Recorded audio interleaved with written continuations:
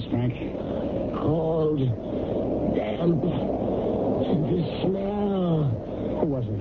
Cold, bitter cold, and smell, decayed. Frank! Is he... No. He's unconscious. We'll talk to him later. Olga, did your men find anything else? Just the glass. It is curious, Tom. What? I don't see anything. Yes, you do, but it doesn't mean anything to you. You weren't here when we found Flip. The area is flattened, and the same strange discoloration. What's all this got to do with Frank? I don't know. But I promise you, I'll find out.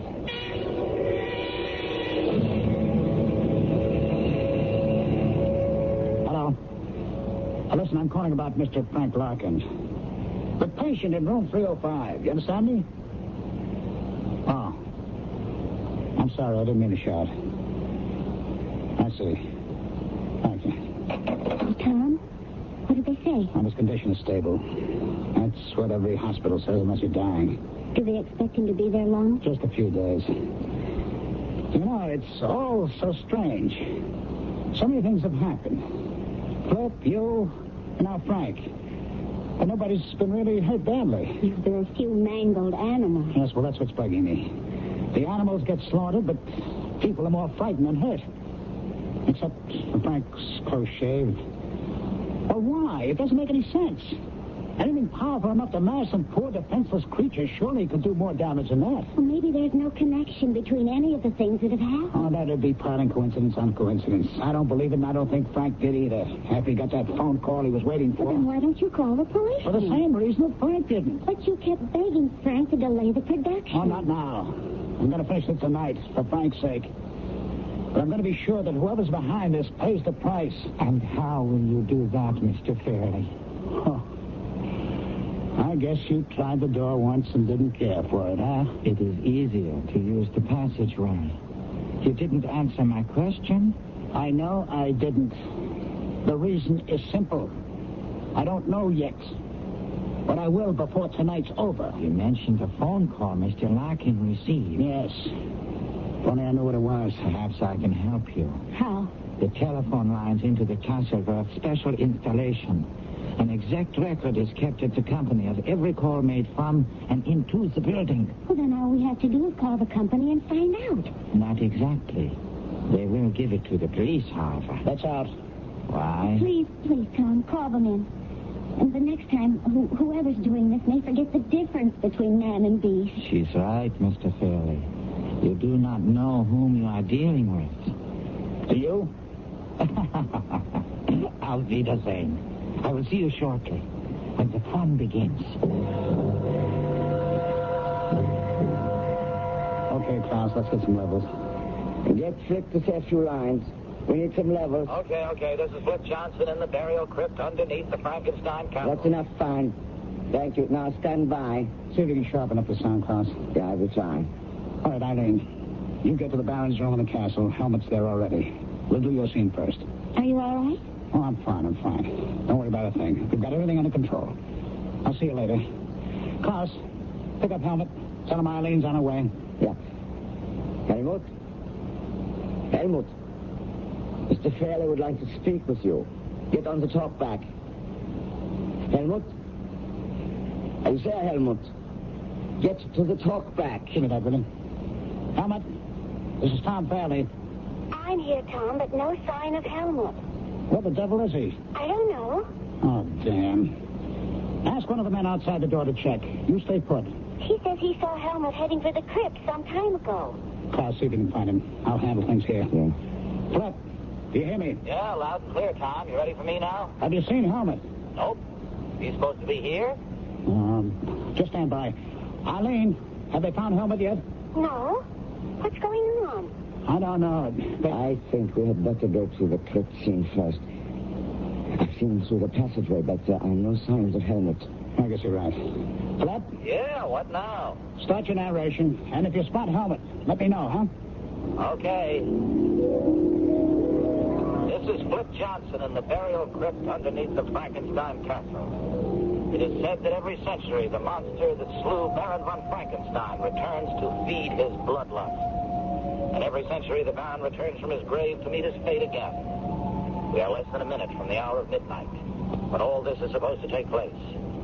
The question is, what will happen here tonight? In just a few seconds, we shall know.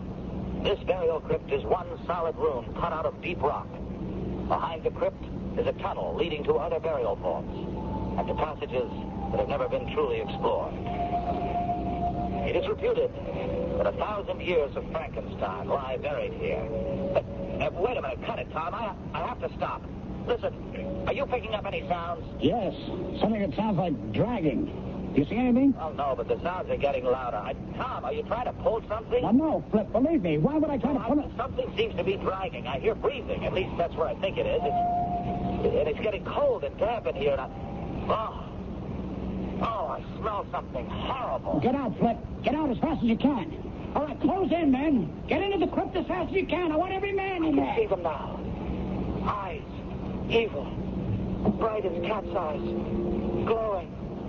And enormous. Oh, God, help me. I can't move. It's here. It's here. Who are you?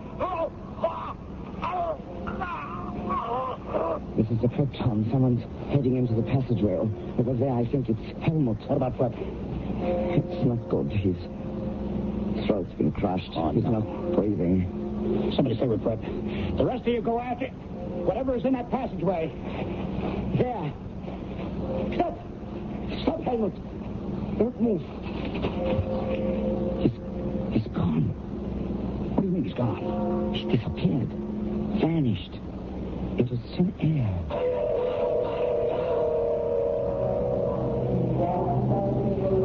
So, this is goodbye, my friends. Yes, and I can't say I'm sorry to go. Tell me, what will you do with the tapes? Well, make a show out of them. Add a few scenes, and we'll be ready to send some shivers down our listeners' spines. The publicity should help. I suppose so. But I can't help wishing it hadn't come at such a price. Poor Flip. It was a costly show. Klaus, we've been sparring around for quite a while now. Let's stop avoiding the subject. Who was Helmut? An actor. That is all I know. But without a past. The report I received was completely blank except for his acting credits. Nothing. He was just an actor. Obsessed with a role. Do you really think so, Klaus? What else can I think? Then how do you explain what happened in the crypts? After he attacked and killed Flip? You and your men closed in on him? And he vanished. Right before your eyes. But there must be an explanation. He knew every inch of the castle and the grounds, every secret passageway. Then you don't think he met the fate of the Mad Baron? There were no signs of his remains. Just some flattened, burned-out blades of grass. It's an unbelievable climax for a legend. Legends have no climax. They go on and on. Drop us a line when you find out what really happened. I promise. But if you don't hear from me soon, you may have to wait another century for the facts.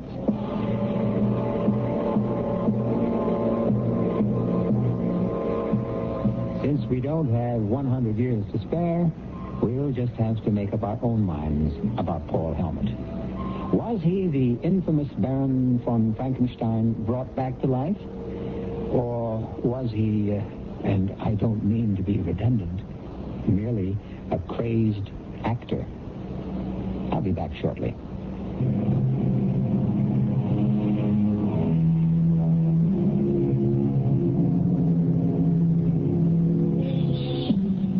There is no need to look for a supernatural source of evil. Man has shown himself capable of every wickedness. But regardless of where it arises, evil has a vitality beyond time. Its power can be stemmed, but it will return. Our cast included Michael Wager, Leon Janney, Ralph Bell, E.V. Juster, and William Redfield. The entire production was under the direction of Hyman Brown. Now, a preview of our next tale. She ran out into the moor without a cloak. But Heathcliff's horse was not in the stable, and no one knew where he had gone.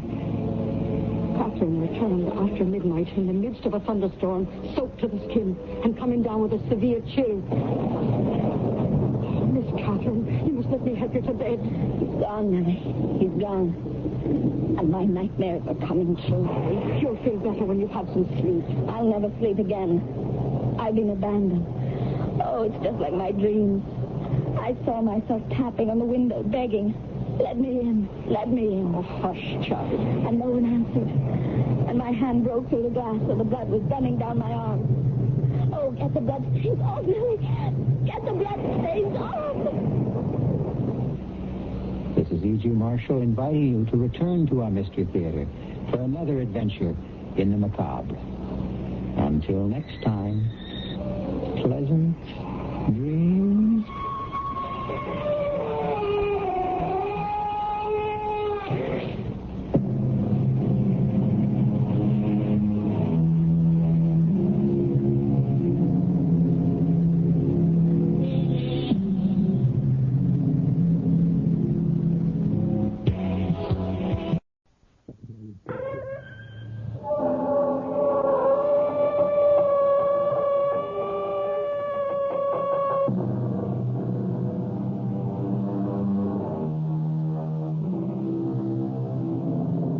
Come in. Welcome. I'm E.G. Marshall. Welcome to the terrifying world of your own imagination. I would like to offer a few observations on the vagaries of the animal called man. Take the popular saying, seeing is believing. What idiot first said that? And how many idiots repeat it since? Do you believe in love? Tell me the color of it. Do you believe in truth, goodness, mercy? What shapes do they come in? No, my friends. Seeing is not believing. Only believing is believing. And we'll prove it to you in the story that follows. Our mystery drama, The Ghost at the Gate, was written especially for the Mystery Theater by Elspeth Eric and stars Beatrice Straight.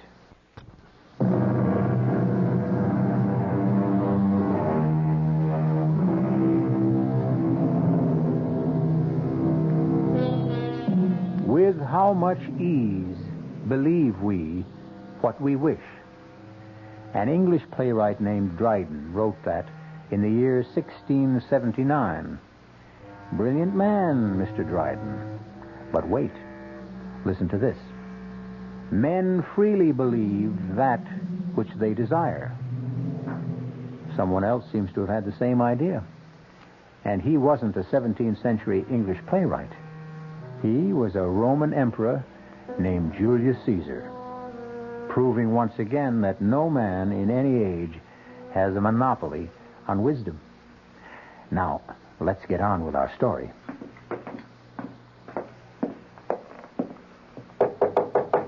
Come in, Dorothea. Your chocolate, Mrs. Emery. Oh, good. Shall I light the fire in the fireplace? Yes, please. I think it's chilly enough for... Oh, Dorothea. Ma'am? You forgot the other cup again. I did. I told you to always bring 2 cups. Oh, it seems so silly. I'll decide what's silly. When there's just you to drink it. I've explained that to you, Dorothea, more than once. I like to drink 2 cups of chocolate before retiring, and I don't like that icky sediment in the bottom of the cup. I'll try, Mrs. Emery. Now, if that's all... Or do you want me to go downstairs and fetch up another cup? Oh, no. Go to bed. Oh. Good night, Mrs. Emery. Good night, Dorothea. All right now, darling. Chocolate's all poured. Fire's lighted. Charles, everything's ready. Now, come on, darling, or the chocolate will get cold. Don't want any chocolate. Oh, Charles, you love chocolate. You always loved chocolate. Tastes like mud. But it's very good chocolate. You know what good chocolate Dorothea makes. Now, come on, Charles. Don't make me wait. You want me? Want you? Oh, Charles, how can you ever ask such a thing? Why, I go through the whole day thinking of you. All afternoon at the community chest, I think about you. My darling, it's torture for me listening to those other women whose husbands are with them in the conventional way. I want to scream at them, but I have my Charles, you silly females. Every night he comes to my bedroom, and he's tall and handsome and brilliant and romantic and adorable and manly, and we sit and talk together, and he... All right, Alice. That's enough. There you are. Oh, Charles. Missed me? Oh, darling, the days are so terrible. I can't think of anything but this moment when we're together. But you know that, my dear. I tell you every single night. I need to hear it, Alice. We who have more or less left this world can't come back unless we are wanted by someone who is still here. Wanted a lot. Otherwise, we can't make the trip, as it were. We can't even purchase a ticket, so to speak, unless we have a destination that is vibrant with love and need and desire. But I love you and I need you. I desire you. You should know that, Charles. Well, it doesn't hurt to hear it. Here's your chocolate. Try it. I don't want it. Oh, Charles. The longer we're away from this earth, Alice, the less we rely on our senses. The senses, in a manner of speaking, start to fade. Mashed potatoes begin to taste like cold cream, coffee tastes like iodine, and this chocolate tastes like mud. They tell me this is quite normal. Charles, when you say they tell you this and they tell you that, you mean... I mean them, of course. All those. The ones up there? It isn't up there, Alice, and it isn't down there either. Well, where is it? It's simply there. Meaning not here. Heavens, I thought you knew that. Are there a lot of them? Of course there are a lot of them. It's all so vast, so endless, and so damnably peaceful. I know what it is to be lonely, Charles. This big house, I couldn't bear to move out of it after you weren't here all the time, because I couldn't leave the place where you and I had spent so many happy years together. Why don't you ask someone to move in with you? Move in? Why, I never thought. Such a large house. You could have separate quarters. You wouldn't be forever bumping into each other. But who would want to move in? Who would I want to move in? Oh, some old good friend. Well, like who, Charles? Oh, someone like Connie, maybe. Connie Lawrence. Connie Lawrence? Well, I've certainly known her long enough. We were roommates at school. What do you think she'd want to? She'll jump at the chance, would be my guess. She still lives in that tiny one-room apartment. I know she's saving for a retirement. And with the pay school teachers get in this town. Charles, I'll call her tomorrow. She gets home from school at 3.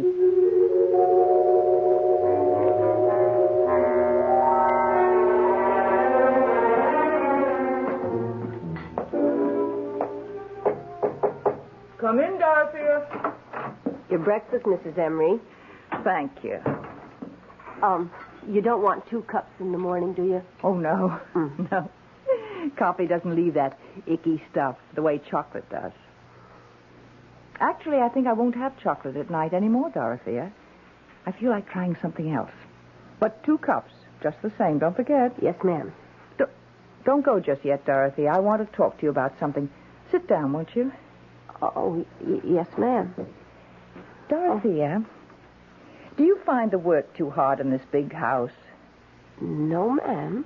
Well, we used to have a houseman and an upstairs maid and a cook. Oh, I've no complaints, Mrs. Emery, if you don't. Oh, I don't. This is the only job I've ever had. I've worked here for 22 years. I was so fond of both you and Mr. Emery right from the start, and I still am of you. And, well, goodness knows I practically worship this house. It's so beautiful. I love taking care of it, and I love living in it. Do you still have that little room on the 3rd floor in the back? Oh, I love that little room, Mrs. Emery. I can look out and see the garden. I was thinking, why couldn't we give you all the other rooms as well? The rooms the other servants used to have. All of them? Well, why couldn't we knock out the partition between your room and what used to be the cook's room? I'd have 2 windows. And make one of the other rooms into a really big dressing room. Oh. And maybe put in some kind of a kitchen for you with a hot plate and a refrigerator. Oh, Mrs. Emery, I never thought I never imagined in my wildest dreams. No. It's all settled. Oh. I'm going to stay right here in bed all morning and make plans. I don't know how to thank you, Mrs. Emery. Don't try. It's my pleasure. I just hope I deserve all of... Oh, before I forget, Dorothea. Oh, yes. Last night while I was drinking your lovely chocolate, an idea came to me. You and I are rattling around in this big house. Oh, we certainly are. And I was wondering, well, how would it be if we invited Miss Lawrence to stay with us? Miss Constance Lawrence? Do you remember her? Isn't she the one who teaches school? Used to come to dinner once in a while. And after she'd help Mr. Emery with the double-cross stick? That's Connie. Oh. I thought we could open up the 2 big rooms on this floor in the back. In that way, she and I would have separate quarters and not be, bumping into each other all the time. Of course, I imagine she'd expect to take care of her own room. Oh, I wouldn't mind. What's 2 more rooms? You wouldn't mind cooking for her? Oh, what's 1 more person to cook for nothing? Oh. Well, then, it's all settled. My goodness. The house will be kind of lively again. Almost like before. Not quite, of course, but... Well, you know what I mean. I know what you mean, Dorothea. It will be more lively.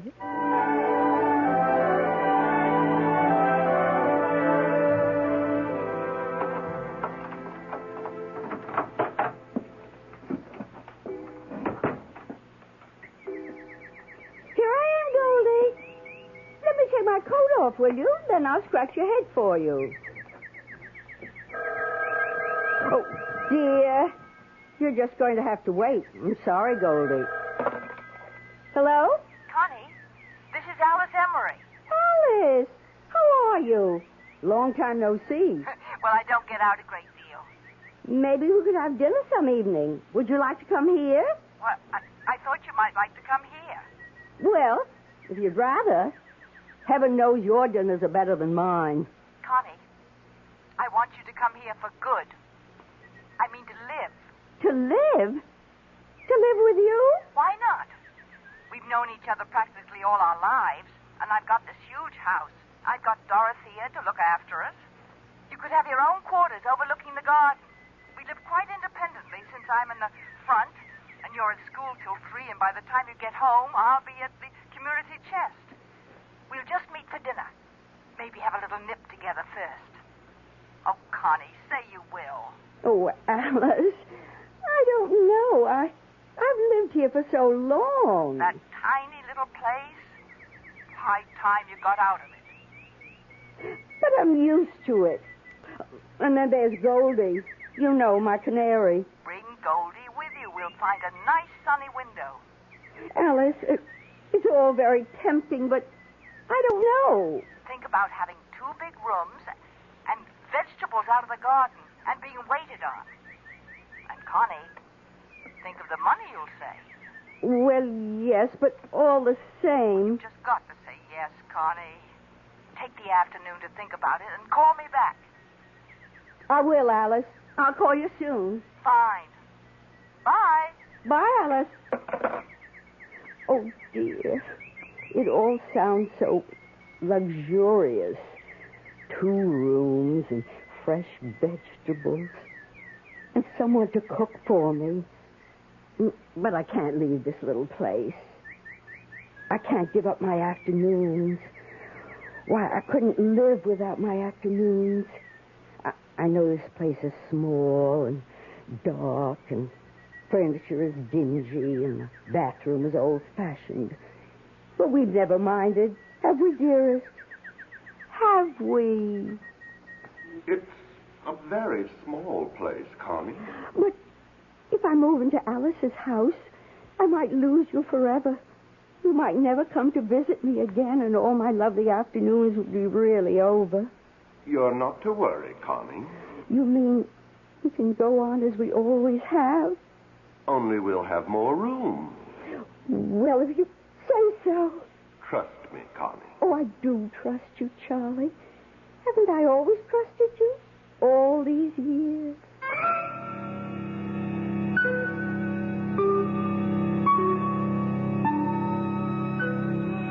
His flesh may be weak, but the spirit of Charles, or Charlie, is very, very willing.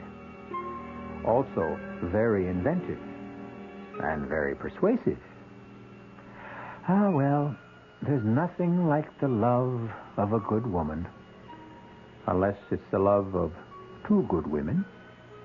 We'll come back in a bit for Act Two. This is WOR New York and RKO General Station.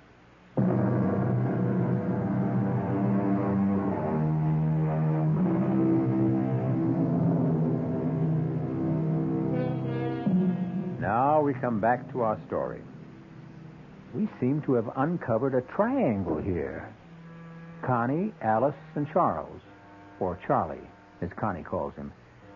And the apex of the triangle is naturally, if you'll pardon my chauvinism, the man. Listen now to the second act of The Ghost at the Gate. What a lovely dinner that was, Alice. Was it, Connie? It was the wine that made everything taste so good. Whatever gave you the idea of bringing home a bottle of wine? Alice, it's the first anniversary of me moving in here. Don't you realize? I've been here a month. Well, for heaven's sake. Why, it seems like a week. Or it seems like you've always lived here. I don't know which. It has worked out, hasn't it? Has it ever worked out? I was so afraid it wouldn't. You know what?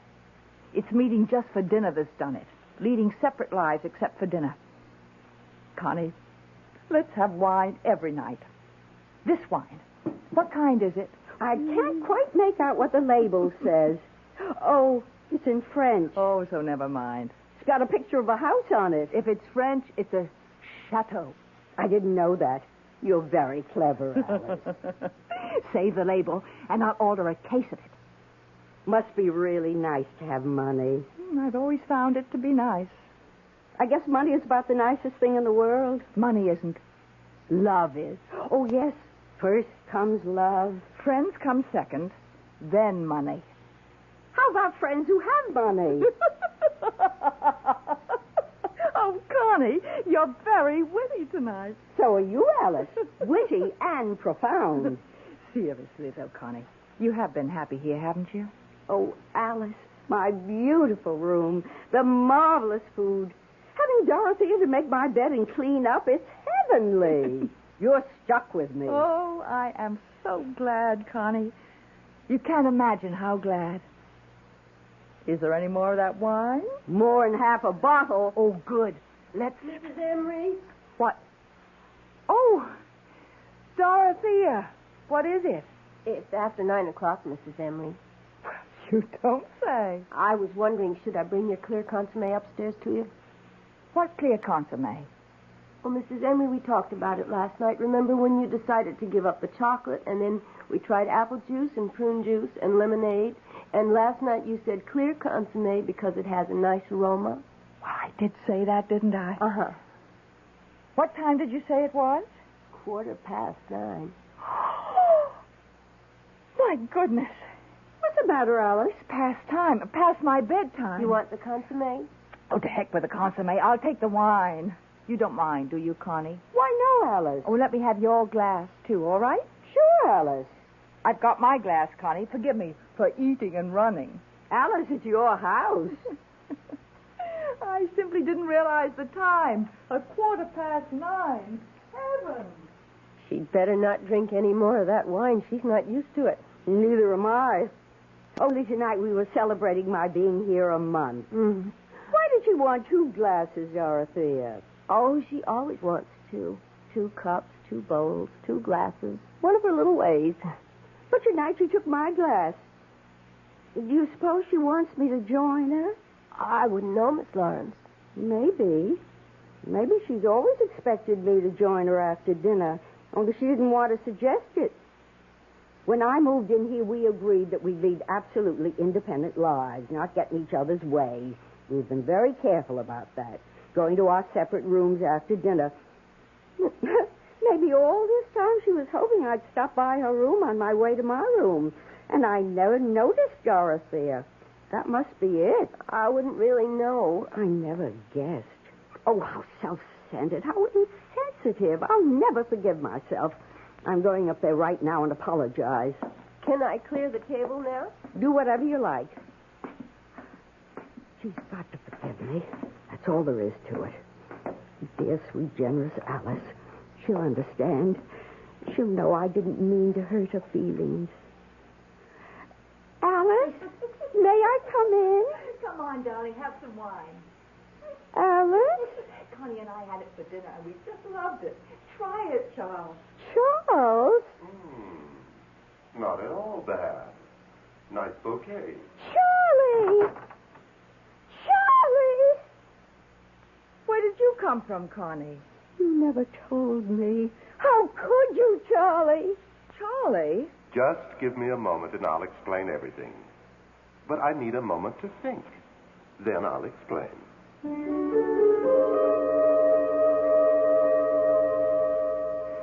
What did you think of Charlie's explanation? I've heard it all before. How he needs lots of love to make the trip from there to here. He always needed a lot of love, even when he was just here. Well, he got a lot. Did he really spend all those afternoons with you? I mean, before he left here and went there? 5 afternoons a week. Alice, do you hate me? I should. I know, but do you? I guess I do when it comes right down to it. I'll move out. I'll move back to my one room. But I don't want you to move out. Oh, we were having such a good time. Remember how we were laughing and carrying on at dinner? I haven't laughed like that in years and years. Could have been the wine. There's half a bottle left. Should we? Let's. You don't think we'll turn into a couple of alcoholics, do you? Not on half a bottle of wine. Light white wine. Well, here's to what? Here's to Charles. To Charlie. I feel as if I'd just buried him. Said goodbye forever. Did he really come to see you 5 afternoons a week, Connie? At 3 o'clock. You see, my school and his bank let out at the same time. It was practically inevitable. Charlie was a no-good man. He still is.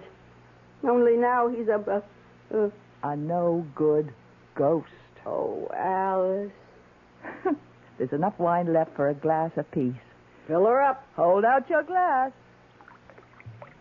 All that guff about needing to be loved and wanted or he couldn't make the trip. Remember what we were saying at dinner, Connie, about love being the most important thing? I've always believed that. And friends being the second most important thing? Especially friends like you, Alice. And like you, Connie. I feel closer to you right now than I've ever felt to anybody. My mother, my father, my canary. We've been through a lot, Connie. Just in the last half hour. And yet we're still friends. Isn't that amazing? Truly remarkable. It must mean something. Something very profound. Like what? Like there are times in a person's life when love isn't the most important thing. Friends are. A friend is. Yes. Stupid ghost. Silly, pompous ghost. You believe in ghosts? Certainly not. Neither do I. Never have. Except Charlie, of course. Why should Charlie be an exception? He is for you, too, Alice. You know he is. Tell me something. Why do you believe in him? Because... Why? I want to. That's why I believe in him, too. Is that wrong? Not wrong, but you've got to stop, and I've got to stop. We can't have him visiting you in the back of the house from 3 to 6, and then coming to see me in the front of the house from 9 to 12. Now that we know. It wouldn't be nice. Well, we couldn't be friends anymore. Oh, Alice. But if we don't believe in him, if we don't desire him, then he'll have to go back there and stay there. He won't be able to come here anymore. He can't make the trip. Connie, can you do it? Stop wanting him? Yes. Of course I can. Why, I'm having a wonderful time. I don't need him. Neither do I. We'll be better off without him. We'll be free, Connie. Liberated women. Let's drink to that. Right you are, bottoms up.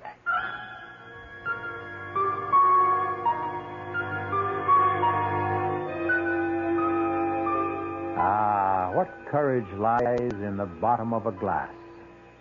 Courage for the shy, the lonely, the frightened, the frustrated, and for the two elderly ladies determined to forget a ghost. We'll return shortly with Act 3.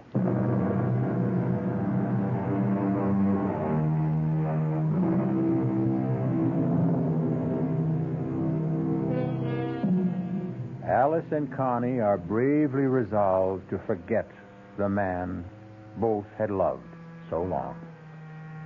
But what of him?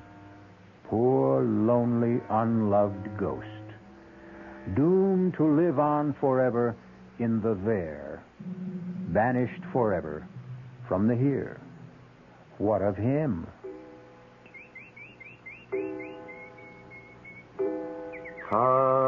Connie.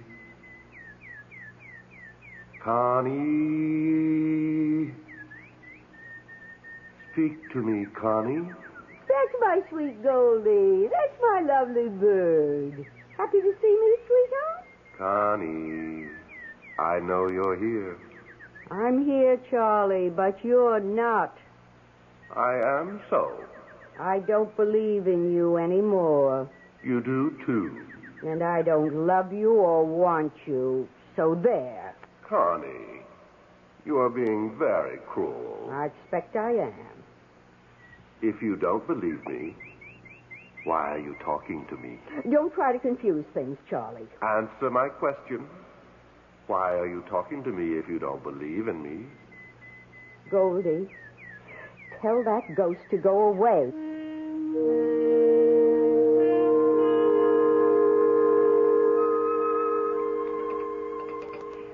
How did it go today, Connie? Oh, he was around. I could hear him. What did he want? The usual. Be loved, to be wanted. I told him no more of that. You had a conversation with him? Not much of a one. You haven't stopped believing. Have you stopped, Alice? I think so. You haven't. If you'd stopped, you wouldn't say, I think so. You'd know. Oh, Connie, how can I know? Mrs. Emery, What is it, Dorothea? do you want clear consomme in your room tonight or what? Nothing. Not anything? Not a thing. Oh, well, all right. I had it all ready, but... That ought to show him, don't you think, Connie?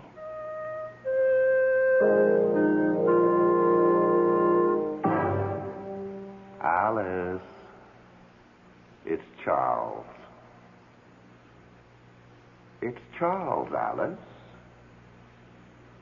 What delicious surprise do you have for me tonight? Orange crush? Pomegranate juice? Not a blessed thing, Charles. Ah, you spoke. I didn't mean to. But you did. How beautiful to hear your voice. Oh, don't tell me that old malarkey, Charles. Malarkey? I never thought I'd hear my wife use a word like that. I'm not your wife. I'm your widow. And I'm using a lot of words I never used before. Alice, say you love me still. I can't make the trip unless you love me. I loved you for 35 years. Alice, I'm facing eternity. What's 35 years? Maybe not much there where you are. But it's a long time here.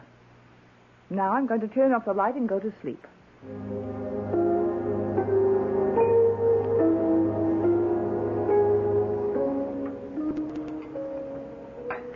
I was talking to him before I could stop myself. It was the same with me. But he couldn't complete the trip because I wouldn't say I loved him. Same here. And I really don't think I do love him, Connie. I think I just got into the habit. Me too. What does he want to hang around for? I can't imagine. Must be so beautiful there where he is. Why should he want to come here? He says it's very peaceful there. Sounds heavenly. Not much like here. Alice, that's why he keeps coming back. He can't stand the peacefulness. He isn't having any fun. I bet you're right. No worries, no troubles, no arguments, no problems. He can't stand it. That's the way he was when he was here. That's why he took up with me. Why else would he want to have a clandestine affair in the afternoon with a middle-aged school teacher when he had a wonderful wife like you? He was bored. He wanted a little excitement. He still wants it. Funny. I always thought people changed when they left this terrible world. I guess they don't. I hope I change. I'd hate to go on the same way for eternity. Being petty and jealous and suspicious. Oh, no. Well, how can it be so peaceful there if everyone's the same as they were here? Maybe. Maybe the others don't stay the same. Maybe they accept all that eternal peace and enjoy it. In the meantime, Connie, while we're still here, we have a problem that must be dealt with. Let's face it, neither of us has stopped believing in Charles completely. Alice, I don't know if I'll ever be able to stop completely. Maybe there'll always be some little corner of my mind that goes on believing that Charlie is here. It's the same with me. And as long as we both have that last little shred of belief, he will be here, wandering around the house making bleating noises. But we won't answer it. We've got to be strong. Use firm measures. Like what? Like rejecting him utterly. How do we do that? I have 2 rooms in the front of the house. 2 big rooms with a big bath between. Would you consider taking one of them? Why, That would be what I call rejecting him utterly. He'd never try to visit one of us if the other one was there. Could I bring Goldie? Of course you can bring Goldie. I'll get a canary, too, of the opposite sex. You'll hear some real singing then, all right. Let's skip dessert. Let's go upstairs now and look at the room, and you can decide what furniture you want to keep and which you want to get rid of. It's all terribly exciting. Oh, Alice, I don't want to be dead for a long time.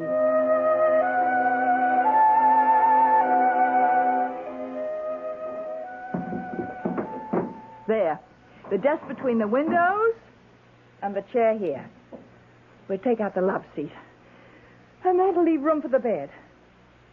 What do you think, Connie? I think it's perfect. Now...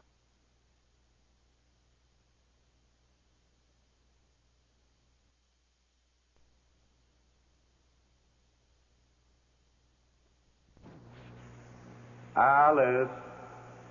Listen to him. He sounds miserable. I expect he is. You really dye your hair, Connie? Do it myself. Want me to? I'll show you how. I wonder why I ever let myself go gray. You look lovely, sort of a pale ash blonde. Pale ash blonde. I like the sound of that. Connie. Connie.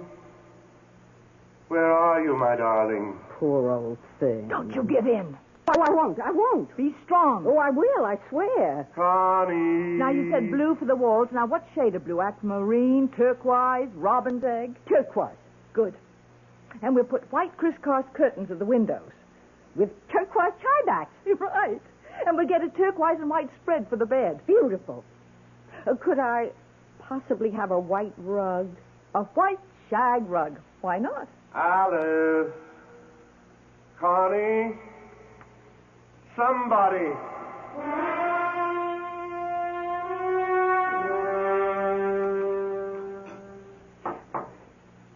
Do you mean to sit there and tell me you didn't even take one peek at your new room?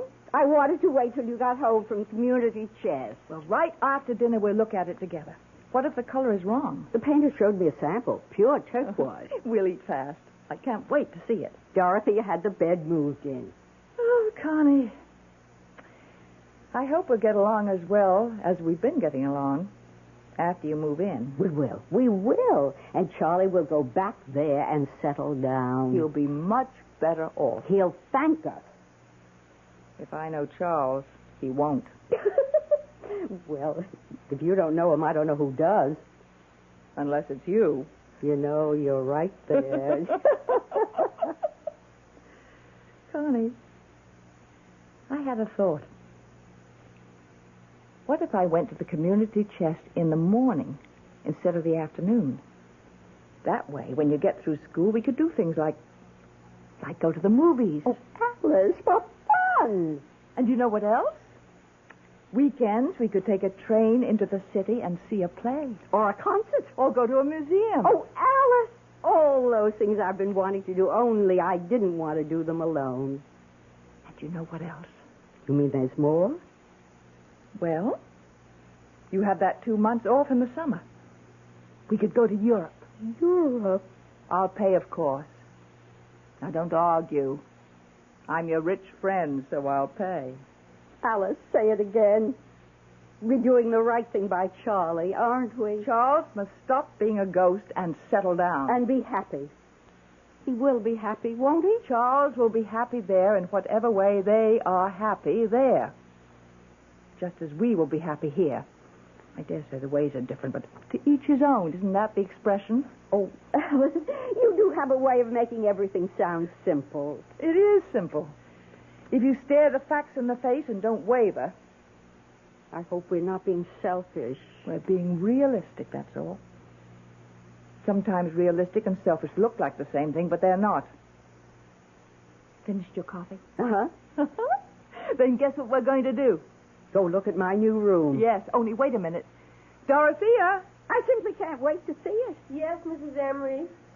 You know that case of French wine I ordered? Did it come? The one with the picture of the chateau on the label. It came last week. Well, will you uncork a bottle and bring it upstairs to my suite? To our suite. Oh, Alice. And 2 glasses. Yes, Mrs. Emery. Connie, you and I are going to drink to a brand new life. 3 new lives. Yours, mine, and his. Come along.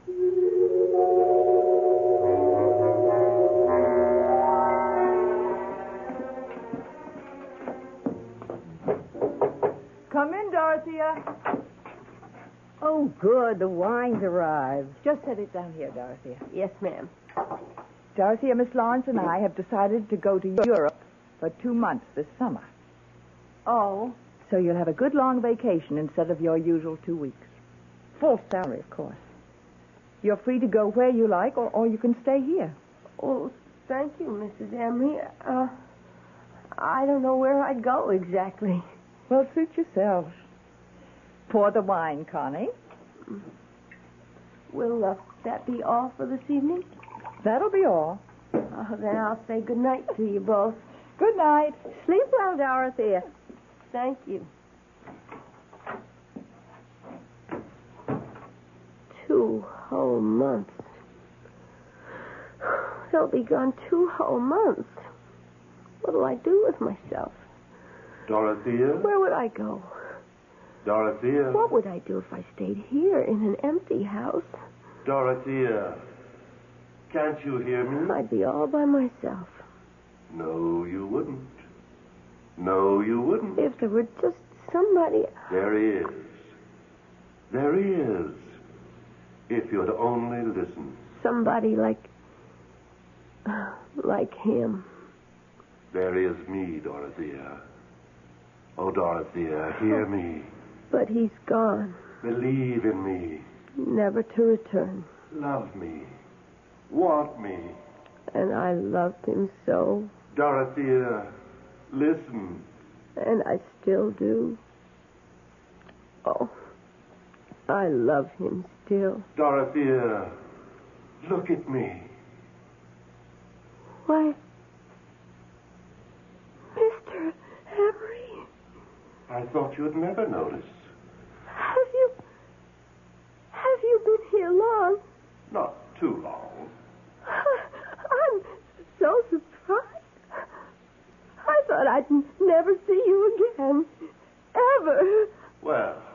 Now you do. It's like a miracle had been performed.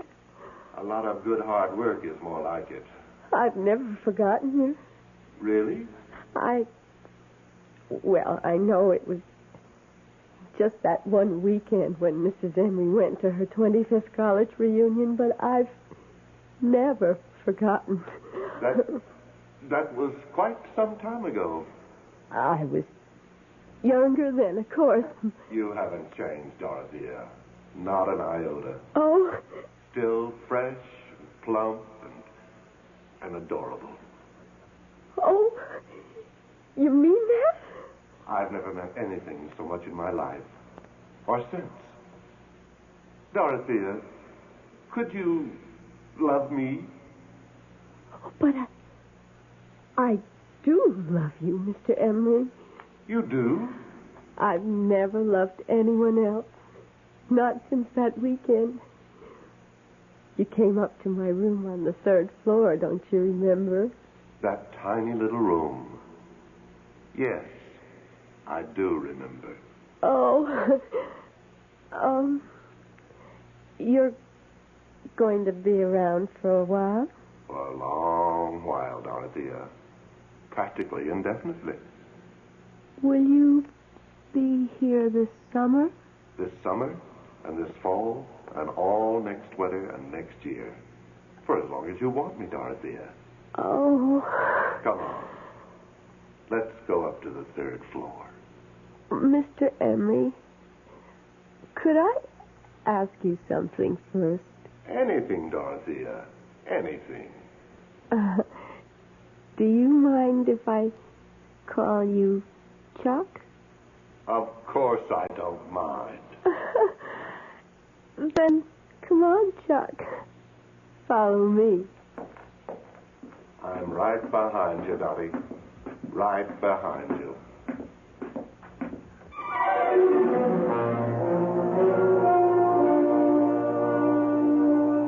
So, Charles continues his mad pursuit of life after death. And I, for one, wish him the best of luck. And the best of luck to Connie and Alice with their new hairdos and their new pantsuits. Good luck to them all. Good luck to all of us. It's what we need the most. I'll be back shortly. Our cast included Beatrice Straight, Paula Truman, Joan Loring, and John Barragrave. The entire production was under the direction of Hyman Brown. Tune for Mystery Theater.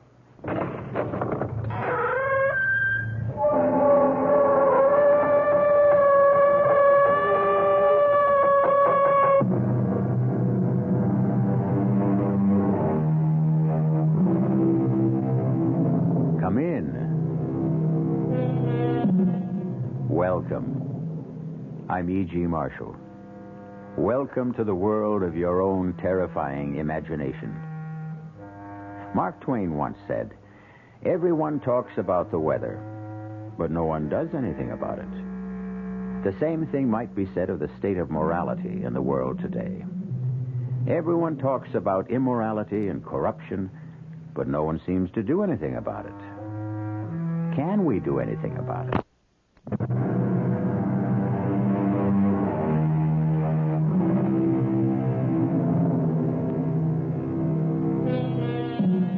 Prometheus' gift of fire to man was a blessing, bringing warmth, cheer, enabling man to cook his food, and also protect him from wild beasts. But along with the benefits came drawbacks. Fire proved to be destructive and sometimes deadly, and man used it often to destroy. Thus was born the warning, don't play with fire. However, those who created one warning didn't follow their own advice, and they inevitably learned that they should have. Bob! Bob! Over here! Ava, I wired you not to meet me at the plane. I had to. Bob, I'm so glad you're here. Darling. I've missed you. Me too, darling. I know I shouldn't have sent you that silly cable, but, Bob, I am so frightened. It's all right now. It is all right. No, it isn't. I know how important your China trip was to you, but I had to bring you back. I tried to handle this myself, but it's Handle just... what? Not here. Let's have a cup of coffee and I'll try to explain.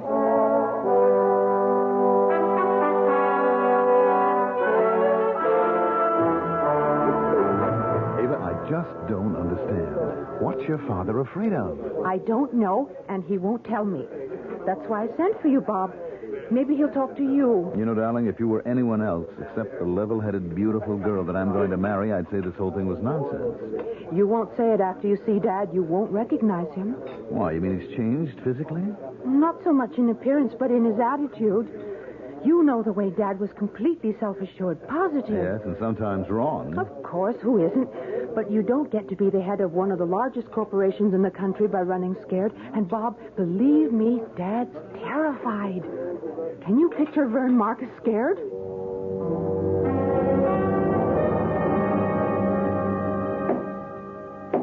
What's going on, Vern? Oh, nothing much, Bob. Just having my study remodeled. It looks like you're making it into a bank vault. You going to store your money here? What brings you back to the States? I thought you planned to stay in China 2 months. You're the reason I'm here, Vern. You've evidently been allowing Ava to fill your head with a lot of nonsense. Nonsense? Well, I don't know what she told you, She didn't but... tell me that you were turning your study into a fortress or electrifying the fence around the house, but she told me enough to convince me that I was right to come back. What's frightening you, Vern? Now, leave me alone. Just leave me be, that's all. Is that too much? Much too much. Stop thinking about yourself and think of what you're doing to Ava. Ava has nothing to do with this. No? How would you feel if your daughter built herself a fortress and locked herself in, turning from an outgoing, beautiful girl to a frightened, petulant child, asking only to be left alone? Would you try to help? All right, Bob. You win. One promise. You mustn't tell Ava. But she's frantic with worry. I have to tell her something. No. At least let me tell her that you've confided in me. That will help. That's all you'll tell her? You promise? I promise. All right. My telling you isn't going to do any good. I'm caught, that's all. Caught? By what? The Promethean Society. What's that? It's a small, secret society dedicated to doing something about the lack of morality in the world today. All right, but what do you mean you're caught? I have 1 week to give the leader of the society, a man who calls himself Promos, $1 million. For what? Well, ostensibly to spread the message of the society. Well, what kind of work do they do that takes $1 million? A public relations campaign. Newspaper advertising, television, radio. There are even discussions of making a motion picture, and that takes money. Well, I don't see the problem, Vern. If you really feel that this is worthwhile, you make the contribution. If you don't, you tell them you won't go along. I'm afraid that's not possible. Oh, come on, Vern. What are they going to do if you say no?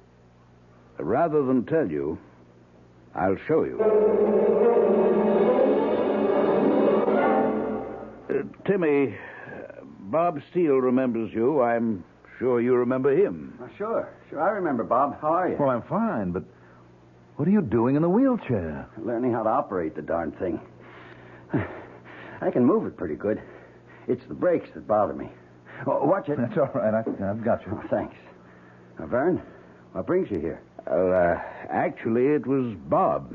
Bob? What can I do for you? Well, Vern seems to be passing the buck. I'm trying to find out what's got him so uptight, and he told me that... What have you done, Vern? What have you told him? Well, nothing yet. You see, Ava cabled me in China because she was so worried, and I came back to try to help. How much have you told him, Vern?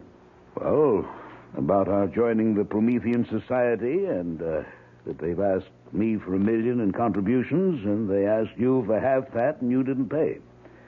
Well, Bob wanted to know what happened to you, so I brought him here to show you. You want to see what happened to me, Bob?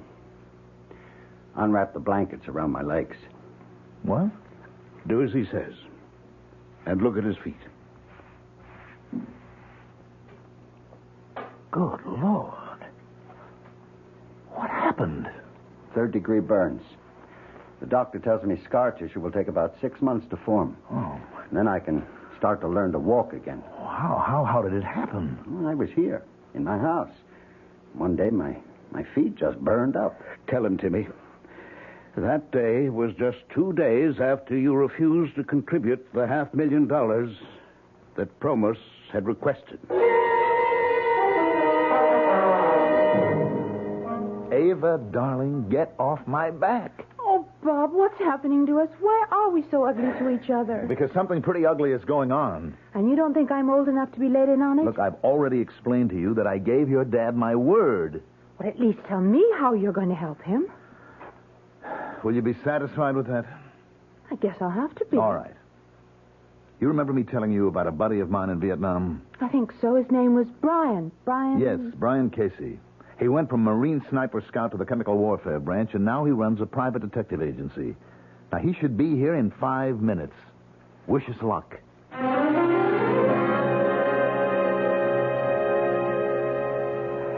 can't do it, Bob. I just can't. Vern, think what we're asking. Only to stall. He'll tell me I've had enough time. I've known about this for weeks. He's right, Bob. Look, Casey, I brought you here because I believed you could help. Now, if you're going to agree with him... Just stalling isn't enough, Bob. We've got to have a plan. And before I could even think of anything, I've got to see what this organization looks like and how it operates. I've told you, Mr. Casey. It's not good enough. I have to attend one of those meetings. I just don't believe that any man can control fire. Then how do you explain what happened to Timmy Burns? I can't. Yet. And we still can't be sure that Burns told it like it happened. Well, Timmy has no reason to lie. And you must believe that this Promos can control fire. I only know what I saw. I saw his feet, too. After whatever happened, happened. What could have happened? Except what Timmy told us. Well, I'll tell you one thing that could have happened. 2 rough gents could have called on Burns, tied him up, gagged him, and roasted his feet. I saw his feet, Casey. This couldn't have been done with matches. Bob, you know better than that. Now, think back when we were in Vietnam. Remember the defoliants? Flamethrowers? Now, these guys could have used that on him. Well, then why wouldn't he tell us? Because they told him not to. And he sure would listen after they finished with him. Never thought of that, but it is possible. No, you don't know Promos. You think he's a nice guy? You wouldn't stoop to a thing like that? Well, I don't know what he is. A fanatic or a blackmailer. But there's an aura of power about him and a certainty. Now, I don't know, but I'm sure that he doesn't have to use others. And certainly not thugs like you described. Well, that's why I have to meet him and see his operation. That's the only way I can help. And I don't see what good that'll do. Let's look at your options, Vern. 1, you can pay. Just the first in a long string of payments. 2, you can blow the whistle and go to the district attorney. With what? Tell him you joined the secret society willingly, that it's dedicated to restoring the moral tone of the world, and that you've been asked for a contribution. That's why I haven't considered the police. Or 3, you can believe me when I tell you that Casey here is the toughest, most competent, and most highly trained private operative I know. In addition to being a buddy of mine from Vietnam. I'm not downgrading Casey. I just don't see what he offers. A long shot. You can take me to your scheduled meeting tomorrow night and introduce me as a sinner who's seen the light. I'm an ex-Marine, a Vietnam veteran. Well, I made a bundle in the black market, and now I want to give some of it to the Promethean Society to to make the world a better place. But I want to see before I give. And the reason you don't have the $1 million is that you wanted Promos' approval to allow me to chip in with you. That makes sense, Vern. And if Promos doesn't go for it, or I come up with nothing, you can always pay.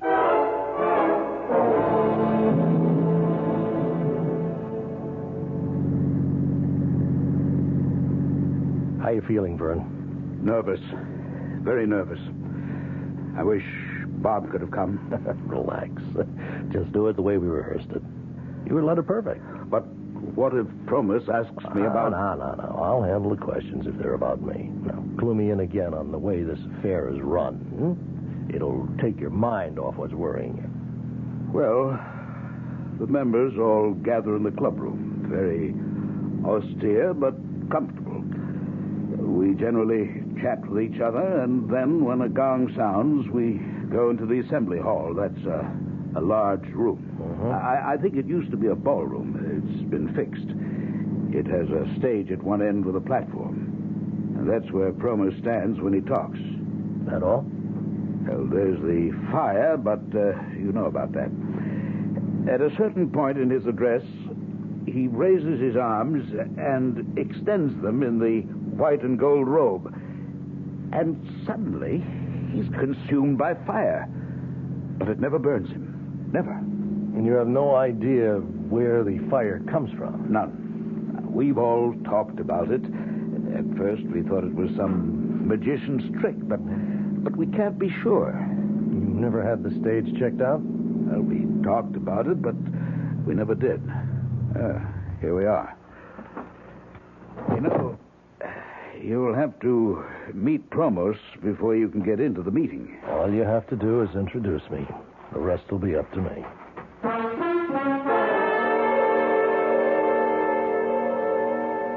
So, you would like to join the Prometheans, Mr. Casey? Well, that's why I'm here. Now, what's with this bit about taking your shoes off? If and when we accept you, we'll explain our rituals. But we do not allow you into the inner chamber with your shoes on. What do you know about the Prometheans? Well, only what Vern Marcus told me. And what was that? Well, it was pretty general that you were an organization doing something about the shocking philosophy in our contemporary society that anything goes as long as it makes a buck. Now, why do you feel so strongly about it? Atonement. Atonement? For what? Yeah, for my sins. Yeah, this is not a confessional, and I am not a priest, Mr. Casey. We're engaged in a very secular battle here against the forces that have distorted and corrupted the moral values all over the world. And we intend to use the very same instruments that did the corrupting. Well, I apologize, but I wasn't being flip. Maybe Vern told you I was in Vietnam in the Marine Corps. I know this isn't a confessional, and you're not interested in my life story, but I made a fortune then. Opium? No, not quite that bad. Black market. I sold everything I could get my hands on. Yes. Well, while I'm greatly flattered that you want to join the Promethean Society, I'm sure you're unaware of our admission procedures. Now, we have always selected our members, and only because of Vernon Marcus's stature and the substantial contribution he's making to the society did I consent to see you this evening. Now, wait a minute. Now, much as I sympathize with people like you, you're not the type of member we seek. You know, up until 5 minutes ago, I thought your organization was doing something, but now I think different. Now, what do you think now, Mr. Casey? I think maybe you are money hungry like I was in Vietnam, and you want to stick Marcus for the $1 million and figure on picking up another $500,000 for me later on. If that's what you think, Mr. Casey, I'd be delighted if you'd stay for the meeting. You mean that? I never say anything I don't mean.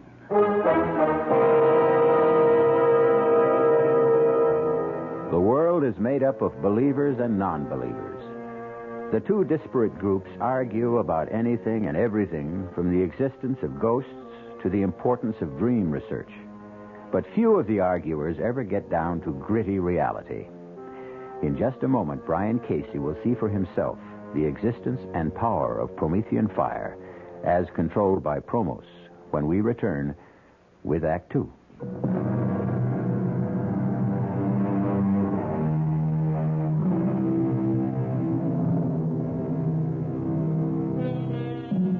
Have you ever noticed how much atmosphere plays a part in our lives?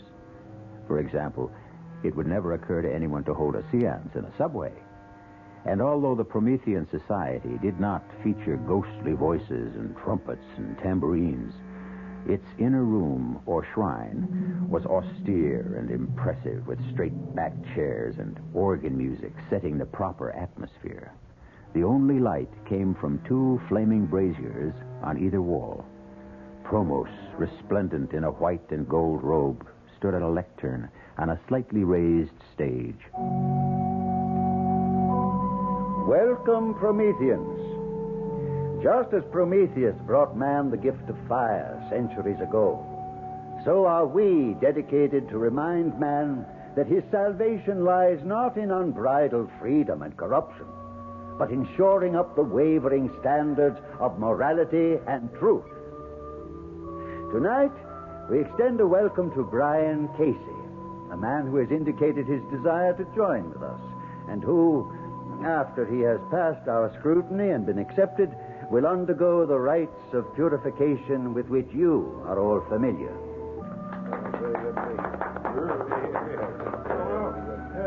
You have a question, Mr. Johnson? I do. As everybody here knows, I'm a businessman, and like everyone here, I joined this society with very high hopes. Yes, Mr. Johnson. Well, put it bluntly, the hopes haven't been realized. Could you be more specific? Well, we all know it takes money to mount a campaign of the proportions you outlined to us, and we all contributed at the onset. Now, some of us have made further and exceedingly generous contributions, and I still haven't seen anything that, in a business sense, would justify these outlays. You are asking for an accounting. Well, I'm asking for some sort of indication that something's being done. You ask for a sign, a hopeful sign, which you expect to find on the page of a ledger. No. And you shall have it. Deucalion, bring Mr. Johnson the ledger. No, I didn't mean to imply that... Hand it to him, Deucalion. Look, Promos, I didn't mean to upset you. I only asked, as any businessman would ask, to get some idea of where the money... Take it. Well, now, look, this is ridiculous. Do you want me to look at it now? Yes, take the ledger. And now, Prometheus, O fire bringer, give our friend a sign. A sign, O fire bringer, a sign. The ledger's on fire. Drop it, Johnson, drop it. Fear not. We are all safe. None of us has transgressed. I now call upon Prometheus for another sign. A sign directly for me. Watch now, Casey. Watch. You see, Casey? The man's a sheet of flame. He should be burned alive. But he'll emerge unharmed when the flames die down. It's a miracle, Casey. It's impressive, but I don't believe in miracles.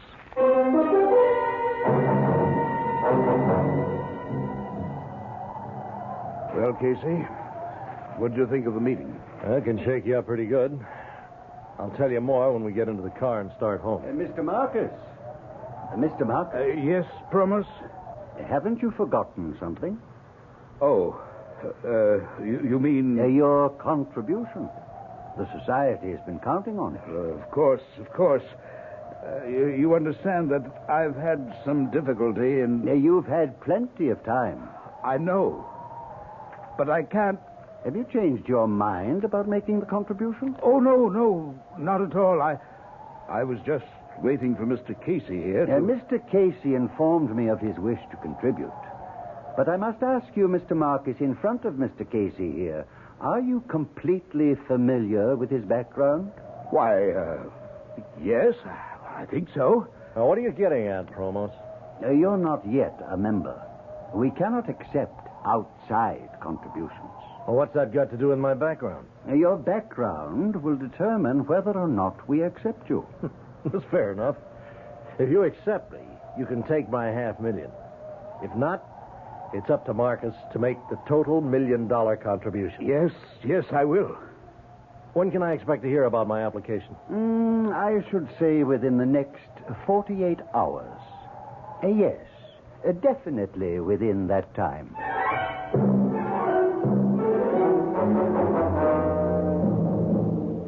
Well, now that we're back home, Casey, what do you think? Phony is a $4 bill. Well, what do we do? Blow the whistle, Bob. Go to the DA. Raid the joint. I guarantee you'll find all sorts of gimmicks that produce the fire Promos uses. You're being blackmailed. You don't want to give the Promethean Society $1 million, do you? No. Yeah, but you're afraid that if you don't... Stop right there. Now, you saw what happened to Timmy Burns. That's what I'm afraid of. Do you have any explanation as to how Timmy's feet were so badly burned? Oh, not at the moment. I thought I did when we were made to bathe our feet in water at the purification rites, but my theory was wrong. What did you think it was? I thought, Bob, there might be some delayed action chemical in the water which might have caused the burns. But I checked my feet after I got home. Nothing. Just plain water. Well, what's the next move, then? Now, before we talk about any next moves, I need a straight answer to two questions. One, can either of you guarantee that nothing's going to happen to me? Two, if we call in the police, can they give me the same guarantee? The answer to both questions must be no. Casey, thank you for your trouble. I'll send you a check. It's been nice to meet you. Goodbye. Now, wait a minute, Vern. You haven't heard... I've heard all I need to. It's not your skin that's in danger of being charred. Neither of you have anything to risk. I've made my decision. I'm going to pay.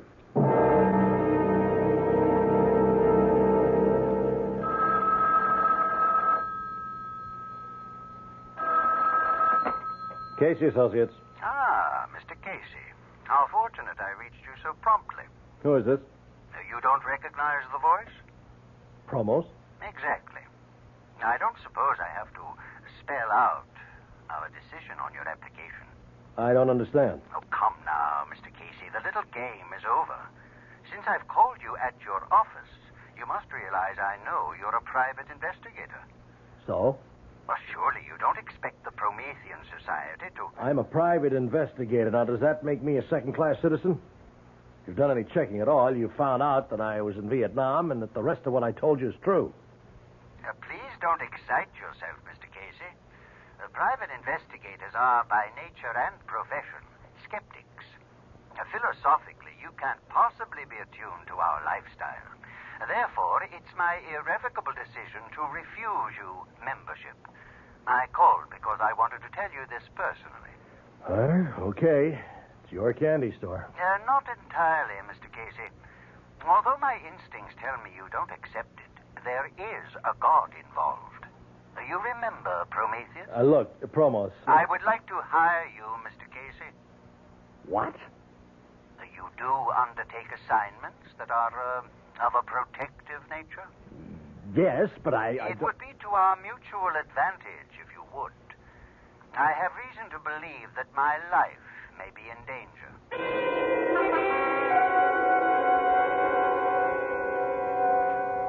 Are you willing to work for me?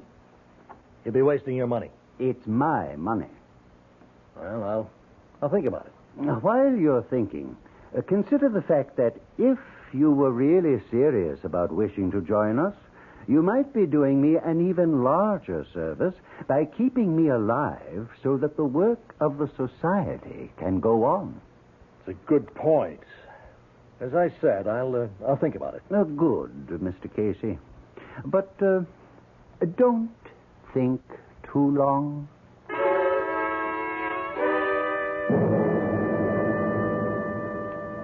I'll tell you, Mr. Marcus, he's getting nervous. Otherwise, he'd never have tried to hire me. Maybe it's true. No way. Promos needs protection as much as an intercontinental ballistics missile. You agree with me, Bob? Well, it looks that way. Well, I don't see how it changes my situation. I still have 24 hours to pay. Correct. But if he's running scared, and it looks like he is, then he's got something to be scared about. Look, he's very big on Greek mythology with all this Prometheus stuff, but he's got to have an Achilles heel somewhere, and he's afraid we might find it. Excuse me. Hello. Good evening, Mr. Marcus. I'm not taking you away from anything, am I? Oh, nothing important? Fine. I called to ask if you were aware that the guest you brought the other night was a private investigator. You mean, Brian Casey? Yes. Well, does that disturb you? Somewhat. A man of his type is hardly Promethean Society material. I'm sorry if I made an error in judgment. It doesn't matter. I've just called to tell you that Casey will not become a member, and therefore you are responsible for the entire $1 million contribution. You understand? Yes. Yes, I understand. My feet! Oh, my feet! They're burning! What? Get something! Water! Something! Burning? Burning! In the kitchen! Pails! Are you talking to me, Mr. Marcus? I'm sorry. There's some trouble here. No, I'm sorry, but... You'll have the money tomorrow night. Goodbye. Oh, call a doctor. Help me. Don't throw your feet under your body. Here's a pail of ice water. Get your feet in here, quickly. Oh. Merciful Lord in heaven. Look at the water, Bob. It's boiling.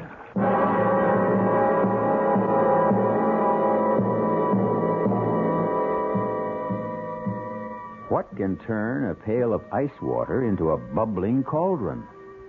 Promos would say it's Promethean fire. What would you say? What would you do if you were in Vernon Marcus' shoes? We'll be back shortly.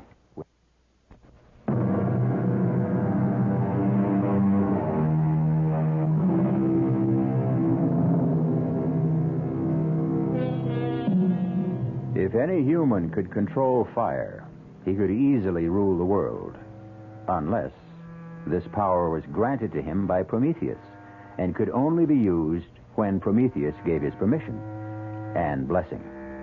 That is the claim of Promos, the head of the Promethean Society. We return to our story to find Brian Casey in a wheelchair, with his feet badly scarred and burning for revenge.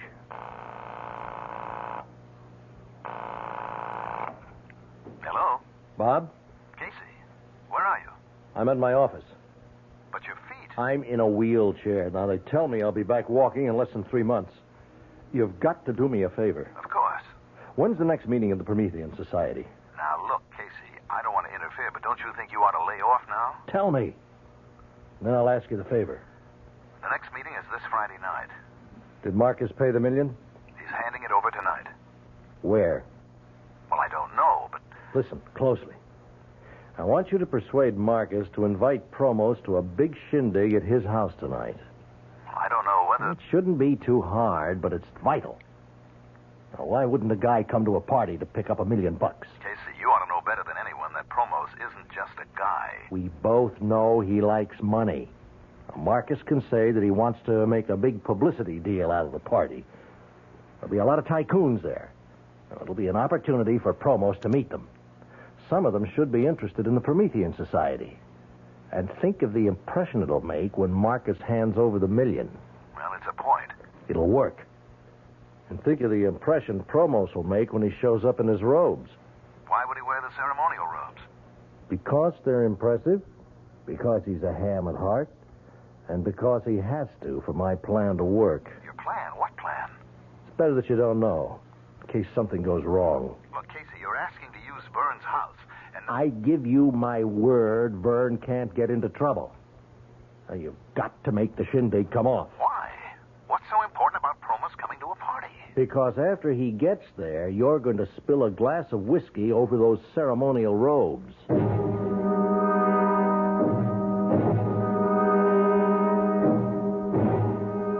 reached 518-8028. If that's the number you want, you'll know I never talk on the phone. You got 40 seconds to state your name and business after you hear the beep. This is Casey. I need you for 2 jobs at the same place. Now, we never have played games, Whitey. This one's rough. It can go all the way. But it's important to me. Now, I'd have come personally to talk to you, but I'm in a wheelchair. I need you, Whitey. Well, I hope you have good news for me, Bob. I did what you wanted. Promos is coming? Yes. It was easier than I thought. How'd you bring him around? I told him we owed you a favor. If this works, do yourself a favor. Look, you were kidding about me spilling a drink over Promos, weren't you? I've never been more serious in my life. If you don't do that, there's no point to the party. Oh, what in the world? Be clumsy, a little bump, and there goes the drink all over his robes. Now, you're terribly apologetic. Insist on having them clean for him. You can improvise the routine. Yeah, I guess. You still want me flying blind, huh? Until Thursday. There's a second part to this operation that has to come off before we stand a prayer. I'll see you back here Thursday at 4.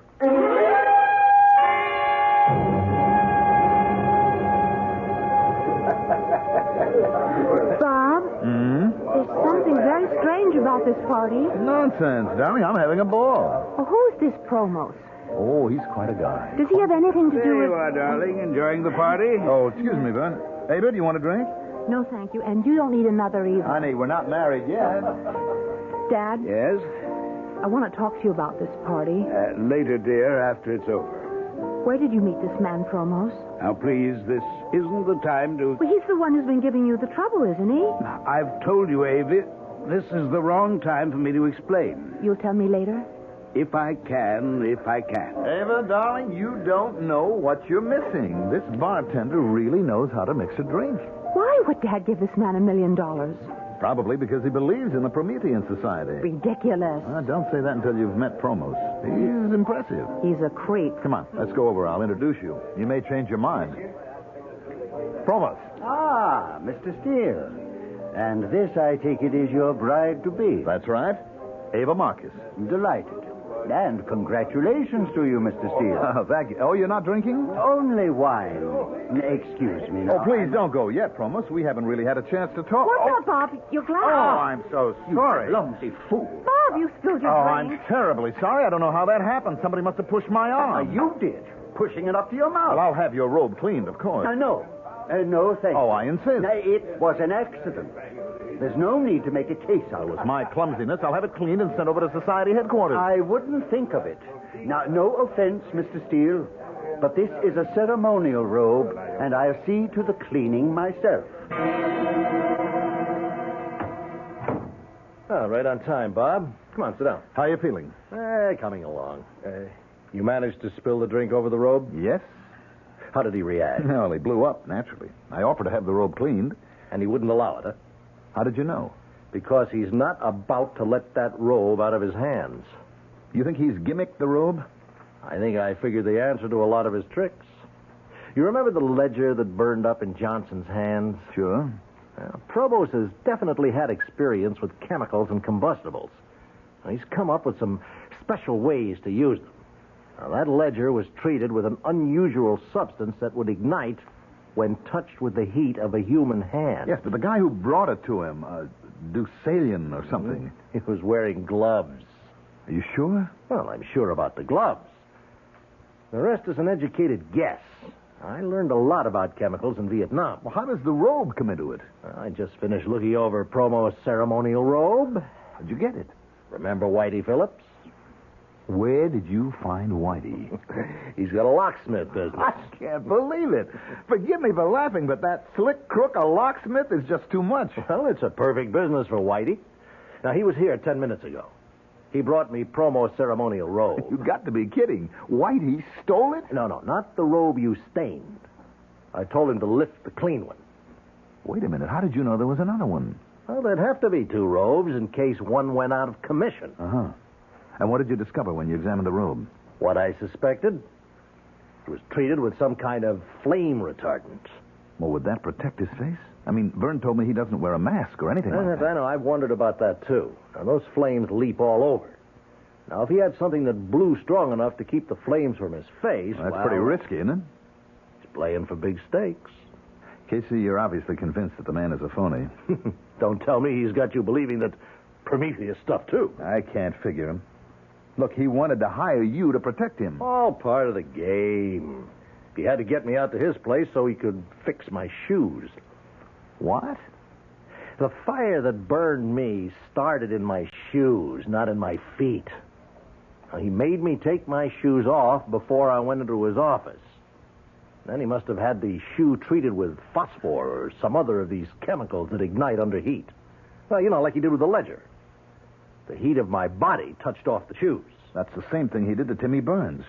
I think so. Well, what are you going to do? Fight fire with fire.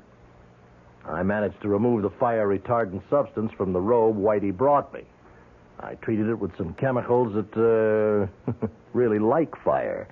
I fixed it so that Prometheus will really have a chance to bring the gift of fire to Promos.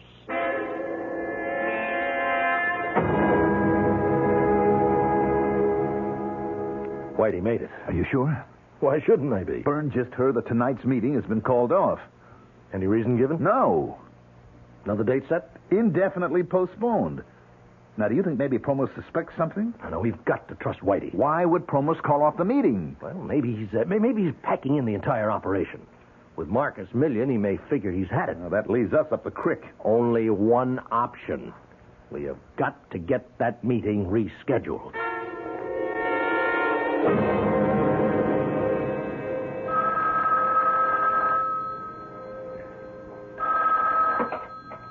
A Promethean Society. Promos? Speaking. This is Bob Steele. Look, I don't know whether you even want to talk to me because of the way I behaved at the party. Accidents can happen, Mr. Steele. Well, I called because I heard that tonight's meeting had been called off. Yes? And no date had been set for another? That is correct. Oh. Well, I guess that's that then. Mr. Steele, would you mind telling me what you're obviously trying to tell me? Well, it probably wouldn't mean much to you anyway. It was only a small contribution. Contribution? From whom? From the group that I represent. You probably don't know them, but we're setting up an import-export business with China, and I talked to them about the society and you, and of course I could only tell them what Byrne had told me, but they were very impressed. And what has all this got to do with tonight's meeting? Well, it was kind of a wild idea to start. Without meaning any offense, Mr. Steele, I find it extremely difficult to follow what you're saying. Well, I apologize. I guess it's because of that spilled drink. I still feel embarrassed. I think I ought to just forget the whole thing and return the briefcase with their money. I think it would be a lot better and clear up a confusing situation if you came here and told me just what you have in mind. I'm sorry I took so much of your time, Promos, but I'm sure you understand how my group feels. I'll just take the $50,000 back and explain to them that I couldn't witness a demonstration. You are always apologizing for the wrong things, Mr. Steele. First you spill your drink on me. Now you say you're sorry for taking my time when I asked you to come here. But you don't apologize for putting me in the position of a cheap magician putting on a magic show for money. I never intended anything. Now, what did you intend? Just what did you tell these business associates? That I was some kind of sideshow freak who would become a fire swallower for a fee? What's the name of this game you want me to play? I'm terribly sorry. You're sorry? You've not only insulted me, but Prometheus. Well, I guess there's nothing for me to say. Oh, yes, there is. I'll give you something to say. Go back to your associates and your father-in-law and tell them they can come tonight and see Promos and the Promethean fire.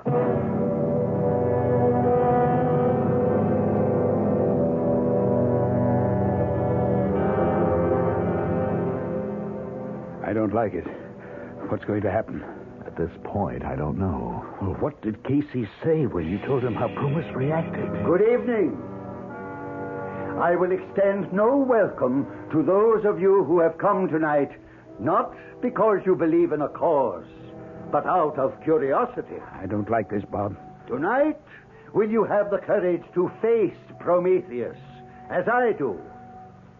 Oh, Prometheus, bring me your gift, your gracious gift of the purifying fire. Behold the fire, the consuming flames that Prometheus... Take it off! Take it off!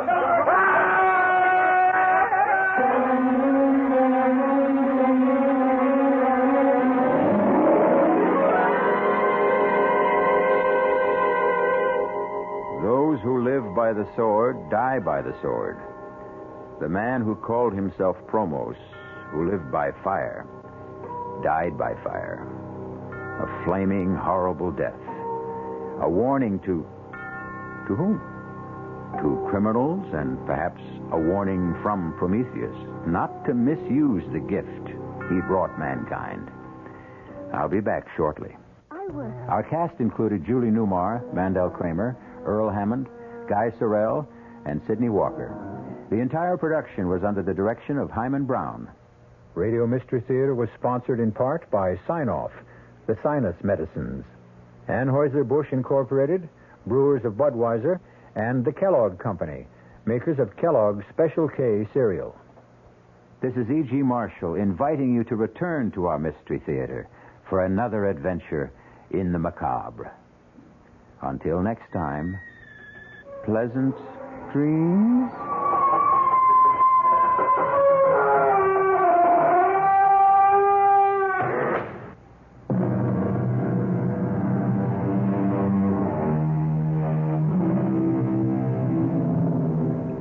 The preceding Mystery Theater program was furnished by the CBS Radio Network. And now, Mystery Theater.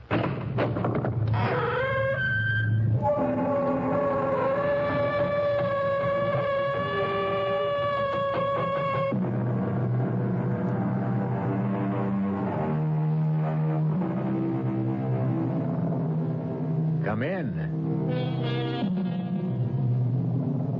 Welcome. I'm E.G. Marshall. Welcome to the exciting world of your own imagination. The law says, thou shalt not kill. And that's the law most of us openly acknowledge. Yet, there are other laws and drives that stir primitive, long-forgotten urges, instincts, laws that raise murder from the worst of sins to the most satisfying of deeds. Hey, please, let me go. Oh, no.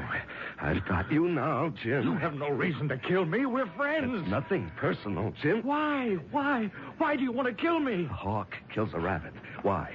Because he has to. It's the law of nature. Frank, you're crazy. Put away that knife. I'm a natural man, Jim. I'm only obeying the law of nature. Kill me!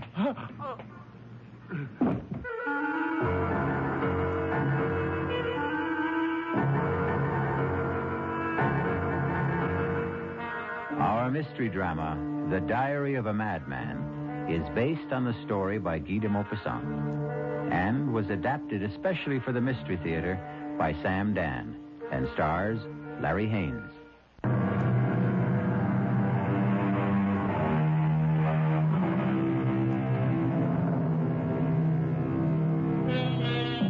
Homicide is illegal, immoral, and a mortal sin. We condemn and punish the murderer. And yet, from time to time, doesn't an entire nation rise up in righteous anger and slaughter another nation? And so, there are those who, naturally enough, ponder the question. If it's noble to kill for one's country at wholesale, why is it base to kill for oneself at retail? These are the thoughts that occupy the mind of a tall, well-dressed, dignified gentleman. He's walking down a deserted street very late one night in the early summer, some 25 years ago. As he passes a darkened doorway, he hears a gasp. Oh, what a relief. I beg your pardon. Oh. Is something the matter, miss? Yeah. Oh, it's only you. Me? Yeah, you. I don't believe we know each other, Miss... Wilson. Darlene Wilson. Oh, my glad it's you. I'm afraid I don't understand. Well, you see, I took this job at Benji's Diner. My first night at the job. You know the place? No, I can't say that I do. We'll never go there. Oh, what a bunch of creeps. Anyhow, somebody said this street was a shortcut to the bus stop.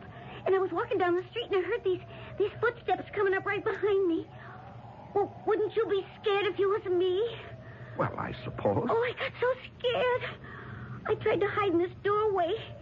Oh, and it turned out to be you. Well, I'm sorry I frightened you. Oh, forget it. You're just the kind of person somebody would like to see on a lonely, deserted street late at night. Really? Why? Well, you're so well dressed. Is that all? Well, look. Is it okay if I walk with you as far as the boulevard? I guess it's pretty safe there. Yes, of course.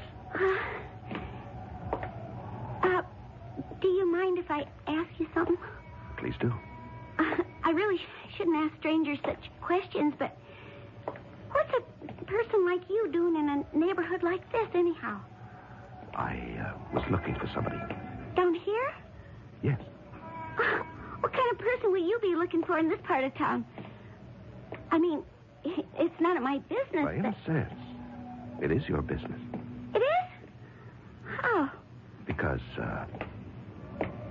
I happen to be looking for a person like you. What? What did you say? Person like you. What are you talking about? You see, I have a certain urgent need. Now, listen here, mister. If I was that kind of a girl... No, Darlene. It's obvious you are not that kind of girl. Well, then, what do you want from me? I want your life, Darlene. What are you saying? No, please, get out of my way. Oh, no, Darlene. Let go of me. No, I can't, Darlene. You can't kill me. I never did anything to you. No, of course not. I don't even know you. There's nothing personal in this, Please, Darlene. I'm scared. Please leave me alone. Please, don't struggle. I won't hurt you. It'll be over very quickly. I don't want to die. Don't, please.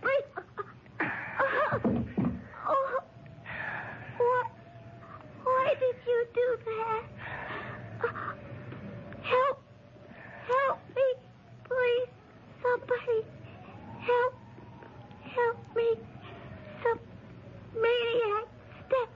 I'm not a maniac, Darlene. To kill is to obey the law of nature. Nature commands all of us to kill.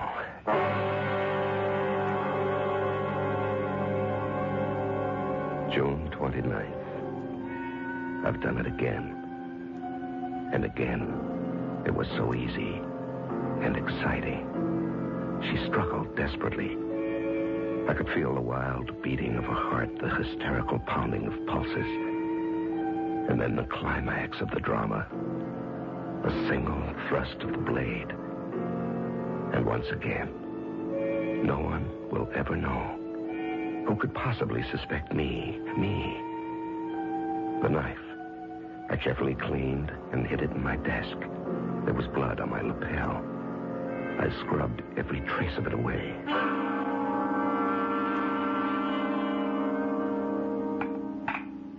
Morning, Frank. Good morning, dear. Everything smells so good. You mean you've regained your appetite? Well, I don't know. I'm starved. Oh, that's wonderful. I've been so worried about you lately, Frank. What did the poet say, dearest? Come fill the cup. Well, fill my cup and my plate with doubles of everything. What's come over you? Well, I feel like a brand new man today. How was the banquet last night? Oh, the usual political nonsense.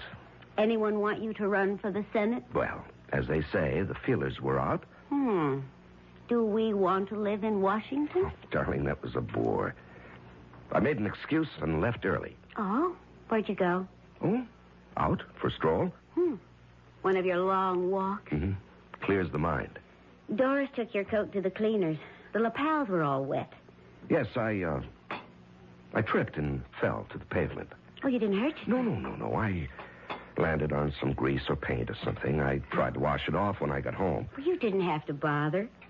Doris said it looked like blood. Oh, it sounds ominous. Anything in the paper? Oh, the usual mess. Plus a nasty little murder. Oh? A young girl who worked in a diner, killed on her way home from work. Oh, killed, huh? Why? How? How? Stabbed to death on a deserted street. Oh, what a terrible thing. She was hardly more than a child. How would you know that? Well, you said a young girl. She was just 18. Oh, but why? Oh, I think it'll turn out to be a lover's quarrel. Really? They picked up her boyfriend. Seems the two of them had been quarreling. About what? Oh, use of the car. Her parents say she was angry because he took it, but he claims it's as much his as hers. Well, what do they have on the boy? Well, he's got blood stains on his jacket. Oh, well, that doesn't look good. No. He claims he was out riding around. No. Into a fight. Oh, with whom? Well, that's the problem. He'd been drinking and can't remember where or with whom. Oh, why do we talk about these things at home, Frank? Isn't it about these bad enough you have to live with them?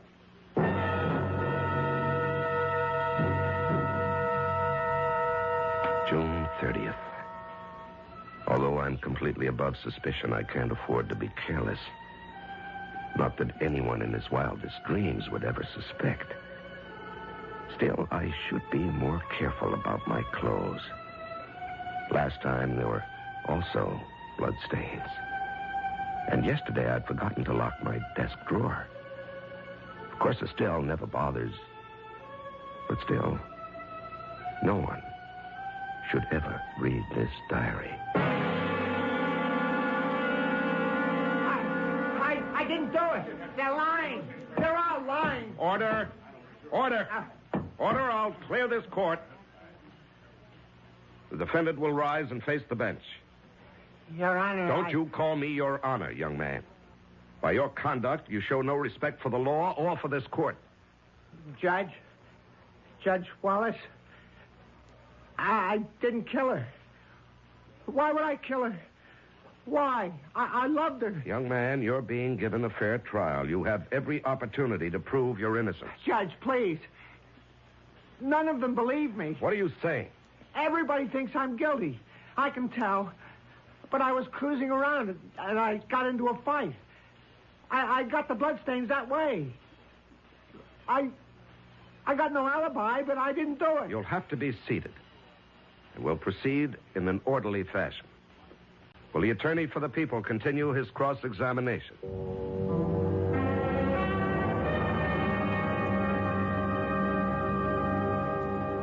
Aren't you going to finish your steak, Estelle? You mean you still have room for more? I'm always this way when I'm trying a case. Well, it must take a great deal out of you. Yes, especially this one. Why this one? Oh, I don't know. Frank, that boy's innocent. Estelle, that's for the jury to decide. No, not completely. It's for you to decide. I think you've decided. How can you say that? By the way you're handling it. Please, Frank, you may not be aware of it, but... Aware of what? Well, you're favoring the prosecutor. Now, that's ridiculous. Well, then, it has to be my imagination. I don't understand why we're even talking about this. We never discuss my case. It's just that. Estelle, you're actually pale. What is it? I'm convinced that boy is innocent. Well, if he is innocent, he'll be acquitted. But you know that isn't true. The innocent don't always go free, and the guilty aren't always punished. Estelle, I've never seen you like this before. I know, and I just can't account for it. But I have this conviction. That boy is absolutely innocent. Darlene, there's evidence. I don't care about evidence. Now, that's irrational. Well, what can I do? I know. Don't ask me how. I just know. That boy is innocent. Well, then there's every chance the jury will agree with you. No, Frank. That's what makes it so terrible. I don't think the jury will agree with me. I had killed before. But this was the first time somebody was going to pay for it, so it was doubly exciting. I had not only killed her, but in a very real sense, I would also be killing him. He was doomed. I could tell. They didn't like the boy. I could read the verdict in their faces. And so I went out of my way to give them the kind of charge that would be as favorable to the defendant as I could make it, because I knew that nothing could save him. They stayed out a whole day, all night, and the better part of the next morning. There was never any doubt in my mind.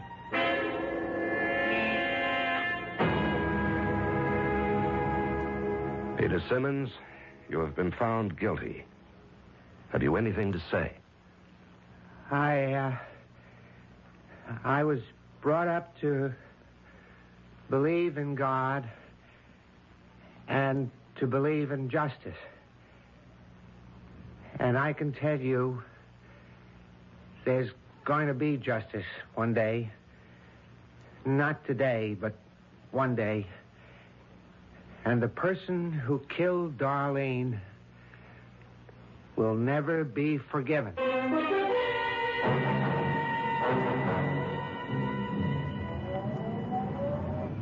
Thanks for picking me up, dear. Yeah, well, I didn't think I could come to court today, but I couldn't stay away. Did you have to hang him? Darling, it was out of my hands. The jury wants him executed. There was no recommendation for mercy. Do you think he's guilty? We don't think about these things, darling. We hold a trial and hear the evidence, and the jury decides. Therefore, he's guilty. Well, I still say he didn't do it. I'm sorry. I heard your summation. You were obviously on his side.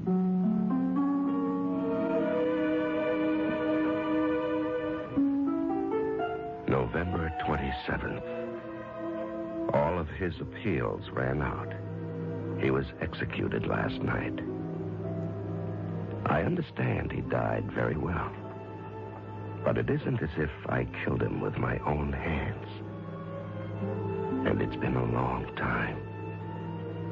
A very long time since I obeyed the law of nature. I'm growing restless.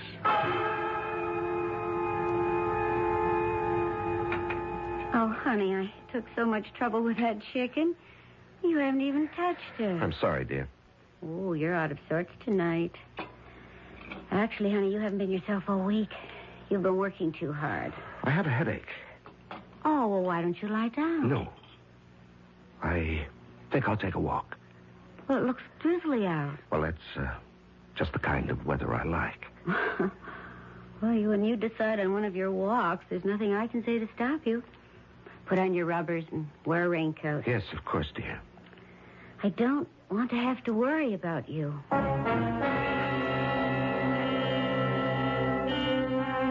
Walking may be good for some people, but it can be extremely hazardous for others, especially for someone who might just happen to run into Frank Wallace.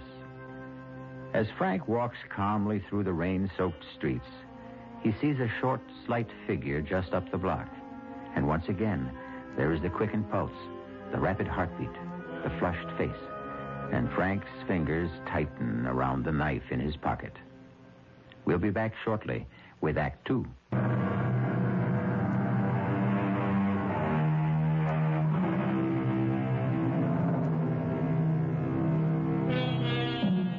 Franklin K. Wallace is a distinguished judge. He's a credit to the community and an ornament to his profession. So what is he doing out late at night on a dark street in a drizzle and fog with a knife in his pocket? Moving swiftly toward a man who is walking just ahead of him. What? Hey, well, I'll be. It's Judge Wallace. Evening, Judge. Oh, it's, Jim Downer. Don't you recognize me? Yes, of course. How are you, Downer? Well, I tell you, I'm having a problem. Oh? She says to me, Jim, you're chasing around. And it's true. I am.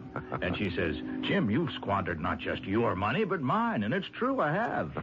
And she says, Jim, if you don't quit, I'll leave you or I'll kill you. Either one, maybe both. I don't know. Hey, what are you doing out on a night like this, Judge? Just walking. Oh, you don't kid old Jim. Nobody picks a night like this to go just walking. Something's up, huh, Judge? Well, nothing you'd want to write about in the newspaper, darn it. You know, Judge, I need a story in the worst way. I'm up against a deadline. I don't even have tomorrow's column. How about an idea? Well, how about, murder? Murder? Murder. Oh, no. No, I don't think so. Why not? Oh, because it's kind of offbeat, you know? Average person isn't concerned with murder. He doesn't think about killing. Oh, that's where you're wrong, Downett. Killing is the law of nature. Every living being has the mission to kill. Well, Judge, I wouldn't exactly say that. Oh, yes, everyone wants to kill. Animals kill ceaselessly every day in order to live. Birds constantly must kill. Well, yeah, but we're not exactly talking about animals. Or we cause to be killed for our benefit. Well, it's kind of a gruesome topic. No, killing is almost the same as creating. To make and to destroy. These concepts are the history of the universe.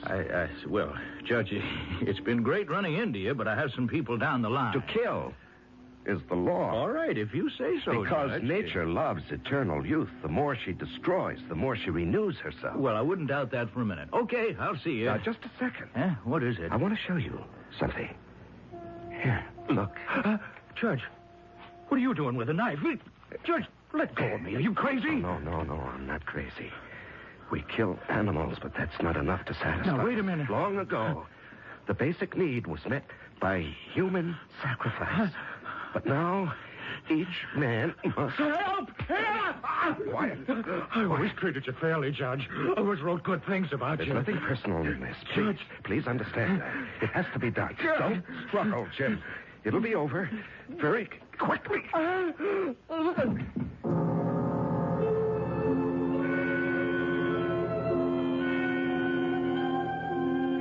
Was he dead?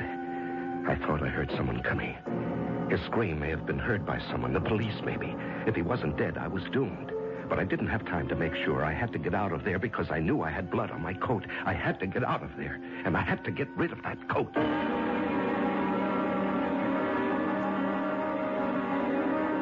Frank, where's your coat? Estelle, I don't think you're going to believe me, but I gave it away. You what? Yes, you know the legend of the rich man who gives his coat to a beggar. Well, I ran into some poor derelict, and I just gave him... Frank. What a generous thing to do. Well, not really. The coat was getting old, and I was getting tired of it. And I never really liked it. Oh? Let me tell you the latest news. Mm-hmm. Jim Downers, the political columnist on the Herald. Yes? What about him? Well, he was found stabbed on the street. Oh, no. Uh-huh. Is he dead? He's in a coma. Oh. He was unconscious when the police picked him up. Evidently, he'd been attacked. He'd been screaming for help. Well, will he recover? Well, the police are convinced he'll be able to identify his attacker, but, well, he has to regain consciousness. Yes. Estelle. Mm-hmm. I'd like to go to the hospital. I'd like to see him. Oh, I didn't know you were that close. Well, Jim was, he said he wanted to do a biography on me. Really? Mm-hmm. But you never said anything. Well, it was just in the talk stages. Well, they probably wouldn't permit visitors. Well, the least I can do is go there and ask if he needs blood. Oh, Frank. That's wonderful. The doctor said, sure, he needs blood. And they took a pint of mine, which I thought was only fitting and proper. And then I asked if I could see Jim. And the doctor said Jim was still in a coma, but I could pop inside for a second. There was a cop stationed outside the door. He saluted me, and I walked into the room. He was lying very still. And there were all kinds of tubes attached to various parts of his body. As I leaned over to look at him, he slowly opened his eyes. And I knew he was going to live and destroy me, unless I could do something. I could hear the doctor out in the hall. He was exchanging greetings with a policeman. Quickly, I pulled gently at one of the tubes in his arm. I didn't know what that might do, but it was all I had time for. Do you want some warm milk, honey? No, I'll just go to bed. Any news about Jim Downard? Sorry to have to tell you this, Frank, but came over the radio a few minutes ago. Jim Downard is dead. Oh. They said he never really had a chance. January 20th. I had discovered something else. In addition to the thrill of killing, there is also the exhilaration that is felt by the victim. Nature is kind. She also gives the one who is doomed a feeling of the drama. I know, because for several hours last night, I could have been a victim. Had Jim Downard lived, well, it taught me a lesson. I should raise the stakes. I shouldn't be so invulnerable. After all, if I am absolutely 100% safe, where is the thrill? Morning, darling. Oh, I see you've prepared a big breakfast. You know, it seems to me that every time there's been a murder, you eat a big breakfast the following morning. Oh? How do you account for that? Well, how do you account for this? Police have suspect in Downard murder. Have they? It's remarkable. It only happened late last night, and they have their man a few hours later. Darling, he's not exactly their man. He's just a suspect. Well, they don't say, but they hint pretty strongly that the evidence against him is rather heavy. Well, now, that's for a jury to decide. I don't know, Frank. I don't think he did it. Oh, no. Here we go again. Well, it's just a feeling. Darling, he'll have his day in court. Well, that doesn't necessarily prove anything. Estelle, are you attacking our system of justice? Did that poor kid, what's his name, Peter Simmons, did he get justice? Well, he got a fair trial. Huh. Well, I still believe he's innocent, for all the good that does him now. And I believe this man is innocent, too. Estelle, you don't know what the evidence Well, is. it's just a feeling, and it just won't go away. Oh, you're being silly. Maybe. I just wish that you weren't involved. Well, I have to be involved. It's my job. February 23rd. The man's name is Tom Lewis. 30 years old. He has a previous record. He did time for robbery and again for assault. I don't think his chances are too good. He doesn't have a very good story either. Well, I was just walking along down the street, see, and I thought I heard somebody yell for help. So I wasn't going to get mixed up in it, see, but it was foggy. And I couldn't see, you know. And I guess I must have tripped over him. I could see he was dead, or good as dead. And there was blood. There was blood all over him. And that's how it got over me. And the money, well, all right, I figured as long as he's dead anyhow, he might have a couple of bucks on him, so I reached into his pocket. Your Honor, we should like the jury to examine this $50 bill. I not deny. Bill. Listen. Order. But somebody else had already knocked him off. The accused will remain seated and orderly. Well, I'm being framed. Mr. Lewis, I will not warn you again. The court cannot tolerate these outbursts. But I didn't kill him. February 25.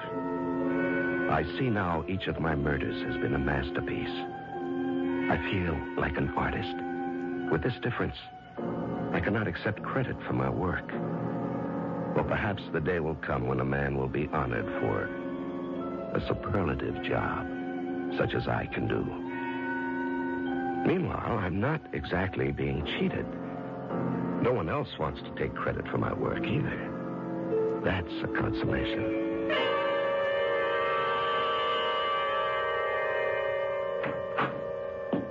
Estelle? Yes, Frank? Well, now, what are you doing sitting here in the dark? Is it dark? I hadn't noticed. Well, did you fall asleep? No. Well, let me turn on the light. There. That's better. Well, what a day. Did you hear about it on the news? No. The boy. He isn't doing his case much good with all those outbursts. Would you like to go somewhere for dinner? I don't feel like eating out. Oh, well, that's all right. I just assumed. The truth is, I don't feel like eating at all. What's wrong? That's a good question. How can I answer it? Estelle. I don't have the faintest idea of what to say or what to think. About what? About everything. Darling, I wish I knew what you were talking about. But there's really nothing I have to tell you. You're the one who has to tell me. I always tell you everything. I was paying the bills today. Oh, well, that's enough to get anybody down. And, I ran out of blank checks. Oh? I remembered... Yes? That you always have an extra book of checks in your desk drawer. Oh. But you always keep it locked. Yes, that's right, I do. I thought, maybe this time, you might have left it open. Estelle, I never go through your things. We always respected each other's privacy. But the drawer just happened to be open. And I found this little book. And, did you read it? Yes. Yes, Frank, I read it.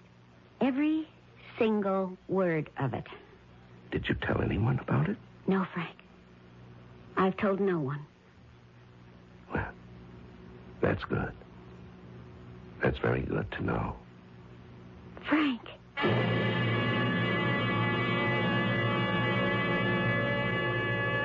How would you like to poke innocently through your husband's desk and come up with a diary like the one you've been listening to? Well, you could say she's twice foolish. First, to find the diary, and second, to let him know it. We'll let you know what happens when I return shortly with Act. Might have left.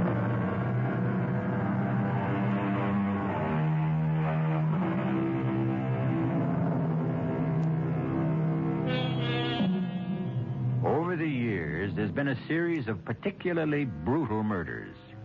You are the wife of a distinguished jurist who has presided over most of the trials and sent the supposedly guilty to death. Now, you find a diary in which your husband claims that he is the killer. Frank, what are you going to do? What do you mean, what am I going to do? Well, you killed those people. This boy. This one who's on trial now for the murder of Jim Downard.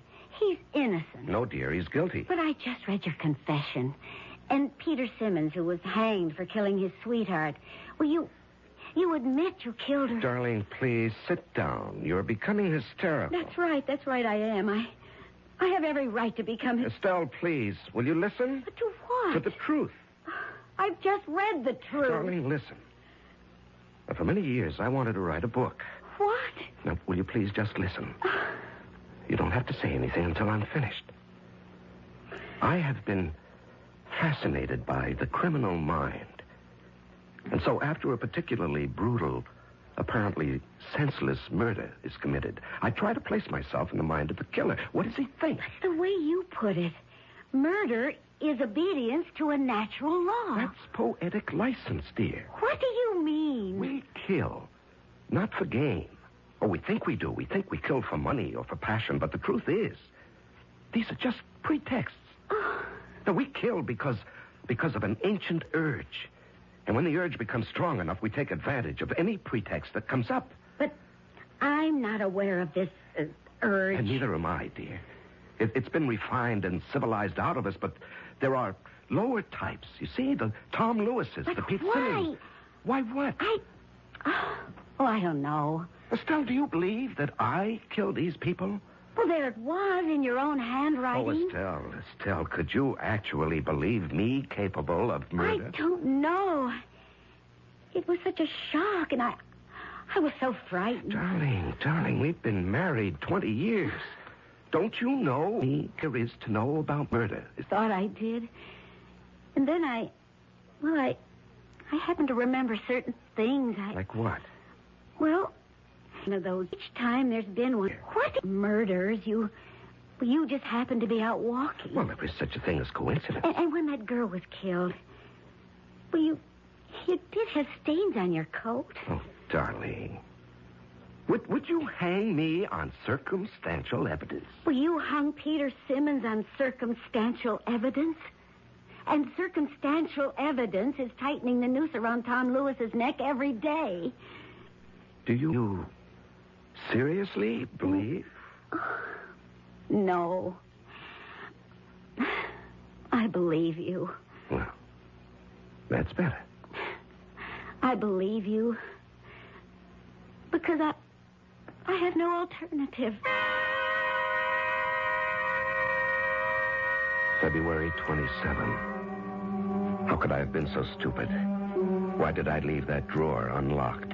I'm sure there are psychologists who would say that I want to be caught, but that's ridiculous. Does she believe me? Does she? Or do I have to kill her? Kill Estelle? Now that would be testing the law, the natural law. Can you kill a loved one? Because I do love Estelle. That would be the highest obedience to the law, to kill the one you love. Very well, Mr. Lewis. You expect this court to believe that you just stumbled across Mr. Downard's body in the dark? It's the truth. He had already been attacked by someone else. Yes. He was still alive.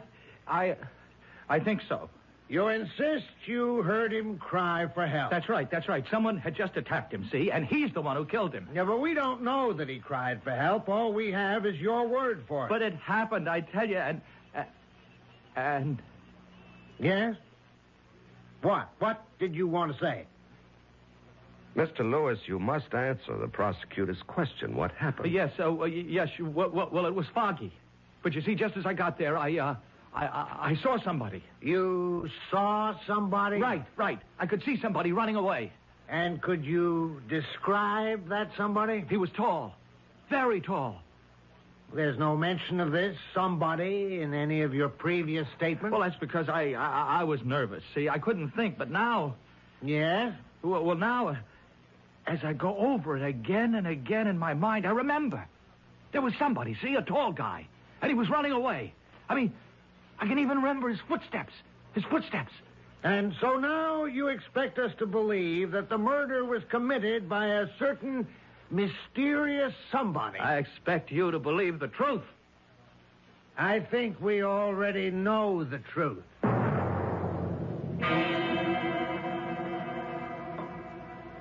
You heard about today's testimony, Estelle? Yes. He claims that a tall, mysterious stranger was running away from the scene. Yes, I know about it. I was out walking that night. And I'm tall. Exceptionally tall. Yes. And if you want to add it, I came home without my coat. Now, why would I do that? To get rid of it. And why would I want to get rid of my coat? Because of the stains, naturally. Oh, please, Frank. How are we going to live with this, Estelle? You suspect me of being a killer. I never You said don't that. have to say. I can tell by your face, by the tone of your voice, you suspect me. I don't know. I don't know what to think. Well, you think I'm a killer. Shouldn't you want to stop me? How? Even if I believe it, who would believe me? I'm sorry, Estelle. I'm sorry for both of us. I should have never written a book like that. You should never have read it. I don't know what kind of life we can have together. You'll never know the truth.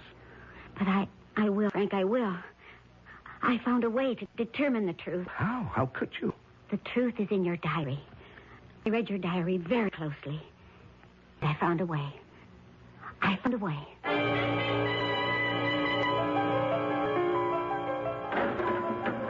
Who are you? That's not important, Tom Lewis. How'd you get in here? It wasn't easy. Now, what do you want? I want to save you. Yeah, why? Listen, I pulled a lot of wires to get into this prison. I'm the only chance you've got. Who are you kidding? I got no chance at all. Unless you can work Miracle. How are you at Miracle, lady? Just pull yourself together. You have a job to do. Now, look, lady, I don't know who you are, what you want, but it ain't going to work. You have absolutely nothing to lose. Now, just tell me, was there or was there not a tall man who ran away as you approached? Yeah, I told the prosecutor. Now, you just didn't make that up in desperate hope someone might believe it. Lady, I don't have to lie. I got nothing to lose. There was someone. Tall? Yeah, tall guy. And that's all you could say about him? Well, he was tall and kind of athletic looking, you know. Good build. He moved fast. I see. Hey, lady. Hey, what's the matter? Come on, what are you crying about? Oh, nothing at all. Now, do you want to be cleared of the murder charge? Huh. Just like that, huh? Well, almost. Why should I be clear? Because tomorrow you'll stand up in court and admit you killed Jim Downard. Oh, great. And that's going to clear me? Yes. Oh, lady, why don't you leave me alone? I got to toughen now. Do as I tell you. You mean you want me to just jump up and holler, I killed him? Yes, and then you go on and this is what else you'll tell them.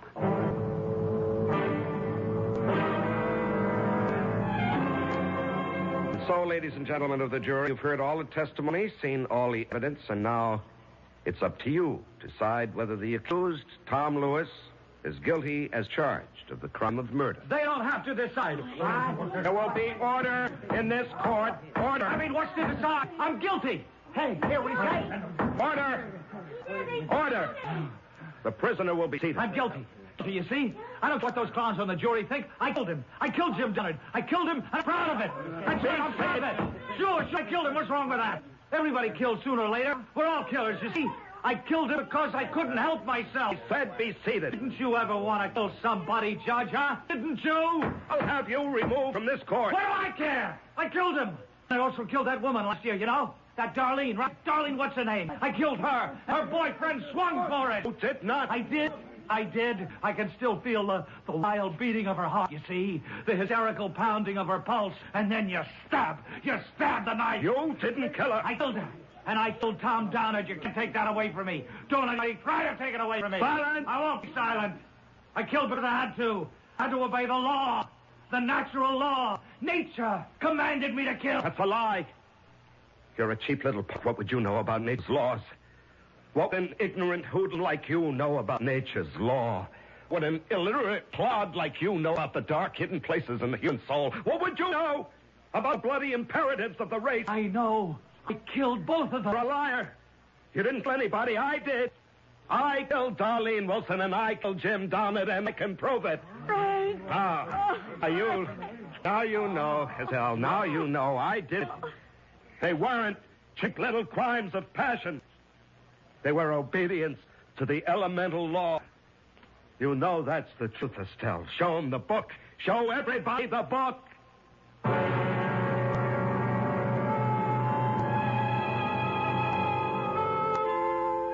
Well, they were all set to throw the book at ex-Judge Frank Wallace, but, of course, the plea was insanity. And if it proves anything at all, it demonstrates that no one should try to steal credit from a true artist. No one else should ever try to pose as the author of his works, even if those works are concerned with murder. I'll be back shortly.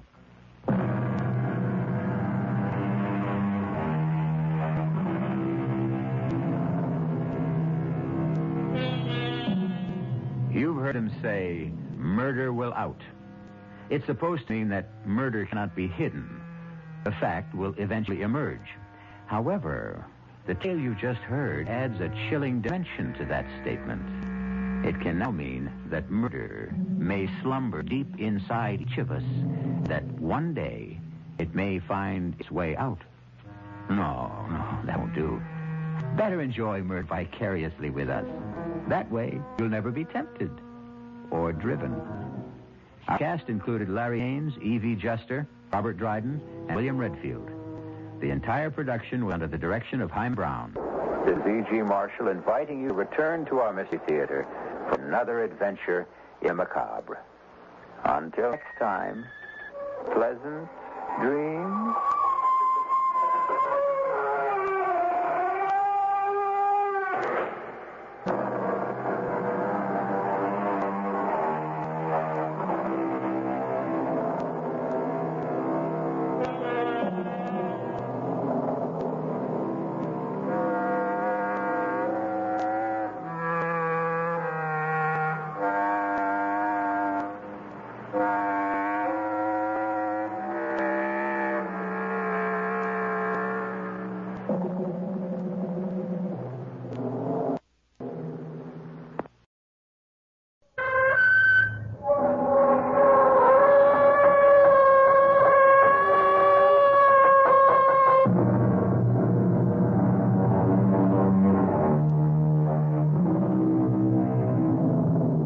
Come in. Welcome. I'm E.G. Marshall.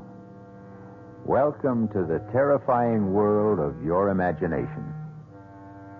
What would you say is the one single feature that distinguishes man from all his fellow creatures? His brain? Speech? His ability to walk erect? The fact that he's the only living thing that kills for any other reason than self-defense or food? None of them. Something much more simple. A phenomenon shared only by our cousins, the apes. The human hand. This is a gripping, eerie story of a pair of, how best to describe them? Superhuman, unique? No, perhaps best. A pair of immortal hands. Our mystery drama, Death by Whose Hands, was written especially for the Mystery Theater by Ian Martin and stars Stephen Schnabel and Robert Drivas.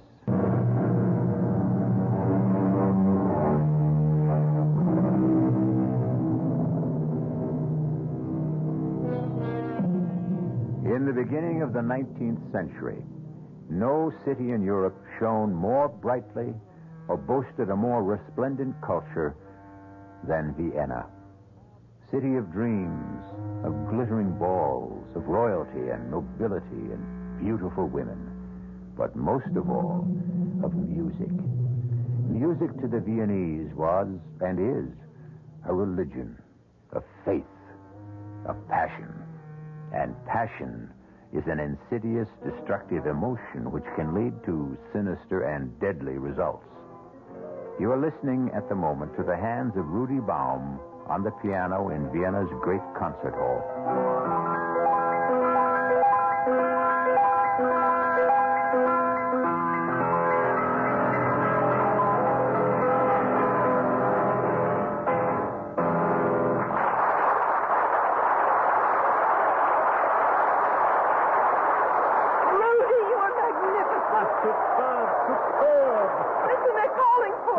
No more encore. I have nothing left. My hands are too tired. Quite right, my boy. You must not strain them at any cost. Let's go to my dressing room. Rudy, Papa and I wanted to take you straight home to supper. I must go to my room at the university and change first. I am wringing wet. Oh, the touch of your hands. From the whisper of Mozart to the thunder of Beethoven. Oh, we must protect those hands. As a doctor and your future father-in-law, I will make that my business. Well, I intend to be a little part of that legend, you see. Magnificent, Rudy. Du hast wirklich glänzend gespielt. Yes, you were at your best, my friend. It was a remarkable debut. Remarkable? Well, it was successful beyond our wildest dreams. Beyond mine, I must admit. Rudy, I'll drive you back to the university. No, we can drive, Rudy. But, Papa, there won't be room for five in the carriage. Five? Well, you and I, Helga, Rudy, and Franz. You are coming to our little supper and celebration, aren't you, Franz? I wasn't sure I was invited. Rudy's best friend and fellow pianist. But of course. Well, I accept. I'll go and fetch my hat and cape. Yeah, even I will go with you. There will be important people coming backstage. You won't mind waiting a while, huh, Helga and Franz? Natürlich nicht. We'll try not to be too long. You didn't answer the Herr Doctor, Franz. Did I have any other choice than to remain and cool my heels? I think, my friend, tonight your nose is a little out of joint. Why do you say that? Listen to them. Can you hope to match it at your debut? That remains to be seen. I think I'll wait outside. It's uncomfortably hot in here. What? Only for other pianists, I'm afraid, Franz Langemann.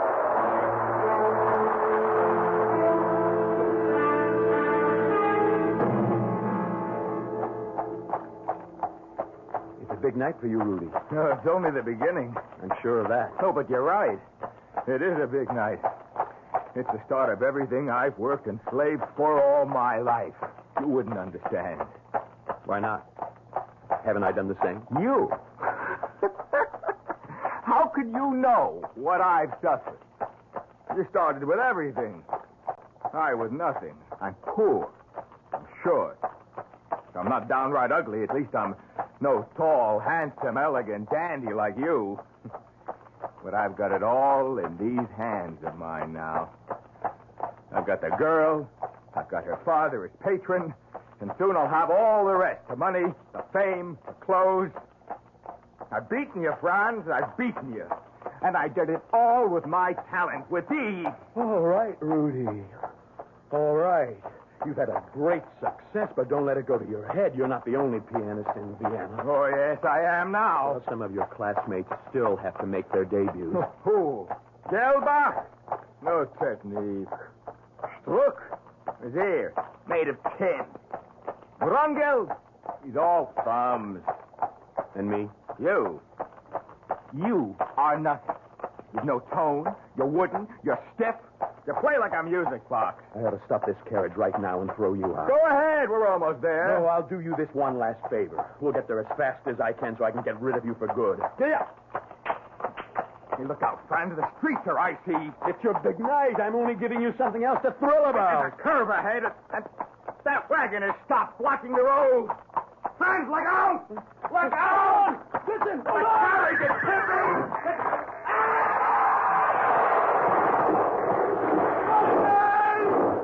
Oh, God, my hands!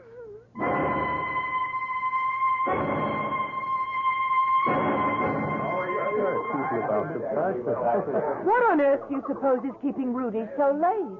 So impatient to announce the engagement, huh? Well, of course. Why not? It's not easy to be the wife of a man who belongs to the public. Oh, but I can't wait to be married to Rudy. To travel with him everywhere, to be feted by the great, to have kings and queens lavish praise and honor on us. There isn't much warmth in the light from reflected glory. What warms a woman is love. Oh, really, Papa? I'm getting exactly what I want. But I do wish... Verzeihen bitte, verzeihen Sie. What is it, Excuse me. Helga? What is it? Bitte, Herr Doctor, may I see you alone? No, I want to hear also. There is an inspector of police downstairs. Police? There's been an accident. We are both needed at the infirmary. An accident? To whom? I don't know But how. speak up. If it concerns Ilse, she'll have to know sooner or later. Herr Langemann's light carriage collided with a heavy wagon. Franz has been badly hurt. And Rudy? Were his hands injured? No. He has a concussion only. Well, we'll go immediately. Is he conscious? No. Oh. Catch her, Helga. No, I'm all right. I'm not going to faint. I'm going with you to the infirmary.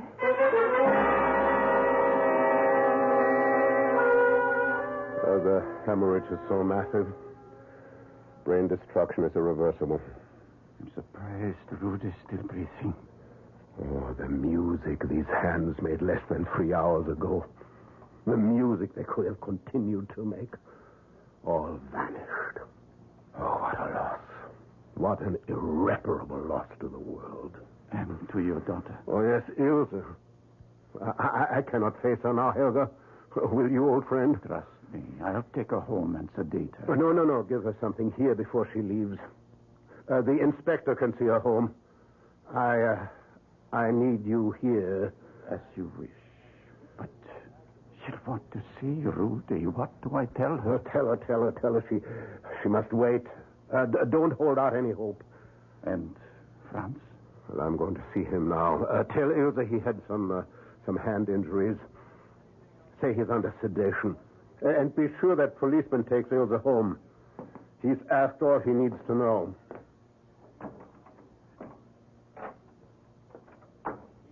It's all right, Herr Doctor. I'm awake. Yes, I see. How is Rudy? Rudy is asleep. Are you in pain? No, the morphine does that. I deserve it anyway. Why? It was my fault.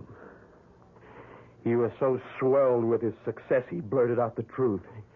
He's been using all of us. Me, you, Ilse.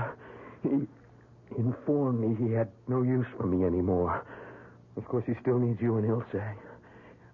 Oh, I don't know why I'm even saying this, mein Herr. Rudy has no need of any of us anymore.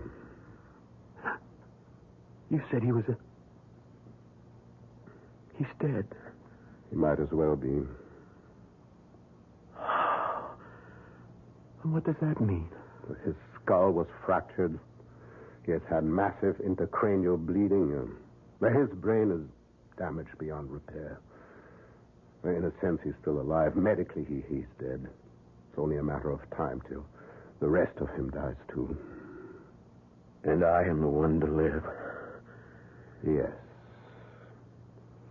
You will live. My hands, how bad are they? When the wagon ran over them, the right one was severed, was moribund, devoid of all life by the time you were brought here. And the other? Crushed beyond hope. If it can be saved from amputation, at best it will be a withered, motionless claw. Oh, why wasn't I the one to die? I can never play the piano again. There is one way you could. How? If I gave you Rudy Baum's hands.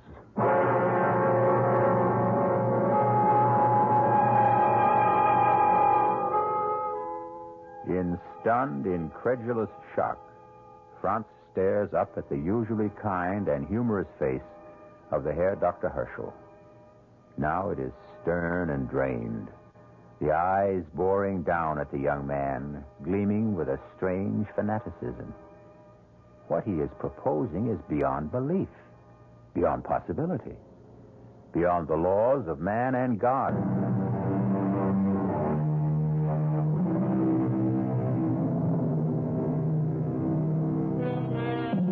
The year is 1804. Vaccination has been discovered 8 years before, but anesthesia will not even be conceived of till 1842. The only antidotes against pain are alcohol, opium, and a man's determination. And Franz Langemann lies in a bed in Dr. Herschel's private infirmary facing a transplant infinitely more complicated than anything medicine has dreamed of today. Rudy's hands. But he's still not dead. At the moment his heart stops to beat, we can take them, still alive and pulsing. Could it work? Could I use them as hands? I don't know, Franz. I know only you have nothing to lose. If the transplant fails, you will be no worse off than you are now. And if it succeeds? If it succeeds, you're a musician. What better tools could you have to create beauty in music than the fingers and the hands of Rudy Baum? Very well. If Rudy is gone, I agree.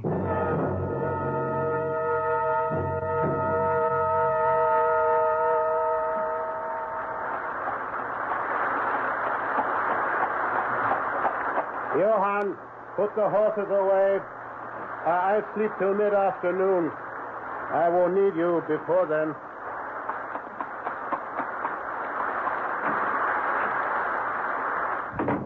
Papa! Oh, Ilse. Well, what are you doing up so early? Early? It's almost 9 o'clock. How is Rudy? Oh, what can I say, Liebchen? To make it easy for you. He's dead. I knew it. He's dead. Yes. Ilse, It's all right, Papa. When you were so long, I knew. And Franz? Franz is, he will live. He's fine. What about his hands? That's what kept me so long. Helga and I were operating on them. Well, will he have the use of them again? I hope a great deal more than that. He might even be able to play again? It's too soon to know anything. It'll take months. Oh, what's the difference? It won't be Rudy. Nobody ever will play like Rudy Baum again. Not in your lifetime, Papa. Or in mine. It would seem too much to hope for, would it not, meine Tochter? And yet, I am going to dare to hope.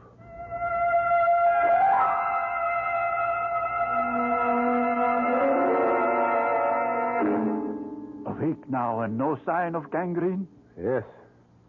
Yes, there seems to be circulation in all the fingers, but no sensation yet. The nerves need time to regenerate.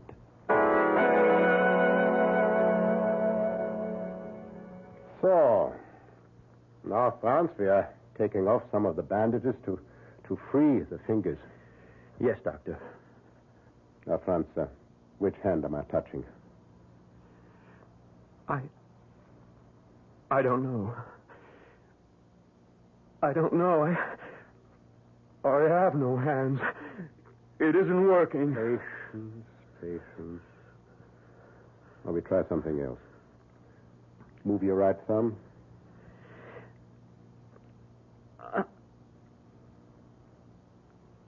I can't. All right.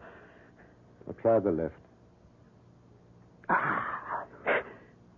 It moved. It moved. Oh. We make a beginning. Now we try the other fingers one by one. And as you see, today we take all the bandages off for good. These terrible scars. No, not terrible. Beautiful. Well, you will see within a year there will be thin white lines you can hardly detect. Besides, I made the grafts far enough back so that your linen will cover them at all times. Even when you play. You really expect that I will ever play the piano again? I hope with all my heart. Now we try the exercises again. Here, pick up the pencil. I can't feel the damn thing. The feeling will come. No, never.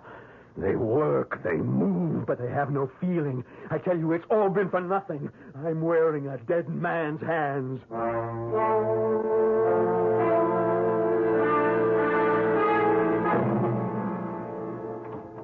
Guten Morgen, Franz. Morgen, lieber Herr Doctor. How do you feel today? Oh, I haven't had any pain in them for the last 2 or 3 days. Now, the first part is over. We are going home. Home? I will not go back to the Schloss. It is too big, and with my family gone... Of course you don't return to the castle. You're coming home with us. Ach, no, Mynheer, I cannot impose on your hospitality. I insist. You are my patient, you're my protege, and my prodigy. Besides, you still need care and supervision for your exercises. Yes, at home we will have a new teacher for you. Who? Ilse. Helga has been training her to assist with your rehabilitation. Does Ilse know about the hands? No. No one knows that secret. Save you and I and Helga. No one does ever know. As far as the world is concerned, and you, Franz, these are your hands. You must think of them from now on, every moment, waking or sleeping, as your hands. Yours. But they are not. They are Rudy Baum's. Rudy Baum is dead. Come, let us go home. I have some special bandages that you will wear always. Now, come. Ilse is waiting to see you eagerly. Ilse? To see me? Well, I will tell you a secret, and then we shall never mention it again. I believe sincerely that it was not Rudy my daughter loved. She was just blinded and bewitched by his talent. I can be truthful when I say she mourns him no longer. Well, aren't you anxious to see her? Ilse? Yeah. Let's go home.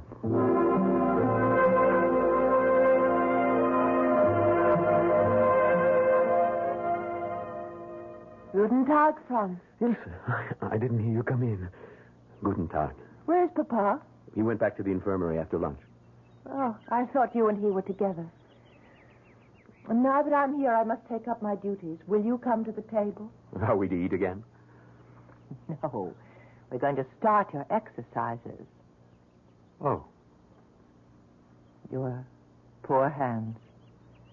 Just think. That night, Papa never told me how badly they were injured.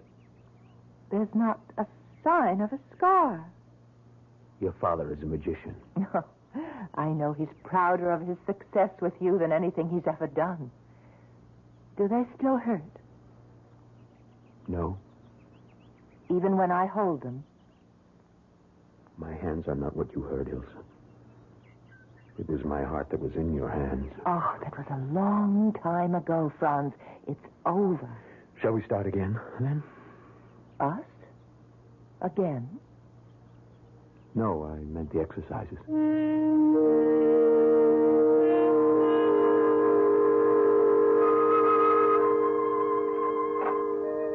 spoken, Franz. What are you doing here in the music room? Ilse, suddenly, yes. I feel that my hands may be ready to try again. Then try it. Ilse, forgive me. I know you will understand. I want to be alone in the house. I want no one to hear me until I'm ready. If that is what you wish, Liebling. Liebling? Oh, that was a slip of the tongue.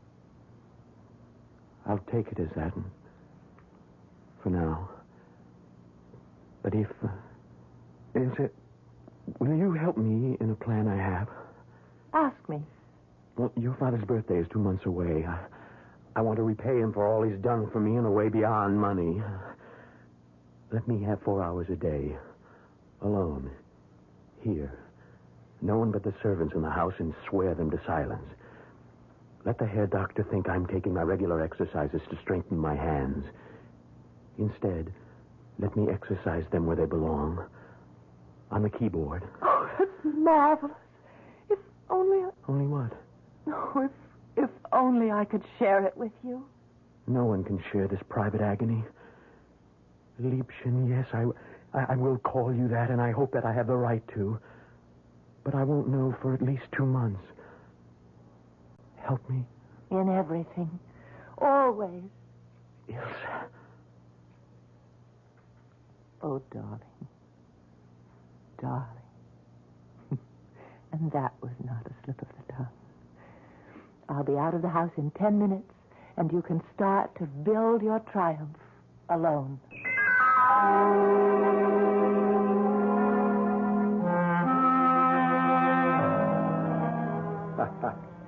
A dinner fit for a king and a birthday cake made for an emperor. I had forgotten it was my birthday, but then that's easy to do at my age. We'll have port and brandy and coffee in the music room. Music room? Why there? Now, don't ask questions, Papa. On a birthday, there are many surprises. There's one very special gift you haven't received yet. From France. Oh, I don't need any gift. This one, permit me to offer you. Ilse? Thank you, Franz. Lieber Doctor? Oh, danke schön. Now, sit with me, Papa. Here on the sofa. Oh, this is so mysterious. What are you up to? Listen. Lieber Herr Dr. Herschel und mein Liebchen Ilse, this is a moment of terrifying truth. I am Lazarus. But am I surely risen from the dead? For all of us, music is a way of life. If it is still mine, then this is the best birthday gift I can offer either of you. In return for all you've done for me. Here it is.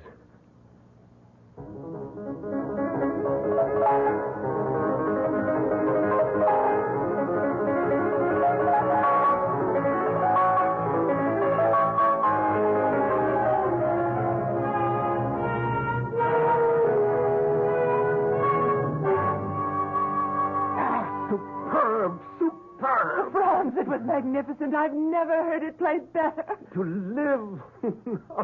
live for moments like these. Oh, Franz, how can I thank you? But this is not just for me. You will concertize. Oh, of course. He's going to set the world on fire. And that's the other birthday present we have for you, Papa. What? More? Franz is not only your prodigy. He's going to be your son. We're going to be married. Oh, at last. Well, this is not my birthday. It's the beginning of the world.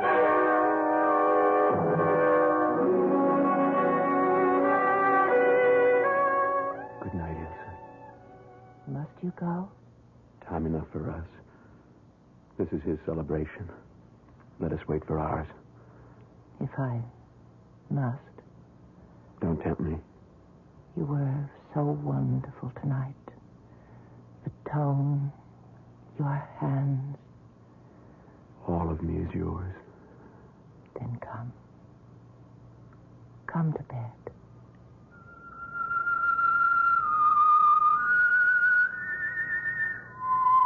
Ilse. Oh, how sweet you sleep. hand in mine.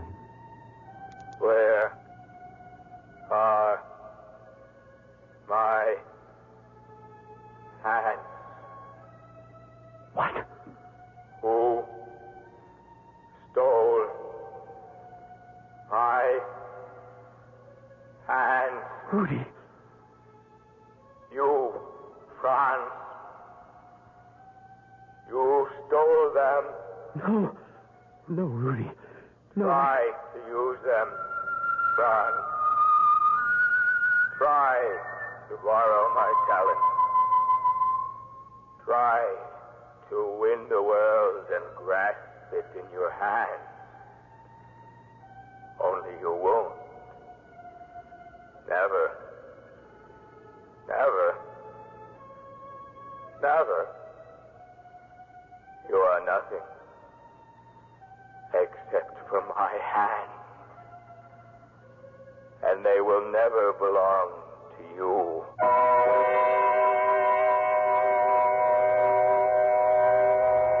Ilsa, so sure of her future at last, turns lazily in her sleep. She has no intimation of the restless dreams that are torturing her intended husband. And neither of them is aware of the nervous tensing and extension of the hands that once were Rudy Baum's. Hands joined to the body of Franz Langermann.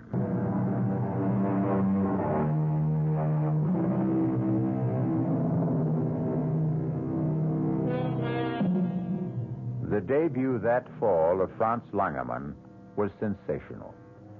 The public took him to their hearts, and the critics were unanimous in praise, projecting for him the brilliant future that had been denied Rudy Baum by his untimely death. So bright, indeed, were all Franz Langermann's prospects that he seemed to have banished the tortured dreams that haunted his sleep, till the morning of his wedding day. He was standing before the pier glass, adjusting his white cravat, when... Rudy. No. Don't turn around, Franz. You won't find me in the room. Here. In the mirror. Why are you here? What is it you want? Everything that was mine. Ilsa. My career. My hands. I cannot give any of it back. You will give me all of it back, Franz. All that is mine. Look how they buried me. 2 bleeding wrists. My hands torn from my arms. You might as well have opened my chest and ripped my heart from its moorings. But I will have my revenge. You're dead. Not till I am whole. I can never rest until I am Stay whole. back! Stay back! God help me! Franz? Franz, are you all right? Franz, what happened? I seem to have smashed the pier glass with a chair. But why? Here, Doctor, I cannot marry Ilsa. We will have to call the wedding off. Guests already arriving. Ilsa is dressed in her bridal gown. What's the matter, boy? Are you mad? More than a little, I'm afraid. I can guess perhaps what troubles you. Let us sit down together then and talk this over.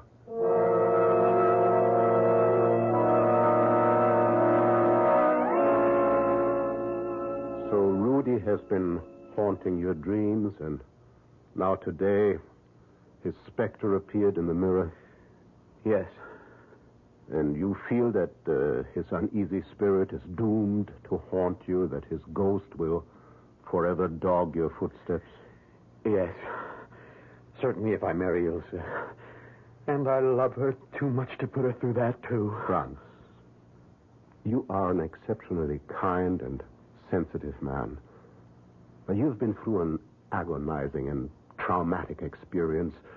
You've been driving yourself, practicing long hours for your concert debut. You are exhausted physically and emotionally. The mind is simply playing you tricks. No. You don't understand. Rudy Baum was no friend of mine. You remember? I tried to tell you that night, the night of the accident. Oh, yeah, so you did, I recall. Rudy was my enemy. He resented me, hated me. The night of his triumph, when he had everything, he gloated over it. He threw it in my teeth. Well, then, that is it, Franz. Why should you have any remorse? You think it is only remorse that conjures up these visions? Of course. That and your oversensitive nature. And I can help there. I will give you some mild sedation for the days. And for the nights? If you need it. I should think Ilse would be better than all my pills for that. What you need is her to take care of you.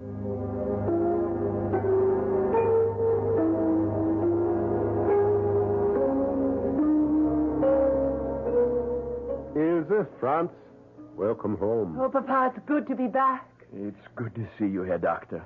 So, now tell me all about the tour. It was brilliant, marvelous, unbelievable. Standing ovations everywhere.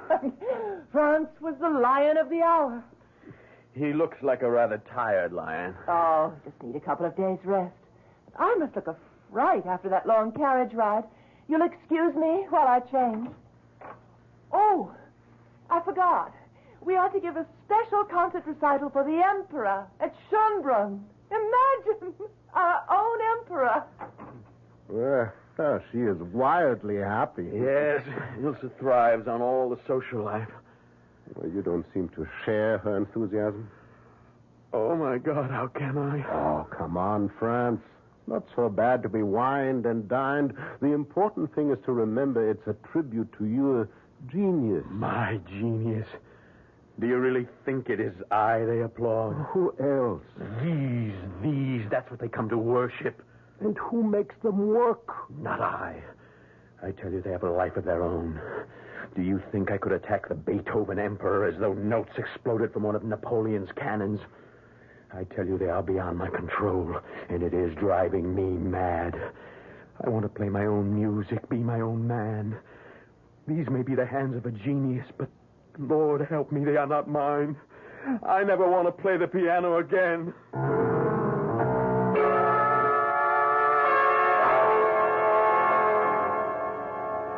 Franz? Yes, Ilse. What are you doing out of bed? Thinking. Well, must you sit by the window, come back to bed, and think with me? I'm afraid in bed with you, Ilse, I don't think very clearly. It's better when you don't think at all. That used to be a way out. No longer. What do you mean? Ilse, listen to me. I don't want to play again. Are you out of your mind? The king, the queen, Napoleon, and the Empress Josephine. Are they so important to you? Well, what are you trying to say? Are they more important to you than my peace of soul? Now, really, Franz, you should live to play. Why?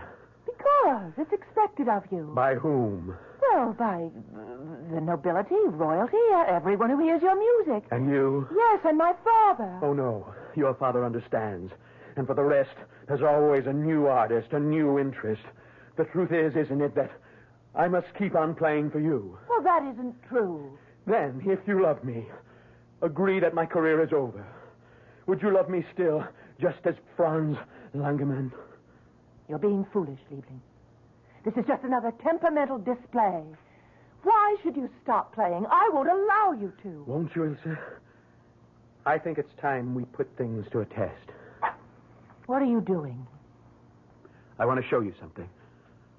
I don't think I want to see it. At last you must. You see my arms? Why do you think I wear these bandages above my wrists?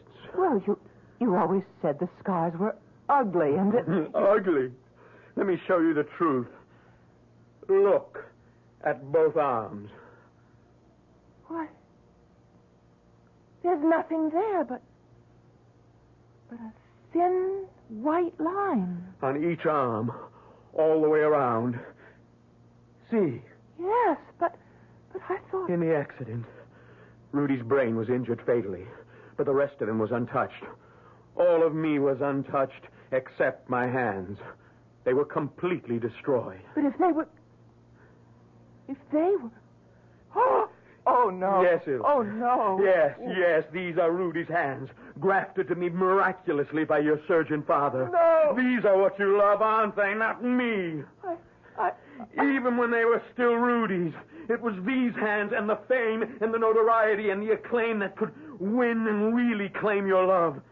The man behind them meant little except a means to an end. Oh, right. No, Franz. No, I give you one last choice, Ilse. Rudy can never play again, and promise you I never will. But you stay with me as my wife, and care for me and nourish me. Now I know you're mad, and I'll not waste my life on you.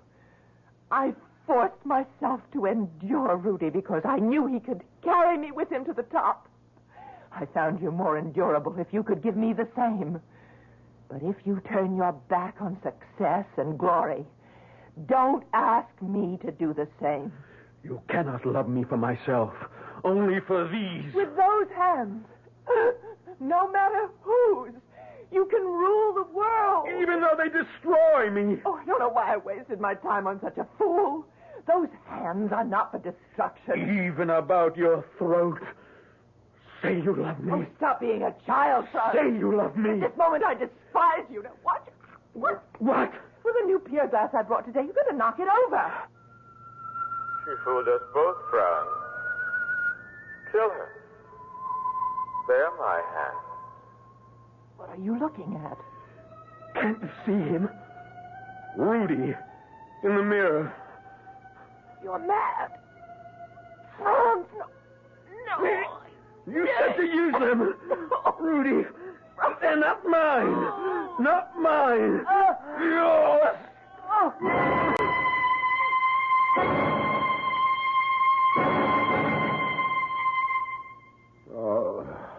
Now what is there to do? Police will come, Franz. You will be hanged. What does it matter? Well, nothing can bring Rudy or my daughter back. But I was as guilty as anyone in this. I wanted to save a rare musical gift for the world. And I was tempted in the operation to play God. And now there's only one thing to do. What? Poor Ilse must have fought. Your face is damaged. Now we must ransack the apartment. Well, I will take enough valuables away with me, then I will say I came to visit you, and that I found my daughter and you, and then that I rushed out for the police.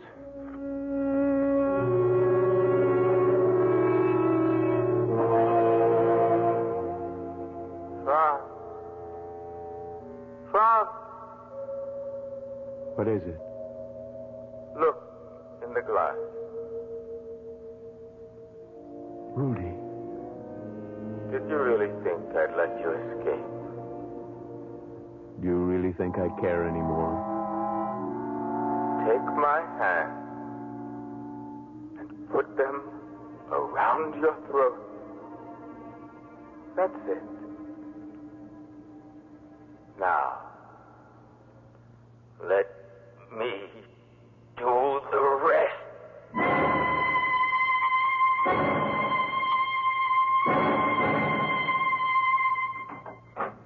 So I came to visit my daughter and her husband and found them, as you see. My daughter is dead. My son-in-law merely rendered unconscious. I placed him on the bed, as you see, and came for you, Inspector. Murder and robbery, obviously. I don't know how much is missing. Certainly my daughter's jewels, some ivory pieces I gave them as a wedding present. Your daughter is quite dead, strangled. How is the young man? Oh, some facial wounds, possible concussion, and... What is it here, Doctor? Franz! Franz, he has been strangled too. Tongue protruding, face livid, marks on throat. Not much doubt. Some kind of maniac, it looks. Good Himmel. What is it? A maniac, all right. Look. Cut right off above the wrist. He has no hands.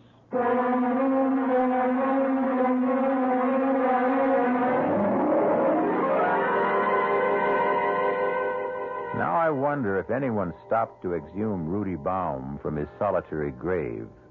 Would he prove to have hands or not? As it happened, no one did. And since Herr Dr. Herschel died quite suddenly from a heart attack during the solemn requiem mass for his daughter and his son-in-law, why should it have occurred to anyone to question this extraordinary tale further? One comment in closing. Man proposes, God disposes. There is never a time when man can take his work into his hand. No truer words have been spoken than in the Bible, Hosea 8, chapter 7. They have sown the wind, and they shall reap the whirlwind. Our cast included Robert Drivas, Stephen Schnabel, Marion Seldes, Ira Lewis, and Roger DeKoven. The entire production was under the direction of Hyman Brown. This is E.G. Marshall inviting you to return to our Mystery Theater for another adventure in the macabre. Until next time, pleasant dreams.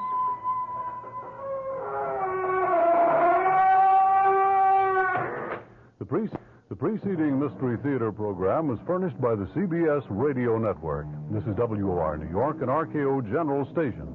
At the time signal 8 o'clock, here's John Scott with the news.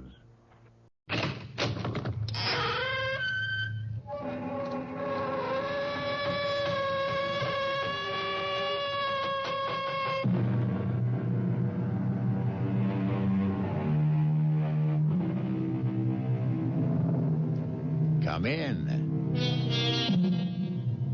Welcome. I'm E.G. Marshall. Welcome to the world of terrifying imagination. The fear you can hear. This is the story of a natural-born loser. Within the quietest and most retiring of the genus Homo sapiens, there lurks a tiger, as indeed it lurks in all of us. It takes only the right combination of intolerable pressures, unfulfilled dreams, and the opportunity to escape the first and realize the second to make even the worm turn, which is just what happened to Henry Green. I do a lot of dreaming. When you're married to someone like Florence, you got to do something. But I never figured any of those dreams to come true. Revenge dreams, you know, like, it is the decision of this court that you, Florence Green, be removed to a suitable place and hanged by the neck until you are dead. Maybe it's hung. I never remember, like, it's all right, Dr. Willoughby. I know you did your best to pull us through, but it's God's will that prevails in the end. Florence is gone forever. Someone yaks at you like Florence and steps on your toes everything you want to do and has to be on you every moment and won't let you out of the house alone. I'm telling you, it's simply murder. So I dream a lot about my wife just not being. But I never thought of actually causing her not to be. I never really meant to end up a murderer.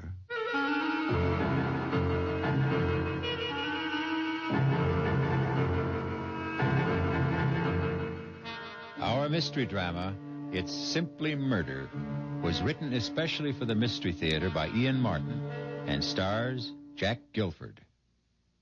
I'll be back shortly with Act One.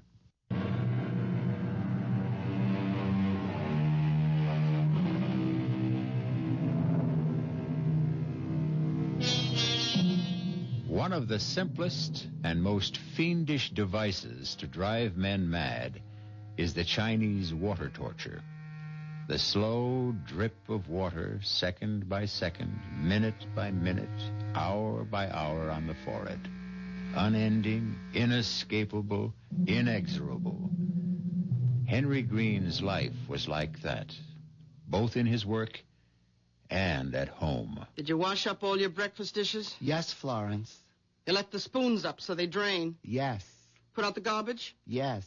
And you cleaned out the sink? Yes, Florence. You wrung out the sponge? Yes. Look, I just... Don't you move until I'm finished talking to you. Now, look, I want you right straight home here after the bank closes tonight. Well, some of the boys... Oh, don't give me any some of the boys. But just a drink to say bon voyage. Look, you'll have all the bon voyage on the cruise when we leave tomorrow. Although don't think there'll be any drinking going on there either. There's enough money being spent on this vacation now. It's the first real vacation we've taken since our honeymoon. And we wouldn't be having it if I hadn't made you save for it. I didn't start saving the money for the cruise. I know. You wanted to save it for a smelly, dangerous, noisy old motorcycle. Well, I wasn't having any of that. I always wanted one. All my life. Oh, stop it. You're too old for one now anyway. How do you know what? What was that? I said, now, do you know that I've got to leave, or I'll be late for the bank? Well, don't forget to pick up the suitcase. What suitcase? Your old one that Travers' luggage is repairing. Oh, all right. And mine to come right home after... Watch out for the cat! Ouch! You clumsy fool, you stepped on him. I didn't. He tried to run out of the door, and he bit me. Serves you right. He knows you don't like him. Once I left the house, I always tried to put Florence out of my mind. And the best way to do that was to think about Sherry Woods. Not that I could do any more than think about her, because she was Mr. Mercer's day and night, if you know what I mean. But more and more, I guess I was getting to the dangerous age, because I sure did a lot of thinking about Sherry. Well, that's 10, 20, 30, 35, 40, 45, and 1, 2, 3, 4, 5 makes 50. Thank you, Mr. Robinson. See you next week. You haven't any more customers, Henry. Close your window. Why, Sherry, Mr. Mercer wants to see me? I want to see you. Meet me in the conference room. Of course, if you say so, but what's wrong? Everything, as far as we're concerned. Unless maybe we have the nerve to try to put it right. Anyway, it's something we can't talk over here. Meet me where I said.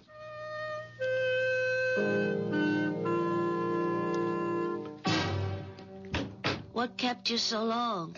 Mr. Mercer, he stopped me. You still think I'm attractive? Well, Sherry, knowing how I felt for you all this time, you have to ask? Yeah, I want to be quite sure.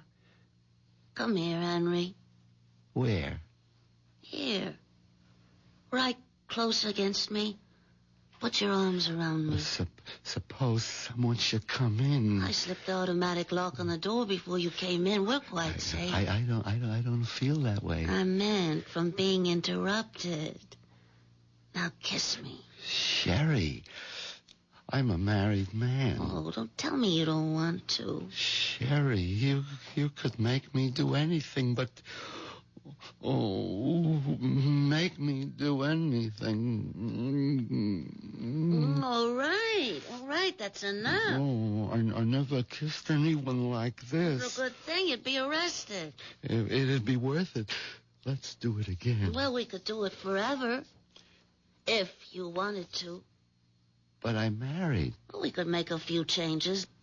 Henry, when you get back from your trip, are you still expected to be promoted? Well, Mr. Mercer has practically promised me. Yeah, forget Cy Mercer's promises. I ought to know how little they're worth. We, my darling, are out. My darling? Did you hear the other part? What do you mean, we're out? You know in your heart, you'll never be vice president. And I've been fired. He can't do that to you. Well, he already has. You mean Mr. Mercer has, changed his affections? I mean, that lousy, pot-bellied little two-timer has gone right off the deep end for Miss Fancy Pants. Gosh, Sherry, I am sorry. If there's anything I can do... Henry, love, there's plenty you can do to help. You and me are going to be rich. Together. You'd like that, wouldn't you? Look, I better get back to my cage. Is that where you think you belong? Well, I am head teller and... In a cage? Oh, you're a man, not a mouse. Now's the time for you to prove it. Grab the world by the tail. How'd you like to travel the world, live like royalty, never have to punch a time clock, get away from handling other people's money, have it be your own? Both of us. Just you and me. Us? But Sherry, I mean, even if there wasn't Florence, I don't have any money. She's got it all. Oh, then that settles it. I'm going to remake your life. How? Well, why don't we have lunch together, and I'll tell you. Where? The sandwich shop? No. Let's make it the Gourmet. At 12:30? But that's terribly expensive. Oh, Henry, love, that's the way you and me are going from here on in. If you go along with me. You know, I want to, but how? I'll tell you that. After the second martini.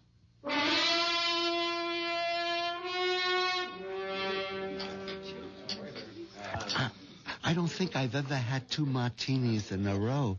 Certainly not in the middle of the day. Well, that's the whole trouble with you, Henry. You haven't really lived. That's because I haven't wanted to. Well, if you really want, you gotta take. I guess we both learned that today. We sure did. The boat sailed for both of us. Yeah, well, there's another boat sailing tomorrow that I'm more interested in. It's the one I wish I was taking with you. Oh, but what could I do with Florence? Yeah, well, that's what we're going to discuss. We are? The best way to get rid of your wife. It's what we both want, isn't it? Florence would never give me a divorce. And even if she did, she'd want a big alimony. And I just couldn't afford you, Sherry. Well, I won't deny I'm expensive, but you could easily afford me. How? Cy Mercer and his new lady love are leaving early for a weekend in Bermuda. Monday's a holiday. They won't be back till Tuesday morning. It won't be till then that they discover the money is missing. What money? The money in the teller's drawers. How much do you think it adds up to? Well, it's the end of the month. Payday for most people. The deposits have been heavy, somewhere between $600,000 or $700,000. Why? What do you want to know? I just wanted to know how much we're going to steal. It's all right, dear. No one's listening to us. I'm not listening to. You must be mad. Steal it for what? For us to enjoy the rest of our life together. Together? What about Florence? Yeah. What about Florence? I just can't wish her dead, you know. Well, I don't see why not. You mean kill her? How many times have you wanted to? Almost every day. But that's different. I would never do anything about it. Not even for me? It isn't that. I wouldn't know how. Anyway, it's all impossible. Why? But it takes 2 keys to close and open the teller's vault. Mine and Mr. Mercer's. Oh, you mean this one? How did you... Well, I told you he was leaving early. He gave me his key to close the vault tonight with Mr. Schaefer. But Schaefer doesn't have the other key. I have. Yeah, but Cy thinks Schaefer's going to have it because he's instructed me to tell you to give it to Schaefer and tell him we'd be locking up while you're gone. So we have full access to the money. Yeah, until the outer door is closed with the time lock. And then the vault can't be opened until Tuesday. But I'd be trapped on the ship out at sea, and then Henry, after you've taken the money, you never get on that ship. I've always wanted to take a cruise, and Florence wouldn't... There isn't going to be any Florence, Henry. Remember?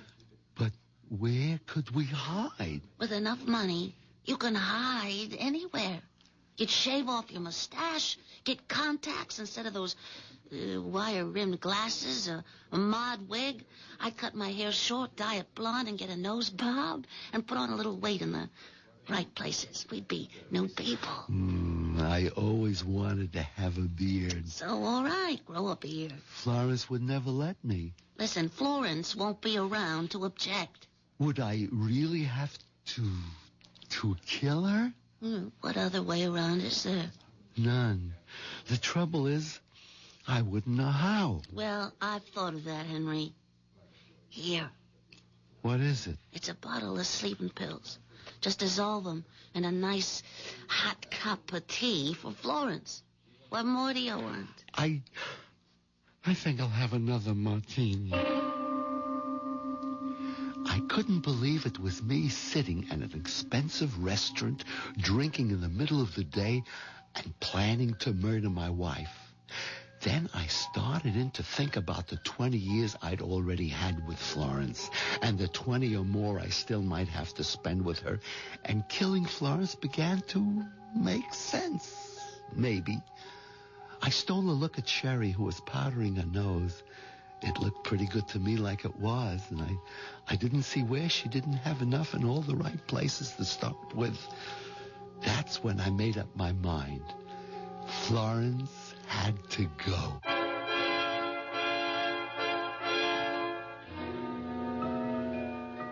Henry Green, 5'9", 148 pounds, mouse-haired, mild, 45 years old, and safely mounted on a treadmill, running day by day to stand in the same place.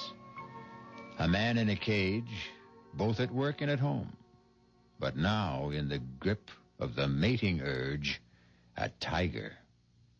I'll be back shortly with Act 2.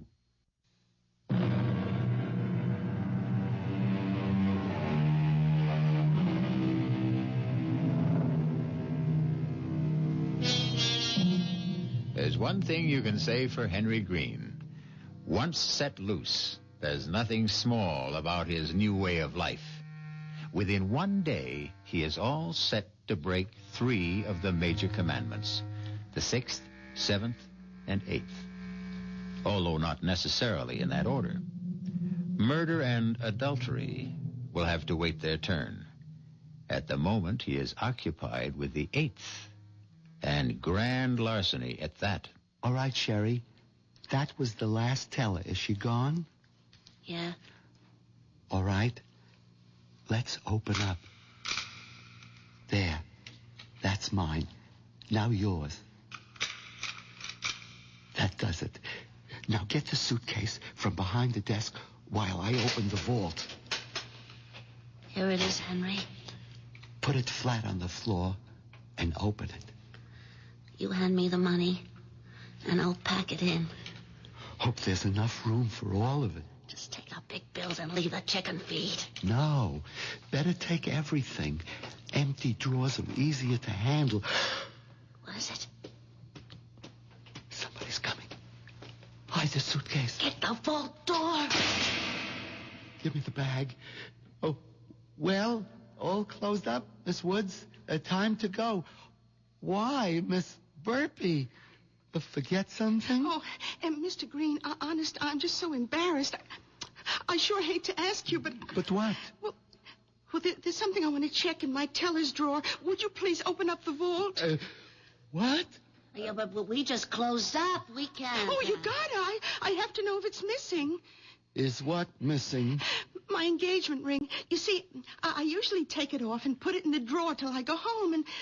Tonight, I forgot to take it out. Well, can it wait till Monday? Oh, we're off. Well, Tuesday. Oh, no, I got dates with Horace over the weekend, and you'd have a fit if I wasn't wearing it. Besides, I've got to be sure if it is there. Well, maybe you put it in your handbag. Oh, no, I looked there first thing because... Oh, now I remember. Yeah, right here in my jacket pocket. Oh, gee, I'm sorry. Oh, that's all right. Well, I guess I'll be getting along home. Sorry, I didn't see the suitcase. I was having the handle fixed before I packed it to go on my vacation. Oh, gosh, you don't have to explain to me. I didn't think you were robbing the bank or nothing. Well, I gotta run. Well, one of the other girls is waiting for me. Just let me make sure she's gone. And for God's sakes, let's pack up and get out of here.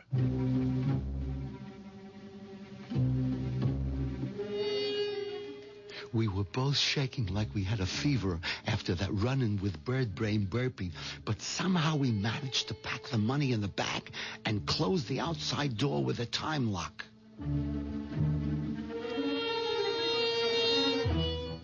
Going home in the cab, the tension was so bad I was tempted to take one of the sleeping pills myself to calm me down, but I resisted that.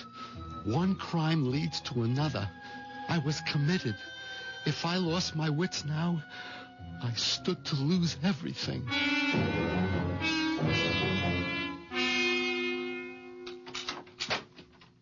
Well, it's about time you got home. I had to close up the bank. At least I see you remember to bring the suitcase. I'll take that. No, I mean, I'll do my own packing. You can't even fold a bath towel. Well, this time I'll show you. I want you to get a little rest, dear. I'll take care of myself. No, I'm not going to argue. Go ahead. Throw everything in, higgledy-piggledy. You've been drinking. Well, just the sort of party because... I hope you didn't get too giddy so you can't manage to take your dinner out of the oven. Where are you going? Over to Mama's to leave Pussy. She's going to take care of him until we get back. Oh, okay. Will you be long? I don't know. Why? I'm all packed. I have no problems.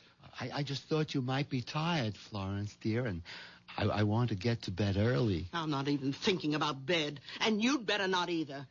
We got a lot to do before tomorrow. But don't I know it, Florence? Don't you worry. I'll be awake.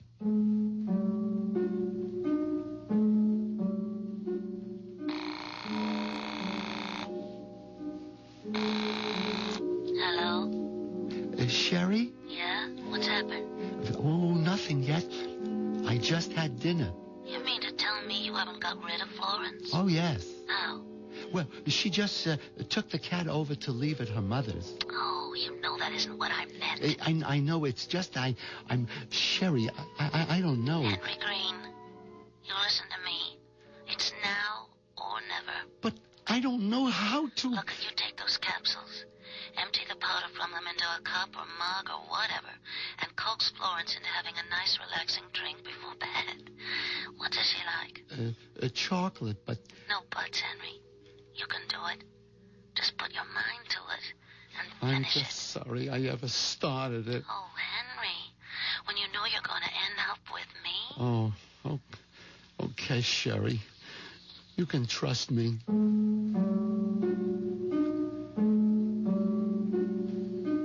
It took a couple of shots from the Christmas brandy bottle Florence kept hidden in among her foundation garments to keep me going till Florence got back from her mother's. Luckily, by that time, she seemed tired herself, and we were finally ready for bed. Did you lock the front door and put out the lights? Florence, how'd you like a nice cup of cocoa before you go to bed? Put you right off to sleep. Oh, I'd love it. I'll get it for you. You can't. I used up the last yesterday. But you got it. I mean, wouldn't you like something to drink? Oh, well, I did get a little bit of a chill coming home. I'll take some hot tea. Oh, yes. Hot tea will be just right.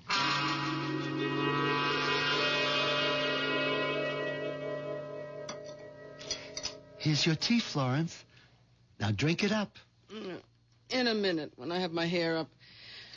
Meanwhile, I have a list of things for you to do. Me? Yes. I want you to put out the garbage, check all the outside door locks, bleed the hot water tank and make sure there's no rust, oil the garage doors, replace that burned-out bulb on the basement stairs. Well, here, it's all listed. But this'll take hours. Just do as I say. Okay, most of this wait till we get back? No. Why not? I'll tell you when you're finished. Now, on you go. Oh, don't look so pouty. It's something to keep you busy till I'm ready to go to sleep. Yeah. Okay, Florence. Good idea. Something to keep me busy till... Goodbye, Florence. What'd you say? Nothing. Just goodbye.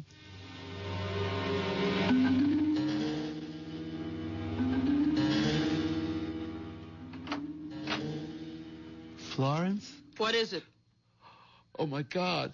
What is it, Henry? Nothing. I just thought you were asleep. No, I just can't relax somehow. Too many things on my mind.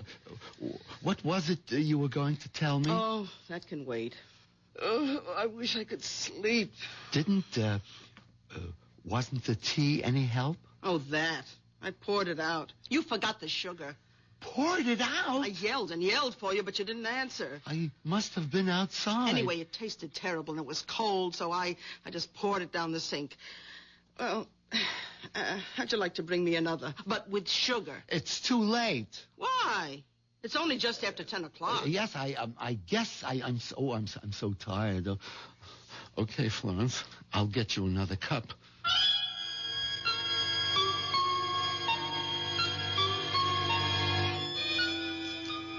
And you used all of the capsules? Yes. Now, what do I do? There's gotta be a way. How? Tell me. I haven't got a gun.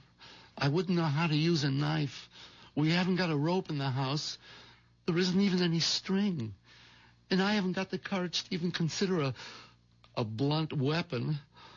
Oh, why did I ever get into this? Look, if you had a razor, couldn't you? A razor? I don't even use a safety razor because blood makes me nauseous. Just electric. That's it. Electricity. Take out a fuse and... I wouldn't go near the fuse box.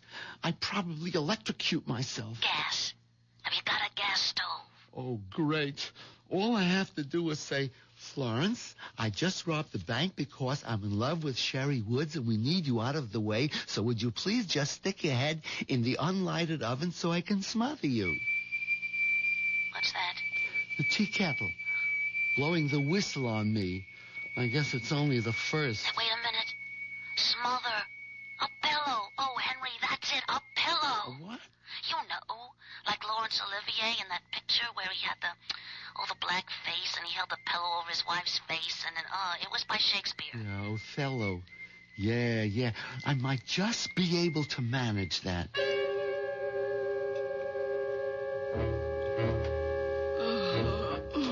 The tea was too weak, but at least it had sugar.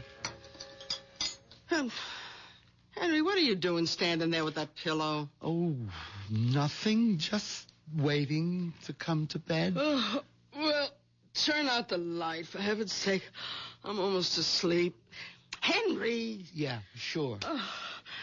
Henry, what are you doing with the pillow? Come on, it's late. Who's that? I don't know. Turn on the light so I can answer it. I don't know what's wrong with you. You had that pillow right over my face. Hello? Oh, Mama. Yeah, what's the matter? Oh, just a minute. Henry, will you get that pillow out of the way so I can talk to my mother? No. Yeah. Oh, yeah, Mama. Yeah. Oh, Pussy wouldn't take his milk. Well, I can't understand. Oh, Mama, I forgot to tell you. Put a teaspoon of sugar in it. Yeah, I mean, he's used to it. Oh, no, Mama, you're not interrupting anything. I got all the time in the world. Oh, well, yes, he doesn't like his litter basket in the bathroom, unless there's a rug. I lay there listening to the voice droning on and on, the pillow in my hands, waiting for the moment that never came. 3 martinis, 2 brandies caught up with me, and the next thing I knew...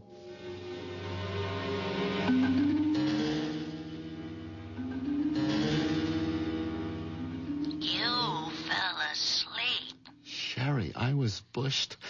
I was just knocked out. And when Florence starts talking to her mother, you just don't know. Oh, never mind that now, Henry. What are we gonna do? I don't know. Is Florence still in bed? No, she got up before me. She's in the bathroom. Oh, I tell you, Henry, I don't know what to say. I've been up all night, half out of my mind, waiting to Hold it. Henry, where are you? What is it? It's Florence. She's yelling for me. I'll have to call you back. Henry! Okay, Florence. I'm coming. Henry, I declare I could shout my lungs out and be dying, and I couldn't get you to help. I'm here, Florence. What is it? Open the door and come in.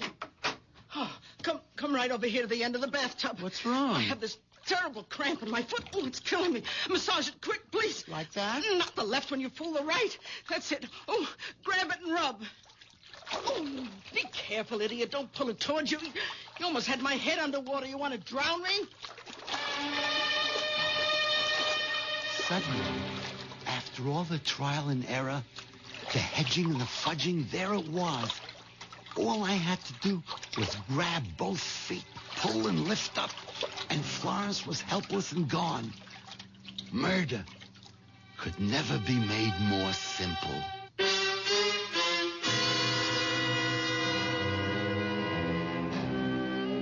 The moment of truth at last. Does Henry have the courage to go through with it? And if he does, can Sherry and he get away with larceny and murder? And having broken the 6th and 8th commandments, will the 7th be worth it all? Those are questions to be answered shortly when I return with Act 3.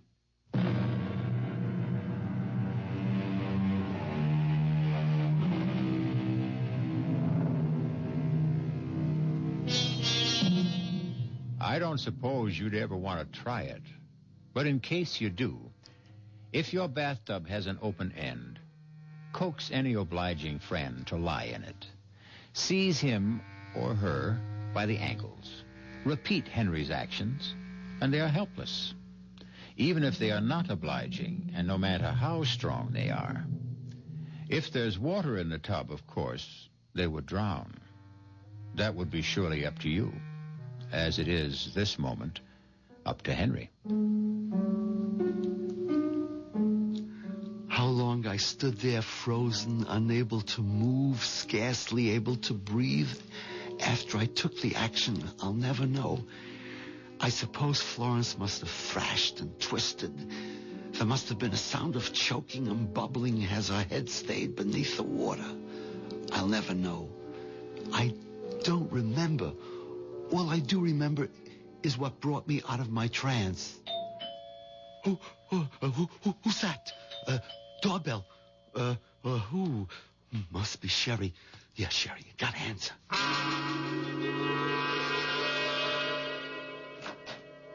Hey there. Are you Mr. Green? Why, yes, I am. Sal Basso here. Okay to move on in? I beg your pardon? Well, didn't the missus tell you about me? Why, I don't, who? I'm your new tenant. Short term, you know? Just while you're off on a cruise.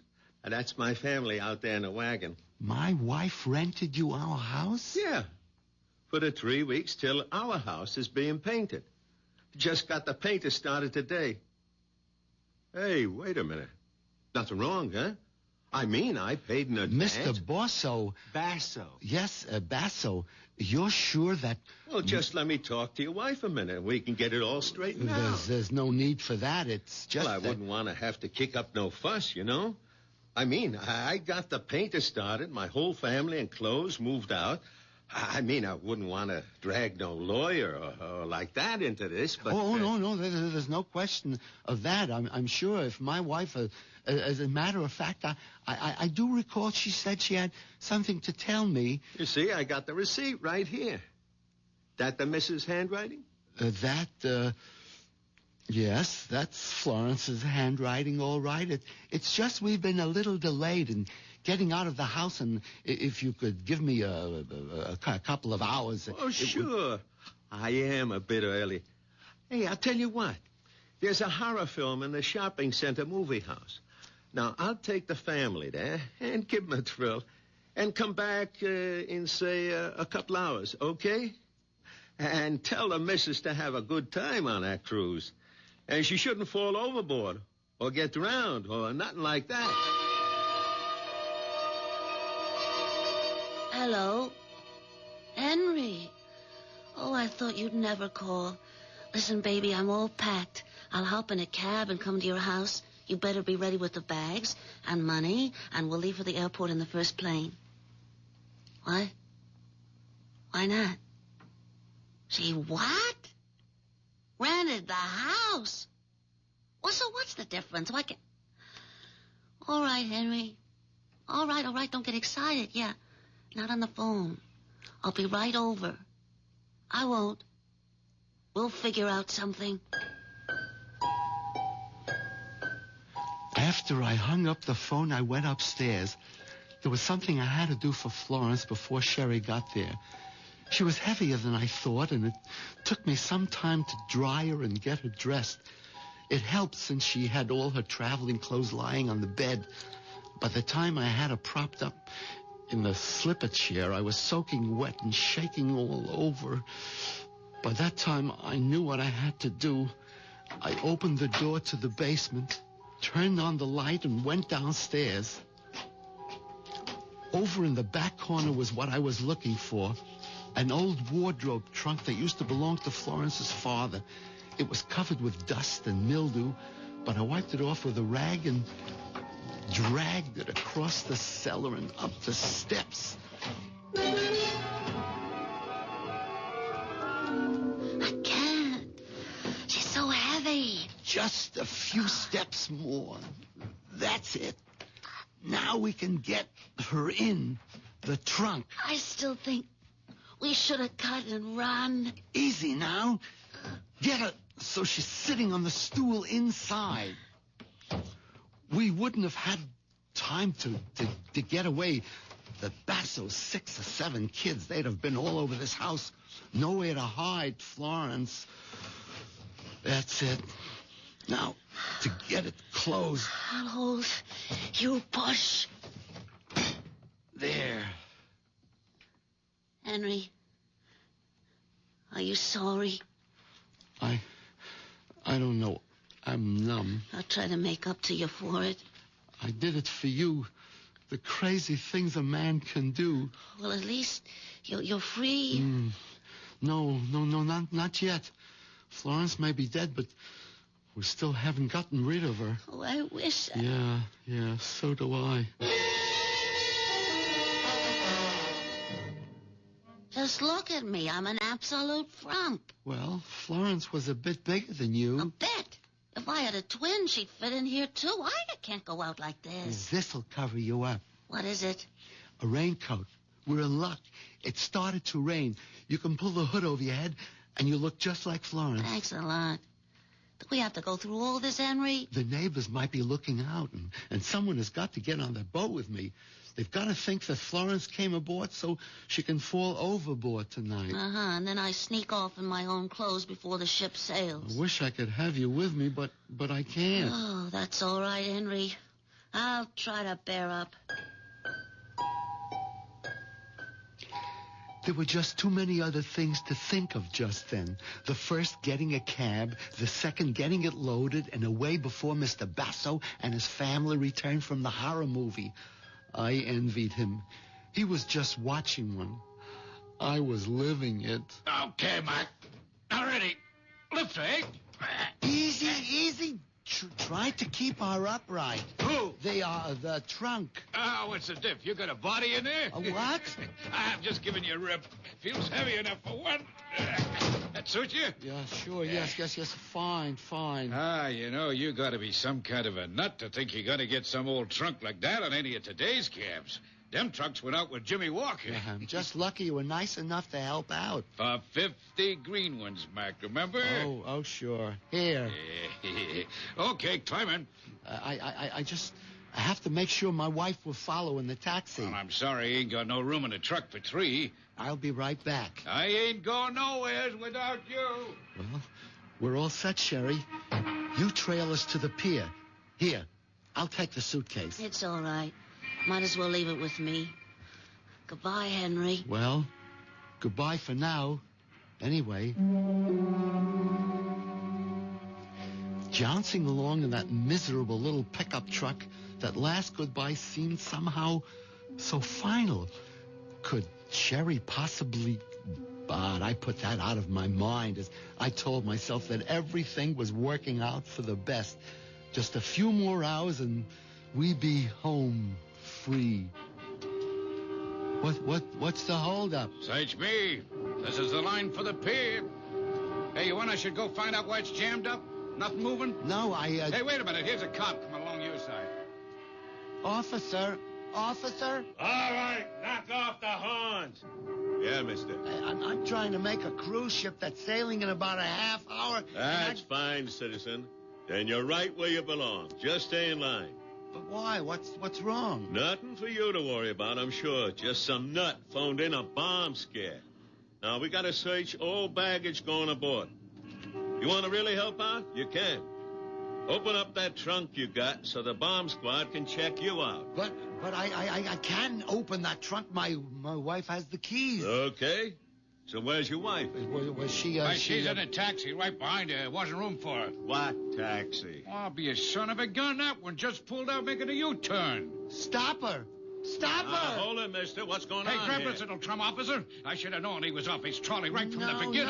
Take it easy, mister. You ain't going nowhere. Here. I bet there's a bomb in that trunk. A bomb? Yeah. There isn't any bomb. Let me go. Sherry! Sherry!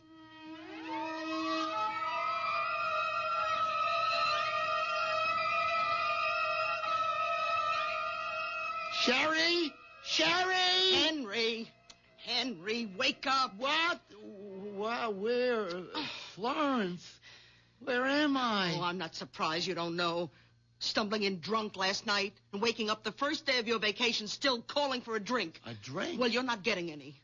I hope you have a hangover big enough to make yourself properly ashamed of. Now, you get up out of bed and pull yourself together. Oh, yes, Florence. Oh, my head. Ooh, ouch. Ooh, what's that? Your suitcase. Right where you insisted on putting it last night, right next to the bed. You didn't open it? I did after you fell in the door with it when you brought it home, and I packed it for you. Now, you'll be on your feet and ready to go by the time I'm out of my bath. My mind was reeling and splitting in two at the same time. I kneeled on the floor and opened the suitcase. It contained nothing but clothes. No money, just clothes. With a shaking hand, one ear on the rushing bath water, and an eye on the bathroom door, I dialed Sherry's number.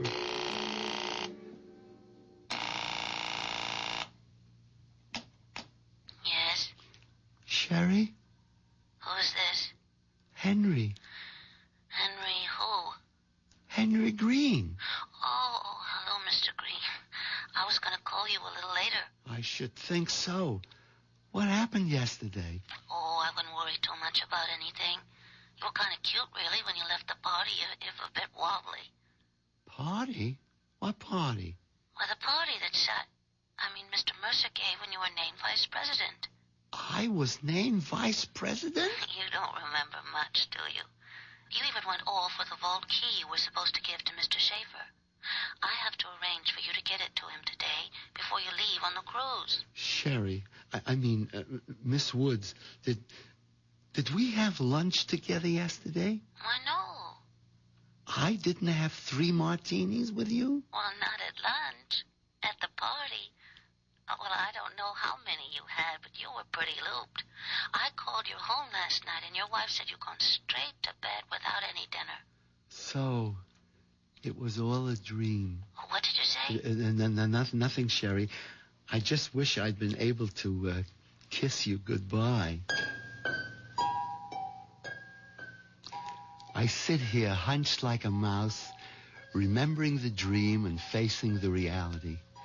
And I wonder which is the real nightmare. I suppose I should be grateful it was only a dream. But on the other hand... Henry! Henry! Come in here right away! I have a cramp in my foot! I need you!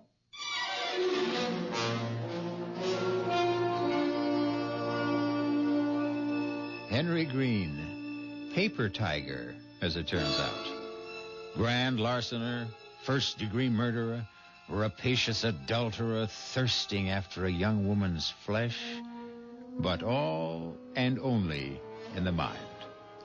And surely to have to go on living with someone like Florence is punishment enough to fit the crime. I'll be back shortly.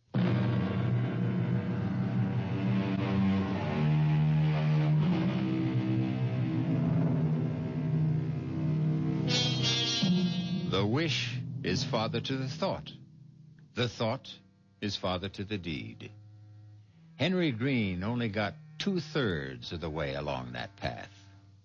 Even in dreams, he never managed to break the 7th commandment. Poor Henry. But, as I said in the beginning, this was the story of a natural-born loser. Our cast included Jack Gilford, Marion Haley, Bryna Rayburn, Dan Acco, Ian Martin. The entire production was under the direction of Hyman Brown. This is E.G. Marshall inviting you to return to our Mystery Theater for another adventure in the macabre. Until next time, pleasant dreams.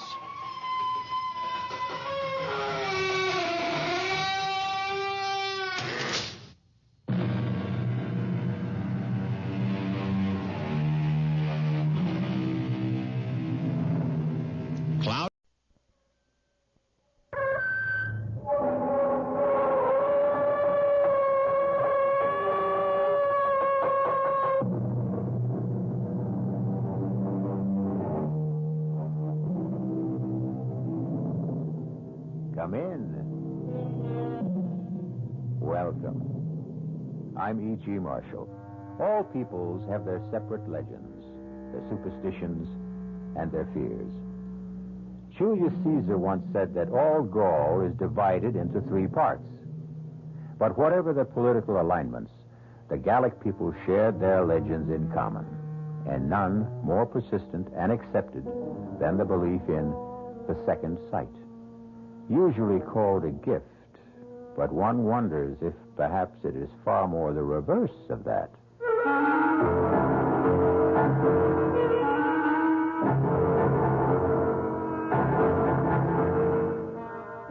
Our mystery drama, The Unearthly Gift, was written especially for the Mystery Theater by Ian Martin and stars Betsy Palmer.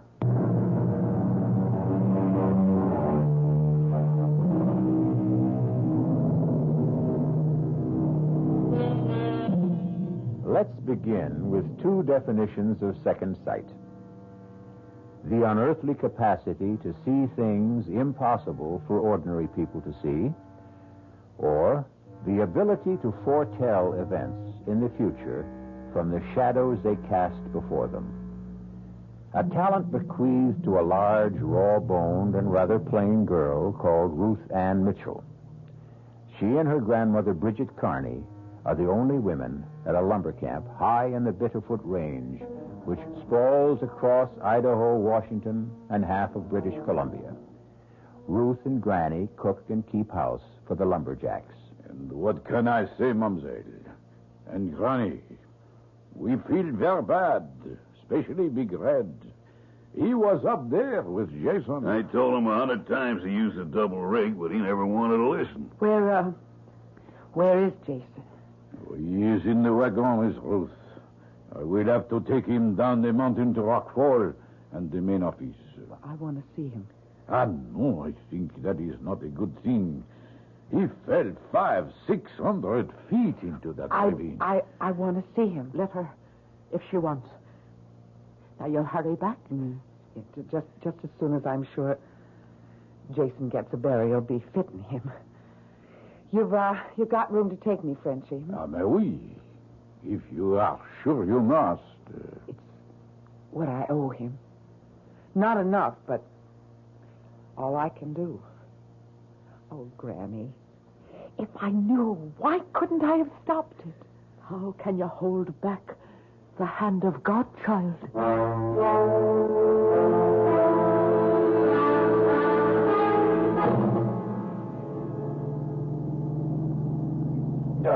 Espèce de diable.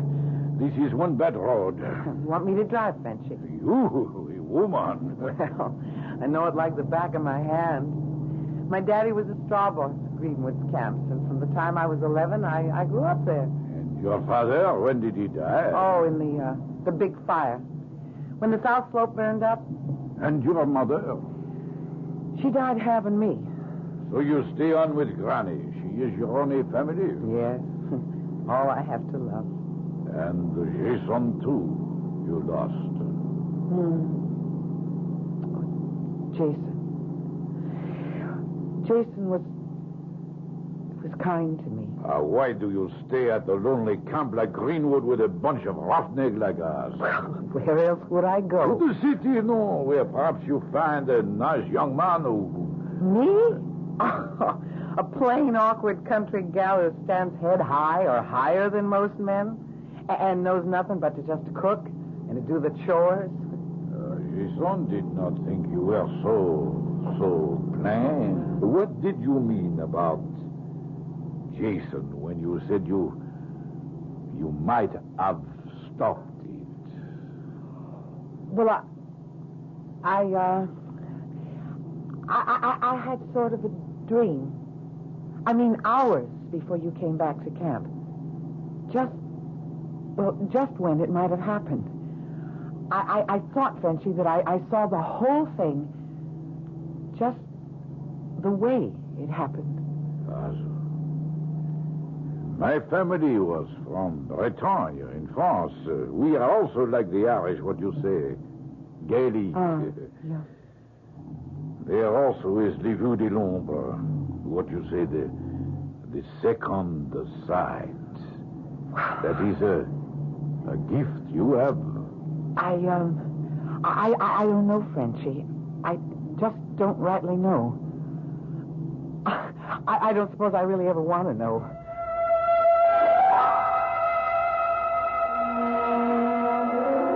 Pardon me, ma'am. You Miss Mitchell? Yes, I am. I'm Tim Farrell, new Jack for Greenwoods. Told me down at the office I'd be riding up the mountain with you. Well, that's right, Mr. Farrell. They're just gassing up the old Jeep. Have you got your gear ready? Most of it. What you see on me. My duffel bag and axe are right there by the pumps. Well, then, I guess we're ready to go. Except first, I guess I should say howdy. Ain't used to shaking hands with a lady, but put it there. How about making it Tim? I ain't used to Mr. Oh, yeah, well, my name's Ruth Ann. All right, Ruth Ann. Do we travel? Best we do.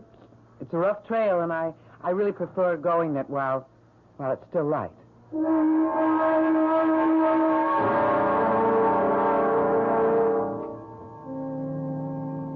This old Jeep handles real nice. You were right about the trail. Maybe I should have let you drive. Well, I knew you figured I shouldn't. It's kind of nice to be a woman and just to sit down. Besides, you handle the Jeep real good. Farrell, You couldn't be Irish. Some generations back, mostly, though I'm just a roving lumberjack. Born in Montana, never been out of 7 northwestern states in the good old U.S. of A. I don't figure you for all of that Irish either. Well, not so much on my father's side, but all the way down on my mother's. Oh, wait till you meet her mother, Granny Bridget. She cooks chow for all you jacks. Good chow? Best you've ever tasted. And I'm in love with her already. Now, what do you do? Well, I help her. Well, now, there's something to consider. If Granny comes through as strong as you promise, I may be half in love with you already without knowing.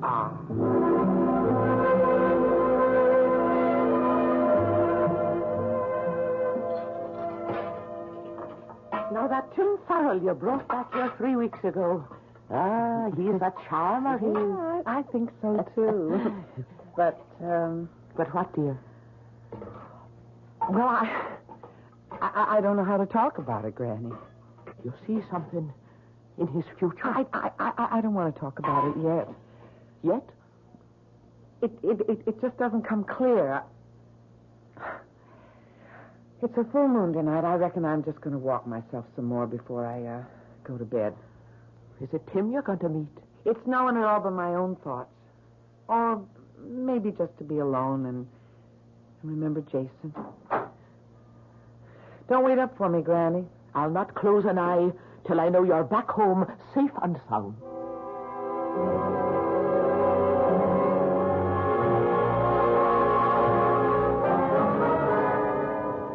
pretty moon, ain't it, Ruth?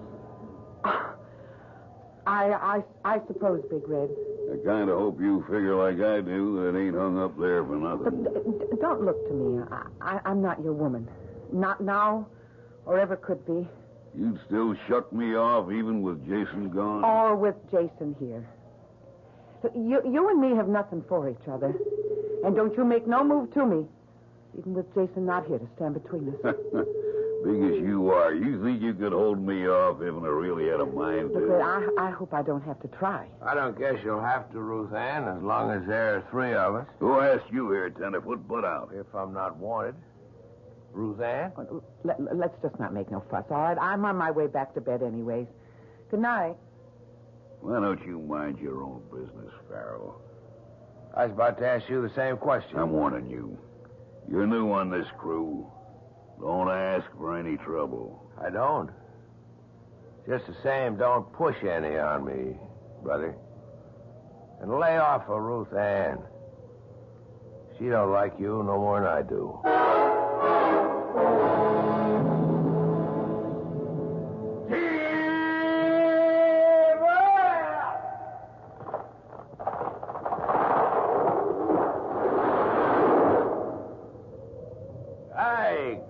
She come down to whoop so bad, eh? That even. No sight more beautiful, no sound nearer the heart. When you start stripping your Big Red on me, we cut out the next big tumble, huh? Okay.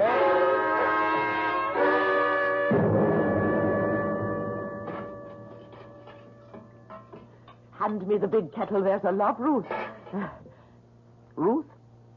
Oh, I'm sorry, Granny. I was thinking of Tim Farrell.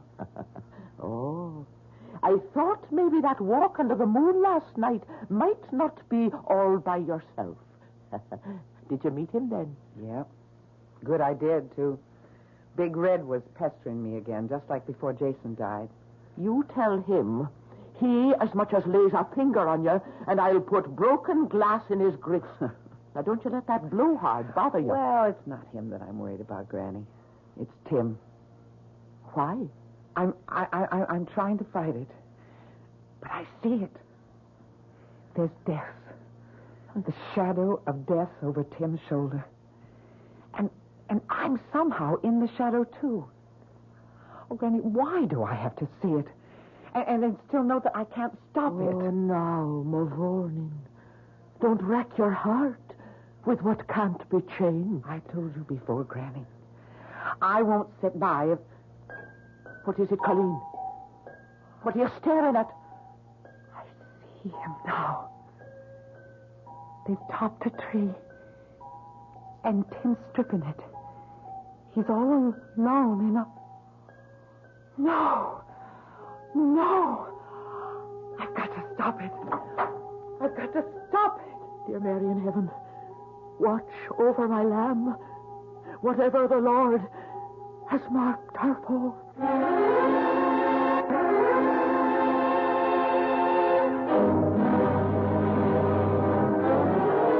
In silent supplication, an old woman prays for the one person she has left to love.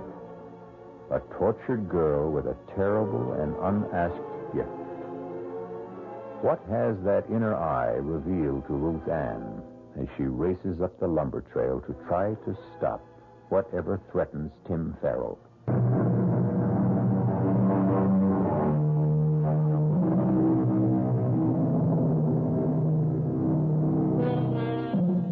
At the stand of trees, the lumberjack crew is thinning out.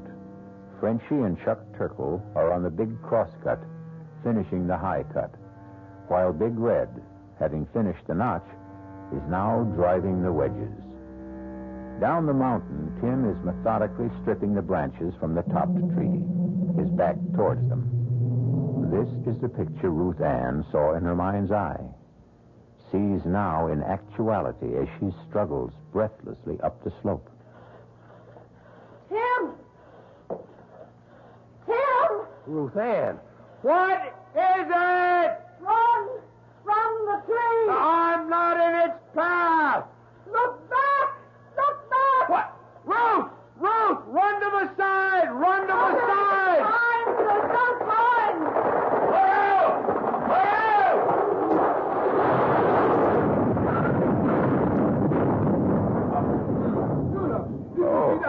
I sure would never want one closer than that. You are right, Ruthann. You covered me with your body. Well, you risked your life to try to save me. I can't figure why we're not playing pulp. That tree was headed straight for where I was standing. What made it turn aside just far enough to miss us? The hand of God. Miss Rose, Tim, how are you, Doc? No, it's all right, Frenchie. I don't know what happened. Wall path was set for 45 degrees off your line. That no good tree. Sure you ain't neither of you hurt? I took a pretty good lick across the back from one of the branches. No, don't move, Tim. No, I can't keep lying on you. I know Miss Ruth is right. Charlie has gone for this stretcher crew. Don't move till they are here. Yeah, but I can't keep lying. I don't mind, Tim. I don't want you to move. You listen to a woman when she talk. If there is something and your back is broke, you move. You risk your life. Why take a chance?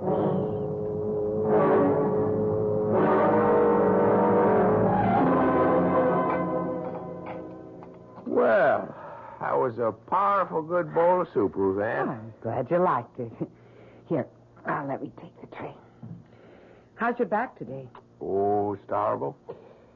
Now I know that there ain't nothing broke. I feel I better be getting back on my feet. No, sir. You just stay right where you are till the doctor says that you can rise. Ruthann, tell me something. I can. Where were you going when you come up the mountain that day? Why do you ask? I don't know. I had the feeling. I mean, they hadn't even yelled timber before you seemed to know that was a maverick tree, and it wouldn't fell right. Well, maybe it was just intuition. I was born and bred in tree country and around camps, and look, I've got to get back down. Granny needs my help. Ruthann? Yeah? I want to thank you for saving my life. Well, if I had anything to do with it, I'm glad. Maybe someday I can find a way to make up for it.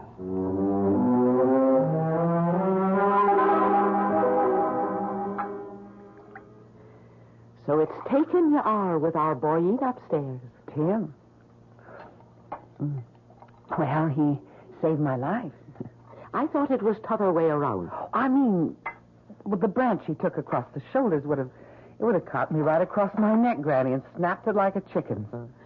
He's a good lad. Are you in love with him? Tim's not for me, Granny. Or any man. Oh, now, Makushla, what makes you say the like of that? You know, Granny, I don't want the gift, but I can't escape it. It's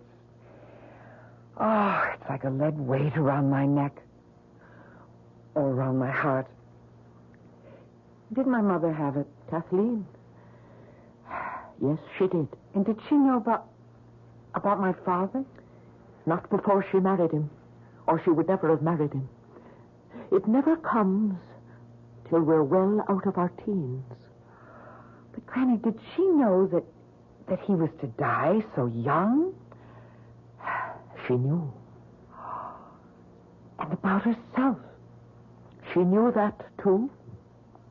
And knowing that I would kill her in childbirth, she still went ahead and had me?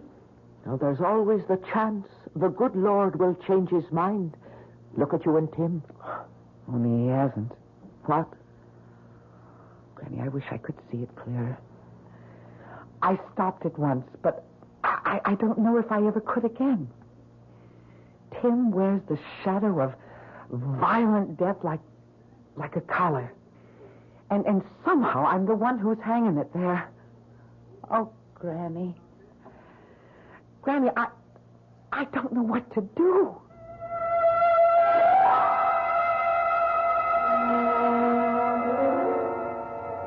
Hey, Tim. Hi, Jack. How's it going? Well, I reckon I'm about ready to come back and pull my weight. I'm getting tired of just chopping firewood. Yeah, it's putting you back in shape, though. I hope. You sure are one lucky tree, Jack. When that big old tree kicked around and started to fall out of line, you was dead at its tracks. And then we seen Ruth Ann throw up her hands, and by Dad, if we both couldn't swear on a stack of Bibles, that old tree didn't just veer off to the left, so she just missed you. I guess the wind caught her. It must have been. Though I don't rightly remember any wind that day. Chuck, I want to ask you if you remember something else about that day. Well, sure, ask away. You and Frenchie were making the saw cut. But Big Red cut the notch, and he was setting the wedges. Right? Oh, yeah? And that tree was lined up to fall due south? Yes, sir, Tim. That was the line. And you know I was working away on the east. 45 degrees pretty near out of the fall line. Oh, yes, you were, for sure, Tim. Then how come she turned so out of line? Well, now, sometimes you'll get a tree that has a real tough core or twister on you. You or Frenchie ever had that happen to you before? Well, no. Not as you'd say, but I've heard tell. About Big Red? Well, you'd have to ask him. Doesn't he go around bragging he can fell a tree on a dime and he ain't never missed? Well, I have heard him say that, but... Yeah, well, maybe I just will go ask him. Look here, Tim. You better watch your step. You get him riled up. Big Red is bad medicine.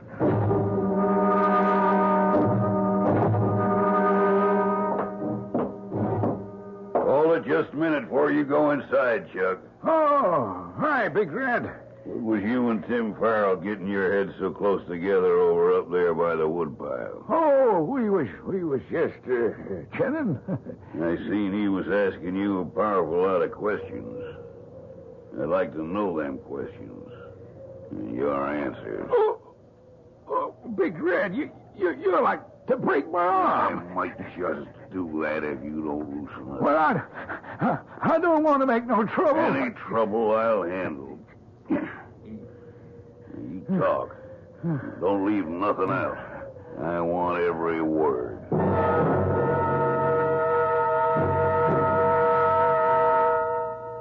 Now, don't take on so, girl. You're in love with the boy. It's that, isn't it? Yes, Granny. I am in love with Tim. But that's only a little part of it. Now, don't be too sure. Is he in love with you? Oh, Granny, how could he be? I'm a plain... We won't go through that go-round again. Granny, I'm trapped. First of all, I have the vision that all I bring Tim is danger. And second, well, if I want him to love me, how can I be sure that I'm not using the power to make him? I brought you some fresh wood for the stove. Hey, did I break in on something? Sure not at all, Tim. How are you feeling now? Oh, I guess I'm about back to where I was, thanks to Ruth Ann. You'll excuse me, Granny Bridget and Ruth Ann. But I got a little business here, can't we? You get yourself out of my kitchen, Red Pilly, and all your riff-raff with you. Not till something gets straightened out. Well, speak up and go. I'm talking to you, Farrell. And this time you ain't hiding behind any skirts. Chuck Turkle here tells me you're bad-mouthing me. Trying to say I dropped a tree across your back. I hadn't faced you with it yet. I wanted to get some more proof. But so long as you fetch the issue, that's what I have in mind. Glad you laid it on the table. Now, Ed, why you do this? Why you trying Now, to... Frenchy. I'll handle this. Mr. Farrell, I'm calling you out. Pick your weapon. Knives, axes, peavy poles are just bare hands. You and me's got a claim to settle. A claim? Well, let's just call it a plain falling out. Don't pay him any heed. You keep out of this, Ruth Ann. Indeed, I won't. You're like a bunch of children, except that you're playing with lives. Ruth Ann, maybe I want to be called out. I'll stand no nonsense like this in my kitchen. Near under 50 years I've served this camp, and I've never tolerated brawling in my kitchen. So you'll all take yourselves out of here before I... Hey, Granny. Come on, get. Hey, move back, you old kids. Give us some air. Oh. Ruth Ann, is it her heart? I don't know. I've never seen Granny sick before. Frenchy, go bring the wagon. We're taking her to town and the nearest doctor. You speak well. I bring the wagon to the door. Granny, it's nothing. It's just a little fainting spell. Oh, darling. Maybe I'm getting too old for so much excitement. Where's Ruth? Oh, I'm right here beside you. Put your arms around me, Makushla. All right, now the rest of you stand back. Don't crowd. Move. I'm still crowding you, Farrell. Not now, Big Red. There's a time for everything. Yours and mine will come. Name it. When I take Ruth Ann and Granny Carney down the mountain and make sure Granny has proper care, I'll be back. With Ruth Ann? That's up to her. If I had my way... If you're coming back, Tim, I'm coming too. Why? There are 45 lumberjacks that still got to be fed till other arrangements are made. Granny will insist on that, and then... Then what? Whatever's got to be unwound among us, it's going to take the three of us to do it.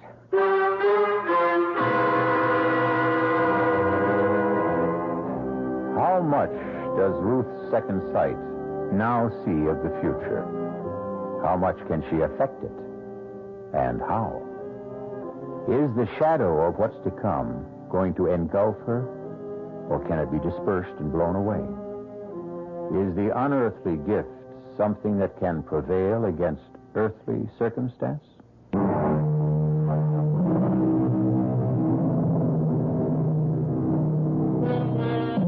Rock Falls boasts a livery stable, 3 assorted garages, a choice of hotels, no hospital, but a small clinic with 4 beds and a first-rate, if overburdened, general practitioner. It couldn't have mattered less. The most efficient and highly staffed hospital would not have saved Bridget's tired heart. Like a stout old watch, the bearings were worn, the mainspring slackened. Are you there, Ruth Ann? I'm here, Granny. I'm going away, you know. Oh, no. Yes, I can see it in your eyes, Mavourneen. You know. Promise me something. What? You won't go back to that camp. Granny, who's to cook for all the men? Then find another. There ought to be something better in life for you. I don't know what it should be. You're telling me that you and Tim... Granny, me and Tim are a dream of yours. Because you want only the best for me. But even if it could be, you know what lies between us. The gift. Or by another name. Curse. Where is he now? He's gone back to camp. And you let him go. How could I stop him? And I was needed here no longer. Now go and follow him. And leave you here. My time is used up. Come close, Granny. I'm never very far away from you. Soon you will be. Let me say this while I can. Some of us are the lucky ones. I was. How? I had the gift as well. Little I wanted it. It was clearer than yours. So I knew just exactly what to expect. I knew your grandfather, like your mother's poor husband, would have gone from me early. Granny, forgive me, child. I was just looking down the long corridor of time that I've left behind. Where was I? It doesn't matter, Granny. Oh, yes. Yes, 'twas this. About the gift. It came to me late and left me early. I can wish you only the same. The earlier, the better. You mean suddenly the second sight stopped. It wasn't there. That's what I mean. If I still had it, wouldn't I be able to read better for what you're to do? But how can you know if it's gone? It's like love. When love comes, you can't mistake it if it's for real. And when the gift goes, you'll know it. Just as sure. I love you, Ruth Ann. My love shall make you free. Granny. Granny? Oh, Granny. What will I ever do without you?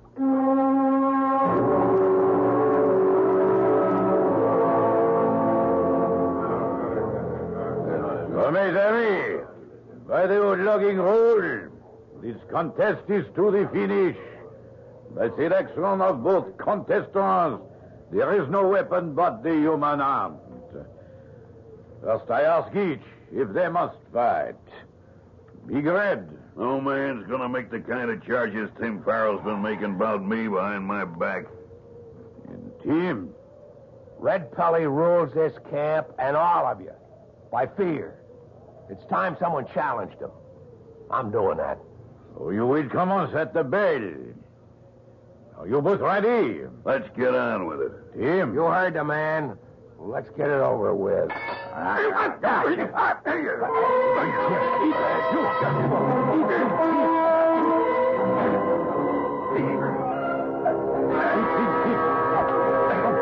Thank you. What's going on? Miss Holmes, where you come from? The doctor drove me back.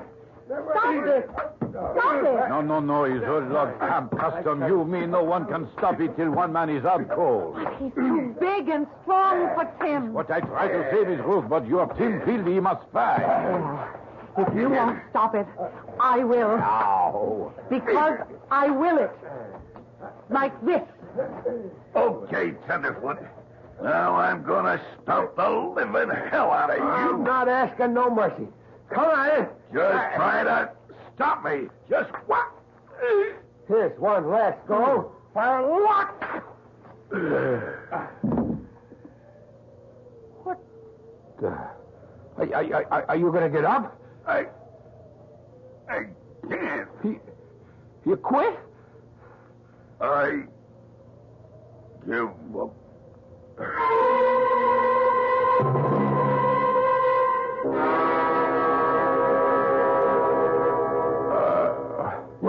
Just take it easy. You're all right. Ruth? Yes? Boy, it seems like I've been here before. Now that Granny's gone and you're okay, I'm going away. Well, if that's what you want. You've got your own life to live. My own life. I ain't got the right to say it, but I was sort of hoping that we'd be sharing it. But I got nothing to offer a woman yet. We're just not for each other, Tim. Don't you know? I'm a shadow over you. That it's through me that you're risking your life. Appears to me it's through you it keeps getting saved. Twice. The legend is the third time round fate has to take its course. There's another crook here now, and I'm not needed. Forget me, Tim. Please, just forget me. Oh, sorry, Excuse me, Miss Tim. Rosie. Hey, how you feel, champ? Huh? I feel like I got run over by a bulldozer. It'll mend. Something else won't, eh? In the inside. Why did you make Miss Ruth cry? It's kind of the other way around, Frenchie. I guess I took a wrong notion. I wanted to marry that girl. But she does not want to marry you. That's right. Did she say why? I don't know. She got some kind of crazy notion. She's a hex for me. If she say that, then it is one big shame. She must be bad medicine for you. She knows. How? She has le don, the gift. She can read the future. Oh, come on. It is true. How do you think that big tree missed you that day? And now you make Big Red cry uncle. The heck with superstition. That's no real problem. What is a problem is that a man needs money to marry. And what do I have to offer? What? Big Red. I was just dragging what was left of me in here to say you whipped me fair and square and the best man won. You say you're leaving? I'll be on my way by tonight. Frenchie, what was that I heard him saying about he wanted to get hold of some money? The poor devil. He wanted to get married, but he has no stake yet. So he wants money real bad, huh?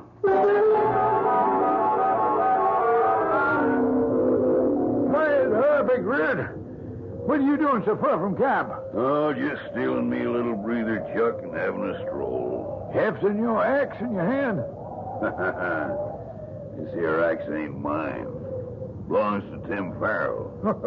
What you doing with it? I got a use for it. I wouldn't figure him to lend you anything of his. He didn't. He might get sore and take a notion to whoop up on you again when he finds out. He's too busy packing up to leave camp. Leave? Yeah. Him and Ruth Ann. As soon as you get back with the Jeep. Reckon they think they're going to get spliced. Well, how about that? Give me a lift back to camp.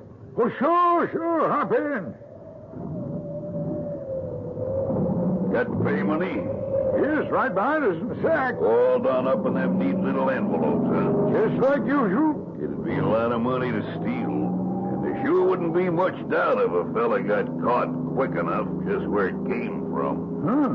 What you talking about? Just keep on driving, Chuck. Only you take the road to the flume at the fork. I got some plans for you.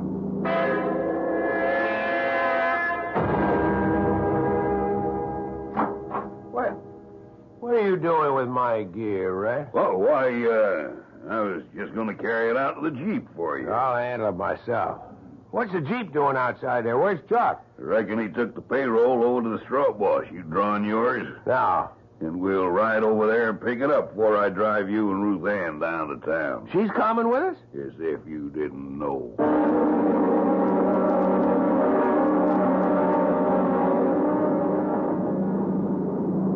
There's something funny going on. This isn't the way to the straw bosses, huh? Look out in back of you. What? Oh! It sure ain't, Mr. Loverboy. The road you're going this time, I'm sure you ain't coming back. I wonder why Chuck's so late getting back. I'd like to get down the mountain before dark. He should have been here at least 1 hour ago. I suppose Tim is going to leave with us. We have not much transport, Miss Ruth. Why don't you take a chance and stay with him? You don't understand, Frenchy. I do, but sometimes le bon Dieu is kind. And I think that Grand-Mère Brigitte would have wanted...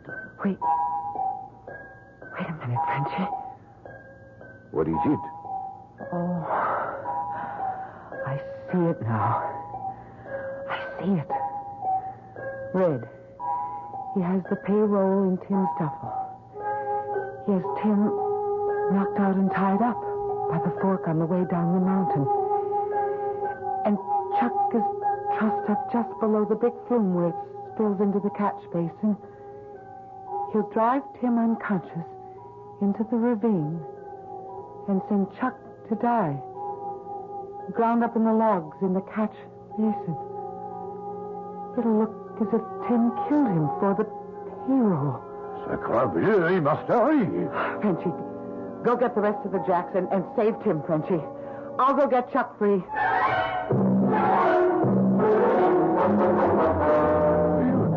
You crazy, Red. Like a fox, Chuck. Ain't no woman gonna make a sucker out of Red Pelly. She turned me down for Jason. Well, I took care of him. Climb. Climb? Up to the sluice? Why? I'm sorry, Chuck, but I gotta set this up just right.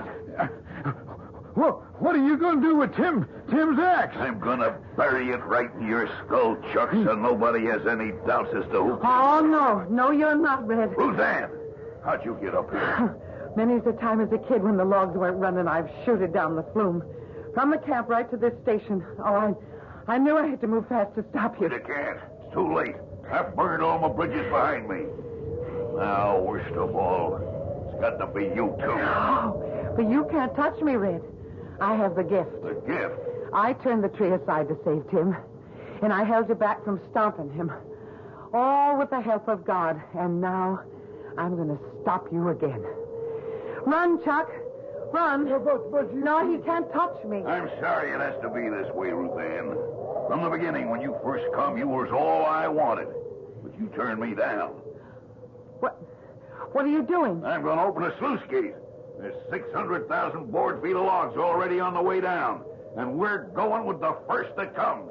If I can't have you, no one else can. Hey, you hear me? I hear you. You touch Ruth Ann, I'll kill you. Ain't none of the three of us going to stay alive. Come on up. You put down that axe, Red. Until I take your flat. Go, Ruth Ann. Give me room, Quincy. I've got a squeeze. Damn your hide, I'll split your skull. Watch him. He has your axe. Hang on, Ruth. I've got a peavy pole. All right, Red. You want to give up? We have too many. Over the platform, Quincy. We need room. Hey, damn you! Oh, you right me! Let go of the peavy, Tim. He'll drag you with him.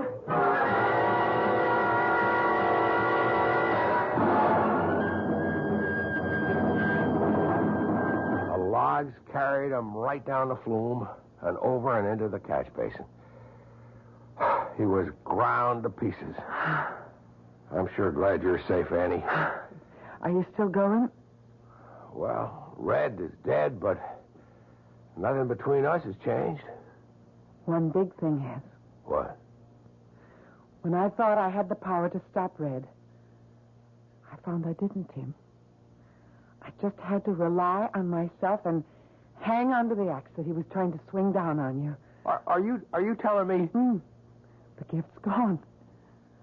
I don't have to be afraid anymore. It's a new life. It sure is. What did you call me back then? Annie. That's a new name for a new life. And the one that's going to be my wife's. Come on, Annie Farrell. Kiss me. If you like the name. Anything you want to give me is just exactly what I like.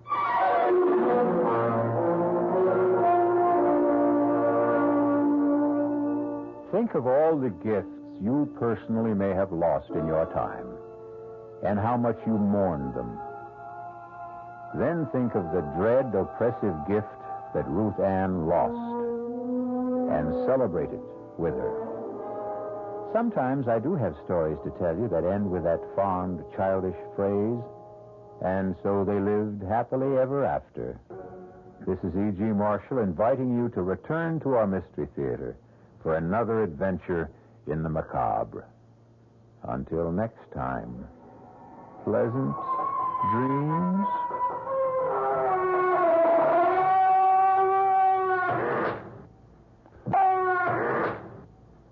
The preceding Mystery Theater program was furnished by the CBS Radio Network. This is WOR New York, an RKO General Station.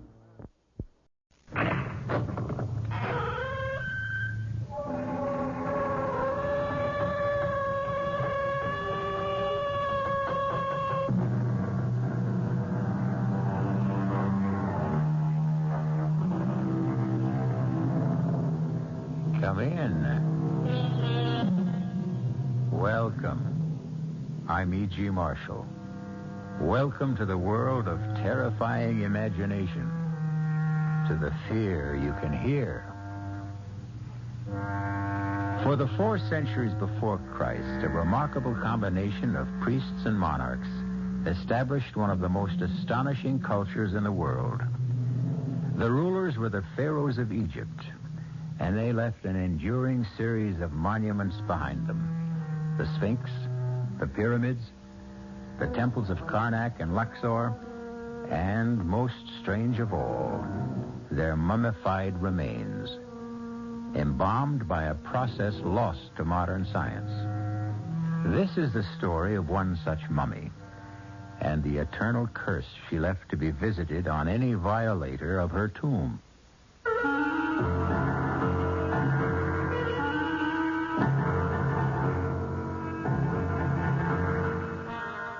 Our mystery drama, The Pharaoh's Curse, was written especially for the Mystery Theater by Ian Martin and stars Kim Hunter.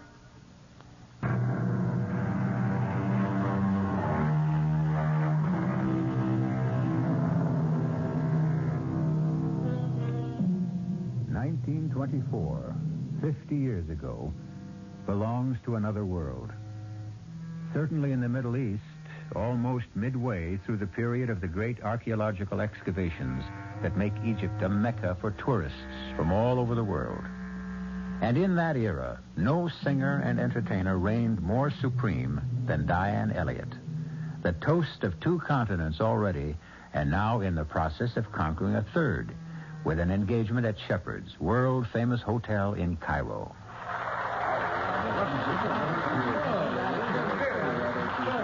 You will sing again, Miss Elliott? No, really. 5 encores is enough. Never enough with you. Asking for anyone is already too much. Of course, you must be tired. I know, but I don't want the audience to be. If you'll excuse me. Would you excuse me first? Hmm? There is an old friend of mine here tonight who would very much like to meet you. Could I presume to ask if you would join him as he asked for a drink at his table? Who is this friend of yours? Sir Geoffrey Lunscombe.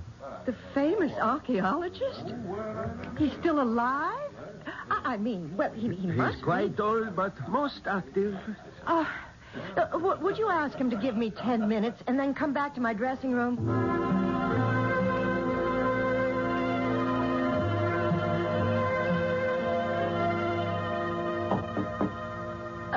Just a moment. Come in. Miss Elliott. Sir Geoffrey? Guilty as charged. Oh, dear. Did I sound forbidding or something?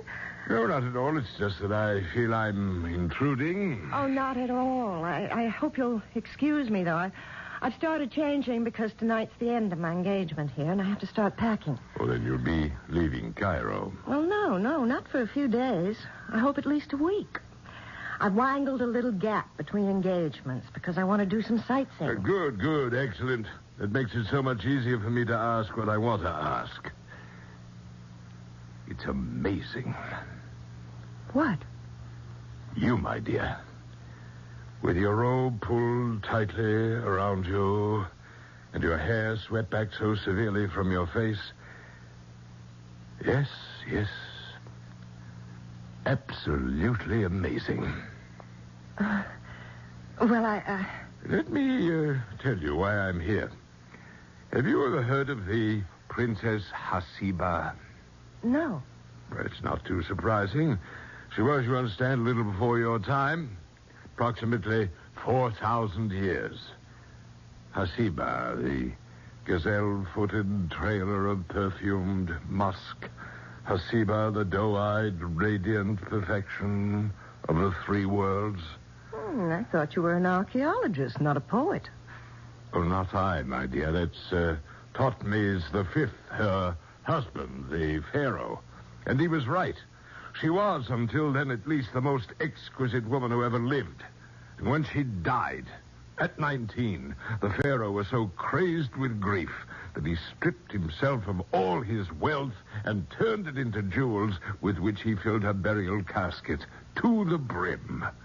She was buried with all the honors of a pharaoh, and the door to her mastaba sealed forever with an undying curse. The mastaba? The burial chamber. And the curse? This chamber holds the jewels of my kingdom.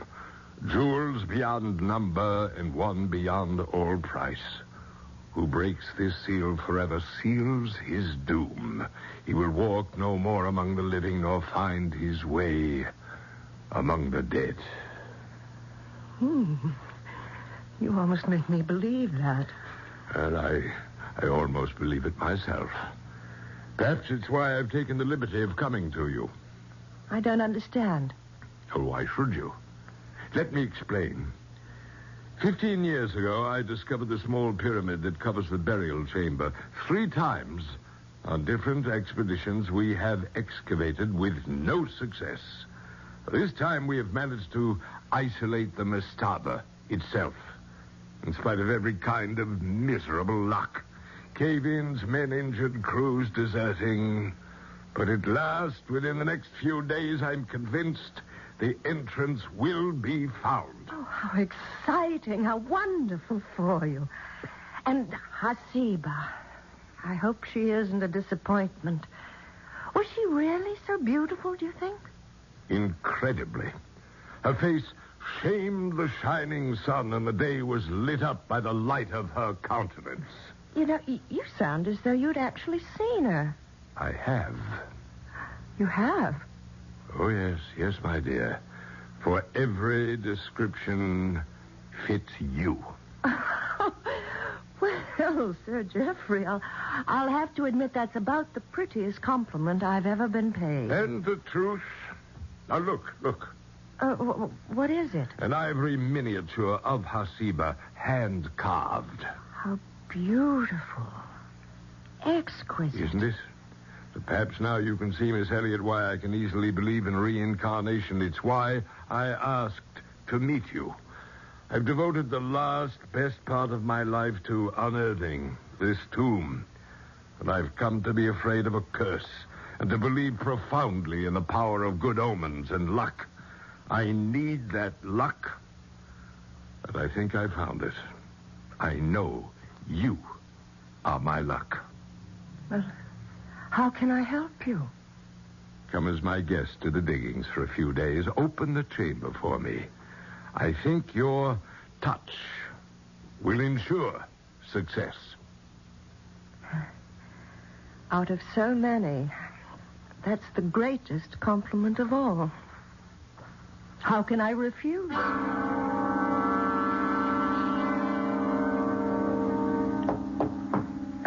Just a moment. Oh, driver, good. Come in. Now, all I'm taking are these 2 bags, and you are not the driver I engaged this morning.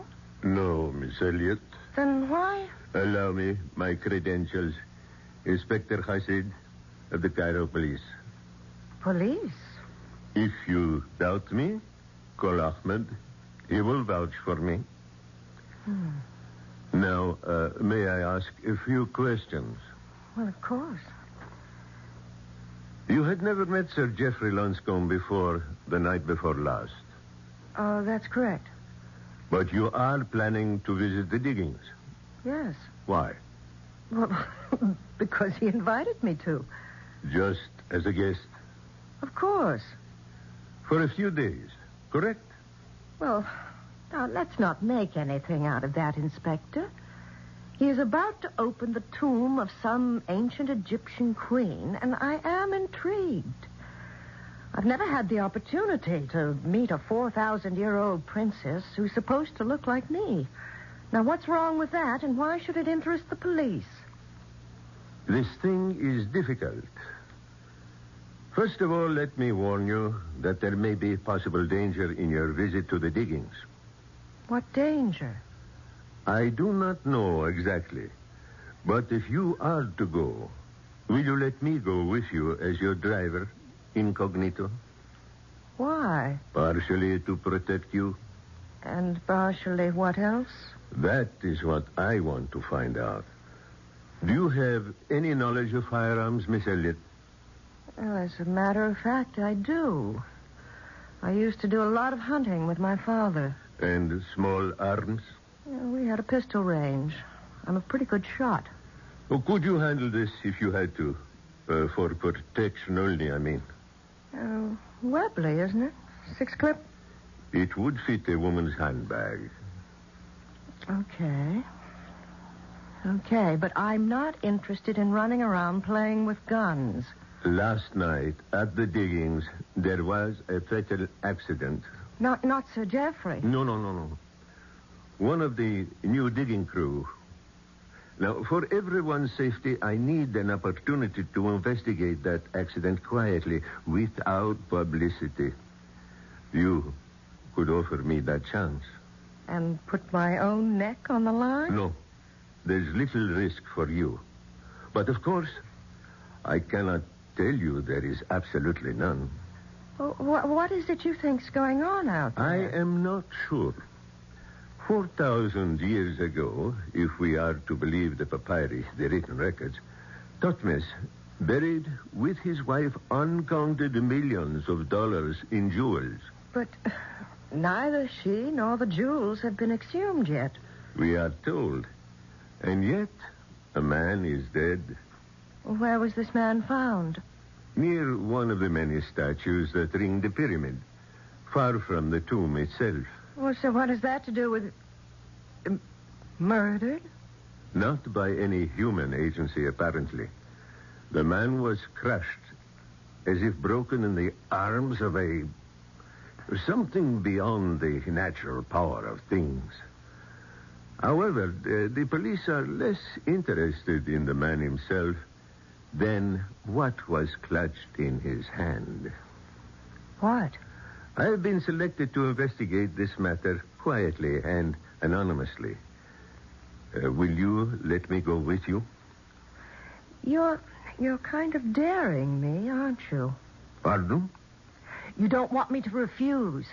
I don't think you are in any real danger, Miss Elliot. And I need a cover. Okay. Let's go adventure. Just tell me one thing first.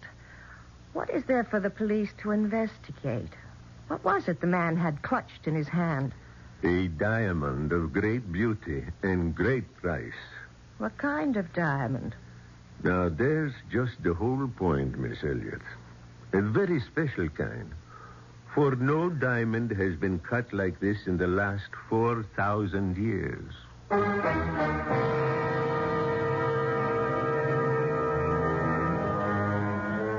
A tomb sealed fast for 4,000 years, where a princess lies in a coffin filled to the brim with precious stones of incalculable value. Could this diamond be from a tomb as yet uncovered, or was it some random discovery? And if it were, what inhuman agency, with a power beyond all human scope, mangled and destroyed the unfortunate man who found the strangely cut diamond? I'll return in a few moments with Act Two.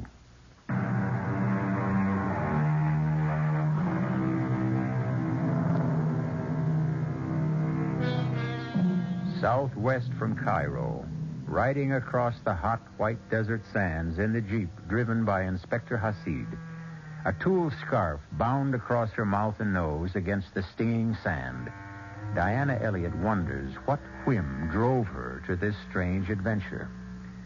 And then, to herself, honestly, she admits what it is. She is tired of the never-relaxing discipline of her life, the touring, the center of applause, the sense of being trapped.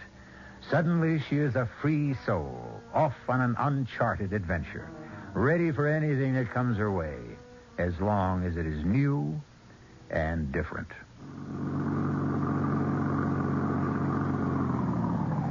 Miss Elliott. Oh, you know me? Yes, and you more than live up to what I've heard. Can I give you a hand down? Oh, thank you. That's more than a hand. Both. Brother, the old boy was right. About what? You. And our 4,000-year-old lady. Perhaps. But I'm not 4,000 years old yet. And I can stand by myself, Mr. Irving, John Irving. I'm Sir Jeff's assistant. He asked me to look out for you. Great. Could we start by having you let go of my waist so I can breathe? I'm sorry. Where's Sir Jeffrey? He had to go into Cairo with the English mail and in connection with an accident we had here. Oh, yes, I know about that. You do? Yes, I read about it in the Cairo newspaper. Oh. Well, let's get your bags and get you settled. Do not worry, Sahib. I will take care of them. Oh, fine, driver. Miss Elliott's go into the big tent with the canopy.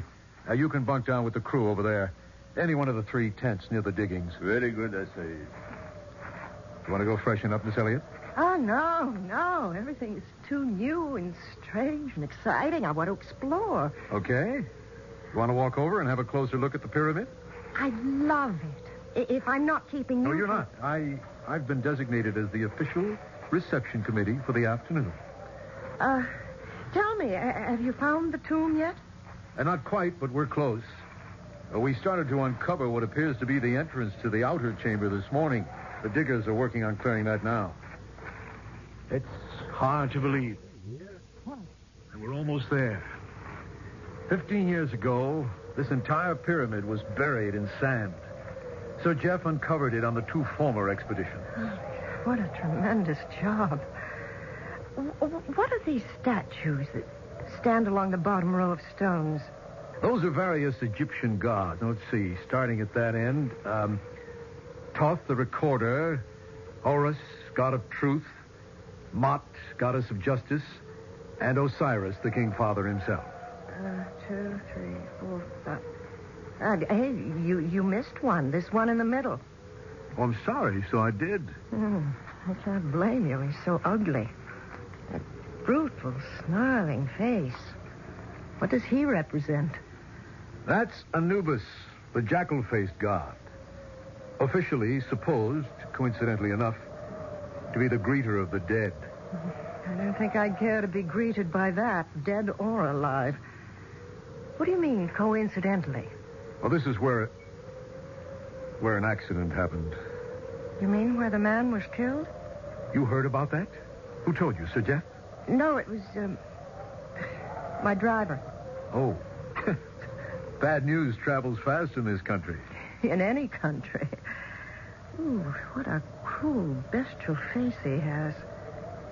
What does greeter of the dead mean? He weighed the hearts of the dead before welcoming them to the great halls of Osiris, the judge and the sentencer. Oh, he's not quite as bad as he looks. Do tell.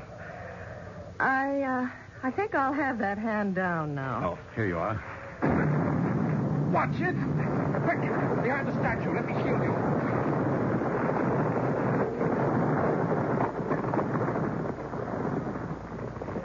You all right, Diane? I'm all right, Mr. Irving. Well, couldn't we make it John? I called you Diane. So you did. It just slipped out. Did it scare you? If you mean the explosion, of course it did. Dynamite. What was the dynamite for, John? That's just what Sir Jeff's going to want to know. He's going to be hopping mad when he gets back. Damn that Sargon. Who is Sargon? Our esteemed Egyptian colleague and so-called archaeologist who's been gumming up this expedition ever since it started. Gumming it up? Yeah, he resents all outsiders who come here on what he considers his territory. Well, you can't blame him, I suppose. It's his country. But just the same, the guy's pretty hard to take. For some reason, he wants that tomb to remain sealed. With that dynamite he set off, maybe he's just gotten his wish. Now, come on. I'll see you back to your tent so I can go find out just what damage has been done.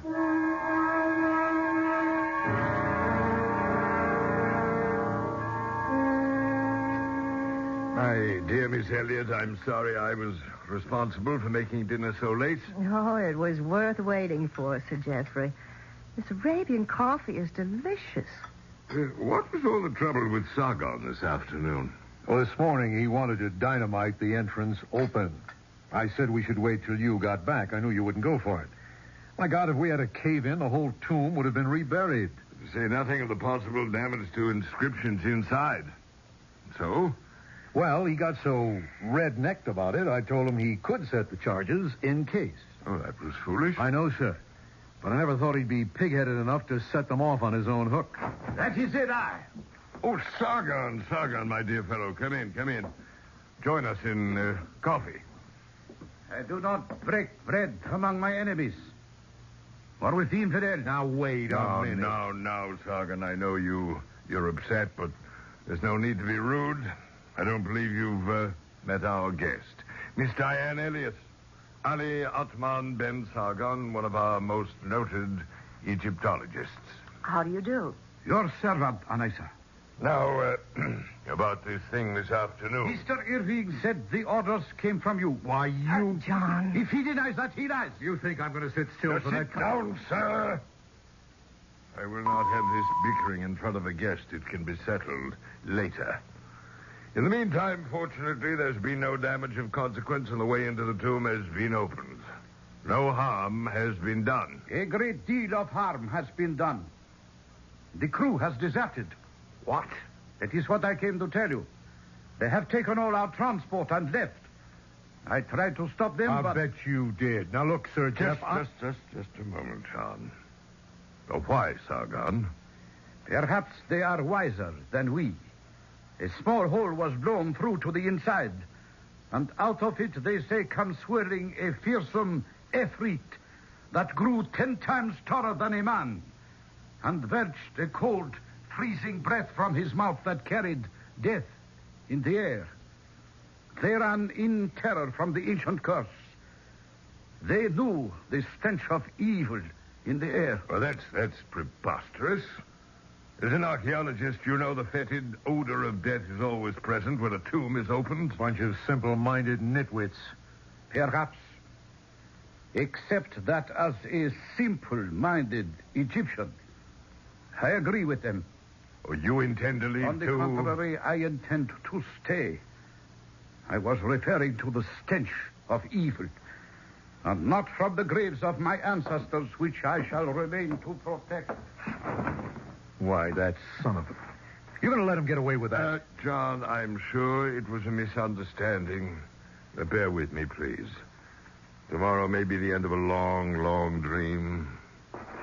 And let me go and pacify poor Sargon. You intend to open the tomb tomorrow? Well, the main breach has been made. I'm hopeful it can be managed. Well, then we must have the press here. I'll go into Cairo tonight. The men have taken the trucks. Well, there's still Diane's Jeep. If I may borrow it? Well, it's not really mine. It's my driver's. Well, whatever you decide tomorrow will be an exciting day. I shall hope, Miss Elliot, to introduce you at last to your long-dead image. This must come to pass, for I still believe in you as my good luck. John, you'll see Miss Elliot to her tent? Of course, sir. Till tomorrow, then. Good night, sir. I'd still like to have it out myself with that surly... Look, let Sir Jeff handle it, John. I want to drink in this strange night. The atmosphere? Or the general excitement? Both. Everything. The air, the place, the time. That enormous red moon. What makes it like that? Sand, suspended in the air, filters the spectrum. Such a lot of sand. It's a whole lot of moon. So quiet. The air is heavy. Sleepy? No. Don't go in. Stay with me.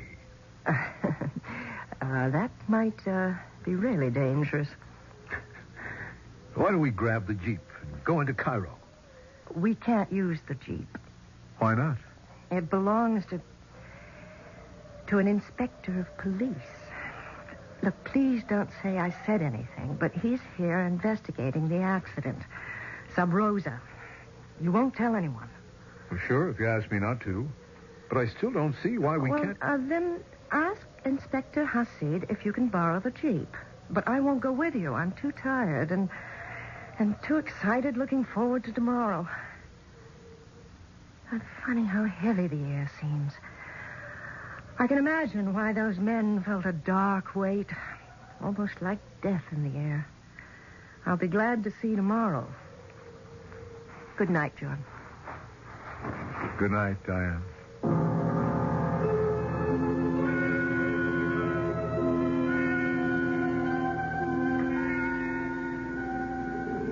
Diane? Diane? What is it? Are you dressed? Can I come into your tent? Yes. I was just starting to go to bed. What is it?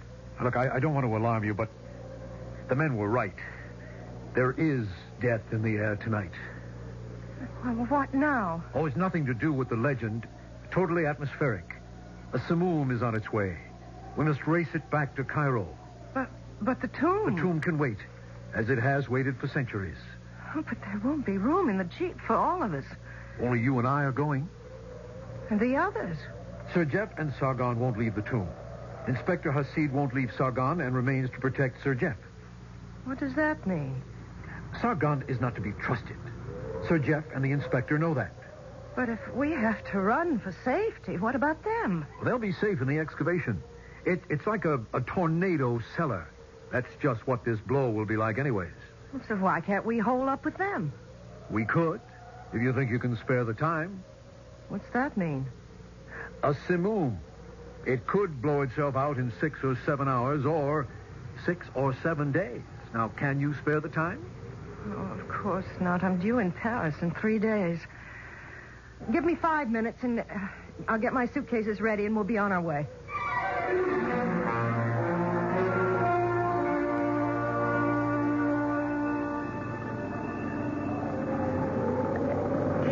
It's getting worse, isn't it? How far to Cairo? We're not even nearly halfway. Can you see? What's to see but sand, sand, and more sand? John, what's that? Ahead. Damn. The twister itself. Double right around on us. What are you doing? We can't hit into it. It would suck us right up into the land of Oz or the Arabian Nights. We've got to run for cover. Where? Back to the diggings, the only shelter. Just hold your seat and hope we can outrun it. Supposing we can't. Maybe this is one archaeologist who doesn't live in the past and is very interested in the future. Right here and now, we've got to hang on to the present.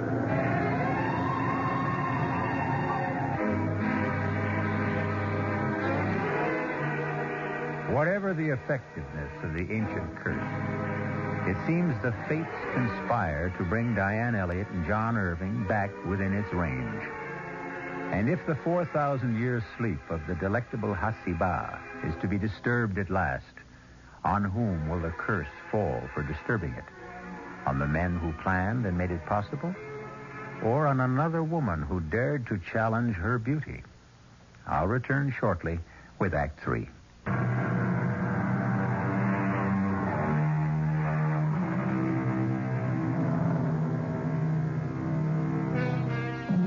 In the outer chamber, shielded from the wild gust and the roar of the simoon raging outside, Sir Geoffrey and Sargon have isolated and almost cleared the door to the mastaba itself. They are engaged now in cleaning up the debris the explosion earlier in the day had caused.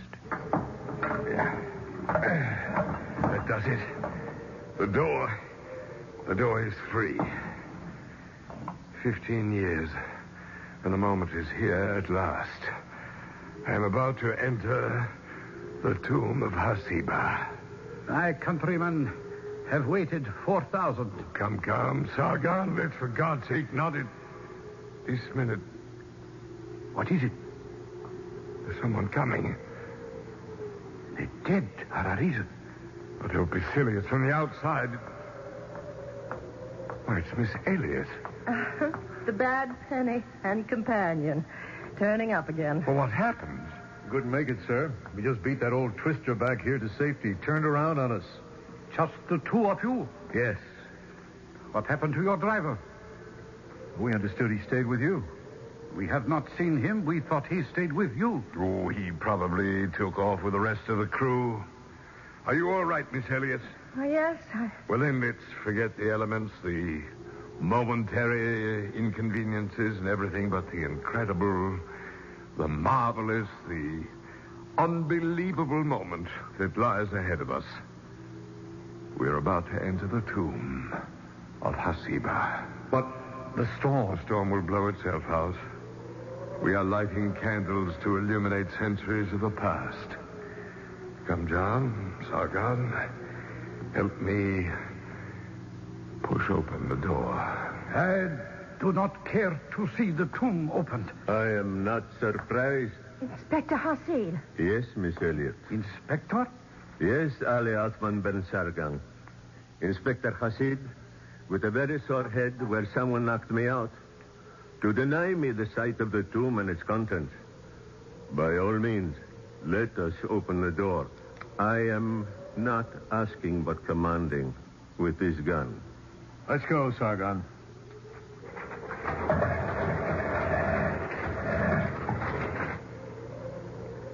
There it is.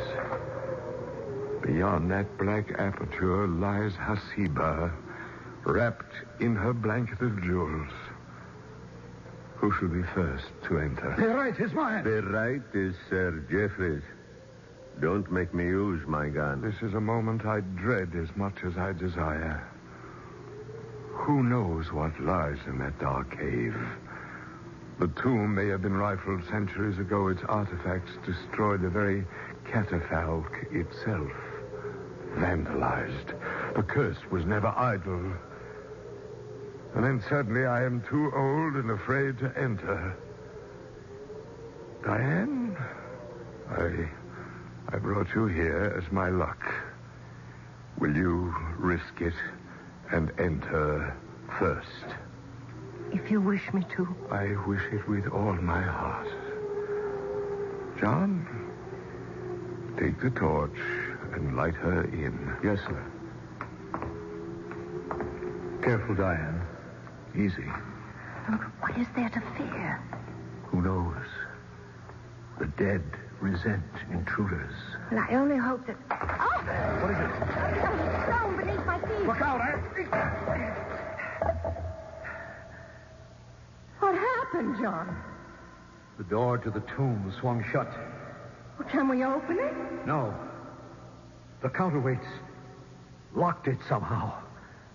Hold up the torch. Why? There's an inscription inside the door. What does it say? But it would take time to decipher it. Don't worry, I can guess. He who breaks this seal forever seals his doom. He will walk no more among the living or find his way among the dead.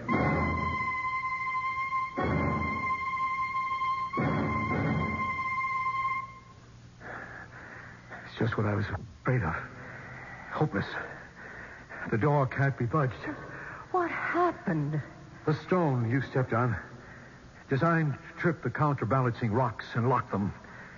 To get the door open now, they'll have to blast. So that was Tophne's ancient curse. It's pretty effective. Look, hold up the torch, John. Is that better? Yes. It's not a very large chamber. No. In the center there, is that... Yeah. That's the catafalque. Hasiba. Can we look? Why not? Poor little princess. Poor little rich girl. So young. Can we open the sarcophagus? I don't know. Somewhere there should be... Well, let's see.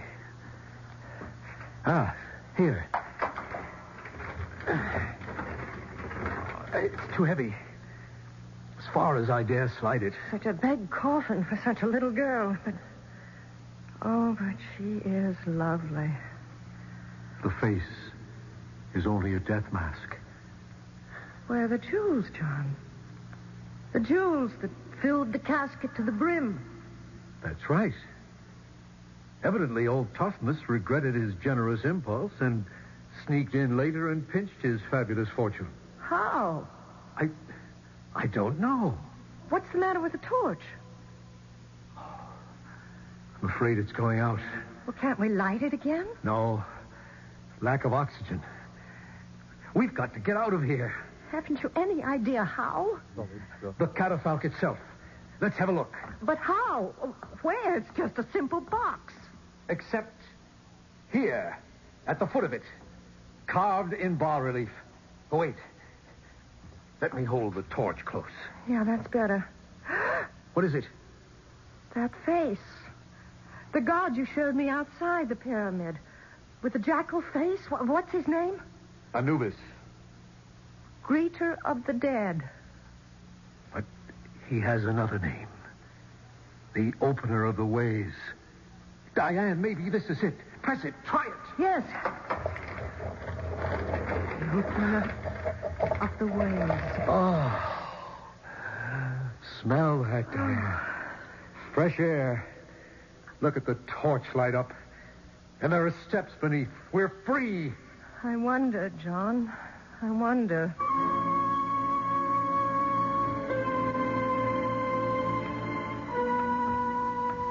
I can see it clearly now, Diane. Sargon, he's been plundering the tomb. That was the reason for all the delays he caused. He had to have time to get rid of the jewels. And now, unless we escape somehow, he's safe. Inspector Hasid won't let him go. We might as well have all the cards on the table. When I stumbled into you entering the chamber, it was because Sargon pushed the inspector against me and grabbed the gun. You can be sure Sir Geoffrey and Hasid are both dead by now. And Sargon is on his way to freedom with the jewels. Well, then it's up to us to stop him. How? What's the matter? A blank wall. This looks like the end of the road. It does, at that. How do we get out of this? That's all up to you, John. What does that mean? It's not very difficult to figure out. You know just where to put your hand to move this rock. Don't you, John? I? Why should I? Because you've been here so often before. You know? I think so. And what I don't know, I can guess. You found this secret entrance some time ago. And you stole the jewels, didn't you? You've been the one that's been delaying things while you tried to figure out some way to get away with them. My Jeep with me as cover was the perfect way out, if it hadn't been for the sandstorm. All right. I admit it. Which leaves you with two choices. Which are? Stay here or come with me. Diane, I am more than a little in love with you, and I promise you there's a fortune packed in your Jeep that could make us able to live like Thutmose and his queen Hasiba. In your luggage, it could easily be smuggled out of the country. Half of it, all of it's yours, if you share it with me. And if I don't? I'll have to take my chances alone, which includes, unfortunately, leaving you shut in here where you can't blow the whistle on me. Two choices, What else? This. What? Gun? Where did you get that? From the inspector. And don't think I don't know how to use it. Are you ready to open the door now? Suppose I just refused. The torch is beginning to burn low again. That means we're running out of oxygen, doesn't it? Okay. You win. Here, catch it.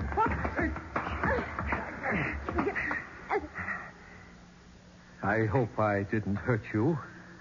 I had to get the gun. What are you going to do? Oh, nothing violent. That really isn't my nature. Just leave you here. With any luck, they'll break through in time and find you. Goodbye, Diane. You can't. No. Now, please don't move. I'll leave you the torch when I go. Damn Simone is still rangy. You'll never get through it. I'll have to take my chances. It's all I have left. Now move back. I'm sorry. Sorry for everything except the jewels. If you could only see them. Well, here goes.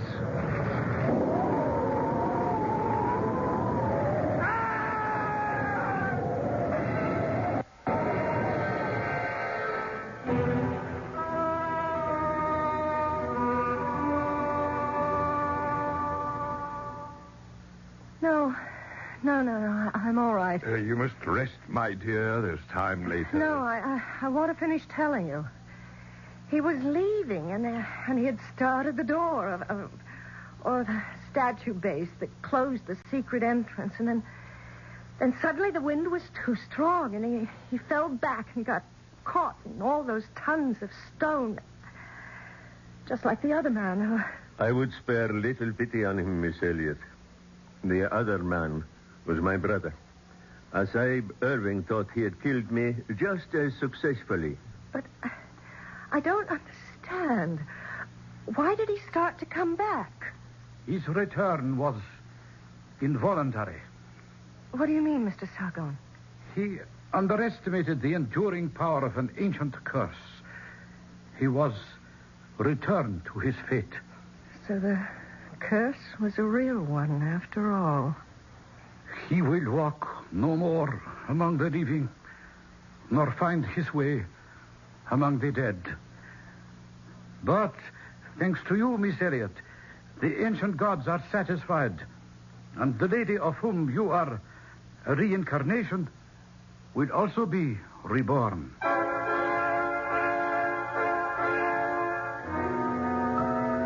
Hasiba, the gazelle-footed, trailer of perfumed musk. Hasiba, the doe-eyed, radiant perfection of the three worlds. Why shouldn't she be reborn? I'm in favor of it.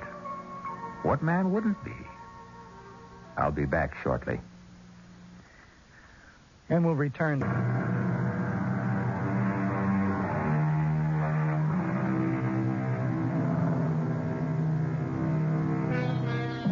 It was Nathaniel Hawthorne, one of our American greats, who said it. A grave, wherever found, preaches a short and pithy sermon to the soul. Let my comment on this tale be as brief. Let the dead past bury its past, nor pause too much to think on today. The future is what leads us on. If we march to any banners, let it be to those. Our cast included Kim Hunter, George Petrie, Arnold Moss, Dan Ocko, and Ian Martin. The entire production was under the direction of Hyman Brown.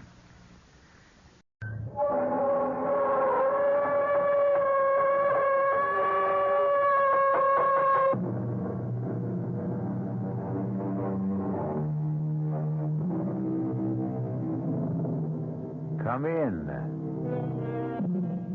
Welcome. This is E.G. Marshall, and you're welcome in my world where things are even stranger than they seem, and reality falls before truth. We've all heard that one picture is worth 1,000 words. But is this really true? A quick example. Would your sweetheart rather hear you say, "I love you," or look at your picture? But pictures have their place, as millions of camera fans all over the world will tell you. Listen as we hear about a strange and dangerous camera which brought tragedy to those who owned it. No, please don't hit me again. I told you I don't know it. Oh, don't. There's no sense in you hitting me and hitting me. I don't know the combination. Please. I don't care about the camera. I really don't. I would tell you if I could, but Johnny changed the combination on the safe because he knows how I felt about it.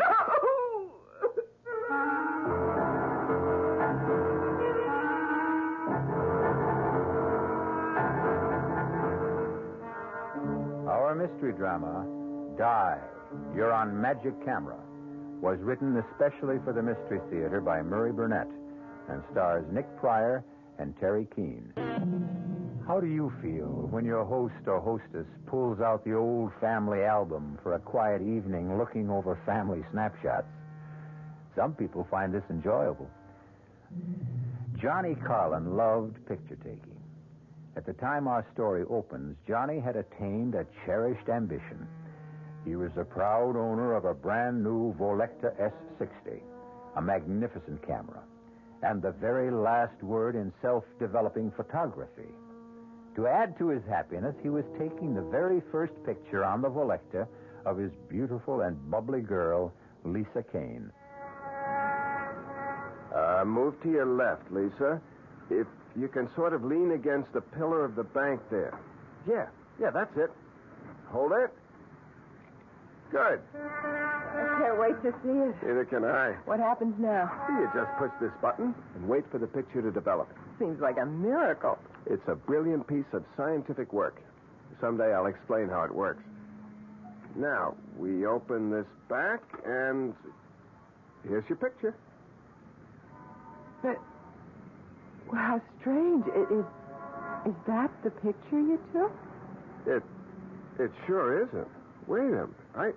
I can't figure out what happened. Look how clear the inside of the bank is. Is that a holdup going on? Well, yeah, it looks like it.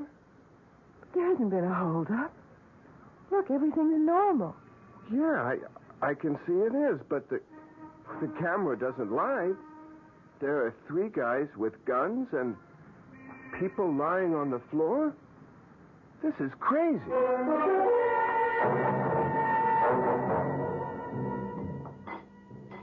I don't know what I did about breakfast before I met you, Lisa. You had coffee and Danish and some greasy spoon. Remind me to chalk up another reason for us to get married. It'll be more convenient for me to have you in my kitchen than for me to come over to your place every morning. I'll remind you. Hey, Lisa, look at this. Intercoastal Trust held up by 3 bandits who escaped with $30,000 in cash and negotiable securities. Johnny, isn't that the... That's the bank where we stood when I took that picture. What does it mean? Hand me my camera. Here.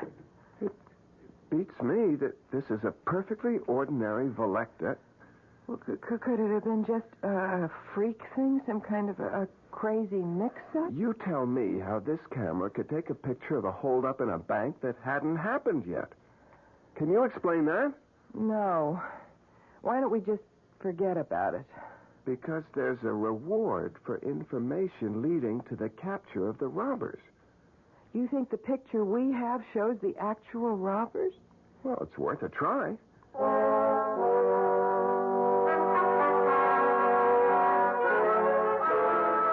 Inspector Barrett, 45th Precinct. Can I help you? Yeah, I'm calling about the Intercoastal Bank robbery yesterday. I think I have something that'll help. Thank you for calling. What do you have? Well, I can't tell it over the phone. Why not? Because it's a photograph. A photograph? Yeah, I was taking a picture of my girl outside the Intercoastal Bank yesterday, and somehow I got a picture of the holdup. Where are you now? My office is 1 Central Park South. I'll be there in an hour. The name is Carlin Communications. I'm John Carlin. See you in an hour, Mr. Carlin, and thanks. You didn't say anything about the reward. There's time for that when I get him in the office. You expect anyone? No. You'll forgive me, but the door was open. What, that's impossible. I always double lock that door. We're all forgetful at times. You're John Carlin. Who are you? My card. Volecta Camera Corporation, Nicholas Scarlett, sales representative. Yes, Mr. Scarlett? I'll come straight to the point, Mr. Carlin.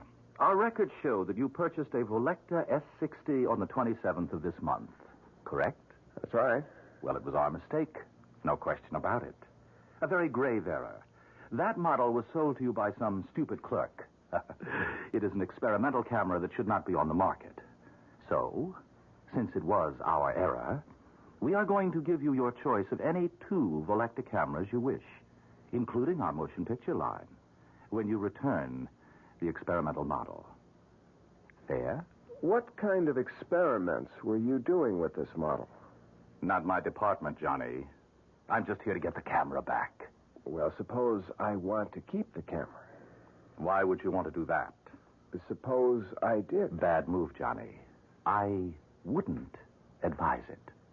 You mean there's a chance that the Volecta people might try to grab it sometime?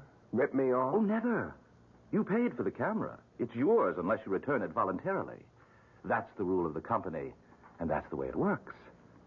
Now, what do you say? Do we have a deal? I'd like to think it over. Oh, sure thing. But believe me, Johnny, this camera wasn't meant for you. And whatever you're thinking, it won't work out.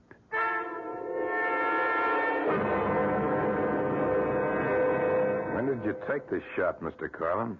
Well, I don't remember the exact time, Inspector, but it must have been during the robbery. When else could it have been? I don't know. But maybe you can explain how it is that the faces of the holdup men are so sharp and clear. Well, the Volecta S60 is a marvelous camera. Yeah, it must be, since the bank camera shows that the men were wearing stocking masks.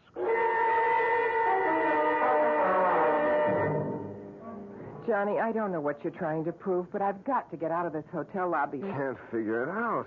It just doesn't make sense.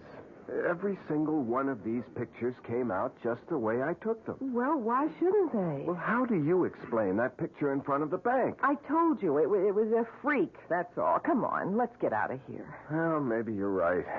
There's a phone over there. You sit in this chair while I call Scarlett and tell him I'm ready to make the deal. Okay, but make it fast. 1 minute.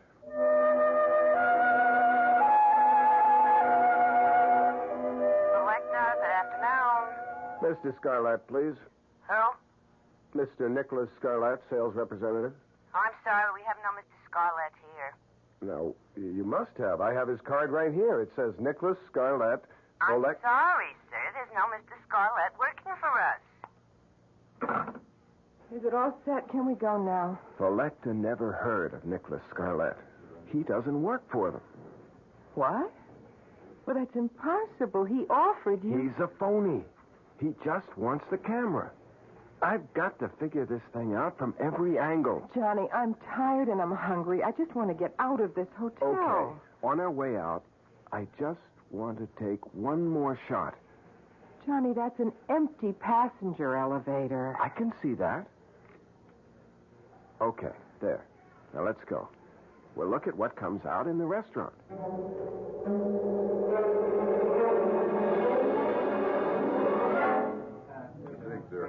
Oh, I never would have believed a bacon, lettuce, and tomato sandwich could taste this good. Look, Lisa, look at this shot.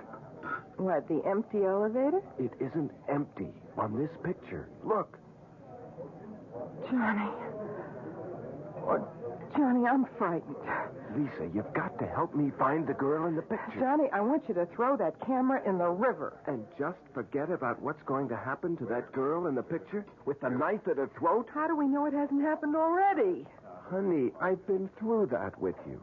The first picture showed a robbery that was going to happen, and it did. Now we have a girl and a man in a hotel elevator, and the guy has a knife at her throat. We might be able to stop that from happening. Oh, we don't even know who she is. She's probably a guest at the hotel. One of the desk clerks should recognize her picture if you show it to her. This picture? I can't show them that. No, of course not. But I can crop it so that the man with the knife Johnny, is out. It's no use. I don't want to go around asking about a girl I don't know. I don't want anything to do with that camera. I just want you to get rid of it. Lisa, do you want to throw away $1 million? Johnny, you sound like a stranger. I don't even know you. Why do you talk about $1 million? What's this picture got to do with... Don't you see the possibilities that exist with this camera? I can predict when a crime will occur. I can also show the face of the criminal. Now, will you think of what a private detective agency could do with something like that? But how would you explain it? I don't have to explain anything. I don't know. I just have a bad feeling about the whole thing. She's right, John. Listen to what she's saying. Mr. Scarlett, where did you come from? Well, I have here the 2 cameras that the Volecta Company promised you in return for the experimental model. You don't work for Volecta. I checked. They never heard of you. That's of no importance. No? Well, what is? That you return the camera to me. The way I figure it is, you just want that camera for yourself. I don't buy that story about the camera being an experimental model. Oh, really? No? Then what do you think it is? Well, yes? Well, what difference does it make? It's mine. Unfortunately. Look, I've had about enough of you, Mr. Scarlett. Now, we have work to do, and if you'll excuse me... You'll find what you're interested in this newspaper on page 3. Unknown assailant stabs girl in hotel elevator. Johnny, that's tomorrow's paper. Oh, just an early edition. It will be on the streets in 2 hours. At any rate, you're too late to help Miss Stearns. But to ease your conscience, she wasn't seriously injured and should be out of the hospital in a day or 2. What hospital? It doesn't say here. And how do you know so much? Oh, you know, it's always embarrassing when we're forced into this position, especially in this atomic computer age, but I see there's no help for it. Now, through an error, a piece of equipment used by my organization has come into your possession. I don't think it's necessary to explain. that this shouldn't be in the hands of any mortal. Hold it. Hold it right there. You said mortal. Are you trying to tell me that you're not a human being? Johnny, be careful. Ah, come off it, Lisa. Now, look, Scarlett, if you're the devil and you want my camera, you'd have no problem in getting it. You wouldn't be here asking for a swap, practically begging me to give it to you. Ordinarily, you'd be right. But there are unalterable rules which govern my organization, and one of them is that when a mortal makes a legitimate purchase from us, we're bound to a bargain. We can only ask that he return his purchase of his own free will. Now that I've revealed this much to you, I suggest that you take the... No deal, Nick. Or whatever your name is. You made a bargain, and you're stuck. May I make one correction? It is not I, Johnny, who is stuck, but you, who are doomed.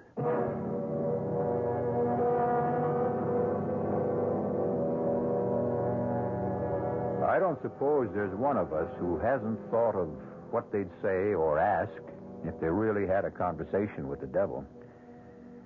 You know, I like to believe that most of us have at one time or another, but that we somehow either didn't recognize him or didn't believe him.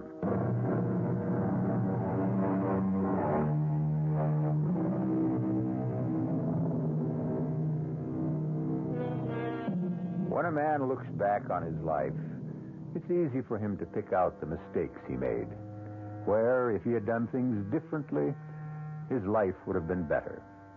However, man is always the victim of his desires, and in today's world, the desire for wealth can blind. Johnny Carlin had become the owner of a strange camera, a camera which seemed to be able to take pictures of the future. And Johnny Carlin had visions of untold wealth.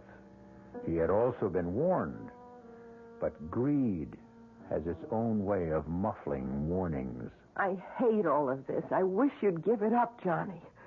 I can't stand all this lying and maneuvering with people who are calling for help. Who's lying? We can deliver.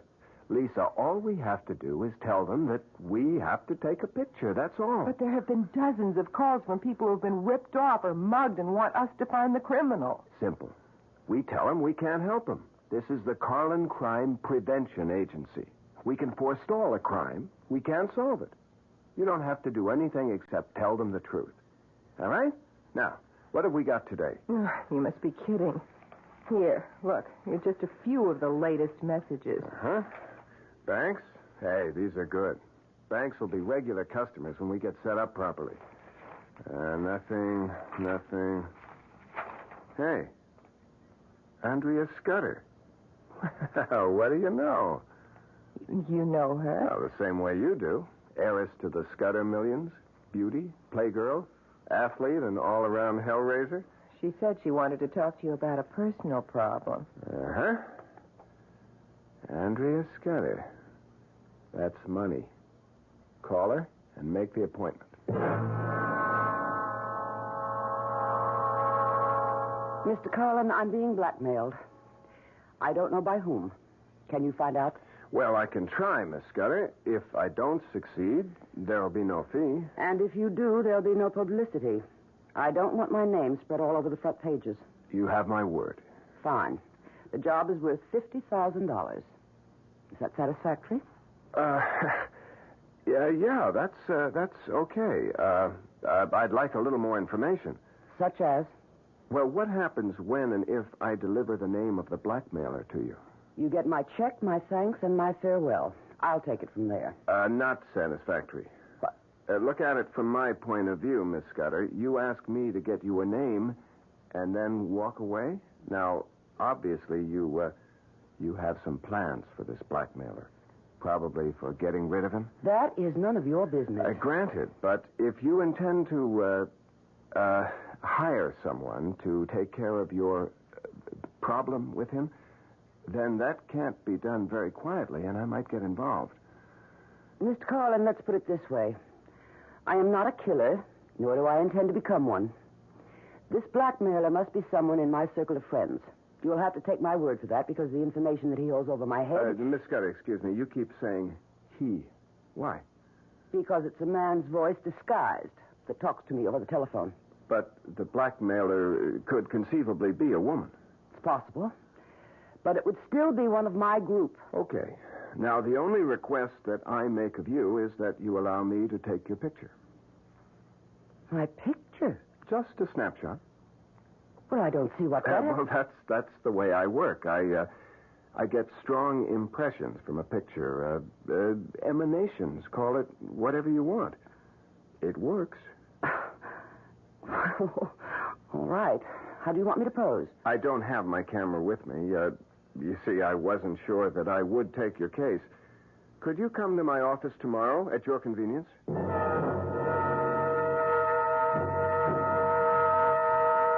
Full face, if you please. Whatever you say. Thank you. That's it?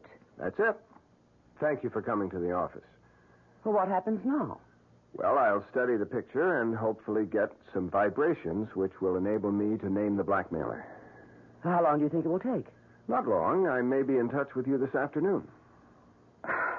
All my instinct tells me that this was a waste of time. But if it doesn't work, it'll cost me nothing. Exactly, Miss Scudder. See you later. I hope. You will, Miss Scudder. You certainly will. Lisa? Yes? She's gone. Come on. Let's see what the picture looks like. I don't know what you expect to come out of this. What is it? She said she wouldn't. She said she wasn't a killer. Who's the man?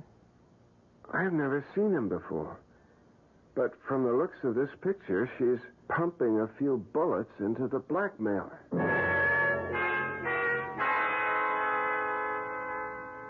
Are you sure you know what you're going to tell her? I'm not going to tell her anything.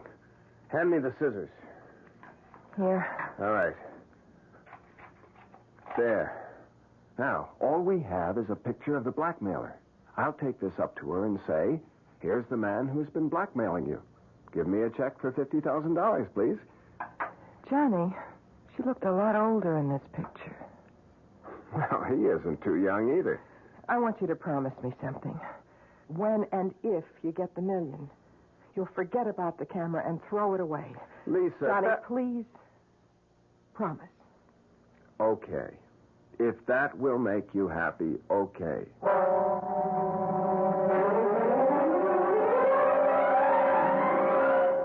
Come in, Mr. Carlin.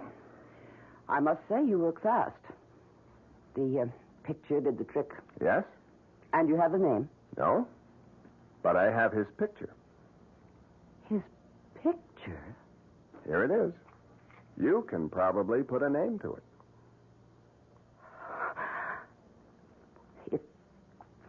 If this is your idea of a joke, Mr. Carlin, I am not amused. But I don't understand. Something must Get have out. gone wrong. Now, wait a minute. I meant what I said, Mr. And Carlin. I've got something to say to you, Miss Scudder. You asked my help in locating a blackmailer. Now, I came up with this picture, and it's obviously upset you. I don't know who the man in the picture is. The man in the picture is Tracy Kingsford, my fiancé. Your fiancé? Exactly. And I know he isn't the blackmailer because he could and will have half of everything I have when we marry next month. But... Now, I don't know what your purpose was in showing me this picture, or even how you got it, but this picture of Tracy, he isn't this old. Where did you get this? Well, maybe it isn't your fiancé. Don't be ridiculous. Where did you get it? Well, I'm afraid that's confidential. I want to know why you thought Tracy was the blackmailer. Miss Scudder, I told you, I will pay for the information. What is your price? If I decide to tell you, it won't cost you a penny, but I'll have to think it over.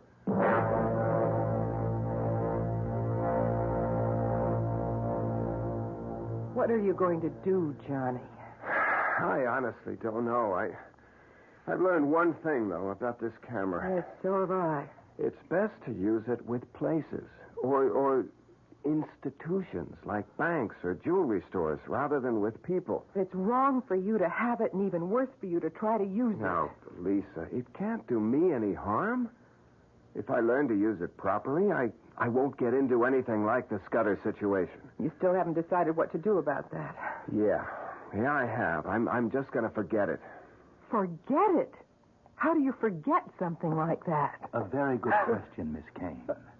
You're after the camera again, aren't you, Scarlett? Of course. I should think by this time you'd be convinced that it isn't for mortals. Ah, right. You have to say that, huh? Well, that doesn't make it a lie. But it makes it suspect. I can take whatever you say with a grain of salt. Well, let's get back to Miss Scudder. You know that she's going to kill her husband, and you're going to let her. Can you live with that knowledge? Well, can I stop her? You can try. Okay. Tell me how. You can tell her the truth. Ah, that would be interesting. Tell me, Miss Kane. Suppose someone came in here and told you that you were going to kill Johnny after you're married. Would you believe him? What? Would you? No. Johnny, you could put the picture back together and show her the picture. Show her shooting him. Yeah, but she'll ask me how I got the picture. You're getting to be good at lying. You'll tell her you have this gift of... Prophecy? Yes. That somehow when you take pictures of people, it shows the future somehow. That you've only recently discovered the gift. You could tell her that. Oh, interesting. Look, we don't need you here. You don't know how wrong you are. Why don't you just give up? I'm not going to give you the camera. That's final?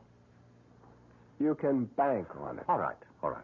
Then I'll ask you for a favor, and I give you my word. You won't regret it. Yeah. Well, what is it? Permit me to take one picture. What for? As a favor. No deal. Once you get your hands on the camera... Johnny, I give you my solemn promise that I will take only one picture and immediately return the camera to you. Well, why should I believe you? Because I've already told you that I can only get the camera from you if you give it to me. I cannot trick you. Johnny, please, let him. Well, all right. So long as it's clearly understood that you're only taking one picture. Understood. All right. Lisa, get the camera. Right away. Wait a minute. What picture are you going to take? That wasn't part of our bargain. The only right you have, Johnny, is to keep the camera and destroy yourself. That right has been granted to you. Here's the camera, Mr. Scarlett. Thank you. No, wait a minute. Not so fast. I told him... Thank you. And here's your camera, Johnny. Well, what about the picture? You just snapped something at random. Oh, the picture, Johnny. The picture is mine. I hope that I will not have to show it to you.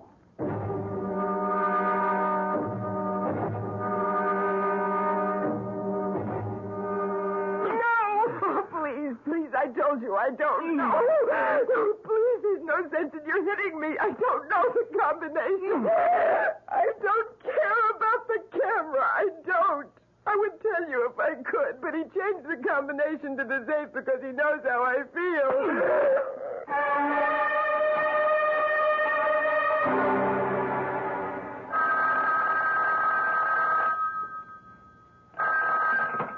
Hello? John Carlin? Speaking. Inspector Barrett. Remember me? Oh, yeah, Inspector. You know a girl named Lisa Kane? Well, of course. She's my fiancée, and she also works with me. Well, forgive me, but I've been through this before. I've got the kind of news that can't be broken gently. What is it? Something happened to Lisa? She was beaten up. Badly. She's in the emergency clinic at City Hospital, and she's asking for you.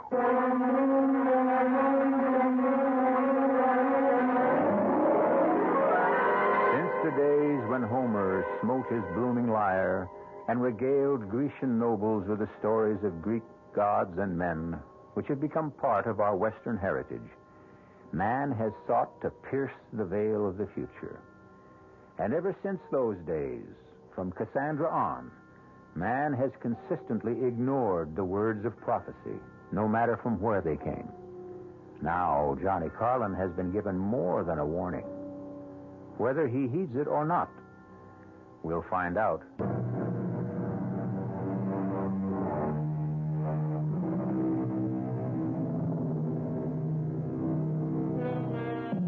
Black magic from a black box. A seemingly ordinary camera purchased by Johnny Carlin has turned out to be anything but ordinary. In fact, it has the capability of depicting future crimes which will be committed by or against the people photographed. The camera has brought Johnny a lot of money, a lot of notoriety, and a lot of trouble. Lisa Kane, his fiancée, is in the emergency clinic of City Hospital because she has been brutally beaten. You got here fast, Carlin. Where is she, Inspector? One of the rooms down the hall. She's been asking for you. All right, let's go.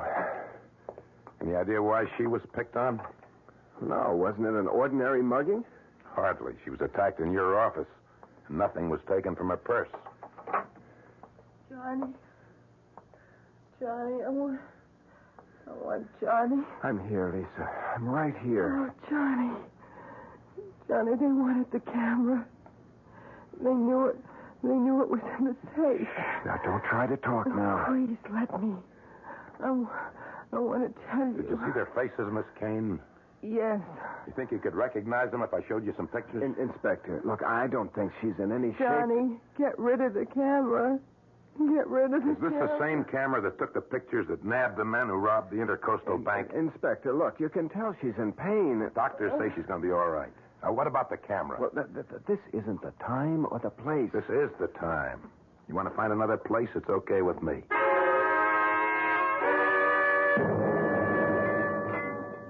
Oh, it's good coffee.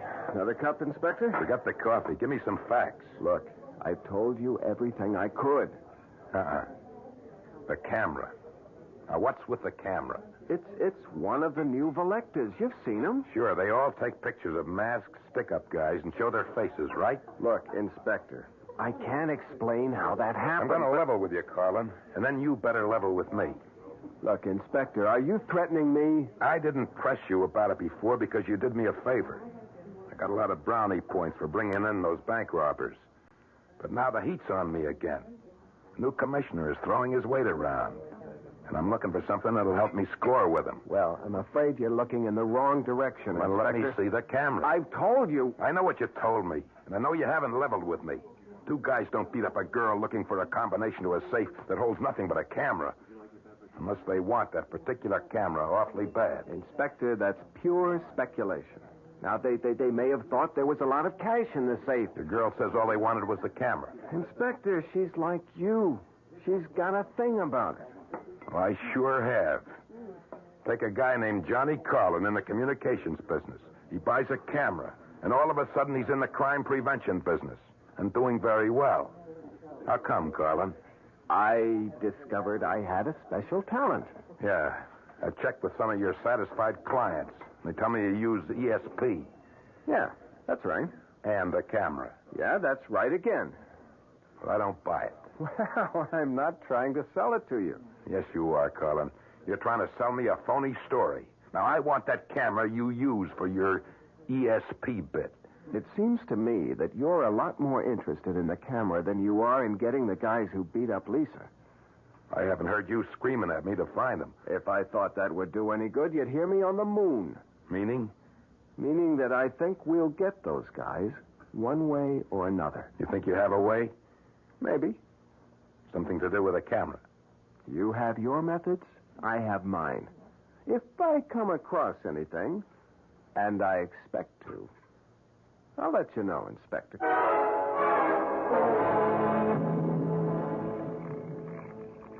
7 left, 3 right, and all the way past 0 to the right, to 4, and then 11 to the left. Scarlett, you stole it. Oh, Johnny, when are you going to start believing me? I told you, it's against the rules. What are you doing here? I came to help. Well, I don't want your help. You're not interested in finding the man who beat up Lisa? Well, I don't need you. Of course. You have the camera. May I remind you that it only works in the future, not in the past. The crime on Lisa has already been committed. And that's all you came here for? And to give you this snapshot. Remember the one I took in this office when you lent me the camera? Let me see it. Here it is. These are the guys. Here they are. It's a perfect picture. Excuse me. Where are you going? I'm going to show it to Inspector Barrett. He'll be able to pick up these hoods in no time. Of course. And what do you tell him when he asks you where you got this picture? He'll be more determined than ever to get his hands on the camera. Well, then, why did you snap it? Wait a minute. You knew it was going to happen. Why didn't you warn her? Which question do you want answered? Both of them. Neither of them.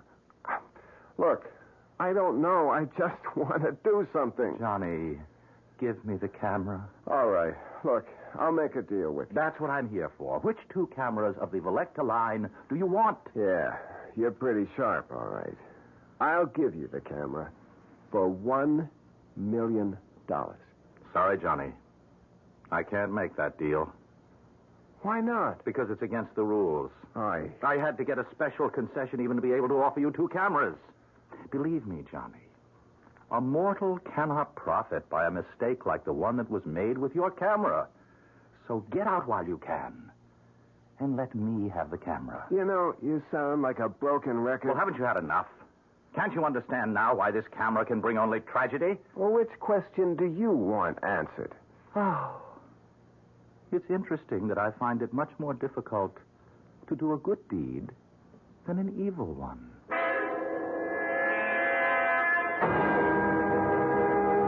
I'd like to know what makes you think you can pick out these mugs, Carlin. You've never even seen them. Yeah? Well, what have you got to lose, Inspector? Time. I could be showing these mugshots to your girl. She's the one who saw them. You looking for someone you know? I'm just looking for a couple of faces. I think... Wait a minute. Yep. Here you are. Here are your men. Joe Horn and Spence Vogel. Are you sure? I'm positive. How do you know? What happened since I saw you at the hospital? Will you stop asking questions and pick these guys up? What if you're wrong? I look like some kind of... I'm not wrong.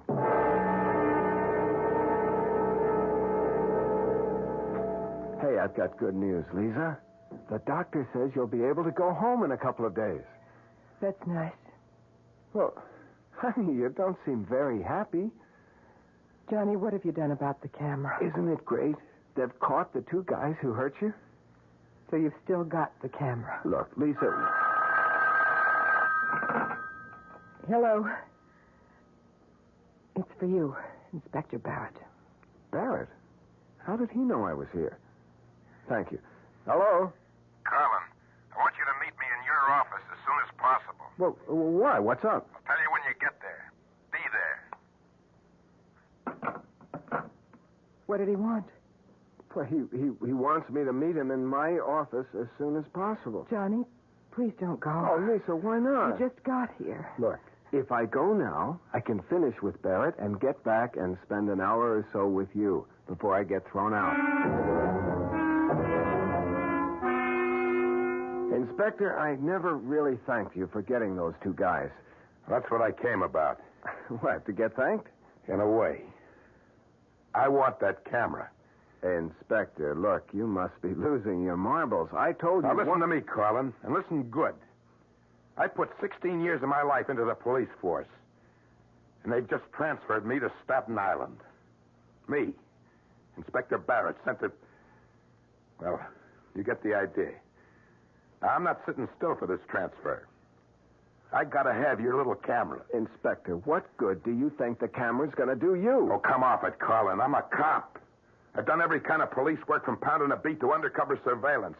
And never have I heard of a guy who could predict crimes and name the criminals. And you can't either, Carlin. Oh, well, wait a minute. I never said I could. You can't. But you got some kind of newfangled device on that trick camera of yours, and I want it. It's going to make a big difference to my career. Look, Inspector, I'm sorry about the transfer, but it's upset you. Now, you're dreaming. You don't believe for a minute that I've got a gadget on a camera that can look into the future? That's just what I believe. It's the only thing that makes sense. All right. Now, suppose I prove it to you. How? I'll show you the camera. Fine. you'll look at the camera, and if you know anything about cameras, you'll see that it's a perfectly ordinary Selecta S60 with no extra gadgets on it. That's why you keep it in a safe. Here, Inspector. Look for yourself. You see? A plain Selecta. No gimmicks. Nothing. What did you leave in the safe? Nothing. Take a look. I will. All right, now you satisfied? No.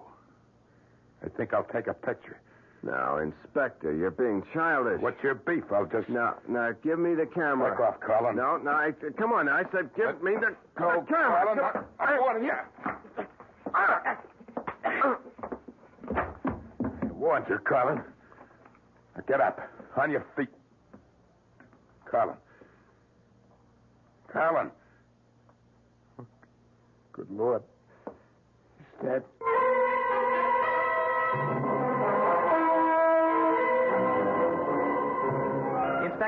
Inspector Barrett. Hold up a second. Who are you? Nick Scarlett. I'm a friend of Johnny's. Oh? He asked me to pick up his camera. I see you're carrying it. I'll check with him. Oh, really? That won't be necessary. Look, I've never seen you before in my life. I know that this camera means a lot to Johnny.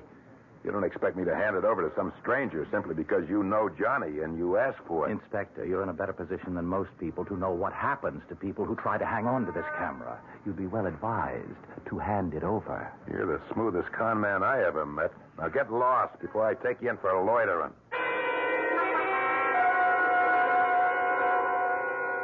Now, come in. Sit down. Make it fast, Barrett. What do you got? Commissioner, this camera is the greatest crime prevention device that's ever been invented. What? Barrett. Please, Commissioner, listen. You must know that I came up with the guys who stuck up the Intercoastal Bank and those mugs who beat up that girl in the office of the Carlin Detective Agency. I know that. I did it with this camera. Look, I'll prove it to you, Commissioner. I'm going to pull a picture out right now. Here. I'm going to pull it out and lay it on your desk. That's not going to prove anything. Here, you just look at it. And then tell me what you think of this camera. Well, convinced? Yeah. You've convinced me, Barrett. Francie, you and Sergeant White come on in here. I want to put Inspector Barrett under arrest. Arrest? What's the charge? Murder 1. According to this picture, you've killed this man in his office. What? Well, take a look. Picture's clear as a bell. That's you standing over what looks like a very dead man. I don't know how you got past my secretary. My card, Commissioner. Nick Scarlett. Interpol? Yes, that's right. You see, Commissioner, we've been after that camera that Barrett handed you for the past 2 months. Now, look, Mr. Scarlett, you're not going to tell me that Interpol... The camera was used to smuggle heroin. Oh, yes. Very clever arrangement behind the shutters. Very clever. I'll give you a receipt and take it along if you don't mind. No, not at all. Just as long as you leave me the picture that Barrett took when he was killing Johnny Carlin. Oh, Commissioner, that will be my pleasure.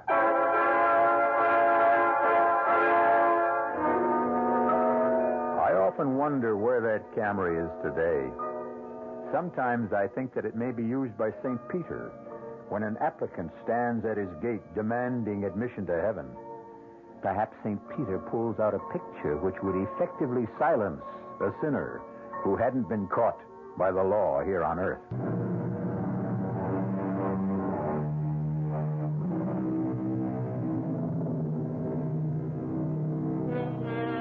How about it?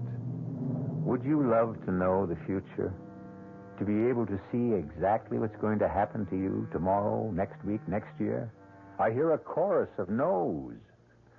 It would be unbearable to know the exact date you're going to die or be mugged or be involved in a fatal accident. I agree.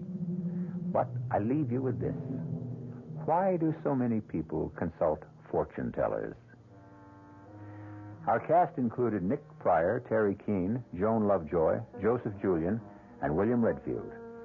The entire production was under the direction of Hyman Brown.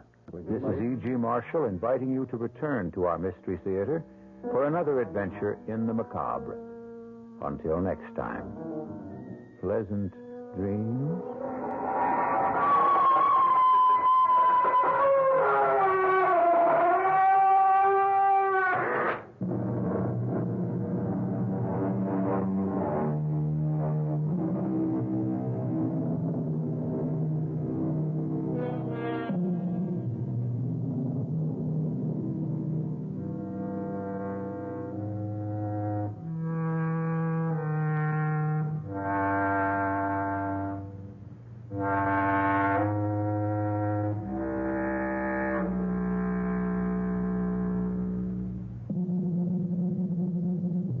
The preceding Mystery Theater program was furnished by the CBS Radio Network.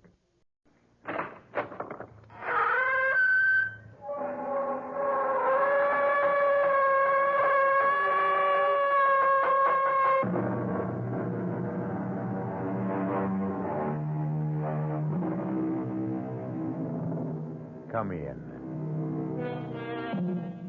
Welcome.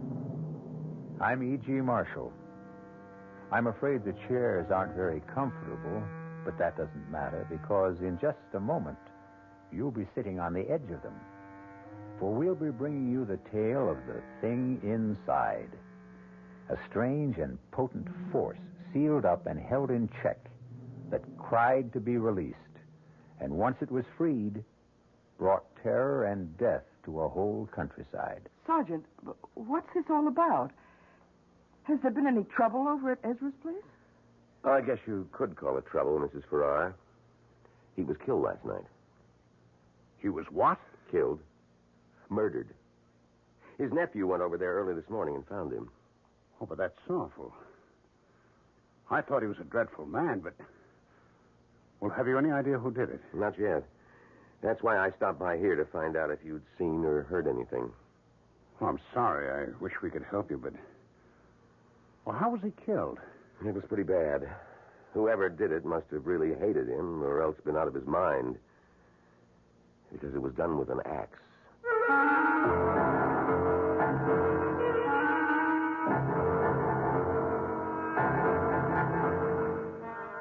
Our mystery drama, The Thing Inside, was written especially for the Mystery Theater by Robert Newman and stars Ralph Bell and Bryna Rayburn.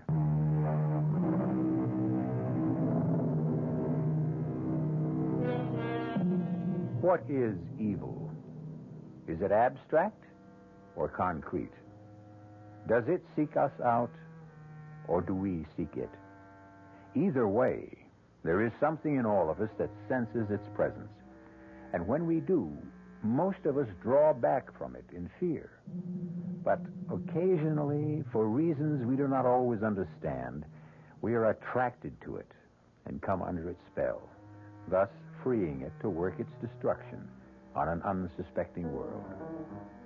Our story begins as John and Sarah Farrar get out of their car and walk towards a rather shabby and run-down antique shop in a small New England village. It's not much of a place. No. Still, you never know. Paul's picked up some pretty nice things in places like this. That tavern sign, for instance. That's true. Good afternoon. Oh, good afternoon. Do you mind if we look around? Nope, not at all. You looking for anything in particular? Oh, no, not really. Possibly some dishes. Do you have any white ironstone? Nope, I'm afraid not. It doesn't matter. Oh, that's a rather nice painting there. A schooner? Yes, it is. Oh, well, do you know anything about it? Nope, except that it's American, early 19th century. John, look at this. What? Oh, yes. Did you say early 19th century? Yeah. I don't think so. I'd say it wasn't more than 20 years old. A copy of something earlier. Why do you say that? Because of the condition of the canvas and the varnish. You a dealer? No, I'm a painter. Oh, Well, you may be right. Well, I'm sure I am. Oh, hello. Oh, have you found something? Yes. Can you tell us anything about this? Oh, a glass paperweight? Oh, is that what it is? Yep. At least I think so. What do you think of it, Sarah? No, it's interesting. Yes, it is. Especially when you hold it up to the light. When you turn the ball, it moves. I've never seen anything quite like it. Neither have I. Paul would probably know what it is. Oh, he might. How much do you want for it? $5. What do you say, Sarah? Shall we buy it? Oh, I don't know, John. It just looks like a glass ball to me. Well, I like it. I like looking at it. Yes, but $5 for something that may be nothing at all. Well, why do you say it's nothing when I say I like it? Well, because $5 is a lot of money. For us, anyway. You don't have to rub it in. Oh, I'm sorry, darling. I just meant I know what you meant. If you really want it, you can have it for $3. I do want it. I'll take it. John. I said I'll take it.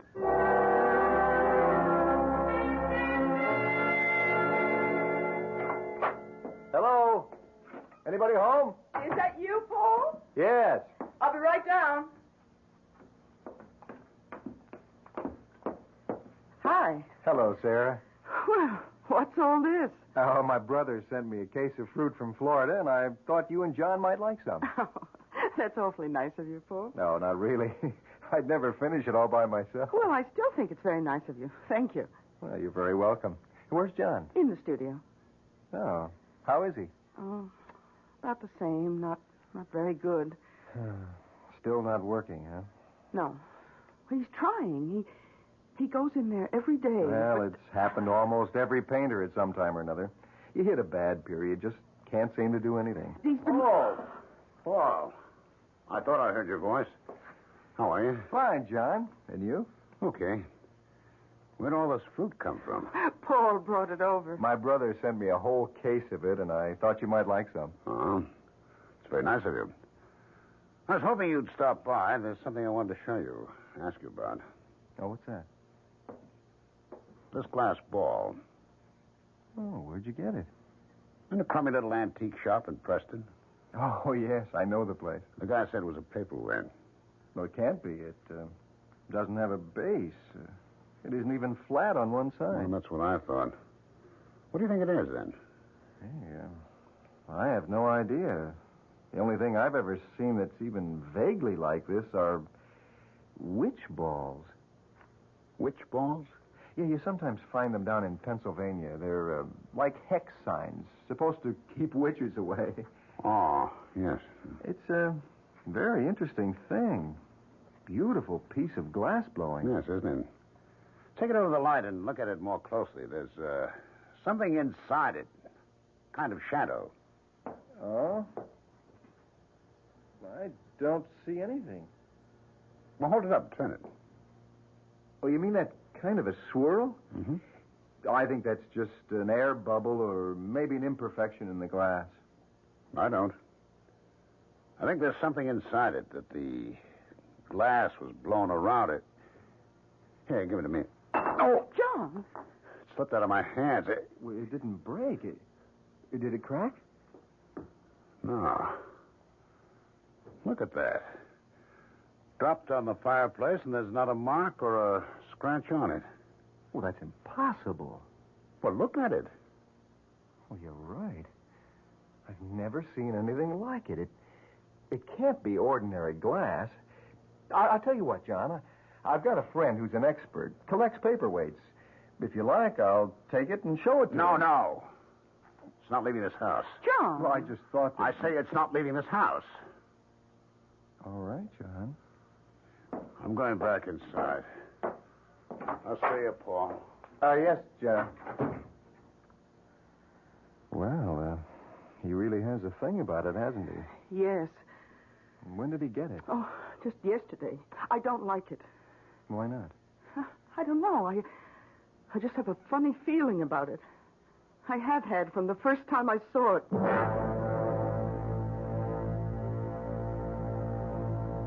God.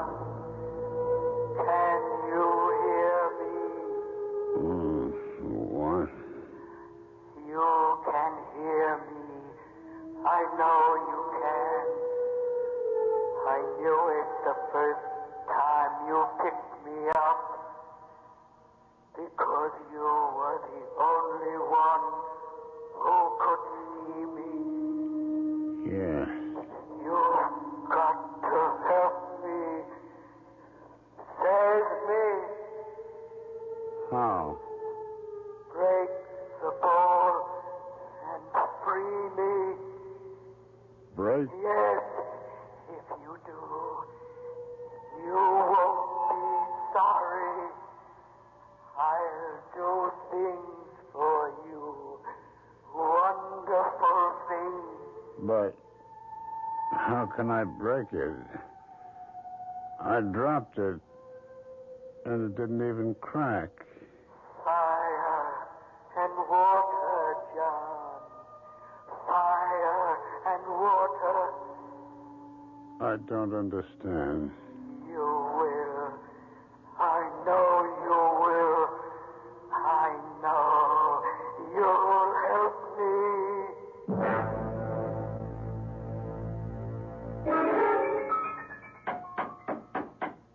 Just a second. Oh, hello, Paul. Sarah, can I come in for a few minutes? Oh, yes, of course. Well, how are you? A little down at the moment. Why? I just got some rather upsetting news. That's why I came over. Oh, I'm sorry, Paul. Well, what's the news? Well, it'll affect you and John more than it does anyone else. Hmm? You know those rumors that Ezra Tate was going to sell that 200-acre parcel of his to a developer? Well, apparently they're true. Oh, no. But how do you know? Well, I was just at the bank and Peterson told me. Well, that's certainly not good that Ezra is going to sell. But that doesn't mean that they can go ahead and build there. Well, they'd have to get the approval of the zoning board. Have you forgotten that Harry Walker, the board chairman, is his nephew? Yeah, but he wouldn't dare. You mean you think it really may go through? I'm afraid so. Oh, but that's awful. You know, we bought this place, put every cent we have into it, mostly because of the location and the view. And if the deal does go through, that will be the end of it. I know. And that's not all. But I wouldn't want to go on living here with a development right under our noses. And I don't think anyone else would want to either. Well, I'm afraid you'd take a bad licking if you tried to sell the place. Well, don't say anything about it to John until we really do know what's going to happen. He hates Ezra Tate as it is, and when he hears about this... That's right. He has had a bit of trouble with him, hasn't he? Oh, from the day we moved in here. First about the boundary line, and then about... Sarah, do you... Oh. Oh. Hello. I didn't know you were here. I was just passing by, and I thought I'd drop in. Well, I'm glad you did. As a matter of fact, I was going to call you. Oh, about what? You know that glass ball I showed you yesterday? Yes, of course. If you wanted to break it, really break it, how'd you go about it? Well, why on earth would you want to break it? It's a beautiful thing. Oh, yes, it is. But suppose I did want to break it. I really don't know, John. Can you think of any way it can be done with fire and water? Fire and water? Yes. Well, I suppose if you put it in a fire and got it very hot, or close to its melting point, and then dropped it into cold water, that might do it. Of course. Thanks, Paul. John, wait. You mean you're really going to... Yes. Why? Because I've got to. I got a feeling that if I do break it, can break it. What? Never mind. I'll see you, Paul. Don't look that way, Sarah. I know it doesn't make sense, but after all, there's no harm in it. I'm not so sure about that. Why do you say that? I told you, I had a funny feeling about the thing from the first time I saw it. Well, if he does break it, destroy it, that will be the end of it. I wonder.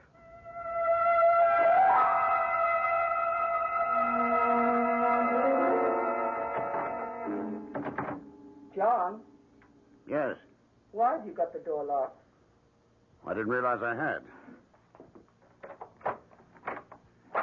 Hi. Oh, may I come in? Of course. Oh, it's awfully hot in here. I know it's the fire. Oh, yes. Then you're really going to do it? Yes. I've had the ball on the fire for about a half hour now. I was just about to take it out. Darling, I don't like this. I know you don't. What'd I do with the tongs? Over there. Oh, yes. Now, stand back. I'm going to take it out. And drop it in the pail of water? Yes. Come on now. There we are. Darling, be careful. I will. You ready? Yes. Here goes.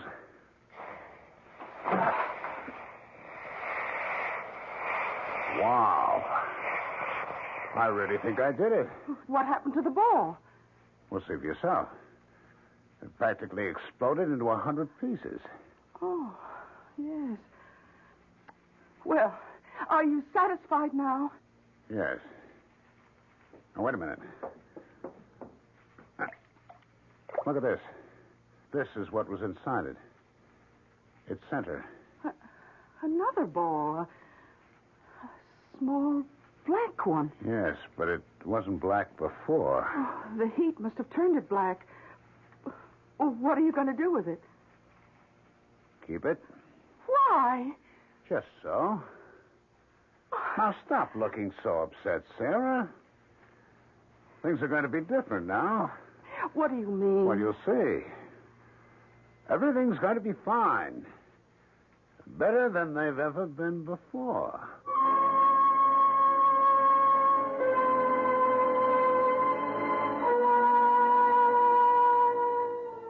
With the help of fire and water, the mysterious glass ball has been broken.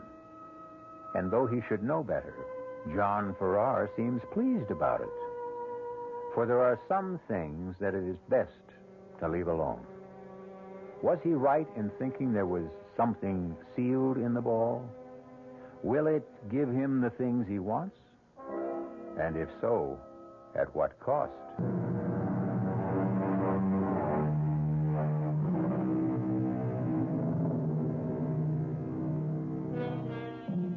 Dusk is a time of uncertainty.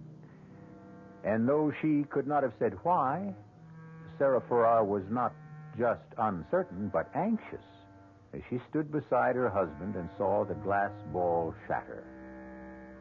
But now she's beginning to feel that perhaps she was mistaken. For when John woke this morning, he was in better spirits than he has been for months. He went into his studio early and has been in there all day.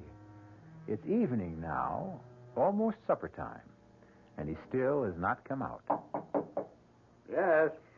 Darling, it's almost 6 o'clock, and I wondered if... It's what? Almost 6 o'clock. You're kidding. It can't be. But it is. Oh, good Lord. I had no idea. I kept thinking while I had it, I'd stay with it. Keep on going for just a little while longer. You mean you've been working? Have I ever? Oh, can I look? Of course. It's not quite finished. I want to do a little more with the background, but, what do you think? Oh, darling, it's good. It's terribly good. You really think so? Oh, yes. It's the best thing you've ever done. In some ways, like summer morning, but different, stronger. You're right. It is something like summer morning, and it is different, but, well, it would have to be, because I'm suddenly seeing everything differently. Feeling differently. It's as if I'd been handcuffed for months, and I was suddenly free. Oh, darling, I'm so glad. Oh, 6 o'clock. No wonder I'm starving. But didn't you have any lunch? I went out around noon. No, I forgot about it. What's for supper? Oh, beef stew. Oh, good. And wine? Well, there's that bottle we were saving for a special occasion. I think this is it, don't you?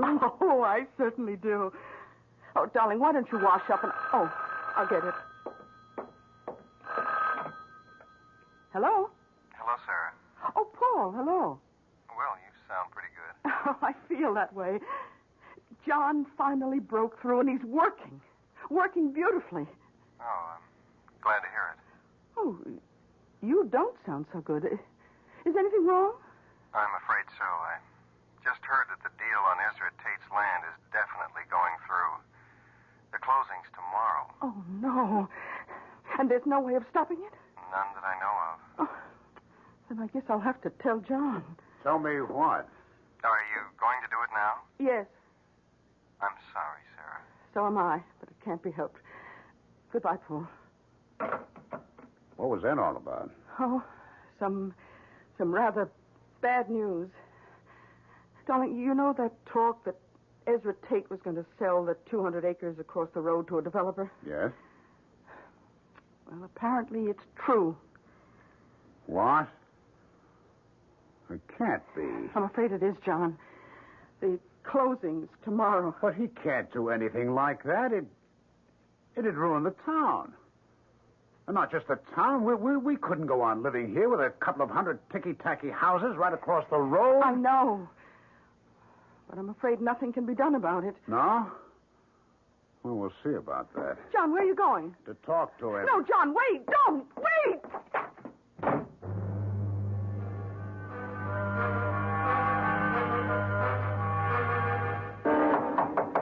Ezra? Ezra Tate. Who's that?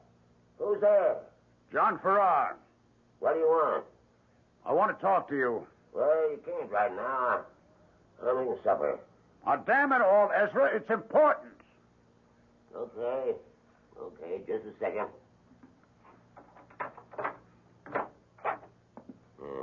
Now, what is all this? Is what I heard true? That you're selling the land across the road from us to a developer? It sure is. But you can't do that. Says who? It's my land. I can sell it to anyone I want. Haven't you any feeling at all for anyone else? Don't you realize what it'll do, not just to me, my place, but the whole town? It can't take another couple of hundred people. The deal's set, and that's that. But can't you see? Okay, how much are they offering you for it? Why do you want to know? Because I'll buy it from you. I'll give you a couple of thousand over their price. What? That's really funny. What's funny about it? Yeah, it just is. You haven't got a dime. You owe everyone in town money, and you want to buy... Never mind about that. I'll get it somewhere. Yeah? Where? From your friend Paul Chandler? What's it to you where I get it? I'd like to know, that's all. Just because he's got a thing about your wife, comes around with fruit and groceries for you, I imagine... You keep away from me, Farrar. You think I'd let you in here without precautions? This gun's loaded. Come any closer and I'll let you have a load of birdshot. For 2 cents. 2 cents is just about what you can afford. Now, you get out of here. Okay. But this isn't the end of it, Ezra.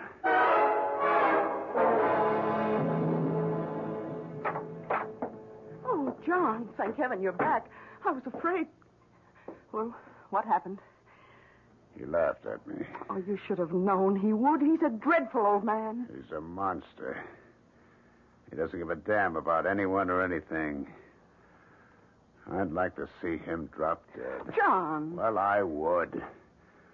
Though just dropping dead would be too good for him. I'd like to have something really terrible happen to him.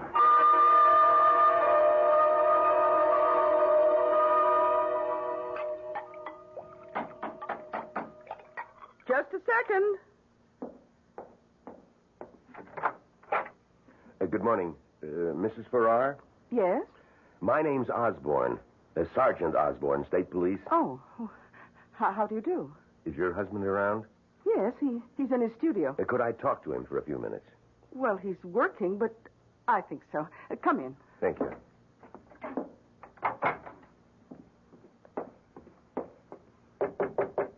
Yes? John, could you come out here for a minute? Okay.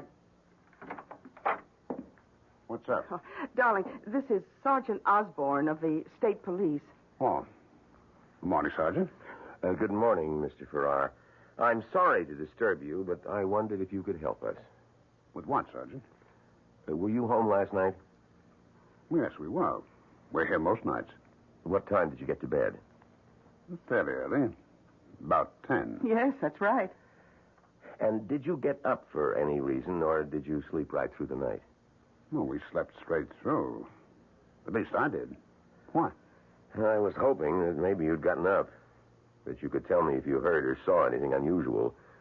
A car going up the road to Ezra Tate's place, for instance. Well, I didn't. Did you, Sarah? No.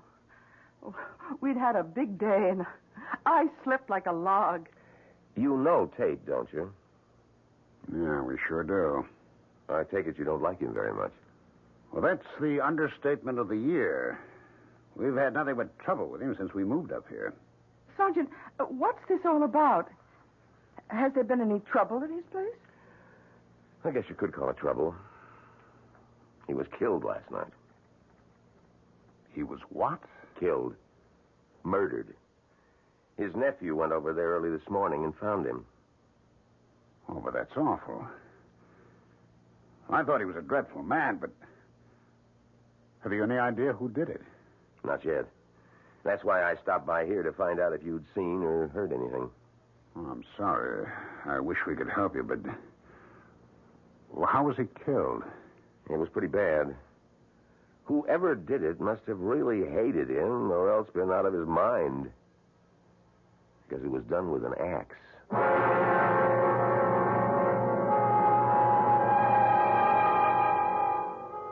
No, that's not a nice way to kill someone, not at all. And whoever or whatever did it didn't waste very much time. For it was only last night that John Farrar said, "I'd like to see something really terrible happen to him." And what did happen was horrible enough to shock even him. The question is, was it a coincidence, or is there more to it than that? Could it have something to do with the shattering of the glass ball?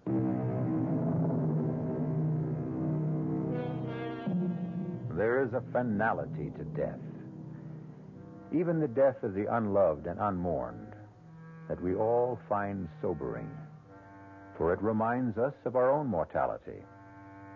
It's late afternoon now, and Sarah Farrar is in the kitchen of the old farmhouse when a car drives up, stops outside. She goes to the door, opens it. Oh. Hello, Paul.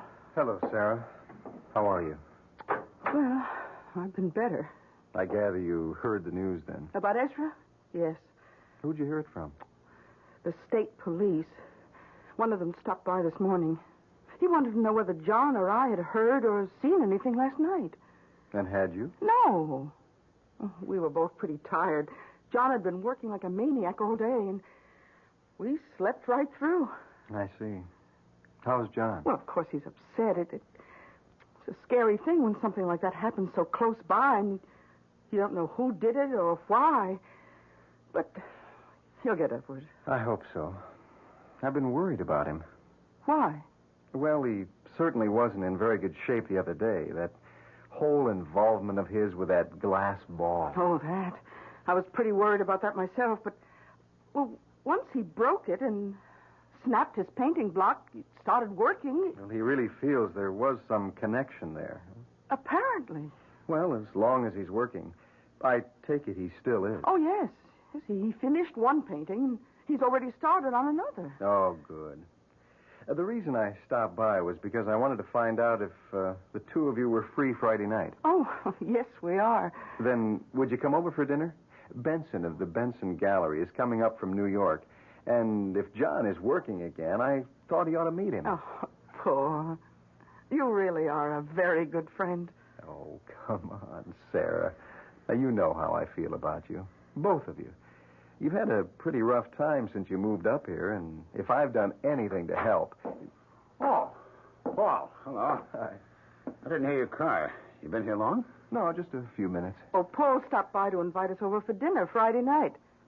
Benson of the Benson Gallery is going to be there. Oh, that's nice. What do you think of our big local news? Ezra Tate's death? That's pretty shocking. Yes, it is. On the other hand, it did take care of a pretty serious problem for us. Oh, what do you mean? Well, now that he's gone, that's the end of that housing development. I'm afraid it isn't, John. Well, why not? His nephew is his only living relative. He'll inherit everything Ezra had, including his land, and he's already telling people he intends to go through with the deal. What? Well, he can't do that.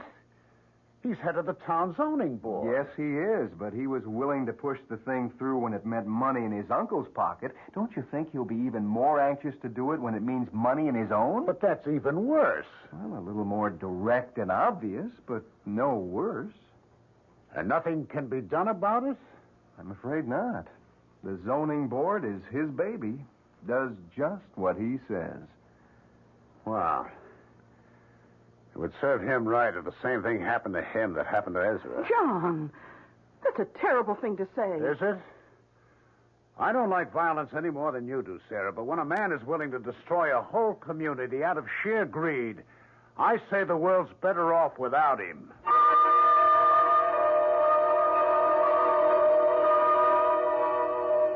John? John? Oh, you are in here. Oh, yes, of course I am. Why? Well, I couldn't imagine what had happened to you.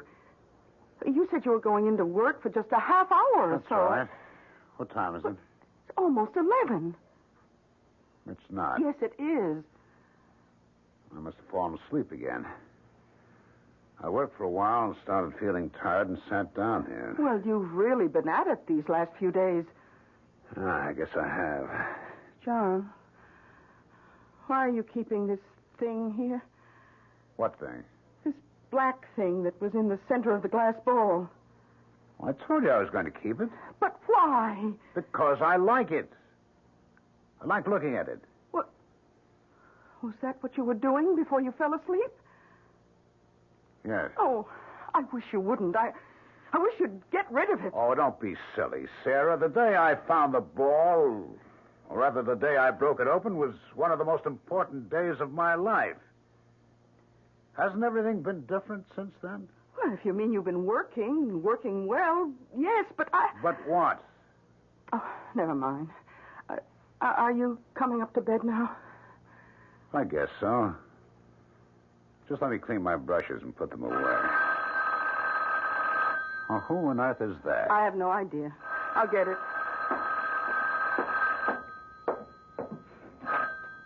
Hello?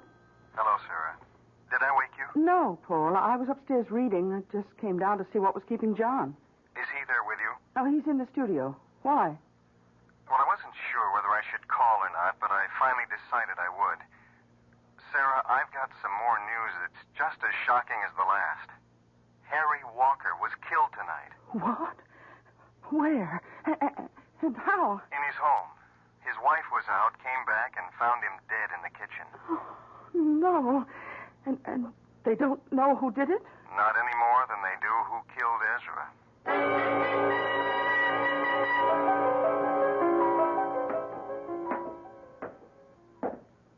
Hi. Oh, good morning, darling.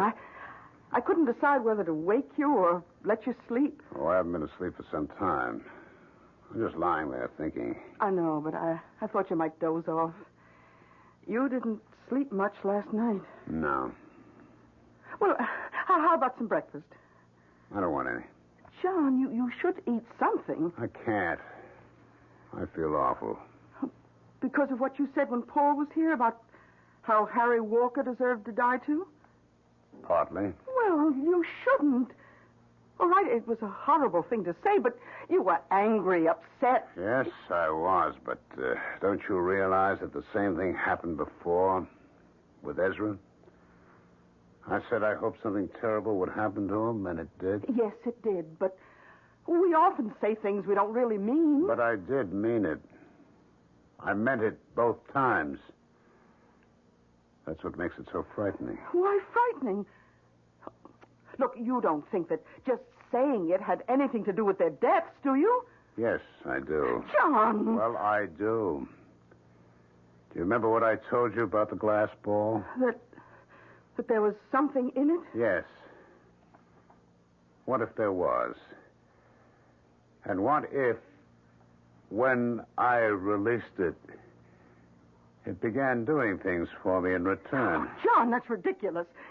It was just a glass ball. Was it? I told you that I had to break it, that it was very important. And it was right after I did that I started working again. Yeah, but that could have happened anyway. Maybe. But then twice after that, when I said I hoped something would happen to someone, it did. That was just a coincidence. When the same thing happens twice in the same way, it's not a coincidence. But that's not the worst of it. What if the same thing happens still again? Oh, John. John, that's insane. Things don't happen just because we want them to. There's no connection between what happened to either Ezra or Harry Walker. And even if there were, how could the same thing happen again? You don't feel the same way about anyone else. Don't I? Who? You've no idea? No. We don't know that many people up here. You don't mean Paul? Yes. Good old Paul, who's always doing things for us. Only it hasn't been for us. It's been for you. He's in love with you, isn't he? Oh, John. John, this is terrible. I've been concerned about you, worried about you for some time, but I never realized you really are sick. Are you saying it's not true? Of course it's not true. He's just a friend, a good friend. I wish I could believe you. Meaning you don't? I don't know. I'll have to think about it. But there's nothing to think about. I tell you, John, where are you going? Out. John, wait a minute. You can't. John!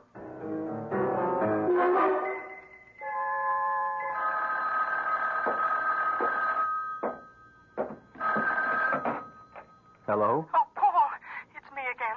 Any sign of him? No, Sarah. But it's been over 2 hours. Well, you said he didn't take the car. If he walked, it would take him some time to get over here. Not this long, Paul. I'm scared. I told you what he said. I know, but I don't think there's anything to be concerned about. The longer he has to think about, the more chance there is that he'll realize it's ridiculous. But suppose it's just the opposite. Suppose Now, don't do that, Sarah. I'm not worried. I hope he does come here. I told you there's something I want to tell him. What? I don't want to go into it now, but I think it may make a difference. Help him. All right. But if he does come to your place, will you call me? Let me know. Of course, Sarah. Thank you, Paul.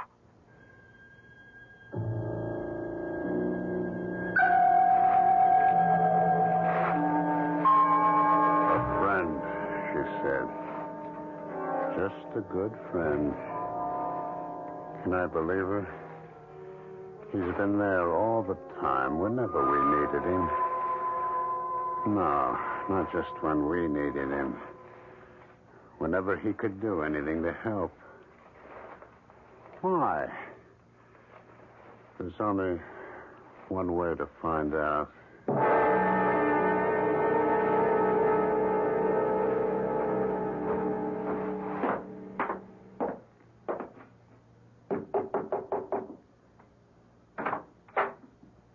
Hello, John. I've been expecting you. Have you? Yes, Sarah called. Twice, as a matter of fact, and said you might be coming over here. Come on in. Thanks. Can I get you something? Some coffee or a drink? No. Well, sit down. There's something I want to tell you. About you and Sarah? What? What could I tell you about that? How you feel about her? I feel the same way about her that I do about you. I like you both very much. What I wanted to talk to you about was that glass ball. What about it? Well, I'm afraid I was the one who got you started on it, saying it was something like a Pennsylvania Dutch witch ball. Well, I was wrong. There was nothing strange or mysterious about it. It wasn't even old. It was made 7 or 8 years ago by the New England Glass Company. That's impossible. How do you know that? Because I called a friend of mine, the man I wanted to show it to, and he told me. The company was trying to develop a new kind of glass, practically unbreakable and impervious to heat.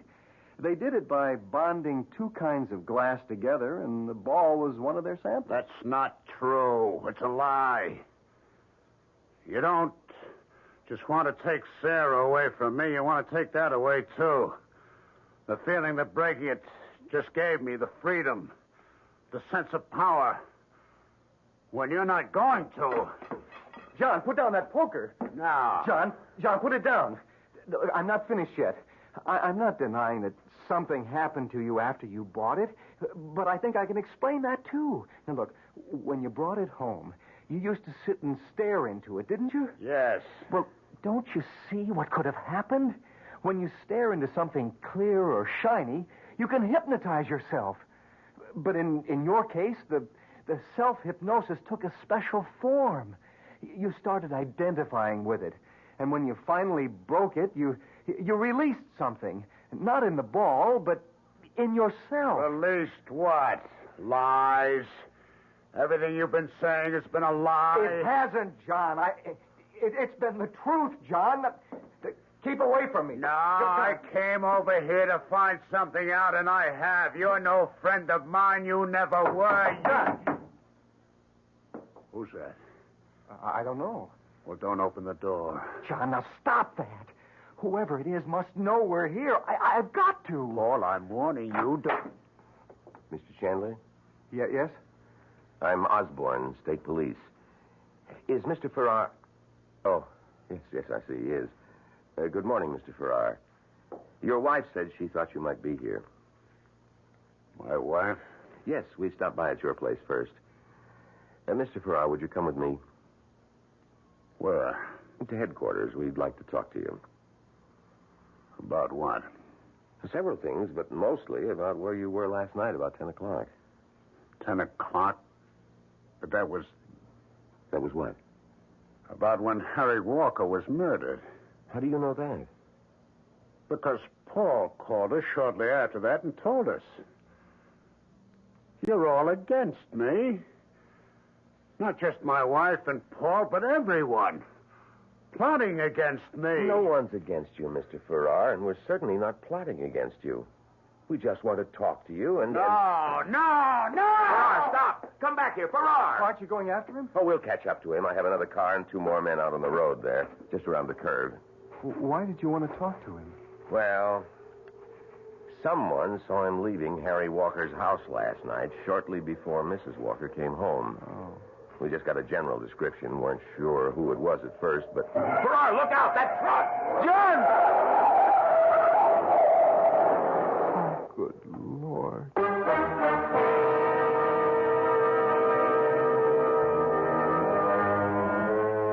Seek, and you shall find. John Farrar came to his friend's house seeking what? The truth, he tried to tell himself. But the truth was exactly what he did not want to hear. Not when it stripped away his illusions and did not confirm his jealous imaginings. And so he found what we find so often when we reject the truth and everything else of value: death.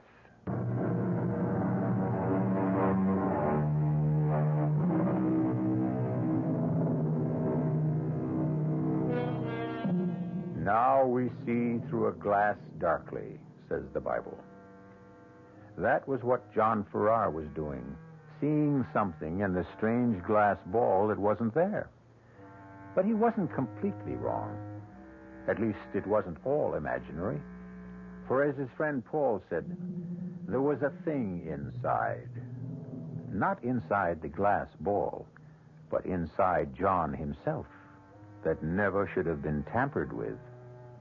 Our cast included Ralph Bell, Bryna Rayburn, Bob Caliban, and Leon Janney. The entire production was under the direction of Hyman Brown. This is E.G. Marshall inviting you to return to our Mystery Theater for another adventure in the macabre. Until next time, pleasant dreams.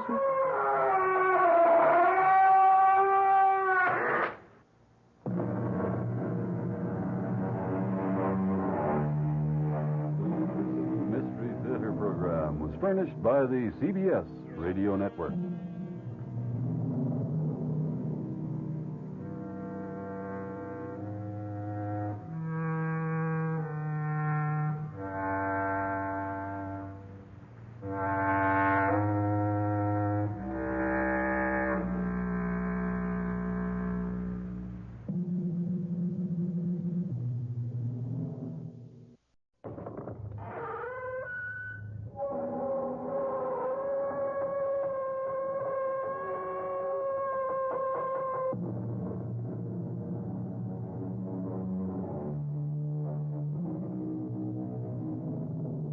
Come in.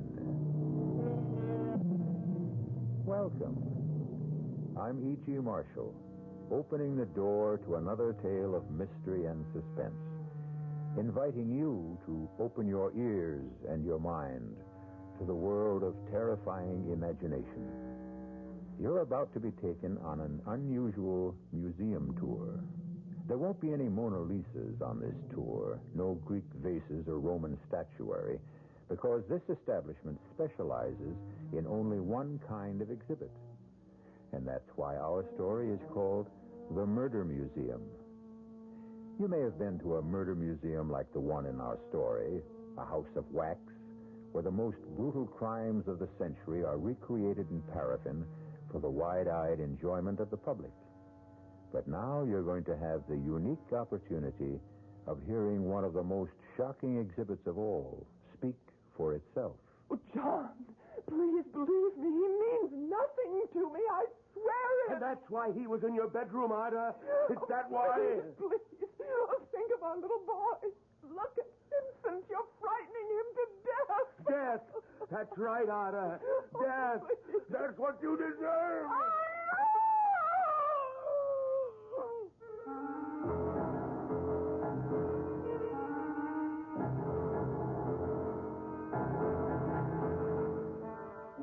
Our mystery drama, The Murder Museum, was written especially for the Mystery Theater by Henry Slessor and stars Michael Wager.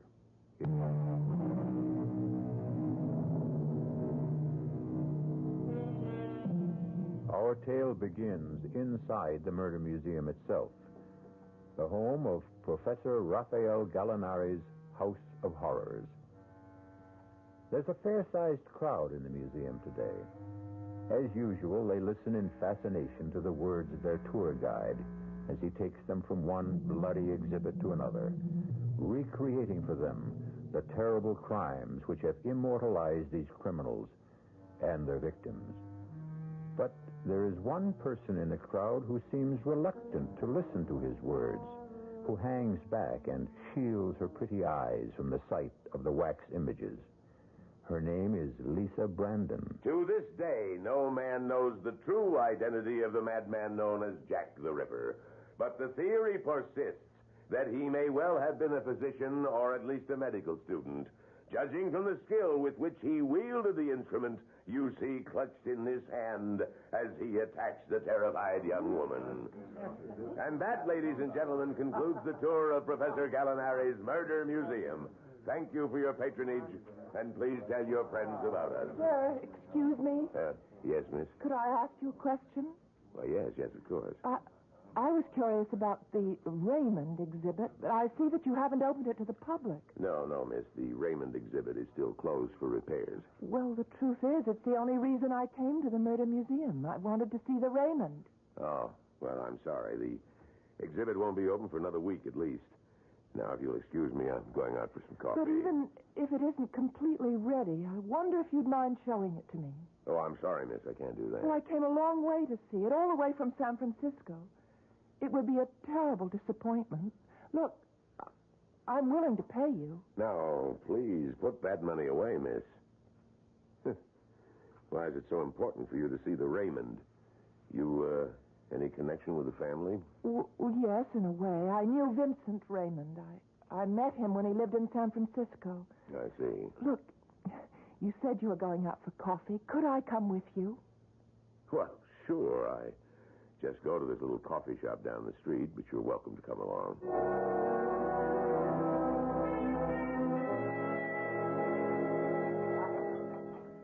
So you knew Vincent Raymond.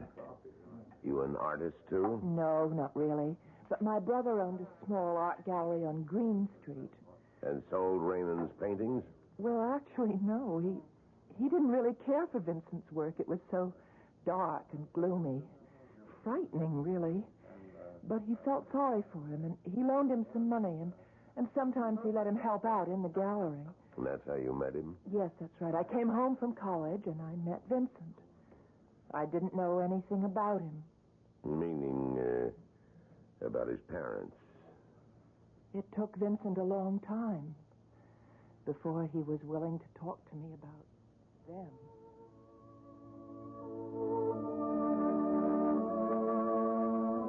Vincent? Yeah? Isn't that music a little loud? Sorry, I'll turn it down. Are you angry with me or something? No, why? Why should I be? I don't know. You've hardly said 2 words to me tonight. All through dinner, I was trying to digest that rotten food. Whoever told me that restaurant was worth trying must have had a secret death wish. I didn't mind it. Had only one thing to recommend it. It was cheap. That's the only criterion I have, you know? I didn't complain, did I? No, you never complain. You just suffer in silence. You think I'm some kind of gifted, starving artist who has to be tolerated for his poverty. Oh, you're so hard on yourself, Vincent. Well, let me tell you something, Lisa. I'm starving, but I'm not an artist. Well, let's not talk about it tonight. Let's just relax. You know I can't paint. Your brother knows it. I fill all my canvases with memories of my own nightmares, only you cannot call them art. Vincent, why do you paint in such a gloomy style? I've never seen you paint with anything that had any color or lightness. All those blacks and grays and slashes of red. Oh, I know I'm no sort of expert, but can't you talk about your work with me? There's a reason for it, Lisa. There's a reason. Well, what? I told you, my nightmares, they're all visions in black and gray and slashes of red. Well, then if you won't talk about your paintings, why not tell me about your nightmares? You wouldn't enjoy hearing about them. Or rather, about it. It? I have only one nightmare. Just one. I have it virtually every night. Sometimes it follows me into the daylight. I can close my eyes, and there it is. For years, I've tried to destroy it by painting it. Not its detail, just its colors. But the therapy hasn't worked. Please tell me about it. I've never told anyone before. But why not? I suppose I never met the person I wanted to confide it. Maybe now I have. But if I'm going to do that, this music has to stop. My mother's maiden name might mean nothing to you, but at one time, many years ago, it was famous among people who loved the theater. She was an actress. Her name was Ada Krim. Ada Krim. I think I do know that name, Vincent. She was born and raised in England. She was known as the beautiful Ada. She didn't have a very long acting career because she capped her success on the stage with an even more successful marriage. She became the bride of John Lloyd Raymond. Your father? Yes. My father. He was a wealthy man. My grandfather had left him heir to one of the largest glass manufacturing companies in the West. Mirrored glass was his specialty. It seemed very appropriate to have our house full of mirrors. Maybe that's how it all started, that problem. What problem? Well, you know the way mirrors are, Lisa. After a few years go by, they stop being kind. And when that happened to my mother, she had to do something about it. Something to prove that she was still the beautiful Ada. No matter what the mirrors were beginning to say. And what did she do, Vincent? She took lovers. Lovers are the best kind of mirrors for a bored rich woman. Were you the only child? Yeah. I was her only child. At first, I was a pampered little boy, one of her favorite playthings. Then she became bored with me, too. She stopped noticing that I was around. Maybe that's why she never made any attempts to hide her actions from me. She simply didn't know I was there. Vincent, you saw these men? I think I've said enough.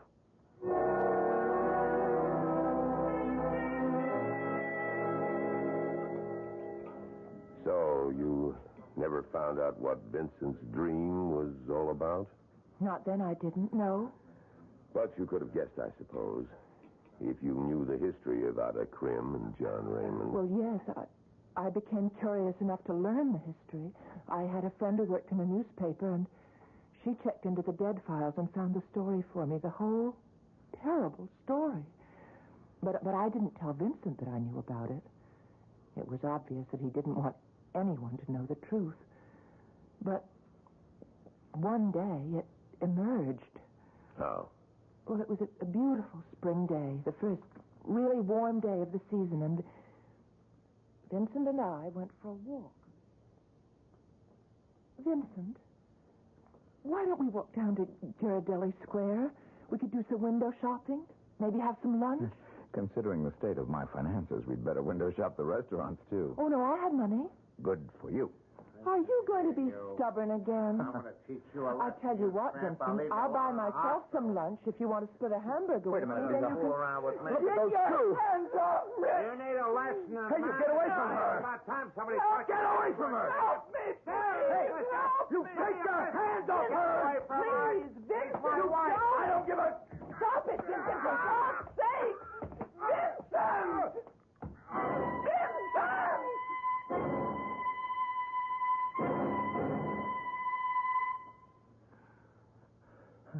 I'm sorry, Lisa. I'm sorry. I shouldn't have done that. I just went crazy. Why? What made you do it, Vincent? You could have killed that man. I couldn't stop myself when I saw what he was doing and what he was But going they to were do. man and wife. Yeah. Man and wife. So were my parents. Was that the reason? Was it because you saw your mother and father quarrel? Quarrel? You think that's all they did? Don't you know the truth yet? Yes, Vincent, I do know. I didn't want to tell you before, but I know that your father murdered your mother. And you know how he murdered her. My father came home early one night. A full day earlier than he was expected. He walked into my mother's bedroom, and that man was there. Might have killed him, too, but he was fast on his feet. We lived in a very old-fashioned house, Lisa. A quaint, old-fashioned Victorian manner. The kind that still had gas lamps on the wall. And fire axes. I used to hear my father joking to his friends about the fire axe on the wall. Vincent, don't talk about When it. he saw my mother, he ripped the axe off the wall, and he used it. Please. You read about it, Lisa, but I saw it. You what? I was 6 years old, terrified 6-year-old, who came to find out what all the noise was about. Oh, no. I saw the whole thing happen from the first stroke of the axe to the final blow. Oh. Now you know what my nightmare is all about, all the blacks and grays and slashes of red. Oh, you poor man. All right. Now, I've told you the whole story, so maybe now you know why I can't see you again. What? Don't come near me again, do you hear me? Vincent. Don't come near me. Ever.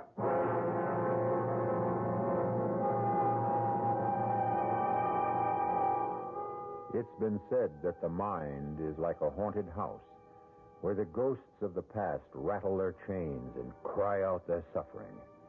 Of course, that's why we have our psychiatrists and psychoanalysts, and these days, even our exorcists.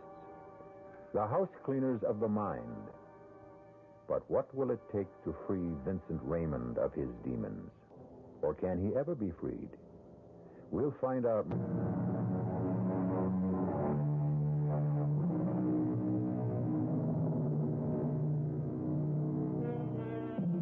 And now, Act 2 of the Murder Museum. Lisa Brandon has come all the way from San Francisco to see the Raymond exhibit. But she seems to be having a hard time talking the museum guide into allowing her a private showing. However, she hasn't given up. Yes. I was in love with Vincent Raymond, and I was terribly unhappy when he walked out of my life. You mean you never saw him again? Oh, yes, I saw him again, but things weren't the same between us. He was tormented by the memory of what he had seen, and it changed his life. The dreams began in the orphanage. They began there and they never stopped. I woke up screaming in horror every time the dream came to me. I became an outcast, without friends, without sympathy. Oh, Vincent, I'm so sorry. That's when I realized that my only hope for any sort of life was keeping my secret. But you're not a child now. No, I'm older, Lisa, but nothing's changed for me. Oh, yeah. There's one thing that's changed. Well, what's that? I'm giving up my so-called art. I'm going to look for a job. Well, I'm sorry, Vincent. Because I did think you had talent. I've got to get some money to live on. My talent won't provide that. Well, I thought you had some savings. They're all gone after that lawsuit. What lawsuit? That man I beat up on the street. He sued me for damages. He won, of course. His wife stood up in court and verified that I'd beaten him up with no provocation at all. Nothing like a wife's loyalty, is there? But, Vincent, why didn't you let me know? I would have been a witness for you. Oh, it wouldn't have mattered. Well, how are you living now? Well, on the welfare rolls, of course. But don't worry about me. Look, if I can lend you any money, it won't... No. I have borrowed enough from you and your brother. I don't want any more money or sympathy. Just leave me alone, Lisa. Can't you get that through your head? Leave me alone. He did find a job eventually, waiting on tables down at Fisherman's Wharf. He seemed to sink lower and lower every day. My brother and I tried to help him all we could, but he refused to take any more charity. I tried to sell his paintings by putting them in the window of our little gallery. But there was only one person who seemed interested in Vincent's gloomy efforts. Hello? May I help you? Yes. I have been looking at the paintings in your window, trying to make out the artist's name. Oh, his name is Raymond. Raymond? Would that be Vincent Raymond, by any chance? Oh, yes, it is. Did you like the work? It's interesting. I'm an artist myself. But that sort of thing, all those dark colors, it doesn't really appeal to me. Oh, I see. However, I am interested in the artist. I wonder if you could tell me how to reach him. Is he a local resident? Yes. He lives in San Francisco. Oh, would you mind telling me your name? Oh, yes, of course. Here is my card. Raphael Gallinari. You might say that I am a portrait artist. Oh, and is that why you want to meet Vincent? To paint his portrait? Something like that. Now, will you help me? All right. I'll tell you where you can reach him.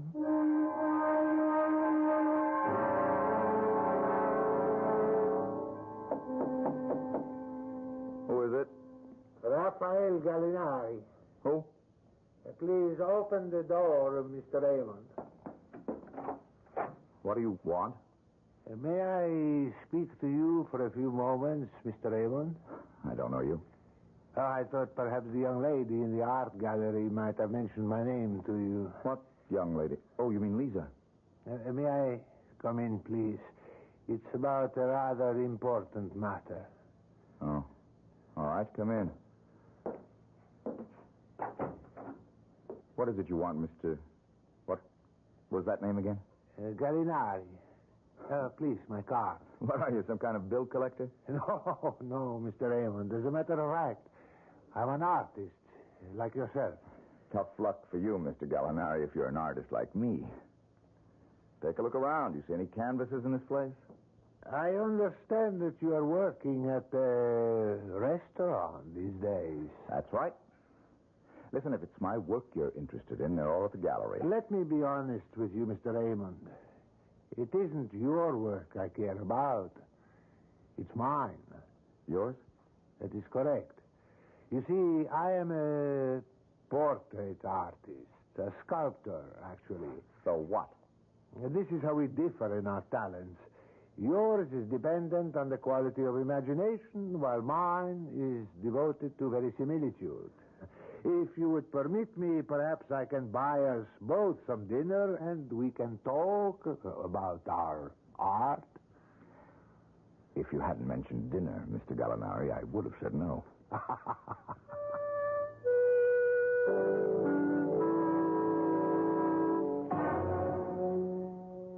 You know how it is with an artist. You know how we become obsessed sometimes, obsessed with a certain idea, a certain passion for a subject. No, Mr. Gallinari. I wouldn't know. I lost all my passion for art a long time ago. Ah, but if you had the inspiration, if there was one thing you wanted to paint more than anything else in the world, believe me, the passion would come flooding back like the tide. And do you have such a subject in mind? Yes, I do. A subject which has haunted me for years, more years than I wish to count. And this has something to do with me? Everything to do with you. Will you have another glass of wine? Sure, since you're buying. You see, Mr. Raymond, I am contemplating a certain work, a sculptural project, and one which would be impossible without you. How could that be?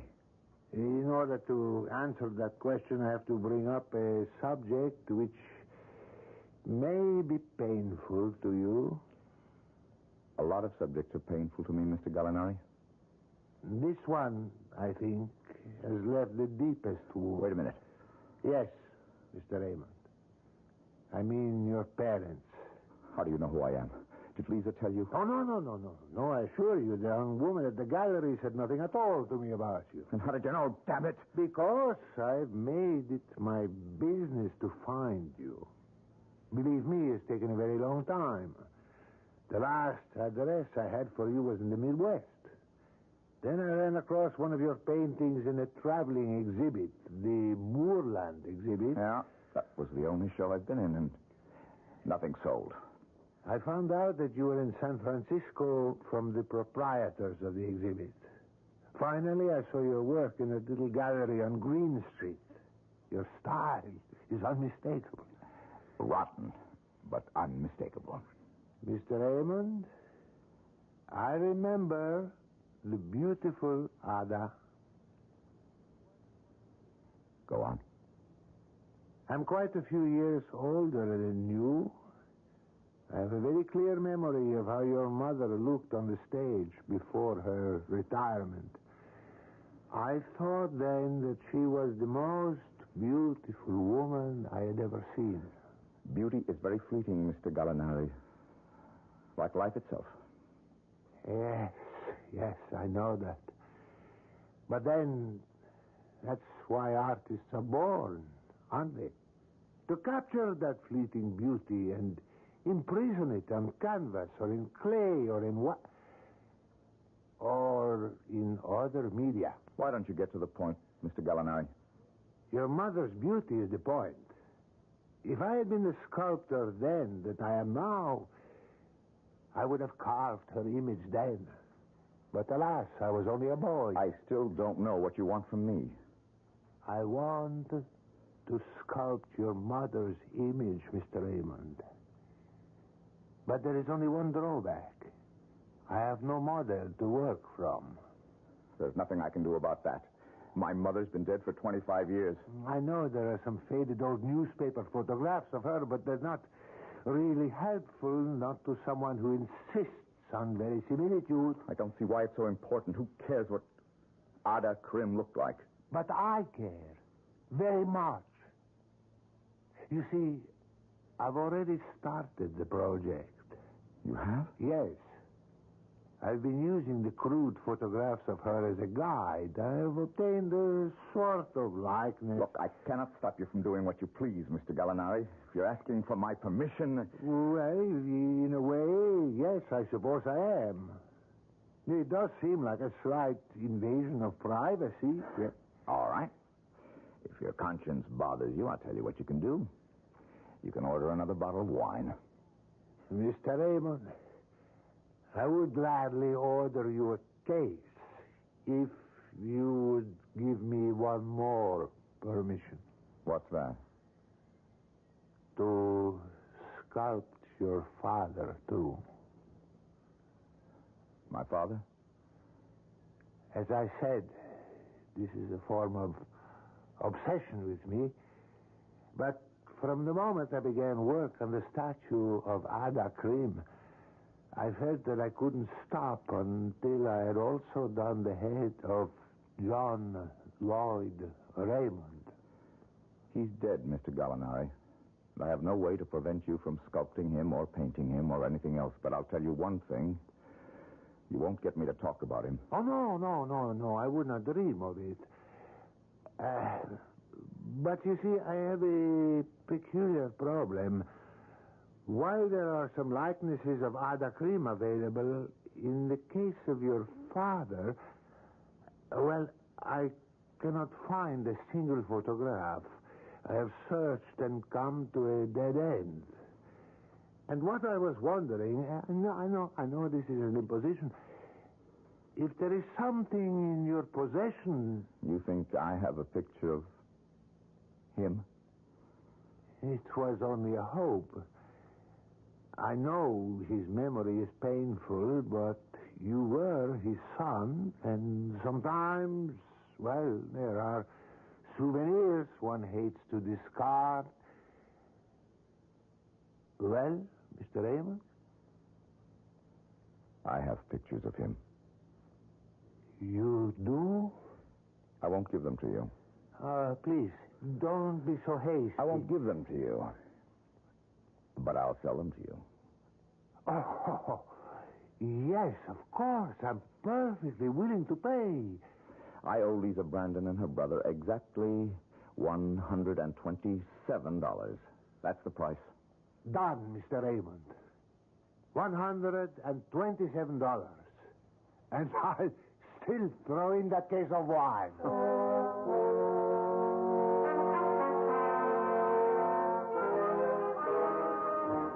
Vincent told me about Mr. Gallinari's visit when he paid me back the money that we'd loaned him. He didn't really care about those photographs he had. He was happy to have gotten rid of the debt. But there was only one thing wrong. I think you must know what I mean. Yes, I think I do. Raphael Gallinari didn't tell Vincent Raymond the whole truth. No, he didn't tell him the truth. He didn't tell him what kind of a sculptor he was, or what use he would make of his work after it was completed. Yeah. And obviously he didn't tell him the medium he would use to carve the statues. No. He didn't tell him that the medium would be wax. And that the subject would be murder.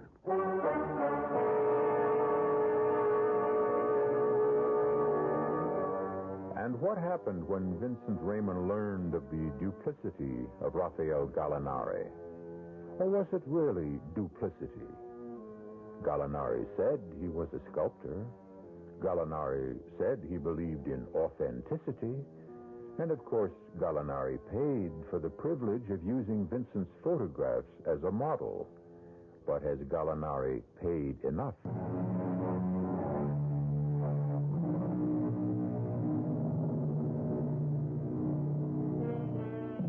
And now, here's Act 3 of The Murder Museum. For Vincent Raymond, all nights are the same. A dark passage into yesterday. A grim return trip to the past. But men must sleep, and sleepers must dream. So there's no escape for him. Ada! John, please believe me. Ada! He means nothing to me, I swear it. And that's why he was in your bedroom, Ada? Please. Is that why? Please, think of our little boy. Ada! Look at Vincent. You're frightening him to death. Death. That's right, Ada. Death. That's what you deserve. Oh! Ada, that's what you deserve.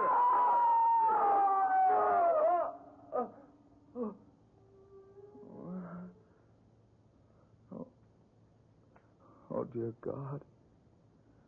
When will it stop? When will that dream stop?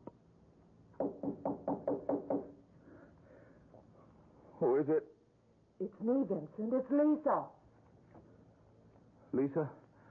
Oh, wait a minute. Hey, what is it? What are you doing here so early? I just couldn't wait. I've got wonderful news for you, Vincent. What about? Your painting, the large one in the window, it's been sold. Sold? You're joking. Who would buy it? Oh, please, let me come in. All right. Just let me get a robe on. It happened. First thing this morning, the gallery wasn't open more than 10 minutes, and this man walked in wearing a Homburg, Vincent. I didn't think people wore Homburgs anymore. He did. Well, who was he? What was his name? Well, he gave me a card. Oh, wait a minute. It's right here. I've got it in my purse. It wasn't someone named Gallinari, was it? What? Raphael Gallinari calls himself a sculptor? No. No, it wasn't him. It's, wait, his name is, here it is, Charles Mulholland. Does that mean anything? Mulholland? That's Mulholland Gallery in Chicago. High priced. Oh, no, I doubt if there's any connection. Well, anyway, he bought it, Vincent, without any quibble about the price, and in fact, he was surprised that it was so low. Miracles never cease, do they? Oh, Vincent, if he really is somebody, then maybe your work will start to be recognized. Oh, forget it, Lisa. There isn't any more work for me. Just waiting on tables. That's my art. And I'm getting better at it all the time. Well, anyway, here's your money. It's all in $50 bills. Wait now. That's the full $300. What about the gallery's commission? Oh, don't be technical, Vincent. You need the money more than we need the commission. No, sirree. You've got to accept 1/3 of it. It wouldn't be fair otherwise. I knew you'd feel that way. I can't believe it. It's the first painting I've sold, Lisa. Do you realize that? I told you you had talent. That'll teach you to listen to me. You're right. I should always listen to you, Lisa. Listen, I've got an idea. Have you had breakfast yet? Well, I had coffee. Tell you what. I'm going to get dressed, and we'll go celebrate with champagne and eggs Benedict. And then we're going out tonight. I'm going to buy you the fanciest dinner in San Francisco. Well, Vincent, you can't spend all the money in one day. Why not? It's probably the first and last money I'll ever make for my paintings. Let's put it to good use.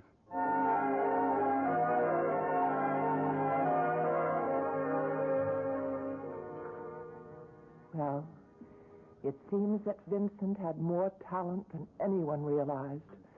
Those dark and gloomy paintings seemed to have the qualities of genius. At least that's what Mr. Mulholland said in his letter. Lisa, listen to this. Just listen to this. Go on, I'm He says, listening. the Mulholland Gallery would be most interested in arranging an exhibition of your work. Oh. Listen, they're willing to pay all the cost of carding and insuring the paintings. They'll even pay my fare and expenses to Chicago so I can attend the opening. Lisa, can you believe it? Oh, Vincent, it's the most wonderful thing I ever heard. Well, it's not a one-man show, nothing that grand, but the Mulholland Gallery. That's one of the best, Lisa, one of the most prestigious. Do you know when you'll be leaving? As soon as I can get all the stuff crated and shipped. I guess the sooner the better. Lisa, why don't you come with me? Oh, I couldn't do that. I still have to be at the Your gallery. brother can take care of it for a week or so. That's all the time it'll take. Oh, I just couldn't do it, Vincent. But when you have that big one-man show, I promise to be there.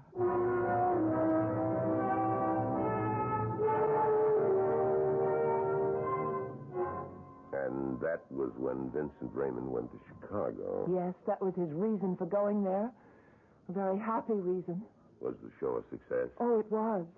The press reception to Vincent's work was very good, far better than the evaluation he received back home. I guess it's true what they say about a prophet being without honor in his own country. In this case, in his own state. There were 12 paintings in all the exhibit, and at least half of them were sold in the first week. And for the first time, Vincent was a happy man. He sent me just one letter, and it contained a very good piece of news. Perhaps even more important than the news of his artistic success. Dear Lisa, just a quick note to tell you that I'm well and spending money like a drunken sailor. I've bought 2 new suits. Yes, I said suits with matching pants and jacket, believe it or not. But more important, I'll tell you one other thing that seems to have happened to me. For the last 3 nights, I've slept without a dream. I think you must realize the importance of that, Lisa. 3 nights of dreamless sleep. The most precious 3 nights of my existence. But those dreamless nights didn't last very long.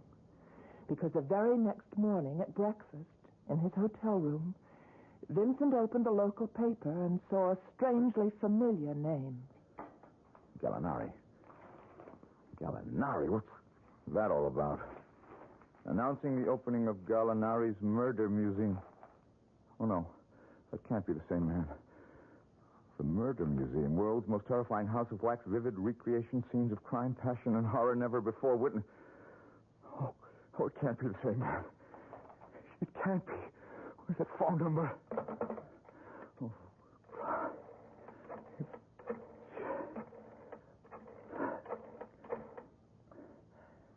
Hello.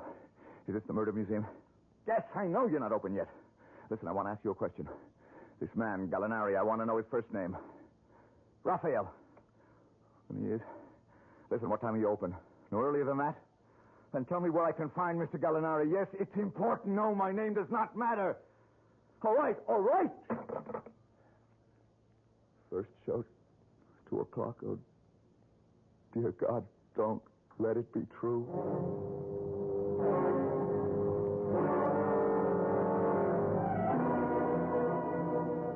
And here, ladies and gentlemen, you see the notorious mass murderer of Huntersville, Nebraska, who not only dispatched his victims with poison, but then mutilated their bodies in the dreadful fashion you see before you. And now, if you'll step to the next exhibit, you will see the latest addition to Professor Gallinari's world-famous murder museum. For the first time in any house of wax, the horrifying axe murder of one of the most glamorous women ever to appear upon the American stage. It's true. They called her the beautiful Ada. And yes, Ada was beautiful as she was faithless. And one day, her wealthy manufacturer husband, John Lloyd Raymond, returned home from a business I've got to ask you something. Excuse me, sir, but I'm still not through with this.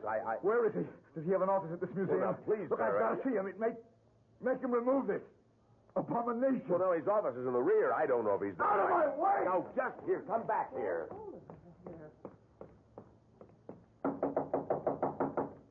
Who is it? Open up, Gallinari. Open the door. Yes, what is it? Let me in. I have to talk to you. I'm sorry. I'm quite busy at the moment, and Raymond? Is that you? Yes, Vincent Raymond. What are you doing in Chicago? The question is, what have you done? Now, be calm, young man. There is nothing to get so excited about. That's your art out there, Gallinari, out there. That's the verisimilitude you were talking about? Yes, that's right. I try to be faithful to the original. I'm not ashamed of that. You liar, you thief! Now, come. I've stolen nothing. I've imitated life, but stolen nothing. Now, please, sit down. Calm yourself. Let me offer you a drink. You lied to me. You pretended to be something you weren't. You never told me you were going to create that horror out there. I told you only the truth. That I wish to do a sculpture of your mother and father. I only neglected to tell you the medium. Some artists work with clay and marble. I chose wax. Is that so wrong? You know it's wrong. You made a public spectacle out of it. And now you're going to do something about it. You're going to get rid of that thing out there. I am afraid that's impossible. The exhibit took months to create. They all do. The investment in time and money. I'll sue you. I will make you destroy it. Ah, Mr. Raymond, don't make unnecessary problems for yourself. Murder is in the public domain. There has to be some way to make you tear it down, and I will. I swear it. I won't let that thing stand.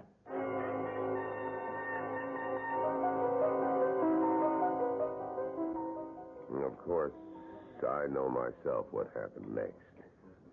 Because I was there in the murder museum the night that your friend Vincent Raymond returned. Oh, please.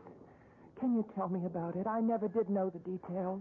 Well, from what I understand, he went to a lawyer the very next day to see if there was some legal means to get Gallinari to destroy the exhibit. He must have gotten some idea how difficult it would be to get an injunction against the museum, because that's when he decided that the only recourse was to destroy the sculpture itself. Yes, that would be like Vincent. And what he did was very simple. He came back to the museum for the last show of the day. But during the tour, he slipped away from the crowd and hid behind one of the curtains until everyone had gone. And then he walked up to the exhibit and stopped in front of it. Of course, the instrument he needed to destroy the exhibit was already there. The fire axe was real, like the clothes of the wax figures and the furnishings of the room. All he had to do was take the axe out of the hands of his father's statue, and that's what he did. Destroy. Destroy. Must be destroyed. I saw him standing there as still as the wax figures themselves. And I froze in the doorway, too, afraid to move. Because I saw his eyes. And I was afraid to become a victim, too. And then I heard him sobbing. You shouldn't have done it. You shouldn't have done it. I saw him turn the axe toward the figure of his father. But then a strange thing happened. He began to shake from head to foot. He seemed unable to bring the axe down on the figure of John Lloyd Wayne. No! No, it wasn't your fault. It was hers. Hers! And suddenly he turned around and brought the axe down on the wax figure of his mother. You're the one who did it. You did it. You That was when Professor Gallinari himself came out of his office. Stop it! Stop it! Raymond dropped the axe. The destruction of the wax figure complete. But Gallinari was infuriated and threw his arms around his throat. Raymond struggled with him. They fell in a heap to the floor. Stop it. Don't say any more, please. I'm sorry.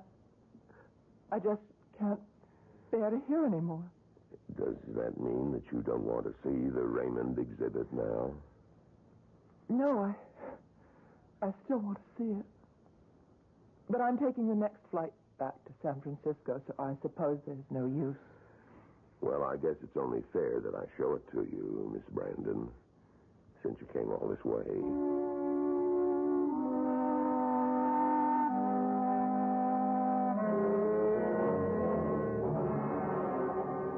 We keep the curtain closed whenever we're fixing up an exhibit or preparing to show something new. This is really very kind of you. Oh, that's all right. I just hope that you don't find the exhibit too depressing. Is it a very good likeness? Yes, I think it's very good. But judge for yourself. As you can see, the figures are all ready, but the furnishings need some work still. Well, what do you think? It's horrible. Horrible. Oh, I'm sorry. I know I shouldn't say that. I did ask you to show it to me. Yes, I was afraid you'd feel that way, miss. Because the likeness is really very good. It was Gallinari's brother who did the statue of the professor. Naturally, he'd get that right. But that's Vincent, too. Yes. Just like him. It's a very good likeness of Vincent Raymond.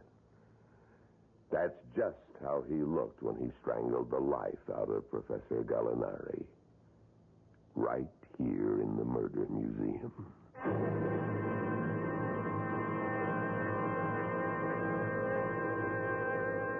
If you are contemplating a visit to a wax museum, we pass on this advice to you. 1, don't go during a heat wave. 2, make sure that you can stand the sight of wax. And 3, be certain you don't have any murderous ancestors who just might show up in one of the exhibits.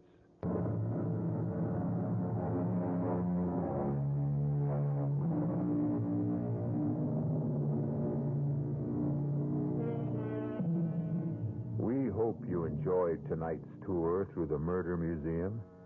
We hope that you'll always come back through the creaking door of the Radio Mystery Theater, because it's the one place you can enter where your imagination provides the real thrills.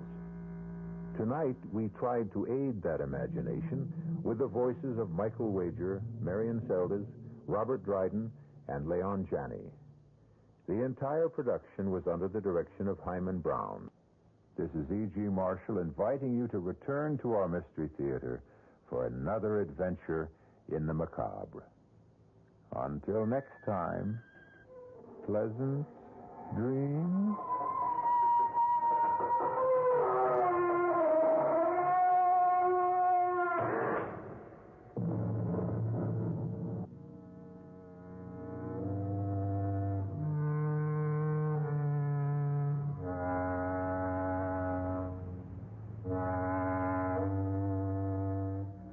The preceding Mystery Theater program was furnished by the CBS Radio Network.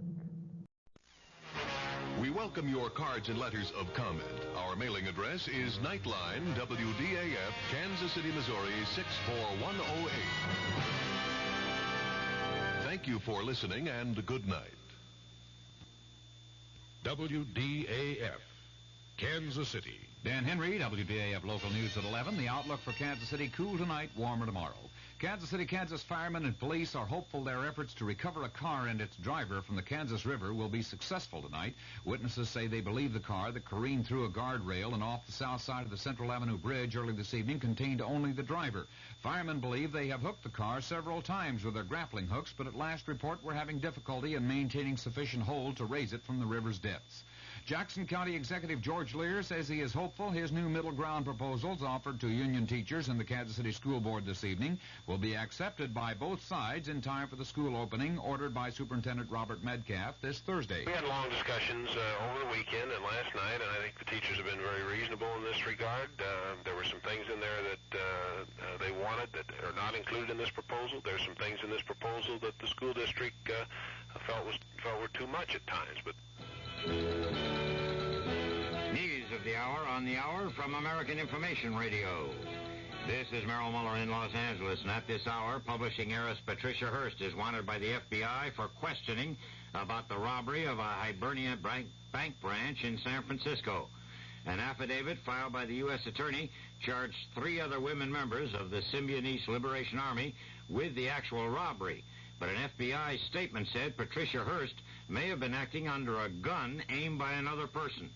The robbery netted just over $10,600, and in fleeing to 2 getaway cars, the robbers or their accomplices shot and wounded 2 elderly men.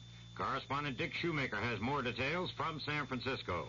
An FBI agent has said that a picture taken by a hidden bank camera shows what appears to be Patricia Hearst actually participating in the robbery. Apparently, Miss Hearst was holding a semi-automatic weapon. However, the FBI here in San Francisco is still not willing to say whether Patricia was acting of her own free will. The U.S. Attorney here in San Francisco, James Browning, said tonight if Miss Hearst was involved voluntarily, he will have no hesitation in issuing a warrant for her arrest. Dick Shoemaker, ABC News in San Francisco. Steel job deal challenged. That story coming up. All right, today we're going to make applesauce. Okay, keep your head back, Deidre. Don't depend on me, depend on Deidre. You pin them. this way, with the pins going out, okay? Let's play some C's together and hear how they sound.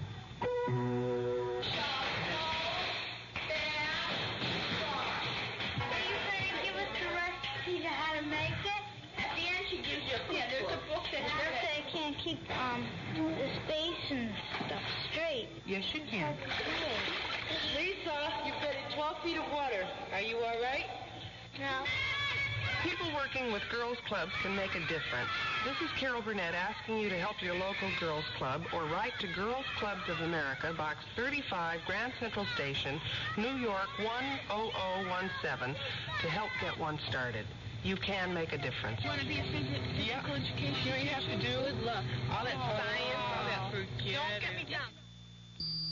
Two major organizations have attacked the government's settlement of anti-discrimination charges against 9 major steel companies that will pay blacks and women some $31 million for lost pay on jobs denied.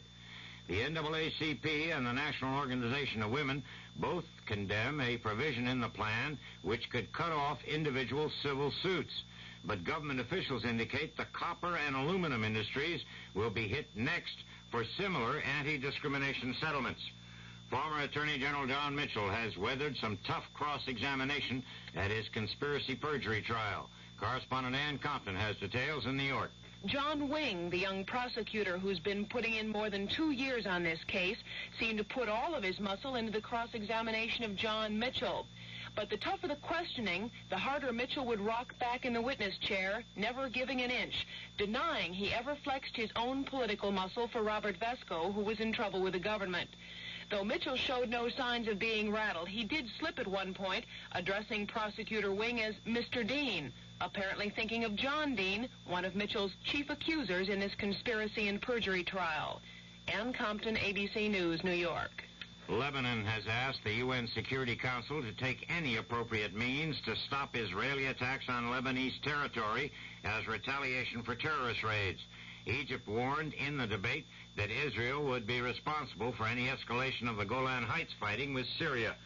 In Paris, the South Vietnamese foreign minister has announced suspension of the peace talks with the Viet Cong until such time as battlefield attacks are replaced by evidence of goodwill from the Viet Cong. This is Information Radio News.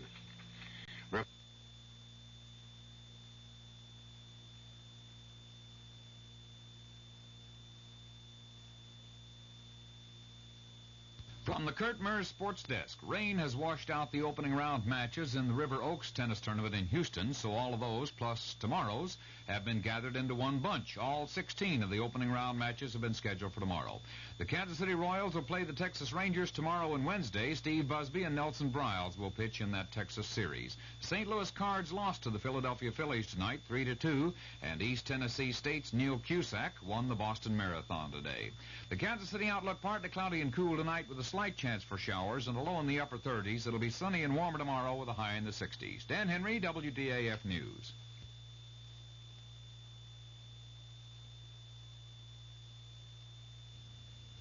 The CBS Radio Mystery Theater presents...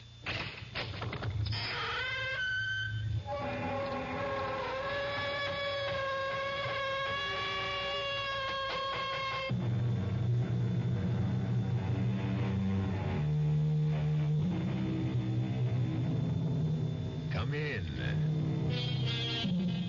Welcome. I'm E.G. Marshall. Welcome to the sounds of suspense. Justice, the noblest creation and the highest ideal of man. The foundation of all religion and the cornerstone of every law. Justice, the birthright of every human being on the face of the earth. Justice, we're brought up to believe in it, to expect it. But what about those people who suddenly discover that for them, there isn't any justice? You just don't go around killing people, Eddie. But there are people who have to be killed. The war's over. It's been over for a long time. No, it isn't. Not for me. Eddie, you're home now. Don't you understand? What could we tell the police? The truth. We have no evidence. That's why we have to hunt them down and kill them ourselves. so that justice can be done. We can only have justice through the law. Okay. Tell me. Will the law give us justice? I just told you we have no evidence. Okay. No justice from the law. So where and to whom do we go for justice? Tell me that. Does that mean there isn't gonna be any justice?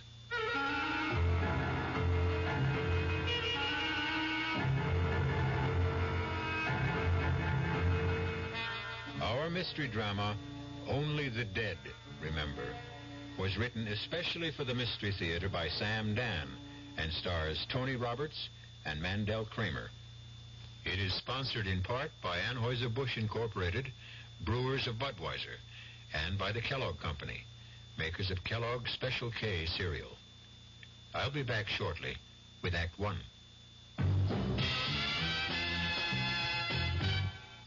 There's nothing wrong with drinking Budweiser sip by sip, is there? Well, the brewers of Budweiser think there's a better way. Sipping's fine if you're drinking wine, but Bud is the king of beers, a hearty drink. Look, rinse a 10 or 12-ounce glass with cold water. Then, open a can or bottle of Bud and pour it right down the middle so it kicks up a good head of foam. Now, take a big drink and then swallow big. No sips. That's how it should be done. More taste, more beer drinking enjoyment. Thanks to exclusive Beechwood aging, Budweiser has a smoothness that lets it go down especially easy. Sure, it's an expensive way to brew beer, but brewing beer right does make a difference. That's why when you say Budweiser, you've said it all. Anheuser-Busch, St. Louis.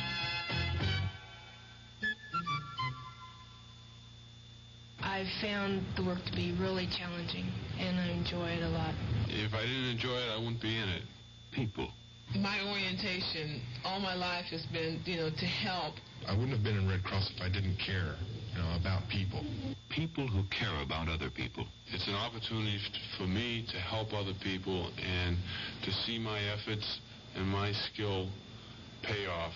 It's just a very rewarding feeling to think that some little thing you've done is going to help somebody else. It's the joy you feel when you help someone. People who help other people. It's like anybody involved with the Red Cross programs. They want to volunteer and they want to help. They are just that type of person who will go out of their way to do anything for anybody at any time, and it carries over to the work they do for the Red Cross. It's like they're there when you need them. The people who are the good neighbor. The American Red Cross. I think that anything you know in this world, if you don't use it when it's needed, what good is it?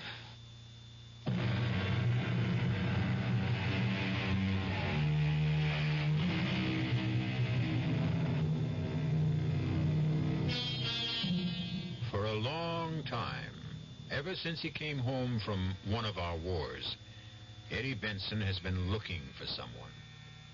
Those vital years of his life that might have been invested in a career, devoted to a family, have instead been devoured by an all-consuming search as Eddie Benson roamed the length and breadth of America, supporting himself by his nimble and sensitive fingers, playing the piano, in grimy saloons, in sophisticated night spots, but always looking, always listening, ever alert for a clue that could lead to his quarry.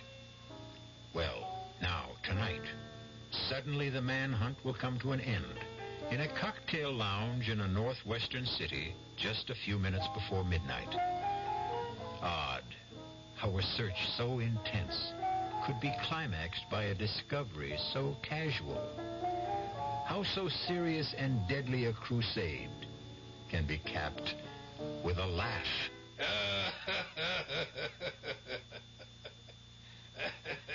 That laugh.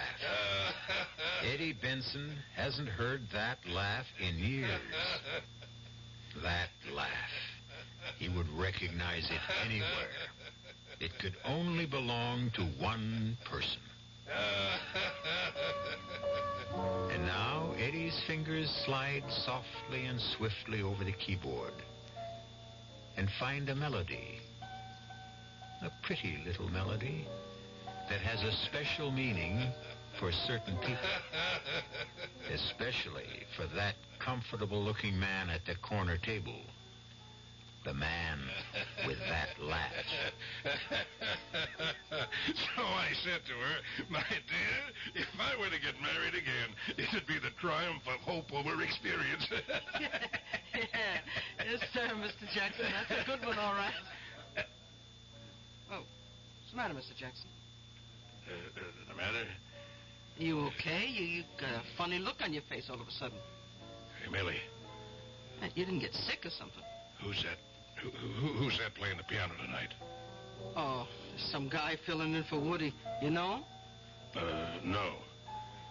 For a minute, though, I thought he may look familiar. That's just my imagination. Millie? What is it, Mr. Jackson? Ask him if he'll, You got a request, Mr. Jackson? Yeah, I have. Ask him to quit playing that song. You don't like it? It's kind of a catchy tune. Just give him this. Tell him to play something else.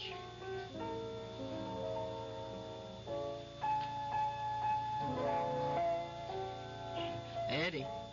You got a request. Request in reverse. Customer says to take this $10 and quit playing what you're playing now. What's this character's name? Jackson. R.J. Jackson. I see. R.J. Jackson. Does he, live around here? Oh, up on the hill. All kinds of money. Figures. Huh? It's funny, Millie. How it ends. Where it ends. There were times I thought it would never end. All these years. It kind of took over, you know. It became a way of life. Look, I wish I knew what you were talking about. No, you don't, Millie. I think I'll split. You mean walk out? You can't just walk out on the How'd you like to make $10? All depends. You keep the 10 spot, and as soon as I'm out of here, you go up to him, good old R.J. Jackson, see, and you say to him, Mother Hennessy's chickens are coming home to roost. You're kidding. Say it. You're $10 ahead. Yeah, but you can't just quit in the middle of playing. Remember the chickens, Millie. See you around. Yeah. Oh, boy. The more I get to know musicians. Now, how'd that go? Mother Hennessy's chickens, yeah. Mr. Jackson. Mr. Jackson, the piano player, he wanted me to tell you something. Yeah? I bet it's thanks. That's the easiest $10 he ever made. Well, what he wanted to tell you was... Yep. Well? Well, he said, let's see, Mother Hennessy's chickens coming home to roost. What's that? I'm sure that's what he said. Mother Hennessy's chickens are... No. Mr. Jackson. Hey, somebody, give me a hand, quick, he's fainted.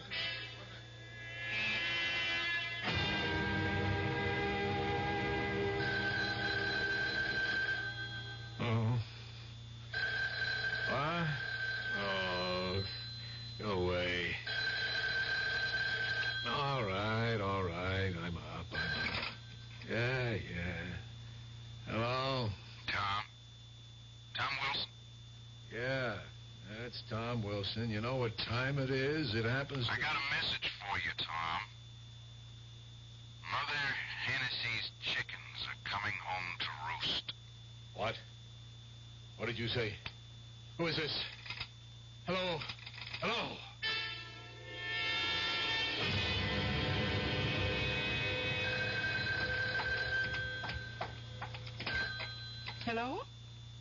Is Bill Traynor at home? No, but I expect him. Who's calling? Is this his wife? Yes, I'm Liz Traynor. Will you take a message? Well, of course. Tell him Mother Hennessy's chickens are coming home to roost. Yes? That's all. You're joking. Hello? Oh, well. Hi, darling. Oh, Bill. You just missed a phone call. Oh, never mind that. What'd the doctor say? Oh, things are just fine. He'll be born on schedule. You mean you won't take a girl?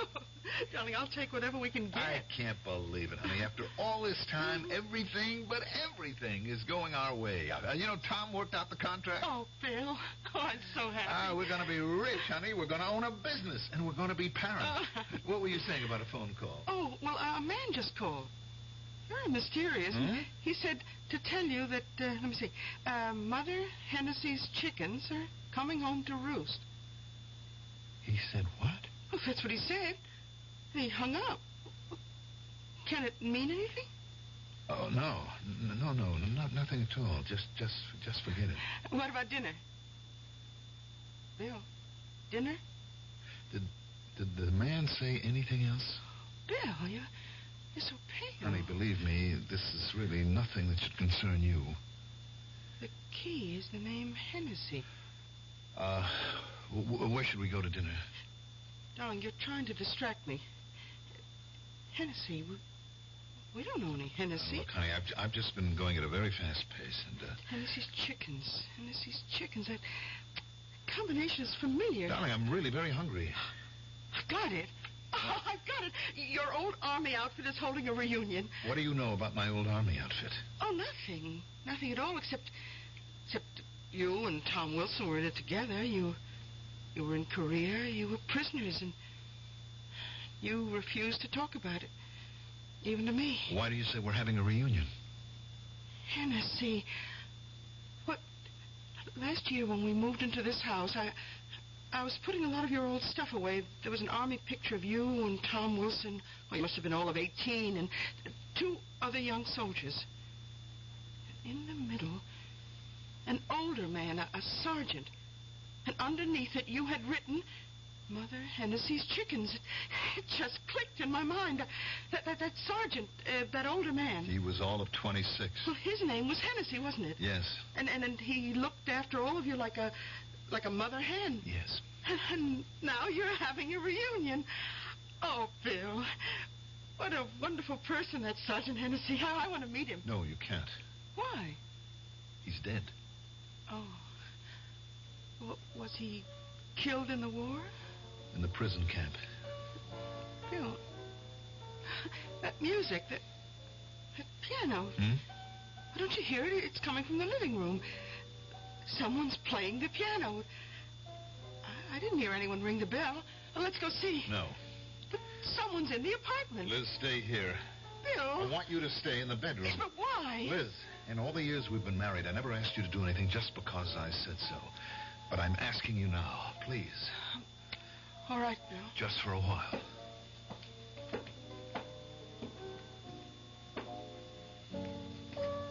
Hello, Eddie. Front door was open. I just walked in. Well, you're welcome, Eddie. Been a long time. A lifetime. Nice layout. Yeah. I've done well. I'm sure you deserve it. I went to school on the GI Bill, became an engineer. I always said you had the stuff, Billy. I'm going to own a good-sized electronics company. That's nice. Our old buddy Tom Wilson, remember him? Who could ever forget Tom? Well, he's drawing up the contract. He became a lawyer. What about yourself, Eddie? Me? Yeah, a fellow with your talent, the way you could write songs like this one for Hennessy. We all figured we'd hear you doing Broadway musicals, coming up with top hits. Well, I've been too busy. Doing what? Looking for somebody. Looking for an old friend of ours. Bill, I had a phone call. The craziest phone call. Hello, Tommy. Eddie. Hey, Eddie Benson. It could only have been you. Where you been hiding? Tom? Billy? I got the greatest news in the world. I found him. I finally found him. You finally found who? The needle in the haystack. 1 grain of sand on the beach. It was such a long time. It was such a long search. Eddie, who did you find? Who do you think? Myers. Myers? R.J. Myers? He doesn't call himself Myers anymore, but Still R.J., Robert Joseph, or, as Hennessy said, our own little Bobby Joe. That's incredible. Except he's not so little anymore. He's a very portly gentleman these days. You say you found him? I found him. What did you say to him, Eddie? Nothing. Well, how could you just say nothing? Tom, you, Billy, and I, we've got nothing to say to Bobby Joe. I just made sure of where we could find him, and I came here to pick up you two guys. Eddie. I have a .45. What do you guys want to use? Eddie, what are you saying?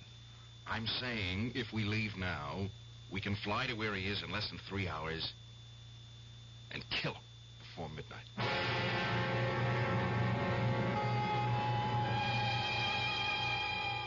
Kill.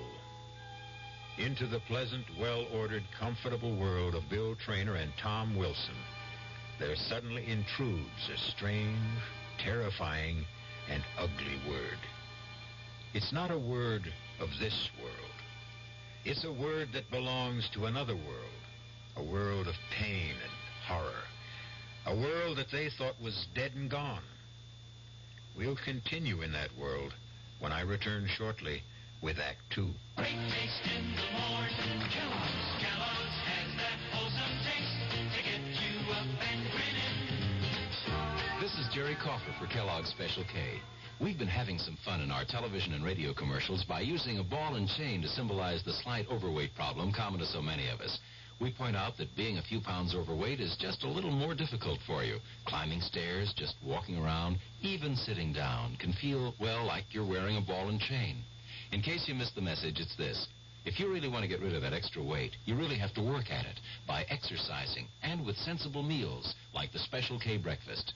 A 1-ounce bowl of Special K, America's favorite high-protein cereal, 4 ounces of skim milk, tomato juice, and coffee. Less than 240 calories. Nutritious and, by the way, delicious. So why not begin each day with a Special K breakfast and then keep up the good work? Special K can't help you lose weight all by itself, but it really is a good start. Who knows how to help you solve your shopping problems? Your Better Business Bureau knows. Sheriff, they're gone. Lock, stock, and barrel. Those low-down polecats told me this new roof was guaranteed. She's leaking like a sieve. I'll help you with some good advice from the Better Business Bureau. Beware of the salesman who offers such a guarantee. Roof waterproofing requires skill and judgment. It may take several treatments to completely waterproof your roof.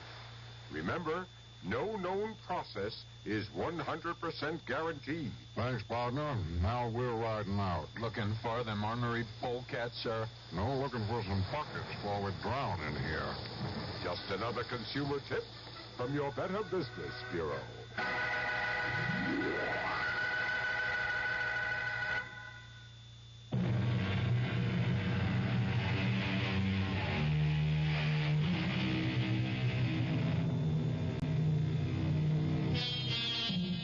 When they were 19 years old, Eddie Benson, Bill Traynor, and Tom Wilson suffered and starved and froze in a prison camp in North Korea.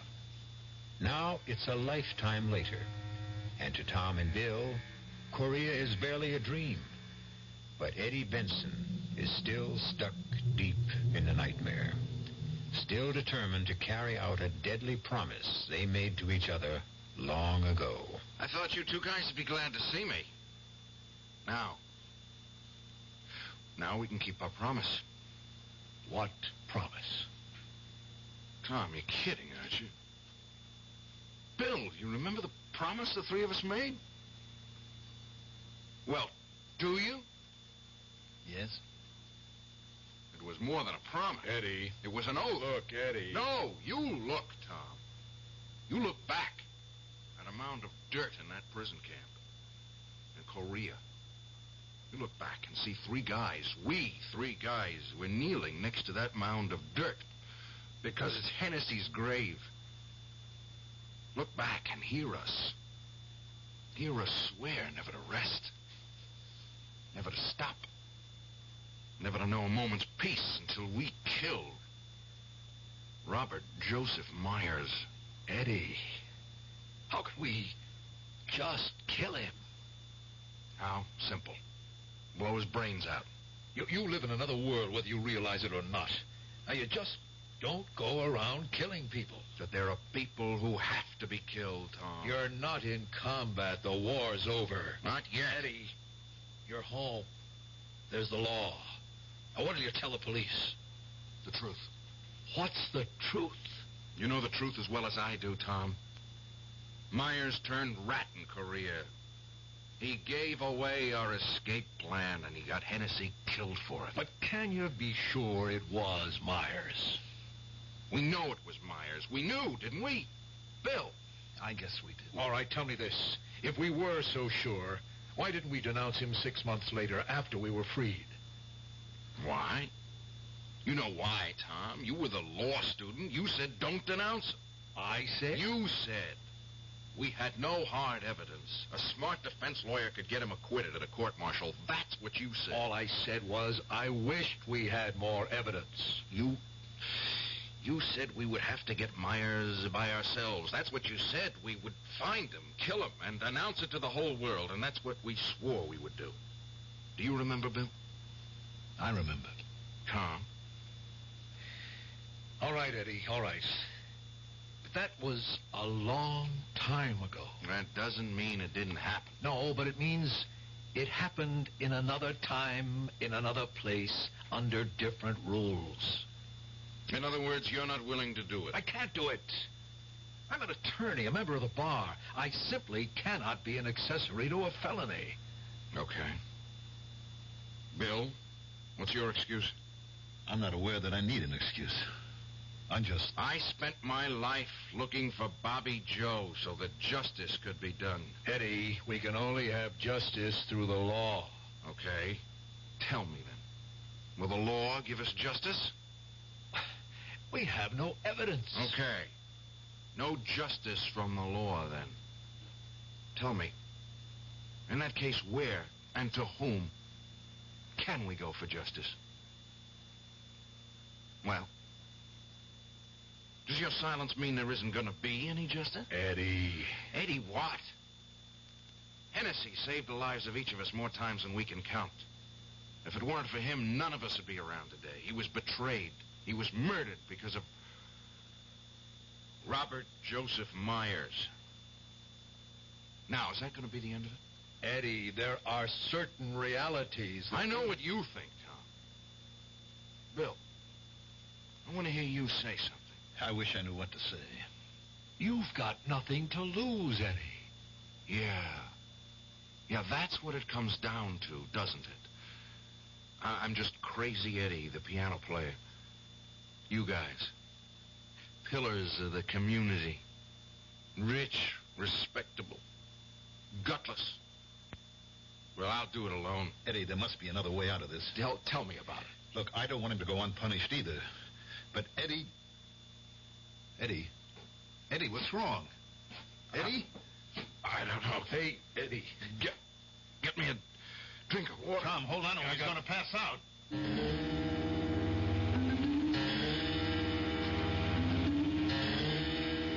Let him sleep. What's the matter with him, Doctor? Well, I'd say this man's been living on his nerves for a long, long time. Well, what can we do for him? Let him sleep. For a week, if you can.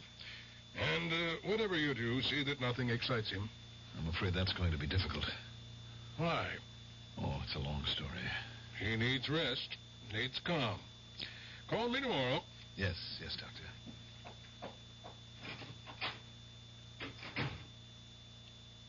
Bill. Try to get some sleep, Eddie. I feel so tired. I'll just rest a while, okay? Sure. I never felt so tired, except when we were in Korea. You remember? Yeah. Remember how Hennessy would keep us awake while we were on guard? Sure. You were his favorite? Oh, he didn't play favorites. He liked you. more than the rest of us because you were the best soldier. Eddie, try to get some sleep. I don't care about Tom, but you, especially you, have to help me kill Myers. Eddie, you need your sleep. Yeah. I'll sleep a little, and then when I feel stronger, we'll go get him. You have to help me, Bill. After all, if it weren't for you... If it weren't for you... If it weren't for me, what, Eddie? Eddie?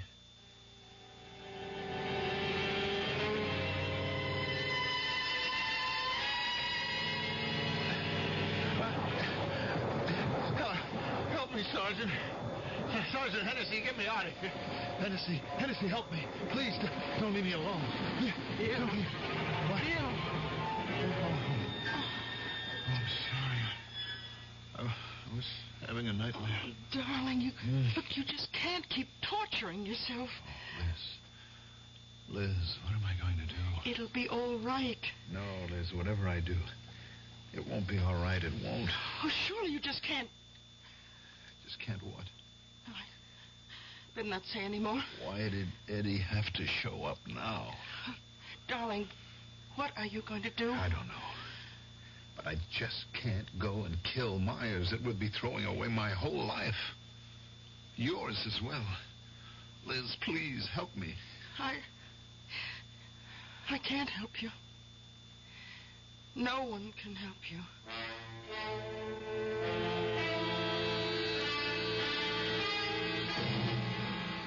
It's all set. We have the closing tomorrow. You'll own a factory, Bill, my friend. Yeah. Is Eddie better? Yeah. He's sitting up now. He's getting an appetite. In a couple of days, the doctor says he can be out of bed. You know what we have to do, don't you? We have to get word to Myers somehow. I don't like this any more than you do, but we have to warn him to keep out of sight for a while. I suppose. Has he told you where Myers is living? No. He won't even tell me what name Myers is using. Why? I don't think he trusts Tom. He thinks we betrayed him and Hennessy. Bill. Look, Tom, what's the use? In a sense, we have betrayed Hennessy.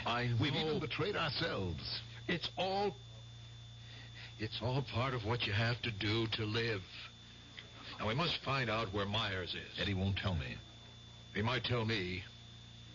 I'll get it out of him somehow. We'll save him yet, in spite of himself.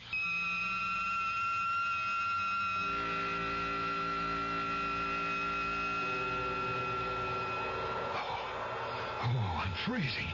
It's so cold. So cold. Bill, darling, you're having a bad dream. What? Wake up. Can we build a fire? Why won't they let us build a fire? Bill! A fire? Bill, please. Why can't they let us have a fire? Bill. Eddie? Yes. Eddie? We gotta break out of here tomorrow night. Hennessy said to tell you. We won't have a chance. We better not. We'll die if we stay here, Tom. He's right, Tom. You guys know where we have to meet? Yeah, Tom and I know. Did you tell Myers? No. Why not? Myers isn't going. Why not? Shut up, Bill. You can't tell who's around. Hennessy says Myers can't cut it. But he's one of us. We can't leave him here. Hennessy says we can't take a chance on him. No. No what? Without Hennessy and us around to protect him, he'll die here. I'm going to talk to Hennessy. I'll convince him. I'll convince Hennessy that we have got to take Myers. I'll convince him. Bill, wake up. Darling, you're dreaming again. What? Yeah. Oh. Bill, are you all right? Yeah. I'm all right. Oh. Only sometimes I don't know which is the dream. This or Korea.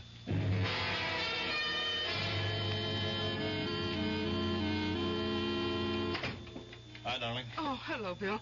Tom's here. Oh? Yeah, he's inside talking to Eddie. Yeah, I've got something to say to Eddie, too. Look, I almost forgot you saw the doctor today. Is there anything? Oh, everything's just fine. Oh, Liz, this should be the happiest part of my life. I know, Bill. I'll be right out. Well, how is everybody? I want to thank you for everything, Bill. Oh, it's nothing. I'm leaving tonight. Leaving? Where to? There's a promise I have to keep. See if you can talk him out of it, Bill. He won't listen to me. He won't tell me anything either. I won't try to talk you out of anything, Eddie. I want to go with you. Bill. What for? To help me or to stop me? I don't know. I just feel that I have to face Myers with you. And then... Well, right now, I don't know. Fellas, if this is the way the conversation is going, I have to leave. I can't be part of what happens. Well, Eddie, where are we going? I'll tell you when we get there. What's the matter? Don't you trust me? Are you going to try to save him? I don't know what I'm going to do. We're in this because you tried to save him the last time, you remember? Yes, I remember. When are we leaving? Tonight. All right, I'll go pack. You don't need much. Just a toothbrush, a razor, and a revolver.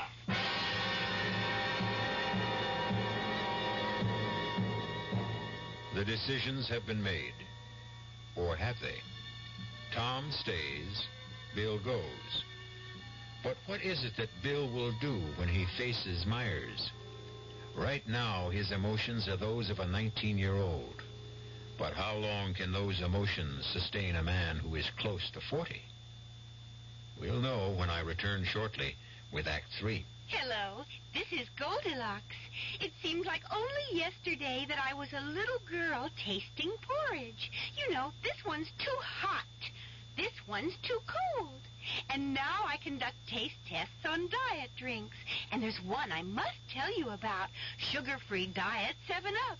It has a fresh, natural, delicious taste. It drives my taste-o-meter crazy. Sugar-free Diet 7-Up. This one's just right. Hi, I'm Nanette Fabre. 11 million Americans have an untreated hearing problem, including 3 million school-age kids. I was one of those kids, but I got help. Most hard-of-hearing people can be helped either medically or through amplification. There is a Better Business Bureau booklet that may help you, and it's free. Write Better Hearing Institute, Box 1840. That's 1840, Washington, D.C. You want to hear what you're missing.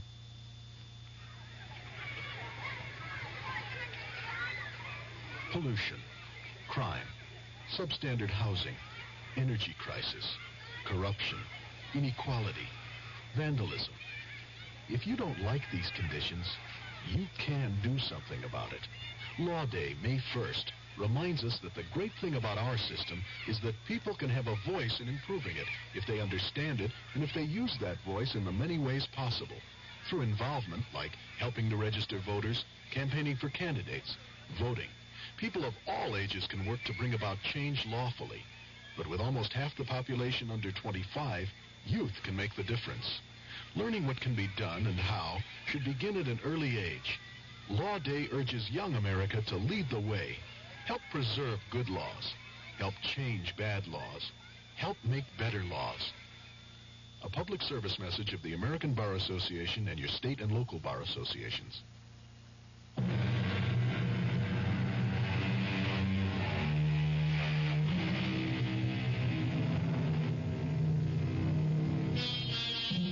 Many of us spend our lives searching for the truth. But what is the truth? When are we closest to the basic essence of our existence? Is it when we have the experience and wisdom of age, or the fire and idealism of youth? We keep asking, what is the truth? The answer is, each man must find his own truth. Liz, Eddie's gone. Yes, I know. You know? Well, I went into his room to see if he was up to having dinner, and he wasn't there. But I was supposed to go with him. I know that, too. How did you know? I didn't tell you. Darling, you didn't have to tell me. Well, then how? I have faith in you, Bill. I have faith that in the end you will do what's right. Looks as if I'm not going to do anything with Eddie gone. Do you really want to find him? But how? How could I even begin to look? I know where he went. You know? How do you know? Well, while he was sick, I sent his clothes to the cleaners, and in his pocket there was an airline return ticket. A ticket to where? Now, look, Bill, I won't tell you unless you take me with you. And you can't go in your condition? Bill, Bill, we have to do this together. But it might be dangerous. You're wasting our time, Bill. We should be getting the next plane for Central City.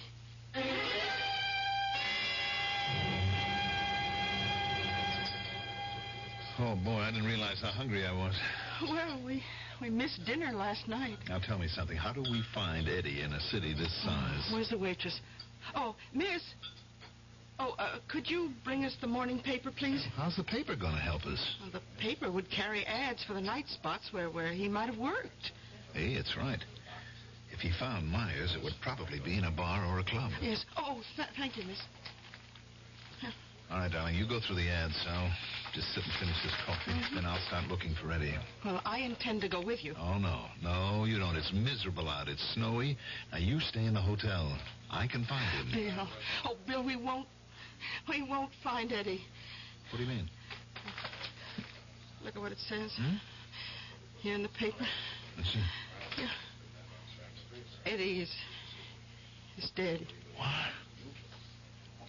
Musician found shot to death. Police puzzled by mysterious murder. Body discovered in hotel room. No apparent motive. Eddie dead? How can he be? Only yesterday. Well, do the police have anything to go on?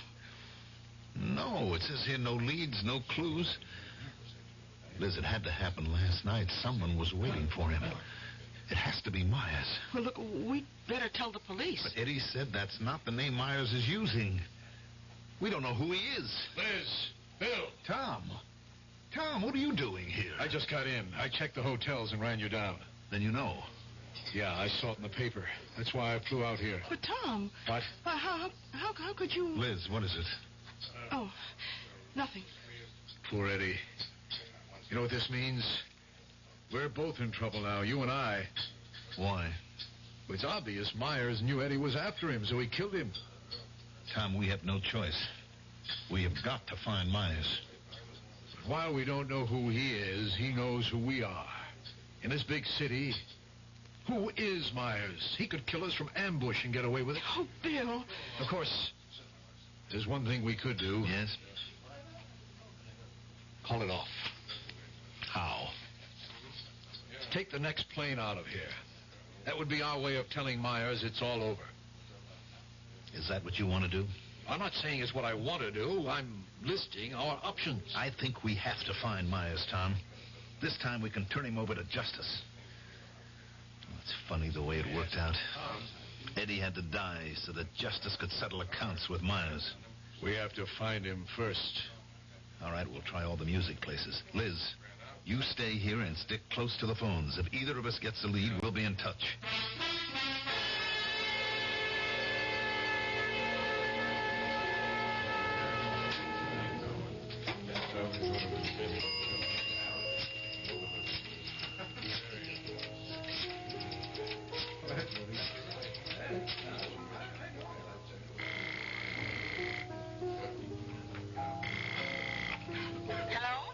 Darling? Oh, any luck? No. Has Tom phoned in? Not yet. Well, let's hope we get lucky. Bill, something bothers me. It must be my imagination again. Why? What is it? I don't know, but it has something to do with Tom. What? I can't put my finger on it. Just something that doesn't sound right. Well, what, honey? What could be wrong about Tom? Bill, now I know. Wait a minute, darling. I'll call you later. But Bill! Miss? Oh, yes, sir. Care to order? That tune. Would you ask the piano player where he learned it?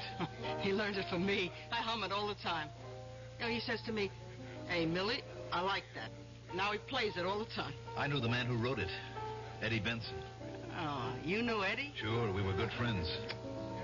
It's a shame what happened to him. He was, I don't know, somebody once told me a word. Mercurial. Yeah, he was a mercurial character. That he was. A guy like him. Oh, he got a lot of people sore at him. Well, at least he left a pretty tune to remember him by. I just can't get it out of my head. Everybody loves it. Well, almost everybody. I know one character who didn't. That so? Oh, yeah. Yeah, you know, it was Eddie's last night on the job. He was playing the tune. And Then this guy, who he comes in here all the time, this guy wanted to give him $10 just to quit playing it. You're kidding. No, it's a fact. Do you know the guy? Oh, sure. He's a regular. Oh, he hasn't been in lately. Yeah. One thing I gotta say about old R.J. Jackson, he's got a tin ear. R.J. Jackson. Tell me more about him.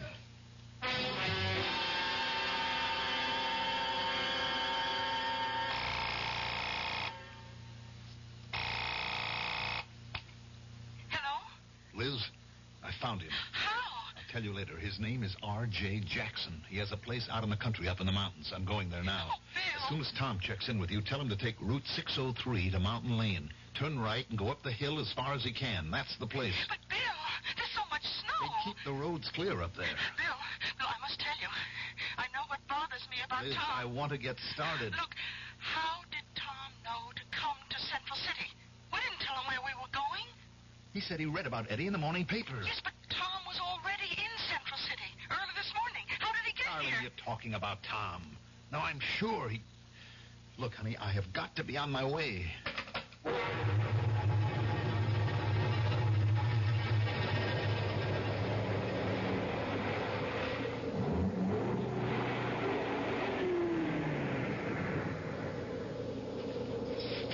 Hi, Tom. Glad you made it. Yeah.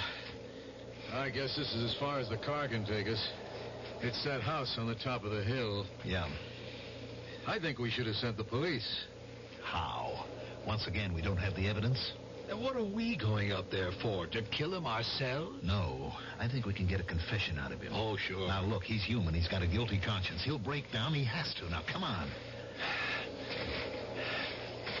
Boy, looks like Korea, doesn't it? Yeah. Miles and miles of nothing. You could just sink into the snow. Could just be the end of everything. That's far enough. What? Stay where you are. Look in the doorway. It's Myers. He's got a rifle. You're trespassing. Now get out of here, or I'll shoot. You wouldn't shoot us, Myers. My name isn't Myers. Now get out of here. We have to talk with you, R.J. We're coming up. I'm warning you. Come on, R.J. You can't get away with it. Look out! Hit the ground. Stay low, Tom. There's a line of trees leading up to the house. We'll work our way in. Hell, this guy can kill both of us. I don't think he wants to. Are you crazy? This is the man who just killed Eddie last night. Right now, he's scared. Come on. Head for those trees. Keep away! Keep away! We'll try for that stone fence. Tom, what? Put your gun away. I'm not going to let him pick me off. He'll show himself in the doorway when he wants to shoot again. Don't. He's only trying to scare us off. I see him. Don't, Tom. Don't. I got him. I got him. Look. He's on the ground. Hurry up. Come on. R.J. Don't kill me. Don't shoot again. Get me a doctor. You'll get a doctor. But first, we'll get a confession. Now, you sold us out in the prison camp. Confess. No, I didn't tell. Let him alone. He'll confess later. Let's bring him inside. No, he'll confess now. And when Eddie Benson found you, you shot him. No, I didn't. Then who did? I'm hurt bad. Get me to a doctor. Bill, you were always a good guy. Help me. R.J., it was a long time ago. The world's forgotten. I don't even think you could be brought to trial for it. It's just among the three of us. Now, I want you to confess. I didn't do it. Honest, I didn't do it. You did, because you didn't show up. You stayed behind. You told the guard. No. What did they give you? Did you have to kill Eddie, too? I didn't kill anybody. Yes, you did. We can get the waitress to testify. She'll tell how you saw Eddie in the lounge, how you passed out. Well, sure, I was scared. Because you guys always thought it was me. But it could have been anybody. You, Tom. What? Or you, Bill. Or even Eddie himself. Let's drag him down to my car and bring him in. Tom. Now, please. Haven't I suffered enough? No, it's not enough. Tom, how did you know about the waitress? Huh? How did you know about the waitress? What? You told me. No, I didn't tell you anything about the waitress. I just left a message for you to meet me here. Well, Well, you must have said something about it to Liz. But I didn't. Well, then, how would I know? How? Because Eddie told you. Eddie? Why would Eddie tell me? You said you could get it out of him. Did you tell him that I would never help him, but that you would? Is that how you got him to trust you? Oh, come on. Why would I want to kill Eddie? Because of that talk we had in my house. Maybe unconsciously, both Eddie and I started to think. Why were we always convinced that R.J. was the informer? Because you were the first one to accuse him. And who said not to denounce him to the Army? You did, Tom. And who said let's hunt him down ourselves? You did. Why? Because you knew it would be impossible. You knew we would settle down in a civilian life and forget it. Bill, you've got it wrong. But you didn't figure on Eddie. You didn't figure one of us would spend his whole life. Bill, you know me. Everywhere you turn, it's you, Tom. You with all the shrewd answers. Why did you have to kill Eddie? Because he was starting to talk just like you are. And then he figured it out. And he wanted to kill me. So I had to kill him. It was self-defense. Tom. I had to kill him. It was like it used to be. Back in combat. Kill or be killed. You were the informer. No, I informed, but I wasn't the informer. I just didn't do what Hennessy ordered. I didn't cover my tracks. That's why they found us. What did they pay you? Nothing. I wanted us to get caught. You wanted it? Why? Well, Hennessy was wrong. The only time in his life he was wrong. We could never have made it, Bill. All of us would have died in the snow. I was trying to save our lives. I tried to explain it to Hennessy. I tried, but he wouldn't listen. He would only say in that way of his, "Trust me, kid. It'll be okay." And I keep trying to explain to him. Believe me, I try. Every night for the last 20 years, I try to make him see it, but I can't find him. He's out there in the snow, and I can't find him. All right, Tom, we better go back to town. No, wait here. I'll find him. He can't have gone far. I'll find him. I'll explain why I did it. He'll forgive me. He'll understand. Stop him, why I Bill. did it. Stop him. He'll get lost out there. He'll freeze to death. I can't leave you, R.J. We have to get you to a doctor. We'll come back for Tom. Later.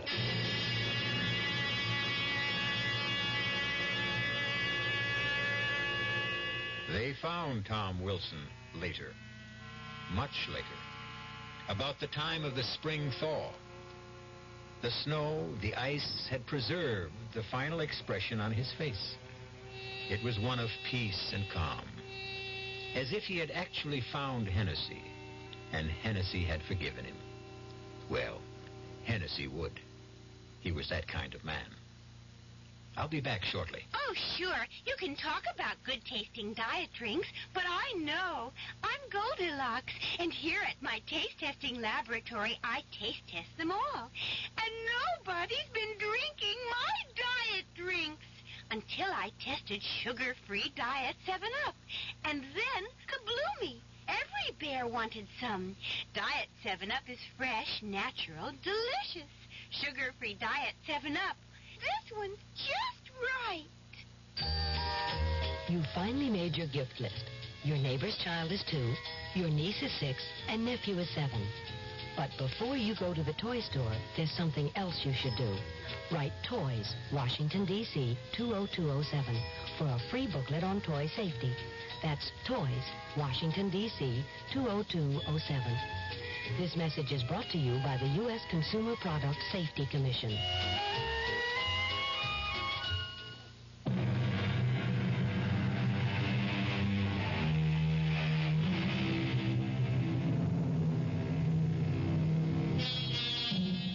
The boy dreams. The man does. It's what we call the generation gap. And this is not the distance between parents and children. It is the unbridgeable abyss between what a man is today and what he wanted to be yesterday. But that's because you can only be young once. Something you can do more than once is listen. You can listen again and again to our Mystery Theater tales. Our cast included Tony Roberts, Mandel Kramer, George Petrie, Bryna Rayburn, and Lon Clark. The entire production was under the direction of Hyman Brown. And now, a preview of our next tale. Now, what made you do a thing like that? I couldn't help it. It just came out. We were talking, and I told him about what happened to you that night. Nothing happened to me that night. It was just a mistake. You fainted. There wasn't any mistake about that. Fainted? What kind of a word is that? Old ladies faint. Me, I just conked out for a couple of minutes. Yes, but the reason... Never mind the reason. You still trying to tell me I'm nuts? I didn't see that guy in the elevator? No, I'm not saying that. Because I did see him. Understand? He was some kind of freak, that's all. Maybe somebody who had a bad accident. But a man without a mouth... It's so incredible. I mean, how can anyone live without a mouth? This guy was alive. I seen him. Yes, and he scared you so much. Did you cut that out? Radio Mystery Theater was sponsored in part by new sugar-free Diet 7-Up. This is E.G. Marshall inviting you to return to our Mystery Theater for another adventure in the macabre. Until next time, pleasant dreams.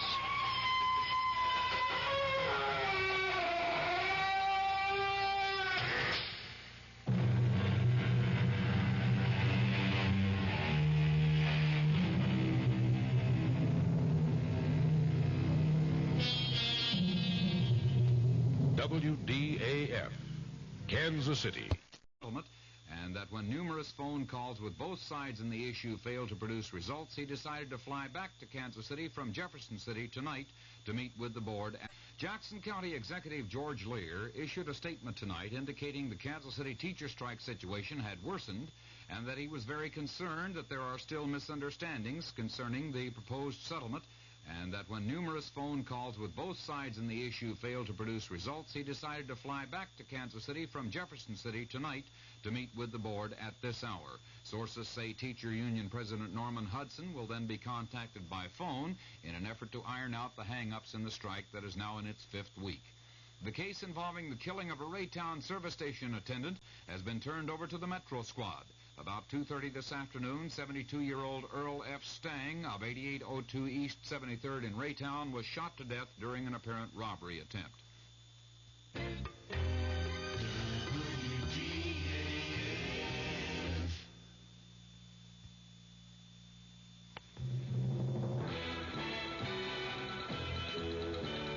News of the hour on the hour from American Information Radio. This is Richard Wall from Los Angeles, and at this hour, it's 4 out of 5 for the Democrats in special congressional elections this year, and the victory tonight for Democrat Bob Traxler in Michigan's 8th District is a particular setback for President Nixon, who campaigned for Traxler's opponent last week. In Saginaw, Republican James Sparling told his supporters a short time ago, "From all indications, Mr. Traxler has won this election, and I congratulate him. But before going any further, I want to say to literally thousands of people who made a commitment to me, who worked for me and helped me, I want to say thank you very, very much." James Sparling was the first Republican to lose in Michigan's 8th Congressional District in 40 years. Traxler had called the election a referendum on President Nixon's policies and moral leadership and called the president the only real issue. White House mum on a subpoena request. That story coming up. I love Tommy. You know, he's, well, no different than my own grandchildren, except he's never had much love and attention. When I first met him, he never talked, and everyone thought he was mute. I'm a foster grandparent to Tommy. Not long ago, I began teaching him how to match up colors with words and objects. It just wasn't working, and I was getting frustrated. Then one day, he looked at an apple. He said, "Red." He said red. I lit up inside, and I cried, and I kissed him for loving me. The Foster Grandparent Program has many volunteers over 60 years of age devoting themselves part-time, giving personal care and attention to children in institutions. The Foster Grandparent Program is one part of action. Action is doing something. There is something you can do. Get into action. The White House has no comment on Watergate prosecutor Leon Jaworski's request for a subpoena for tapes and documents relating to 64 more conversations President Nixon had with aides. Jaworski says the materials needed for the Watergate cover-up trial. One of the defendants in the Mitchell-Stans perjury conspiracy trial has completed his time on the witness stand. Correspondent Ann Compton reports from New York. John Mitchell finished up after 3 rough days on the stand, never budging from his story of innocence in the Robert Vesco affair. Following Mitchell to the stand was the man who followed him into the Attorney General's office, Richard Kleindienst. He contradicted former White House counsel John Dean's claim that when grand jury questioning about Vesco got hot, Mitchell called Dean asking that the message be passed on to Kleindienst. In a firm voice, Kleindienst said he has no recollection of that call from Dean. Kleindienst added Mitchell needed no messenger boy anyway. Tomorrow it's co-defendant Maurice Stans in the witness box. Ann Compton, ABC News at the federal courthouse in New York. Lieutenant William Calley will be eligible for parole in a few months after Army Secretary Howard Callaway cut Calley's sentence for the My Lai murders from 20 to 10 years. Randolph Hearst says he has no idea whether his daughter Patricia was coerced into joining in the bank robbery yesterday in San Francisco, but Miss Hearst's fiancé, Stephen Weed, says he feels she was coerced by her kidnappers. The FBI has named escaped convict Donald DeFries as one of the bank robbers. DeFries is believed to be the man who calls himself Field Marshal Sin Q of the SLA. Virginia ended its odd-even gasoline distribution plan a few minutes ago. Governor Mills Godwin announced the system was discontinued because more gasoline is available for Virginia drivers. The American Automobile Association says gasoline supplies remain good across the U.S., but the price of premium went up a penny a gallon in the past week to 58 cents. The AAA says the average price of regular gasoline stayed at 54 cents. This is Information Radio News. From the Kurt Murs Sports Desk, it's Steve Busby for the Royals and 18-year-old David Clyde for the Rangers tonight in Texas. They'll play again tomorrow night.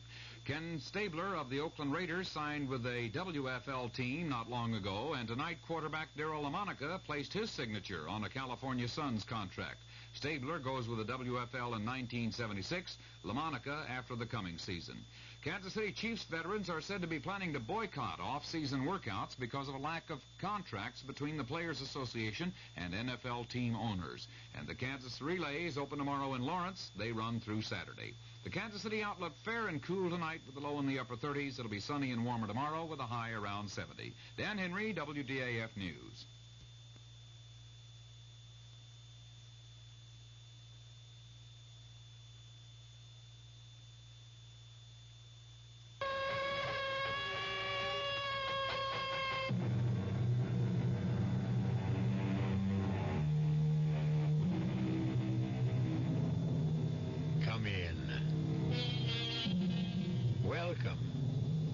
I'm E.G. Marshall. Welcome to another fearful earful. And speaking of ears, the story we are about to direct to yours concerns a different part of the facial anatomy, the mouth. Only in this case, the mouth isn't there.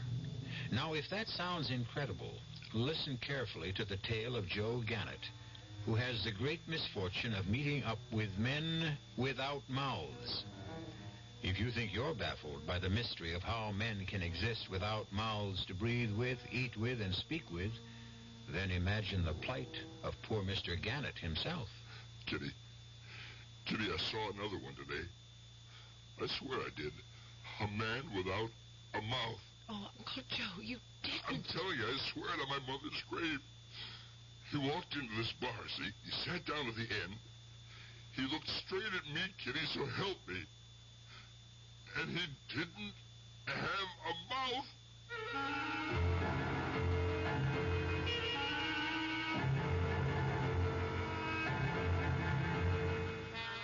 Our mystery drama, Men Without Mouths. was written especially for the Mystery Theater by Henry Slessor and stars Joe Silver and Patricia Elliott. It is sponsored in part by new sugar-free Diet 7-Up and by the Kellogg Company, makers of Kellogg's Special K cereal. It has a fresh, natural... Hello, this is Goldilocks. It seems like only yesterday that I was a little girl tasting porridge. You know, this one's too hot. This one's too cold. And now I conduct taste tests on diet drinks. And there's one I must tell you about. Sugar-free Diet 7-Up. It has a fresh, natural, delicious taste. It drives my taste-o-meter crazy. Sugar-free Diet 7-Up. This one's just right. Answer on. I'm building a kite out of tissue paper, and it's beginning to rain. What do I need? Umbrella or plastic kite? Answer on. How many children are born with birth defects? 250,000 a year in the United States. What's being done? The March of Dimes supports research, medical service, and public education programs. How can I help? Answer on. Like me, the March of Dimes needs money for answers. Give to the March of Dimes.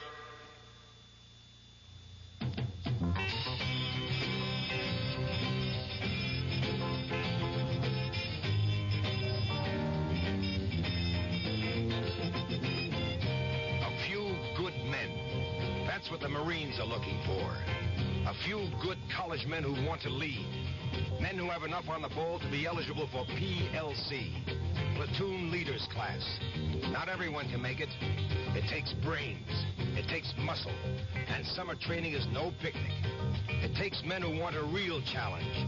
The challenge of leading Marine ground troops, flying sophisticated Marine aircraft, or serving as Marine lawyers.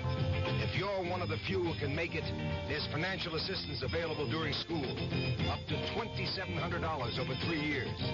There's even free civilian flying lessons for qualified men. PLC Ground, PLC Air, PLC Law, for a few good men.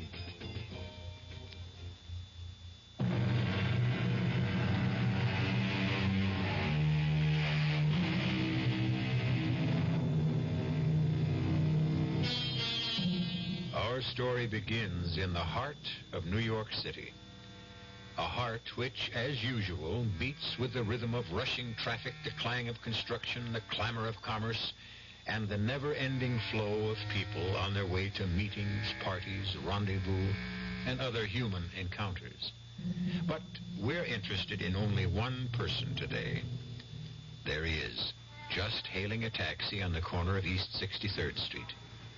He's a dapper figure in his blue serge suit, his white shirt, and conservative gray tie. He appears to be a man in his late 50s, well-dressed, well-tanned, and well-heeled. His name is Joe Gannett. Occupation? Retired. But retired from what? Listen. Hey, taxi! Hey, taxi! Taxi! 530 West Side Avenue. Right. Nice day for a change, eh? Yeah, it's okay.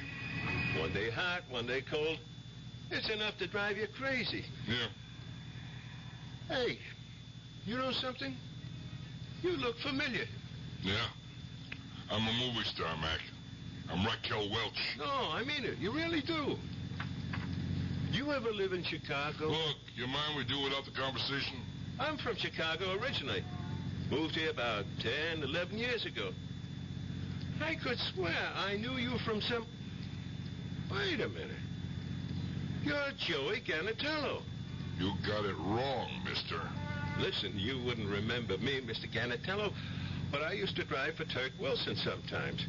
You remember Turk Wilson? He's in Stern now, of course. They got him on income tax evasion. I don't know no Turk Wilson, and my name isn't whatever you said, you understand? Yeah, sure. I mean, no offense, mister. Okay. No offense. And no more conversation.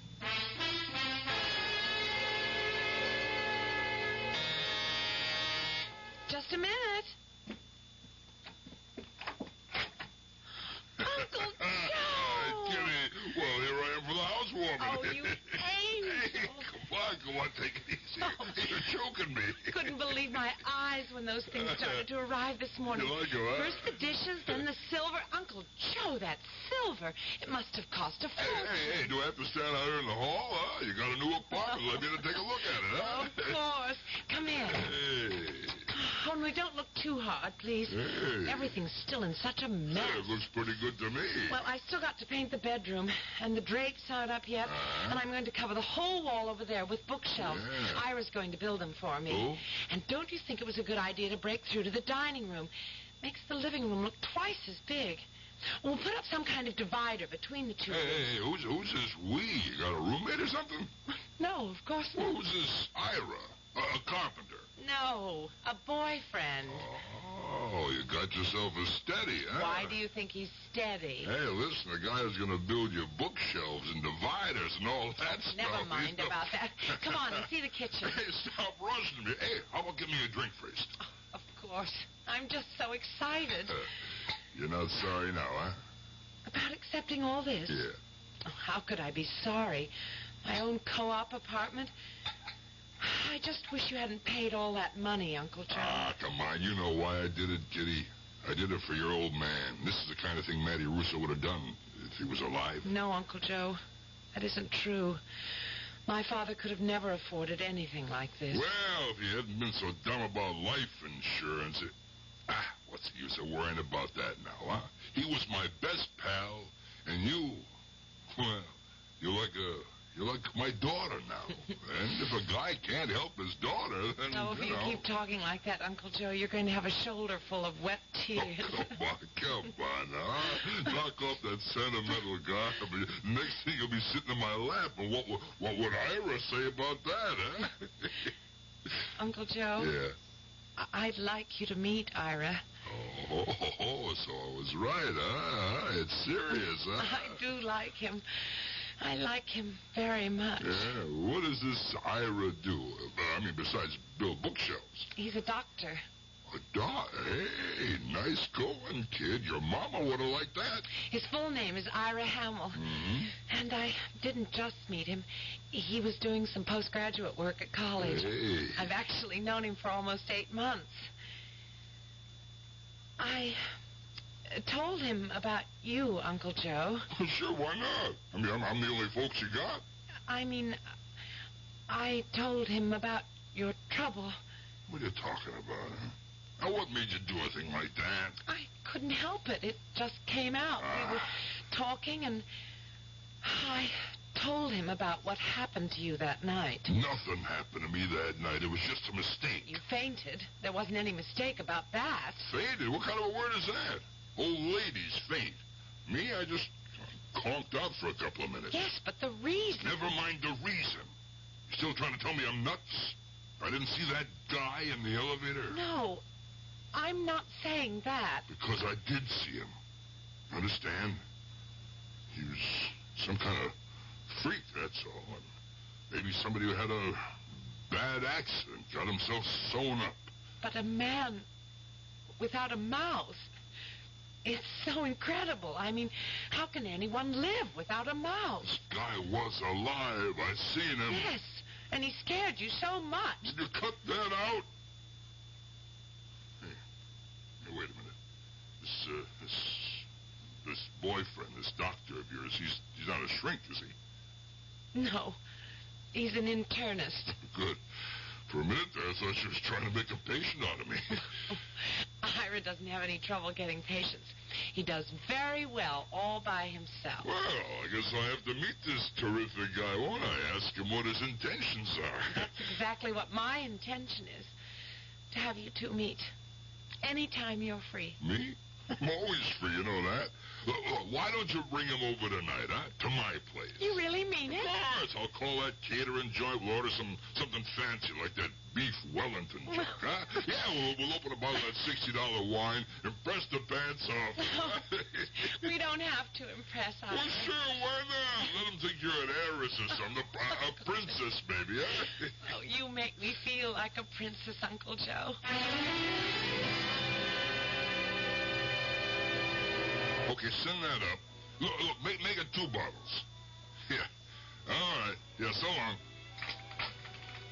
Where's that food? Smell that catering joint. I told him 7 o'clock.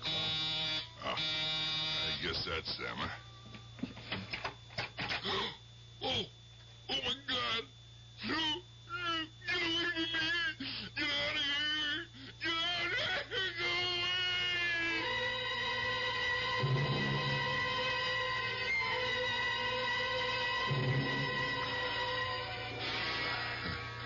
Oh, Ira.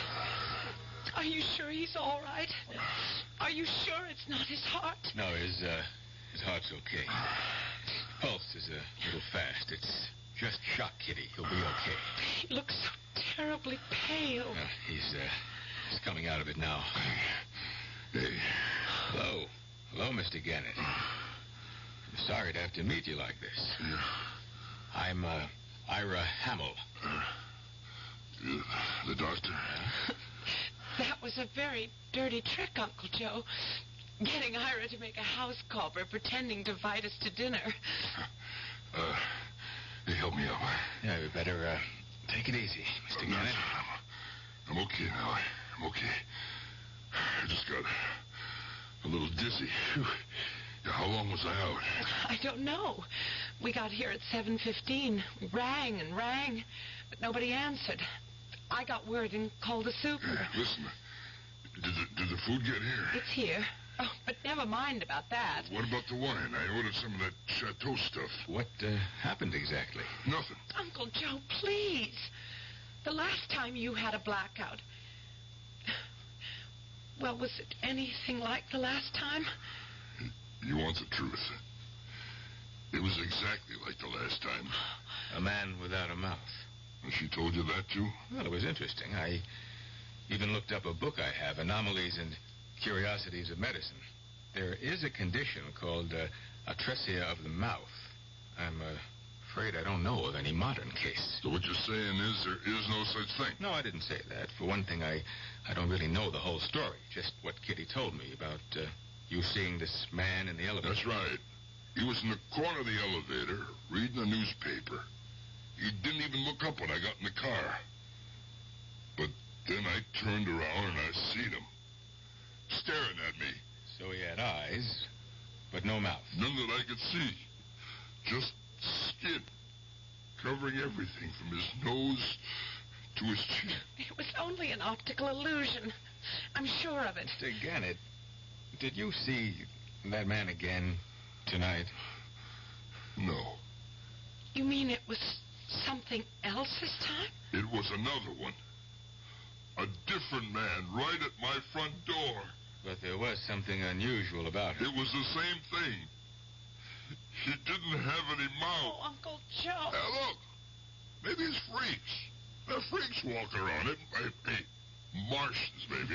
What do you think, Doc? Could it be Martians? Well, why should they pick on you? Yeah, that's right. I've never done nothing to a Martian. Why pick on me, eh? Hey, come on. Let's forget this junk. Huh? Let's eat that food. How about it, Kitty? You want to warm it up for us? All right, Uncle Joe. What the heck? We got mouths. Let's use them.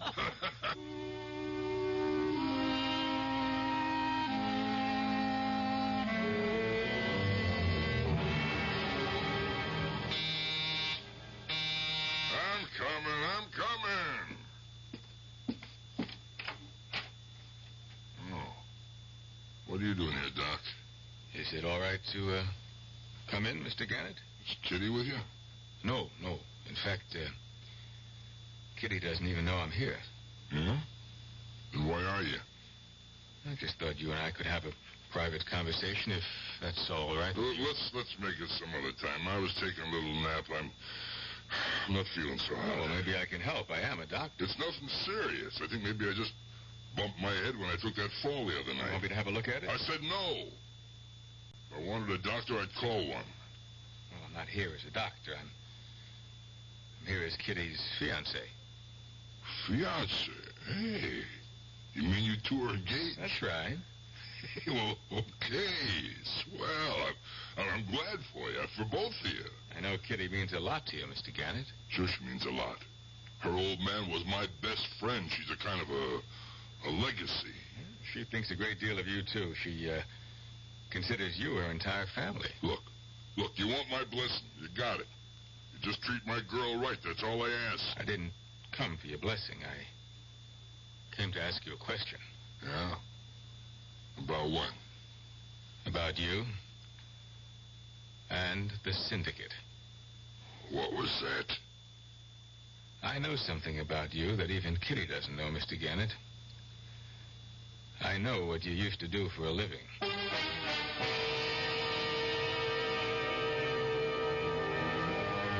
Well, Mr. Joe Gannett seems to be a man who is not merely haunted by strange men without mouths. He also seems to be haunted by his past. Is it possible that the cab driver was correct? That Joe Gannett and Joey Gannatello are one and the same person? And is there any connection between his past and his terrifying present? We'll find out when we return shortly to Act 2.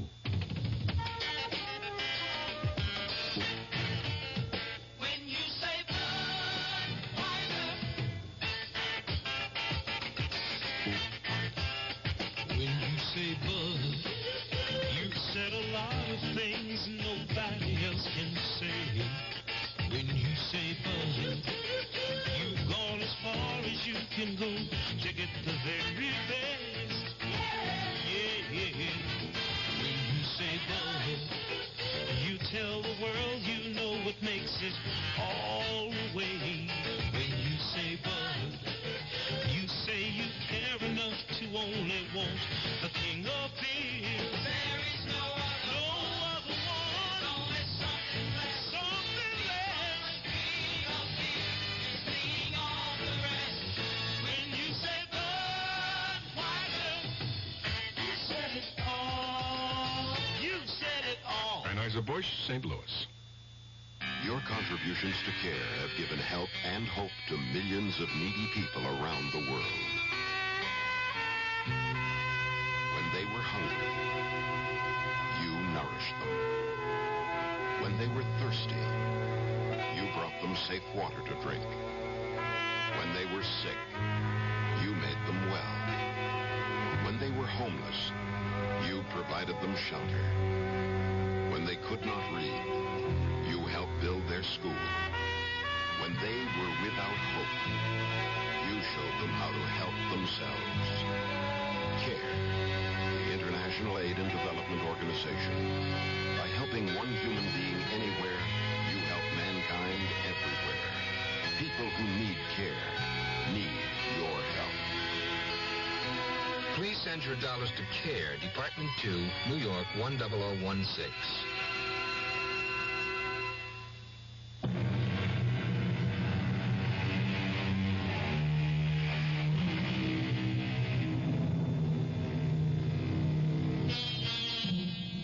Dr. Ira Hamill may be the most important man in the life of Kitty Russo. And Kitty Russo is the most important person in Joe Gannett's life. But right now, Uncle Joe has every reason for wanting Dr. Hamill to go away and leave him alone. But Ira is a persistent young man, as persistent as the memories which Joe Gannett has been determined to forget. Okay. What do you know about me, Doc? I know you were called before the Illinois Crime Commission back in the 50s. You weren't old enough to blow your nose in the 50s. That's right. I don't remember anything about it. But I've read magazines. And I've seen television documentaries. But this man I saw yesterday, this psychiatrist friend of mine, he was just getting his medical degree during the hearings. He remembered you, too. Did you say psychiatrist? I thought it wouldn't hurt to have his opinion. About whether I was nuts, huh? Oh, he didn't give me any diagnosis. He said he wouldn't even try, not on the basis of such slim evidence. But when I mentioned your name, well, he wondered if Joe Gannett might have once been Joe Gannatello. Was a pretty good guess, wasn't it? Why don't you go home and practice medicine, Doc? You say one word, let's go into Kitty. Now really act like her papa and tell her her boyfriend stinks. Believe it or not, Mr. Gannett, I'm trying to help you. But here's how you can help me. Here, go through this. This psychiatrist friend of mine, he did have an idea about these apparitions you've been seeing.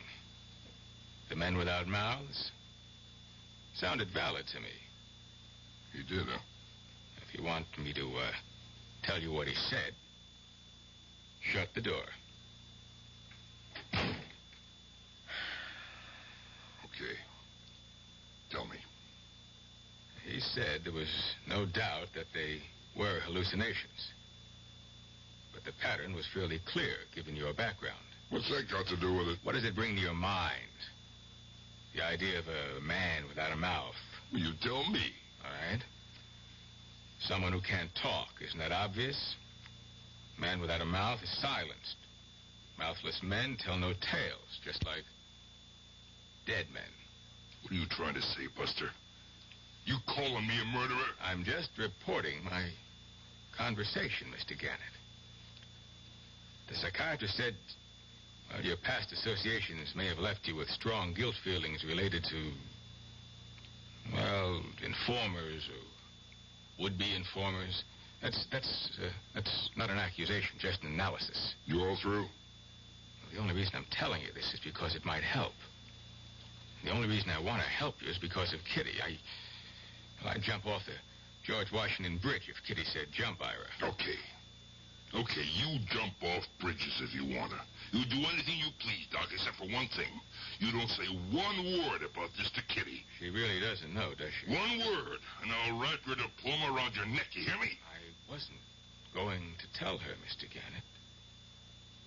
I don't want to see Kitty hurt. I love her. Just as you do. Now you can open that door again.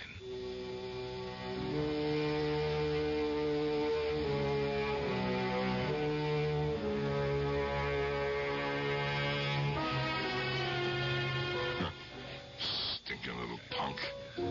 Wise guy, Doctor. You want another drink, Mr. Gannett? Huh? Oh, yeah. Yeah, right, Harry. Another drink, that's right. Here you go. Yeah, right up to the top, Harry. Right up to the brim, huh? Sure, Mr. Gannett. You know, we always take good care of you. Nobody has to take care of me. I take care of myself, Harry. I always have. Sure, that's the way. Look out for number one, right? Hey, Harry, you know something? You know, you got a good, strong mouth. Thanks, Mr. Gannett. A guy can see your mouth, plain as day. And I was thinking of growing a mustache. You figure that wouldn't be a good idea? Hey, Harry, people have to have mouths, don't they? Yeah, they sure do. Listen, some of the people come in here, they got real big mouths, never stop talking for a minute. You never saw anybody without a mouth, Harry, did you? No, Mr. Gannett, I can't say that I did. Oh, excuse me, I got a new customer. What can I do for you, sir? Oh, God! Oh, no! No! It's another one! It's another one! Hey, what's the matter? I gotta get out of here. I gotta get out. Hey, Mr. Gannett. Let me what's out. the matter? Let me out.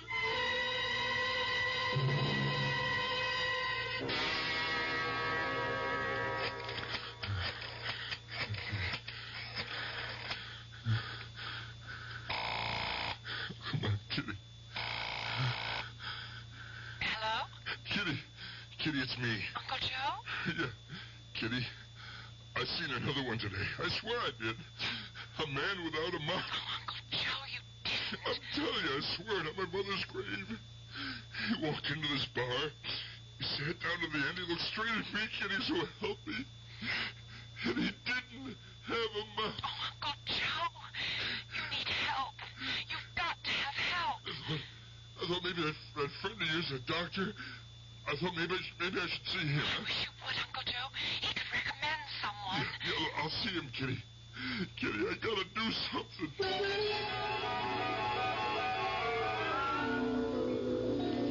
Please. Sit down, Mr. Gannett. Thanks. You've, seen another one, haven't you? Now, listen to me, Doc. I know you think I'm nuts. I ought to be seen as a psychiatrist, not a guy like you. I'll be happy to give you the name of someone. No, wait, now listen to me. I couldn't take that. I mean, going to a shrink.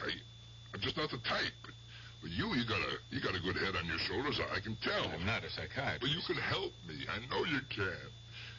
I got ghosts haunt me, just like you said. I never believed in ghosts before, but maybe I've got to believe now. I'm not a spiritualist either. Look, I figured two ways. I could go to a doctor, or I could go to church and talk to a priest. Both might help. That's one thing psychiatrists and the church have in common. They know that confession is good for the soul. What do you mean, confession? It's the root of the problem, isn't it? Guilt feelings build up pressure in the mind. Sometimes the pressure becomes unbearable and, well, there's some kind of explosion. What, you mean in the brain? Well, you might have been right when you used the word ghosts. The ghosts of the past may be haunting you, Mr. Garrett. The past, always the past. Why do you have to keep bringing that up? Isn't that the whole point? No. Where do these ghosts come from? From hell, that's from where. You mean they're ghosts of dead people? I knew I shouldn't have come here. I knew it'd be a waste of time. Now, wait a minute, So long, doctor. You were right. You're no shrink. Maybe you're not any kind of doctor. Wait, Kitty and I are having a party in a couple of weeks, an engagement party. Have a good time. No, we want you to come. It's important to Kitty that you be there. I don't like parties. So long. I never should have gone there in the first place. A stupid kid. It was a stupid kid like that. Hey, watch where you're going, mister. Oh, no. Oh, no.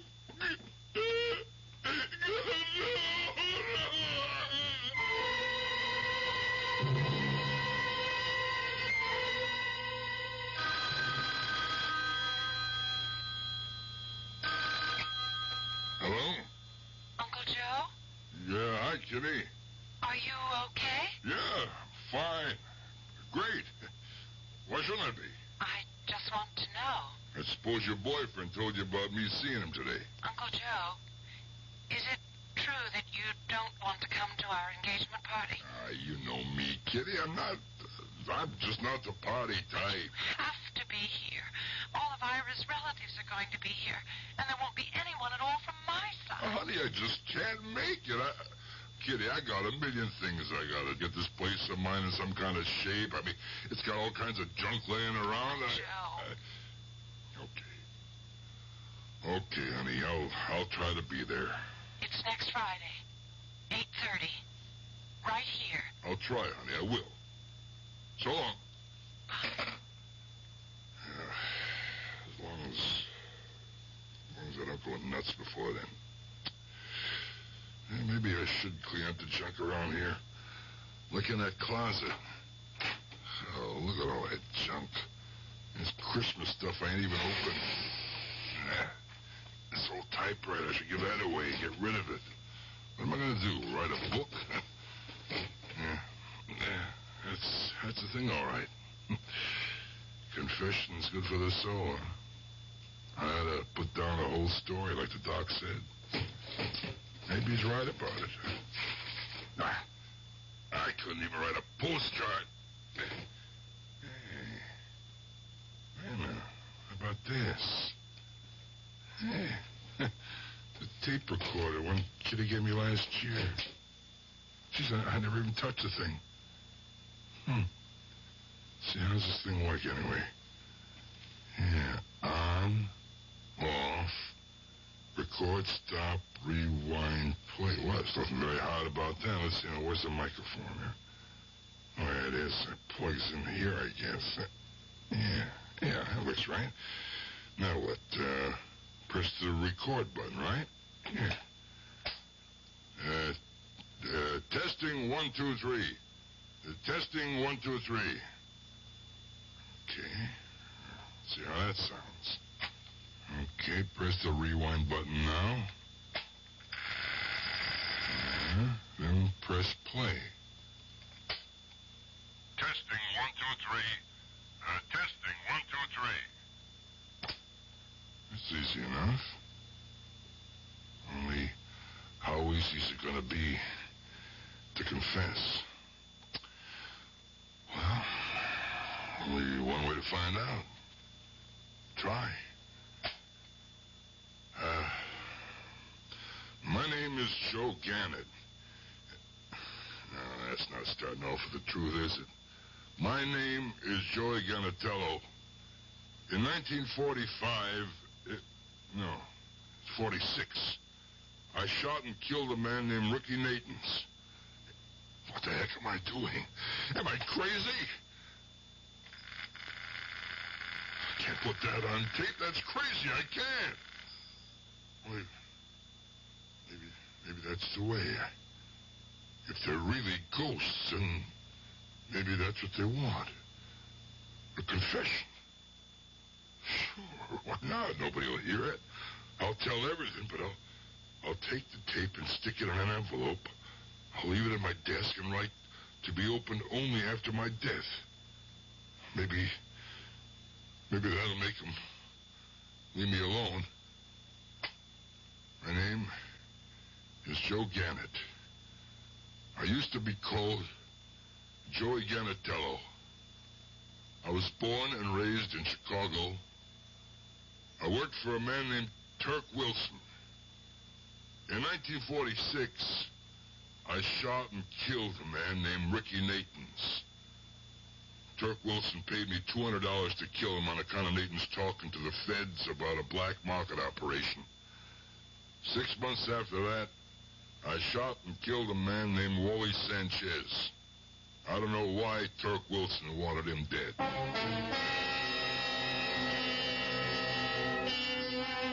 A tape recorder is a wonderful device, a very useful tool in all sorts of situations. And if confession is good for the soul, you might even call it a confessional box. But will it be the right answer for Joe Gannett? Will it provide him with the magic formula to rid him of all his mouthless phantoms? We'll find out when I return shortly with Act 3. And now, another story of the ball and chain, as Kellogg's Special K presents The Library. Welcome to the public library. May I help you, sir? Yes, I'd like to check out... I'd like to check out Famous Laundromats of the World by Audrey Schnorbart. Sir, excuse me, but isn't that ball and chain you're wearing just like the ones they use in the Kellogg's Special K commercials? This ball and chain? Yes, that one. How are you going to get rid of it? Well, you know, lots of good exercises, and by eating smart at every meal, starting with the Special K breakfast. Don't you have to watch your calories? Yes, and the Special K breakfast is less than 240 calories. Less than 240 calories? Right. A 1-ounce bowl of high-protein Special K, 4 ounces of skim milk, tomato juice, and coffee. It's really tasty, and it's going to help me get rid of this ball and chain. I'd say it's long overdue, get it? Your happy ending could begin with the Special K breakfast from Kellogg's. The Veterans Administration helps people in little ways. A veteran, let's say, is trying to get into port. He is filed to go to school under the GI Bill. He's not getting any money, but he's entitled. Well, what's wrong with writing a letter saying that under the law, this man is entitled to receive $220 a month for attending school on a full-time basis? Believe it or not, he can take that letter with the little job, take it to the real estate people, and because he has an additional income of $220, although he isn't receiving it, it makes his chances of getting that apartment much better. And this is what I mean about the little things. Going beyond the duty every once in a while. Just go a little bit out of your way to help someone. That's my philosophy. To me, these are little things, but big things to that person. A big thing to that person. At VA, we try a little harder to help.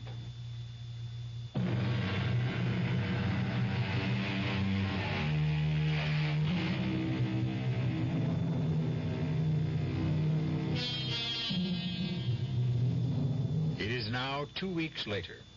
The day, Friday. The occasion, the engagement party of Kitty Russo and Dr. Ira Hamill. As you can hear, it's a very happy occasion. But for Kitty Russo, it becomes even happier when the doorbell rings again and she opens it for a very important guest. Uncle Joe! Hey,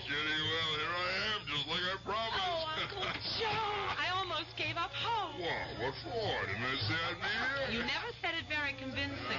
Hello, Mr. Gannon. Glad you made it after all. Hiya, Doc. Hey, you think I'd miss my little girl's one and only engagement party, huh? Well, I'm glad you didn't. I think Kitty would have been very disappointed. Now, listen, no engagement is official without me, right, Kitty? That's right, Uncle Joe. Oh, you look just marvelous. Ira, doesn't he look well? Oh, yeah, you look fine, Mr. Gannon. Been feeling okay? Me? I'm feeling like $1 million. Oh, it's so wonderful to hear you say that. And then you haven't had any more, trouble. Would you like passing out? No more of that. No, I didn't mean just that. It's all over, Doc. The whole problem. It's all over and done with. Then you're not seeing anything peculiar these days. No, I figured out what the whole trouble was. Yeah, I changed my brand of booze. Uncle Joe, come on. That's what it was. I changed my booze. I changed my reading glasses. Hey, speaking of booze, how do you get a drink in this joint? Huh? You come on with me. I'll show you where the best booze is. Come on. Say, is it really true? Have the hallucinations stopped? Stopped cold, just like that. Oh, I'm really glad to hear that. So am I. For a while back there, I thought I'd have to take a trip to the funny farm, you know? But it hasn't happened once in the last 2 weeks. Well, that certainly gives us something to drink to, doesn't it? Yeah, we'll drink to Kitty, Doc. I mean, Ira. Yeah. You like scotch, right? Yeah, scotch is fine. Listen, Ira, I said a couple of things here that weren't so nice. I hope you can forget. No, I didn't take any offense. That's good. You marrying Kitty, that means you'll be stuck with me too, huh? Joe, why do you think it happened? What? Losing your ghost. Oh, I don't know. I guess he just got tired of haunting me, huh? Oh, hey, Doc, listen, I got a little present for you and Kitty. No, nothing fancy, just something small and green, huh? Here. Thanks, Joe. Okay, go on, open it up, take a look. Well, all right. That's a lot of money, Joe. Well, a couple of kids get married today. They need every penny they can get their hooks on. Oh, I still think it's too much. Now, look, you got a nice, long future ahead of you. Me, most of what I got is past, you know? Well, I know something else, too. The past is the past, Joe. Once it's gone, it's gone. Understand? Hey, Ira, you know something? I think Kitty got herself a pretty good catch.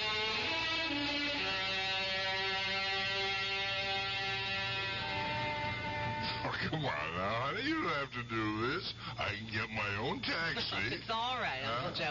I just want to make sure you get home all right. Oh, yeah. I know what you think. You think your Uncle Joe is drunk, huh? That's what you think. You just had a very good time. That's well, I had a very good reason that my little girl is getting herself engaged. Hey, now look at that, huh? You see that? See what? That lady, there's some nerve, huh? Hey, lady, we were here first. Don't worry about it, Uncle Joe. There'll be more than one cab. Yeah, people shouldn't do that. It's not nice to do that. Hey, lady, you're trying to steal our cab? Excuse me, honey. Uncle Joe. Now, listen, lady, you can't do... Oh, my God. Oh, no mouth. Uncle Joe. No. Come back. No mouth. Please. No mouth. Uncle Joe!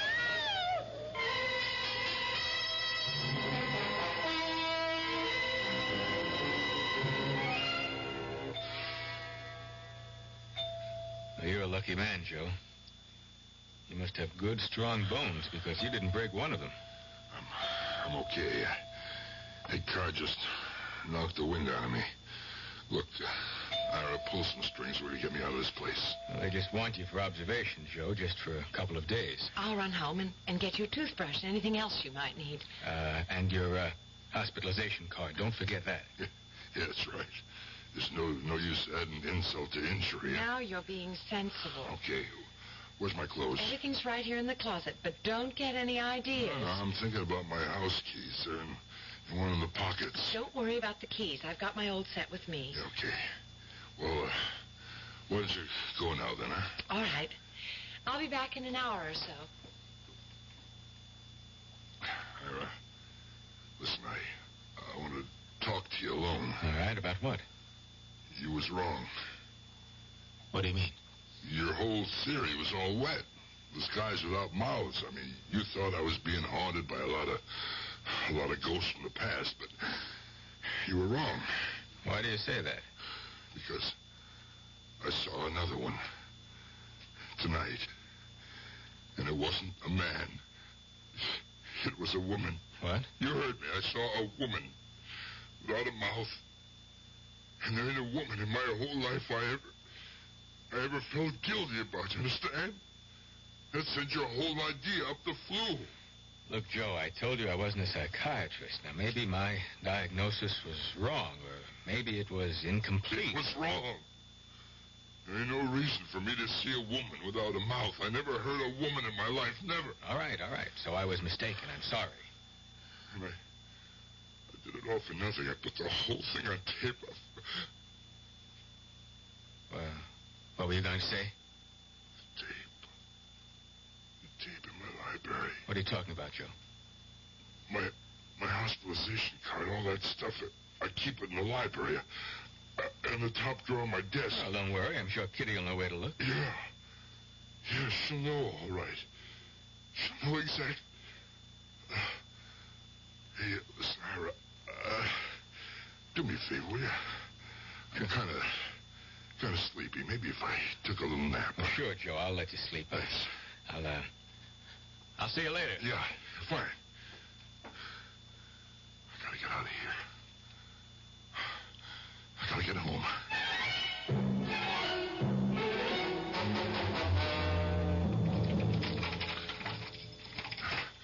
Maybe she didn't find it.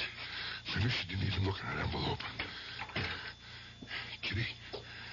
Kitty, you here? Kitty? Library door's closed. $200 to kill him on account of Nathan talking to the feds about a black market operation. 6 months after that, I shot and killed a man named Wally Sanchez. Oh, my God. I don't know why Turk Wilson wanted him dead, but I shot him. I got $500 for that job.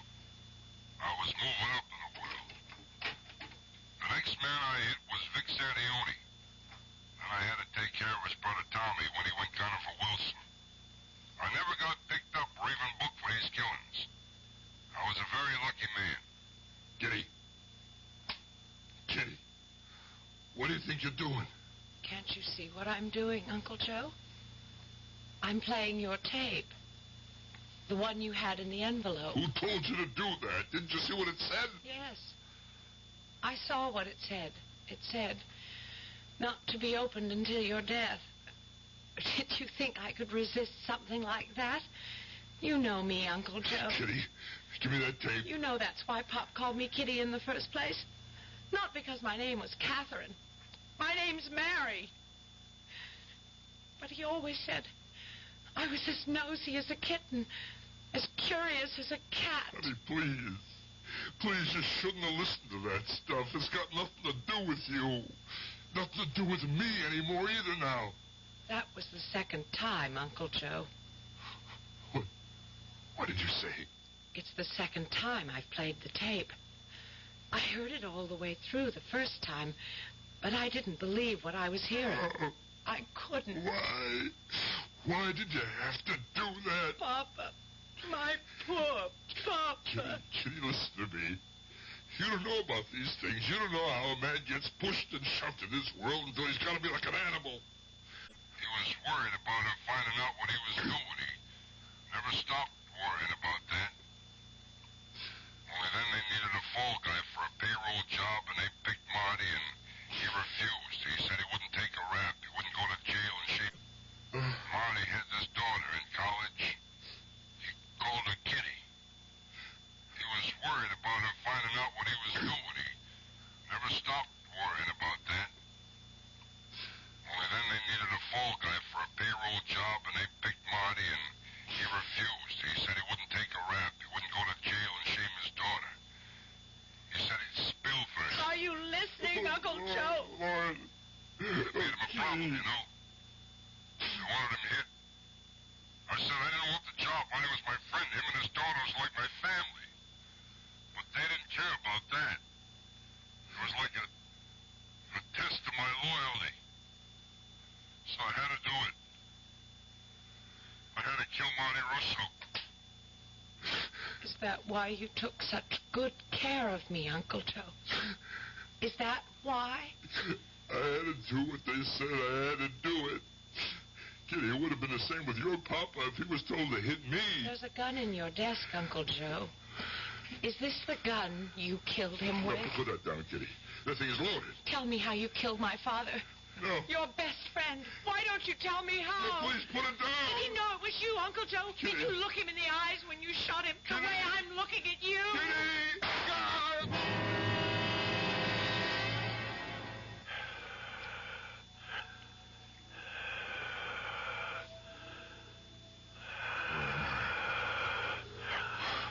What kind of place is this? It sounds like the whole room is breathing. I can hear it breathing. What does that mean? Do I hear myself? Light. I never saw a light that big. But it's not the summer. I can't open my eyes. It's too bright. But I gotta open them. I gotta see where I am. No! Look, they're here! All of them. The men without mouths. They're all around me. And the woman without a mouth. No! Get away from me! Go away! Go away!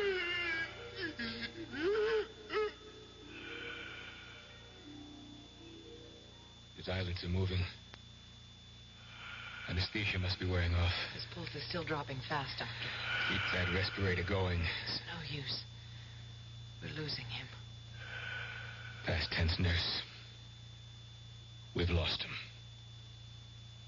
I'm sorry. Yeah, so am I. But I'm not sorry to get this mask off. Oh, yes, me too. It always makes me feel as if I have no mouth at all.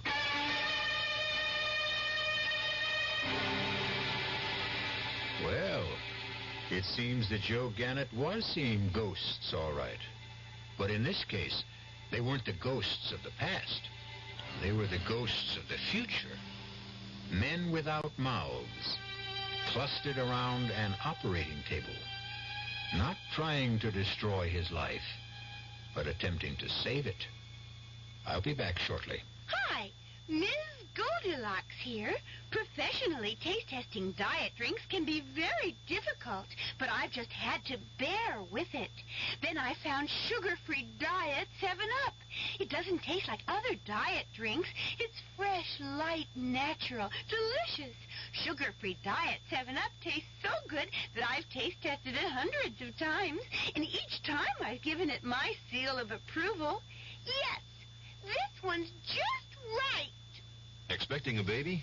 Plan to refinish that old crib? If so, make certain that the layers of old paint are completely removed and the new paint you use is labeled non-toxic. Also, remember to check all crib surfaces. There should be no sharp edges. If the teething rails are damaged, they should be replaced. For free detailed information concerning crib safety, write Cribs, Washington, D.C. 20207. A public service message from the U.S. Consumer Product Safety Commission.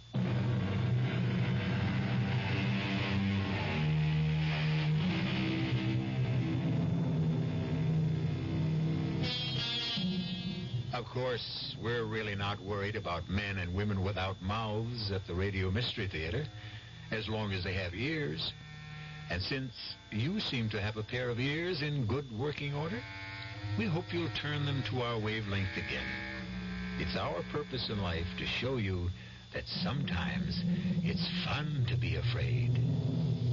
Our cast included Joe Silver, Patricia Elliott, Ira Lewis, and Dan Acco. The entire production was under the direction of Hyman Brown. And now, a preview of our next tale. Hey, that's wonderful. That's just like a magician I saw once. It's not magic, Effie. It's a natural power. I read somewhere that most of us use only a small portion of our brain potential.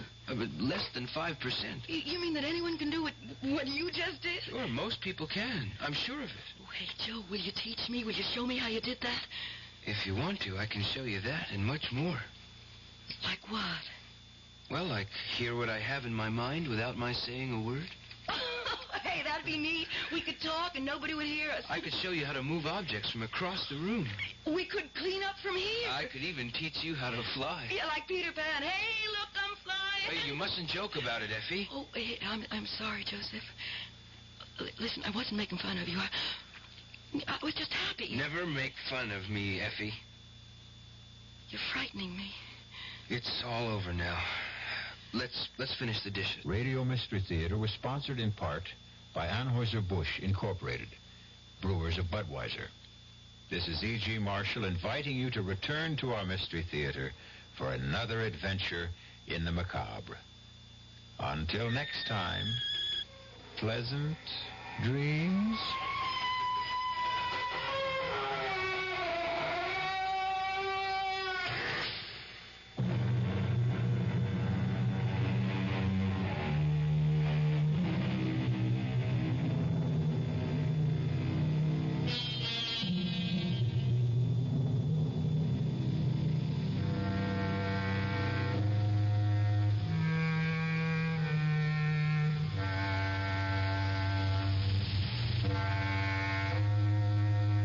WDAF, Kansas City.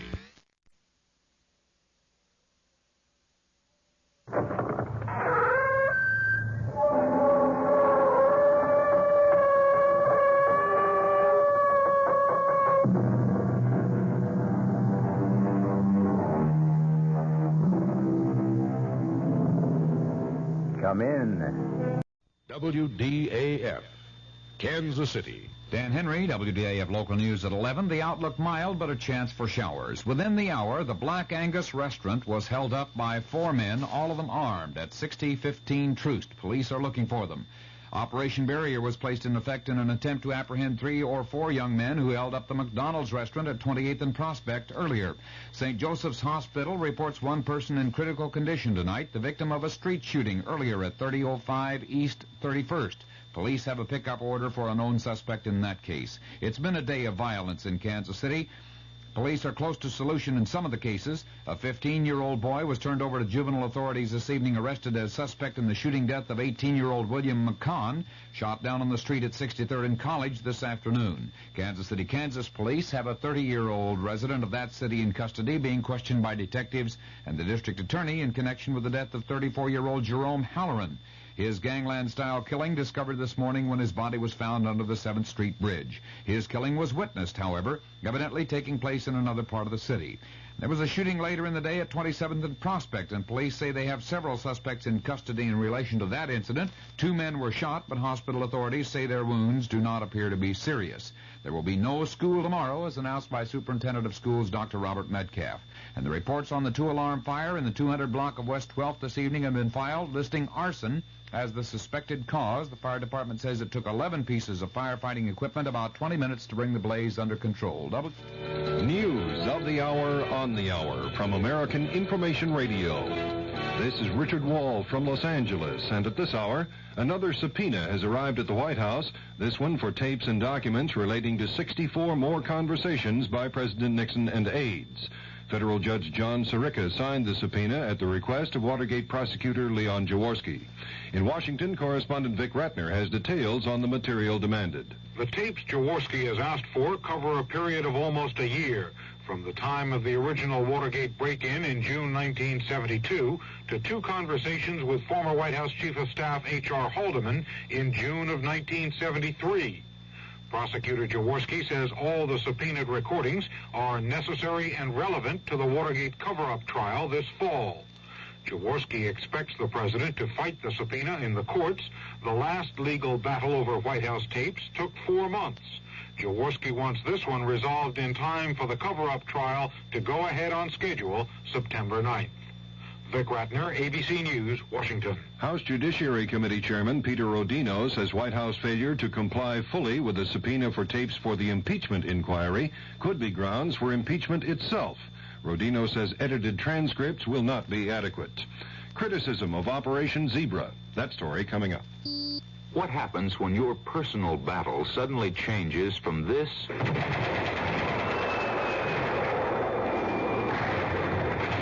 to this? Well, I realize you spent the past 3 years on assignment in Asia, sir, but we just don't have any jobs right now that need that kind of training. Now, if you only had a diploma... Or this. Oh, what a mess. You must have gone 3 years without seeing a dentist. You have to do a root canal here and fill these 3. If you are a recent veteran, there are people just waiting to help you cope with the battles of civilian life. They are the representatives of your American Red Cross. Did you know that you are entitled to free VA dental care during your first year out of the service? Do you know what programs are available to help you complete your education or to find a better job? For more information about these and other problems of civilian life, call your local Red Cross chapter. Let the American Red Cross help with your personal battle. An official of the American Civil Liberties Union says the stop and search policy by San Francisco police in the hunt for the zebra killers is a racist outrage. Police are searching blacks who fit the description of a gunman believed to be part of the group that's killed 12 whites in San Francisco. The head of the American Bar Association, Chesterfield Smith, says it may be impossible to prosecute Patricia Hearst in connection with Monday's bank robbery because of Attorney General William Saxby's description of her as a common criminal. Ms. Hearst's parents have also criticized Saxby, and FBI Director Clarence Kelly says the FBI investigation is based on the premise that Patricia was under pressure or coercion by her kidnappers at the time of the robbery.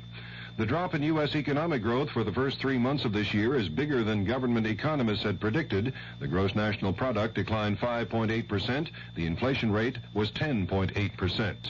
Egypt's President Anwar Sadat says the Soviets have been slow in responding to his request for military aid, and Sadat says Egypt has therefore gone to other sources.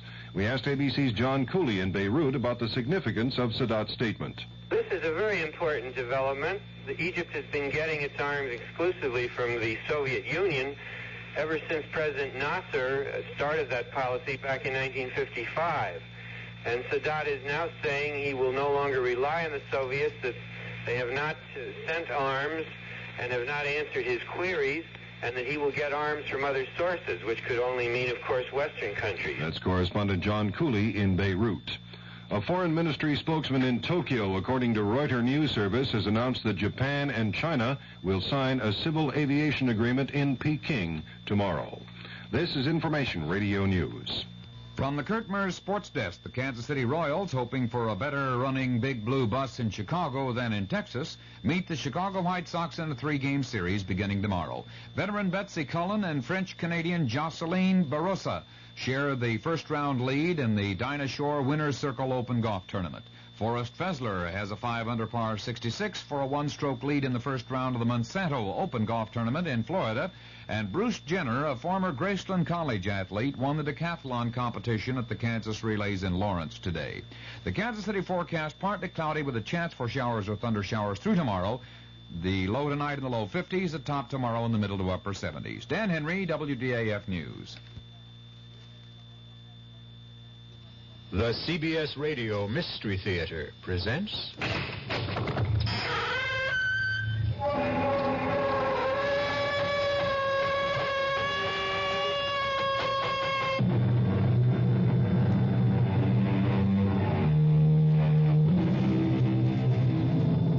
Come in. Welcome. I'm E.G. Marshall. Welcome to the terrifying world of your own imagination. One day, a young man named Otis Manley Carter stood before a great work of art in the Metropolitan Museum in New York. It was a portrait so beautiful that it brought tears to his eyes. And Otis Manley Carter whispered, "I would give my soul to be able to paint like that." It was an idle remark, spoken without thinking, on the spur of the moment. How was Otis Manley Carter to know that someone might be listening? Where'd you learn how to paint, Otis? At the Fine Arts Institute. No. I spoke to Professor DeMarco. They flunked you. You didn't show him any ability at all. Where'd you learn how to paint?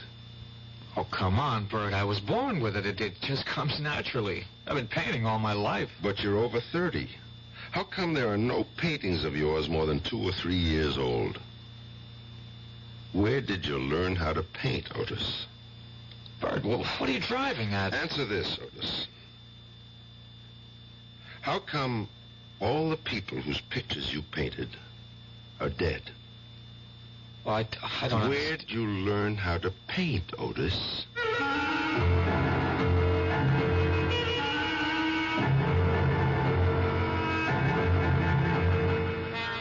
Our mystery drama, A Portrait of Death, was written especially for the Mystery Theater by Sam Dan and stars Nat Polen. It is sponsored in part by the Kellogg Company, makers of Kellogg's Special K cereal, and by new sugar-free Diet 7-Up. I'll be back shortly with Act 1.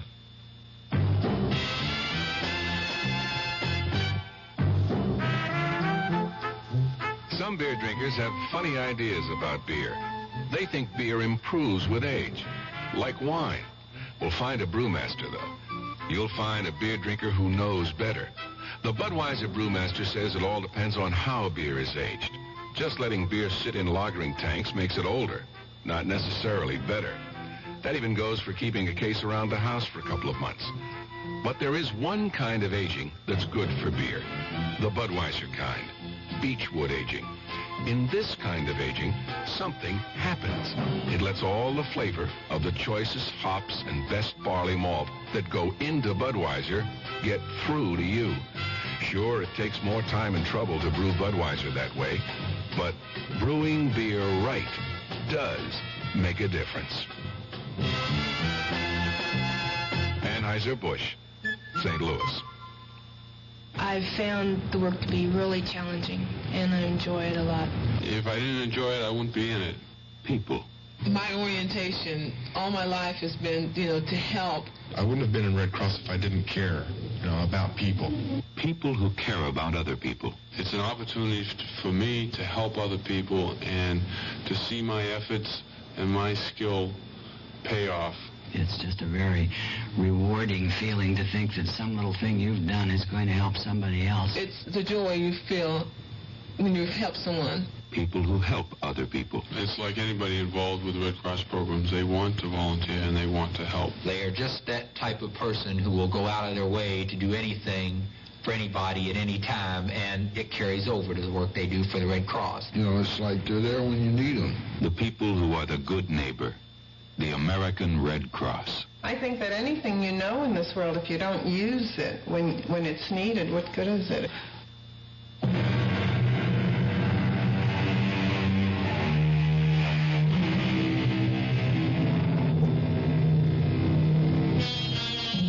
At the age of 30, Otis Manley Carter was hailed as the world's foremost living artist. He towered above his contemporaries. To describe his work, one had to compare it with the great masters of the past. No one, but no one, painting today could breathe life into a portrait to match Otis Manley Carter. And yet, just 1 week before his 31st birthday, Otis made the announcement that would stun the civilized world. He was finished with art. Never again would his brush touch paint to canvas. He would neither amplify his statement nor answer questions. He simply disappeared, and only 2 people in all the world knew the reason why. One, of course, was Otis himself. The other was a detective on the New York City police force, Sergeant Bert Dennison. Bert, what are you doing? Just having a cup of coffee. We'll be late. Late? All I gotta do is put on my jacket, and that takes all of 15 seconds. I'm just so nervous. Why? Why? Do you know who's going to be there tonight? Well, sure. The governor, the mayor, celebrities, the news media, the critics. Lucy, I'm impressed. After all, the showing of a new portrait by Otis Manley Carter has the same impact as the World Series or a Super Bowl or a heavyweight champion fight. If you put brown sugar in coffee, do you save calories? Do you realize, Bert, that you and I are going to be sharing the spotlight with Otis? Well, you will, that's for sure. Oh, Bert, What does he see in me? Oh, come on, honey. No, I mean it. Well, let's see. You're pretty. Well, I'm not beautiful. And you're smart. But I'm not brilliant. What can I tell you? He's an artist. All artists are crazy. But the most fascinating women in the world are ready to throw themselves at his feet. Sis, you're pretty fascinating yourself. Thanks to you, Bert. Thanks to me? You sent me through college, and there were the trips to Europe. Well, I had to shape you up before I could marry you off. And it looks like you got yourself the grand prize, the great Otis Manley Carter. Oh, Bert, I want you to like him. Oh, I like him. He's so sweet, so kind. Except? What do you mean, except? Well, except every time he paints somebody's picture, it seems to me that person dies. What are you talking about? Now, tonight's portrait, that actress, Lila Beaumont. She just died suddenly, didn't she? But what does that have to do with... And in the last 5 years, he painted 4 other women. Not one of those women is alive today. Did you know that? No, I didn't know that. May I ask you how you knew that? I checked Mr. Otis Carter out. World-famous artist or not, I ran him through the ringer. Do you mean you actually investigated Do you Otis? think I'd let you marry him if I didn't? Oh, honestly, I don't know anyone who lives his job 24 hours a day. You never forget you're a policeman. I'm supposed to be on duty 24 hours a day. Otherwise, I'm cheating the taxpayers. Well, what are you trying to imply about Otis? Nothing. Nothing at all. Just an observation. Idle observation.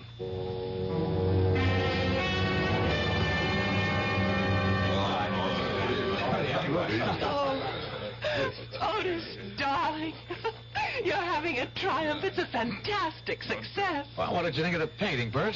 It's a good picture. Oh, listen to him, a good picture. Is that all you can say? Well, it's certainly lifelike, I'll say that. Well, thank you, Bert. Good evening, Otis. Professor DeMarco. May I offer my congratulations? I'm honored, Professor, honored.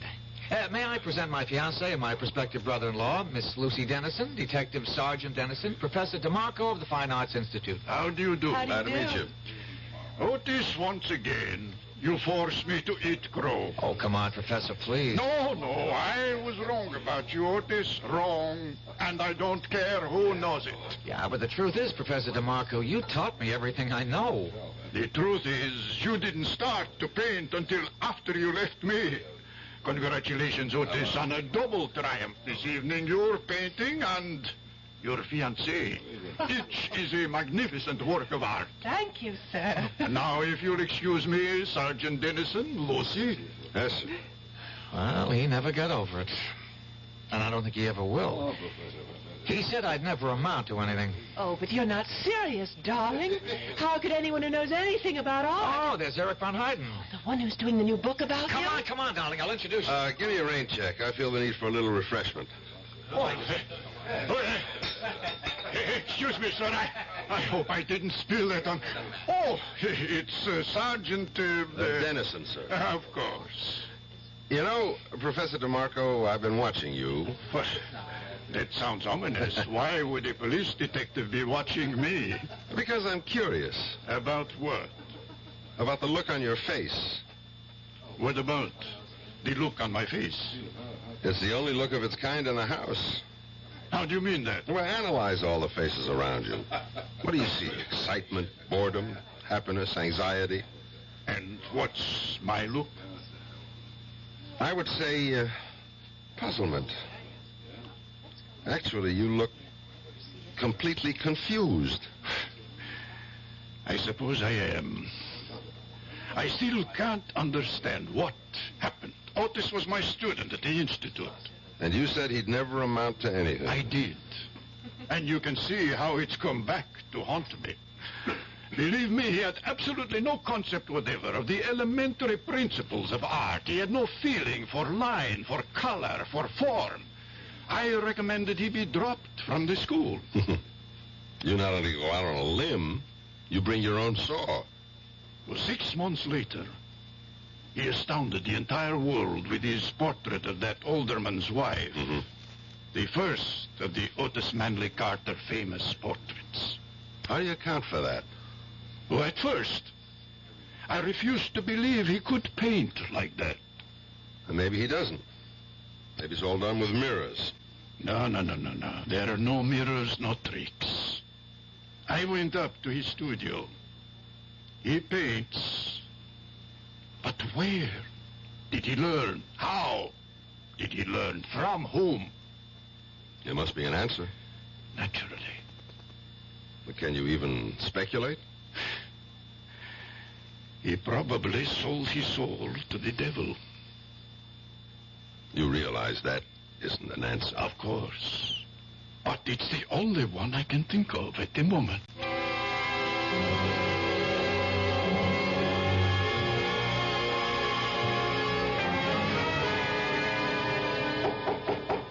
Come in. Hello there, Otis. Hope I'm not disturbing you. No, I was about to take a break. Coffee? Oh, sure. That was quite a bash last night, huh? Necessary evil. You seem to enjoy it. But that's why it's an evil. It turns your head and wastes your time and keeps you from doing your job. Which, for me, is to paint. Where did you learn to paint, Otis? At the Fine Arts Institute. Do you take sugar? Yeah, 1 lump, thanks. Okay. I don't think you learned how to paint at the Institute, Otis. Milk? Yeah, sure. All righty. Professor DeMarco and I had a long talk about you last night. He thought you were a lost cause. Well, he did. And I suppose I was for a while. So, how did the ugly duckling turn into a swan? Well, some people are slow learners. DeMarco claims you just didn't have it. No, he was wrong. I always had it, but it was only in my mind. I was showing him nothing but meaningless blobs and dabs. They had to drop me from the school. Mm-hmm. And where did you study after that? Oh, nowhere. I just went to the museum every day. That's all? That's all.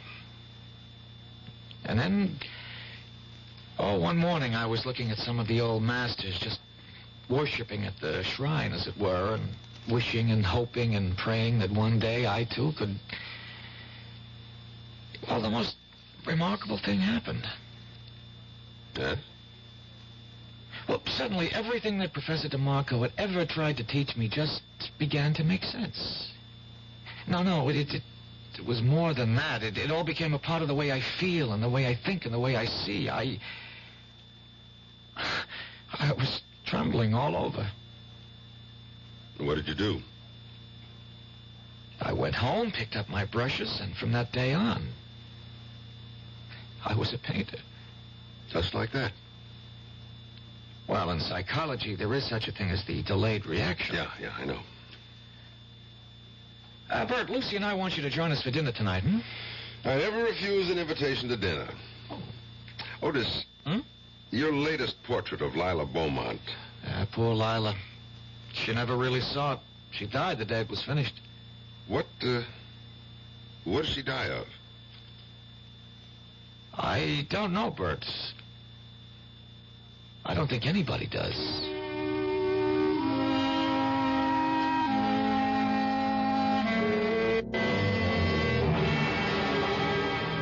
Sergeant, I wasn't a regular physician. Who was, Doctor? I don't think she had one. She seemed to be one of those fortunate, healthy people who never needed medicine. Mm-hmm. Where did she die, Dr. Caswell? In Mr. Carter's studio. And since my office is just next door... Was she alive when you got there? Just barely. She seemed to show all the signs of utter exhaustion. So that's what I wrote on the death certificate. Afterward, I thought about it, and I asked for an autopsy. Why? I simply couldn't believe it. Well, what did the autopsy reveal? Nothing. I was right in the first place. But I still don't believe it. Again, why? Well, how could she change so radically in such a short time? What do you mean by change? Have you seen the portrait Carter painted of her? Yes, It's just brimming with robust good health. It's exactly how she looked Just about 2 months before she died, I saw her get out of the cab that first time she came to Carter's studio. And? 2 months later, I was shocked. Why? As I said, I'd never witnessed such a rapid decline. She was losing a lot of weight. Her color was gone. She looked so tired. What did you think was happening? I didn't know what to think. I decided to speak to Otis. After all, I knew him when he was just a starving young artist. One morning, I walked up to his studio. Well, what can I do for you, Doctor? Busy, Otis? Oh, Lila Beaumont will be here any minute. Well, that's what I want to talk to you about. Is she under medical care? Well, why? Well, why should she be? Can't you see why? What are you talking about? Otis, she looks terrible. Oh, she looks great. She's becoming dangerously thin. She has no color. Doctor, are you serious? Are you serious, Otis? Well, I don't understand what you're trying to say. You mean you can't see anything wrong with Lila Beaumont? She looks better than ever. Ah, good morning, Lila. Hello, Otis. Well, you're looking just sensational, as usual. Lila, I'd like you to meet Dr. Caswell. How do you do? Oh, Otis, I'm so tired this morning. Could I have a cup of coffee? Well, coming up. I just have to heat it. Miss Beaumont, I hope you're seeing a doctor. Why? Look in the mirror. You're very perceptive, Dr. Caswell. Perceptive? It's obvious. For one thing, you're losing your looks. Yes. Your looks are your livelihood. Shouldn't you want to do something about it? What can I do? There's a man, and he no longer loves me. But a doctor could prevent this ravaging. There's no way a doctor can help me. But you need special treatment.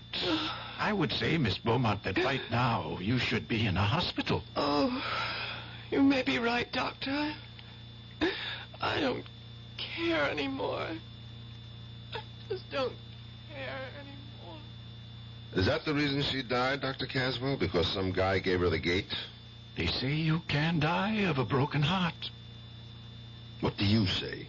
Well, I just can't see a vital and perfectly healthy woman like Lila Beaumont simply withering away in so short a time.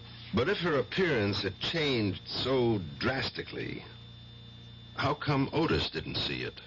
You'll have to ask Otis. This sexy bow streamer wants you in her still stream haven't while told me, her Dr. kick is at Tasha Toxic. What did she die of? But I did tell you. I don't know. Nobody knows.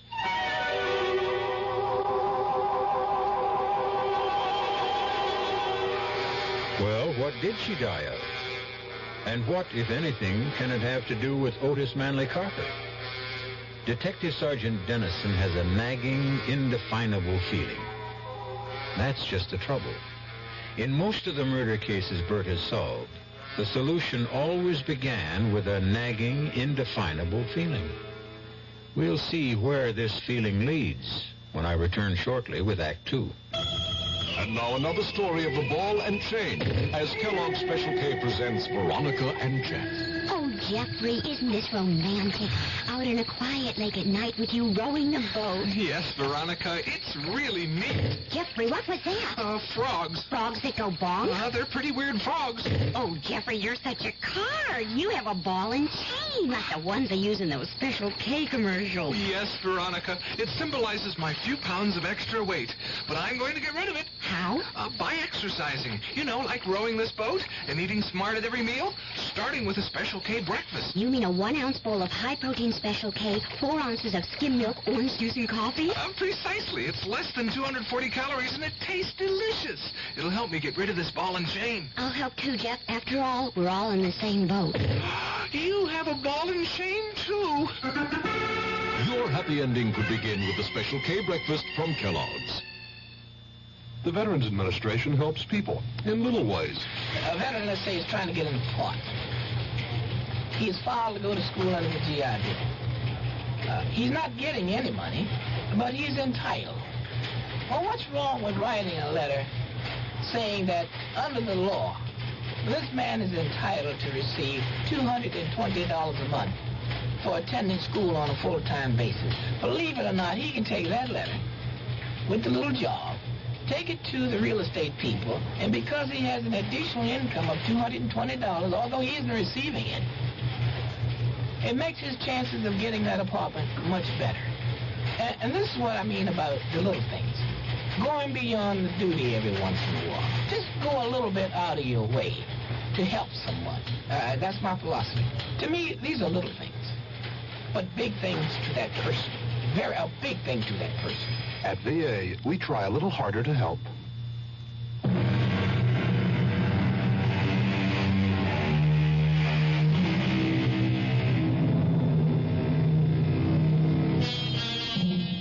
Sergeant Bert Dennison has always been an intuitive detective. He trusted his instincts. He played his hunches. He followed his theories wherever they led him, usually to the right answer. But this time, he has absolutely no idea of how to arrive at the answer. As a matter of fact, at this point, he can't even formulate the question. You really should skip dessert, Bert. I'll only have one helping. Well, do you want to tell him, Lucy? No, darling, I think you should be the one. Somebody's supposed to tell me something? I hope the wedding hasn't been canceled. Oh, no, Bert. Sunday, right on schedule. Otis has something to say to you, Bert. Huh? We have a wedding gift for you, Bert. Me? Why? I'm not getting married. Well, that's why you need a gift. Now, on Sunday, Lucy is leaving your house forever. Ooh, that sounds kind of stuffy, doesn't it? Keep going, darling. You're doing fine. And so, therefore, to make sure you never forget what she looks like... How can I forget what she Please, looks like? Bert, don't interrupt. We decided that I would paint a portrait of Lucy and present it to you. Isn't that wonderful? Can you imagine that you're going to own an original Otis Manley Carter? Yeah, but, Well, what is it? well, these things are valuable. You just can't afford $1 million couldn't buy all the wonderful things you did for your sister, and I'm grateful. Bert, what's on your mind? Well, isn't it bad luck for an artist to paint a picture of his own wife? Oh, now, where did you ever hear that? They all did it. Bert, something is bothering you. Yeah, well, I might as well say it. I don't want to hurt your feelings, but I couldn't accept the gift. Bert! Why? I just can't explain it. Otis, you want to give me a gift I'd really like? Of course. Well, just promise me you'll never paint a picture of Lucy. Never. Now, what kind of I'm nonsense... asking him, Lucy. What about it, Otis? Well, one of the reasons I'm marrying her is so that I can always have her near me, so that I can always capture those fantastic expressions and moods. Oh, really? I thought you fell in love with my mind. Yeah, I did. I did. It's your mind that gives animation and meaning. What about it, Otis? I wish you'd tell me why. I wish I could. But I don't think I can. How about it, Otis? Will you promise? All right, Bert. I promise.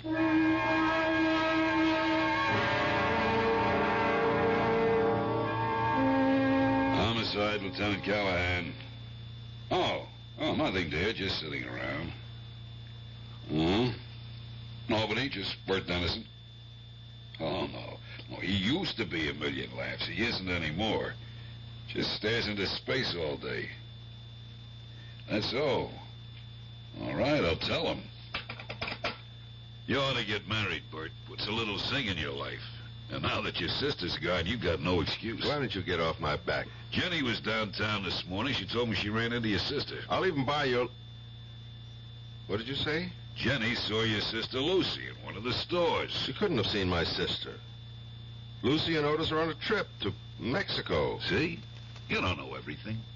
Maybe they came back. As a matter of fact, maybe that's why they came back. What are you talking about? Jenny said Lucy didn't look too good. She what?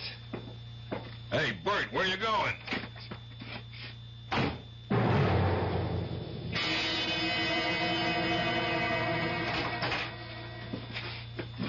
Bert! it's Bert. You never told me you were back. Oh, we meant to. We just got in this morning and we haven't even unpacked. Of course not. How could you unpack when you never packed in the first place?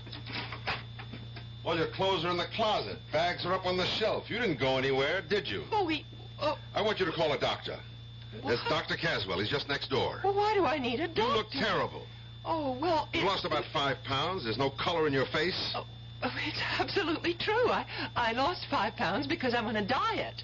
And if there's no color in my face, it's because I don't have my makeup on. You sound tired. Well, we were up late last night. Why did you want me to think you were in Mexico?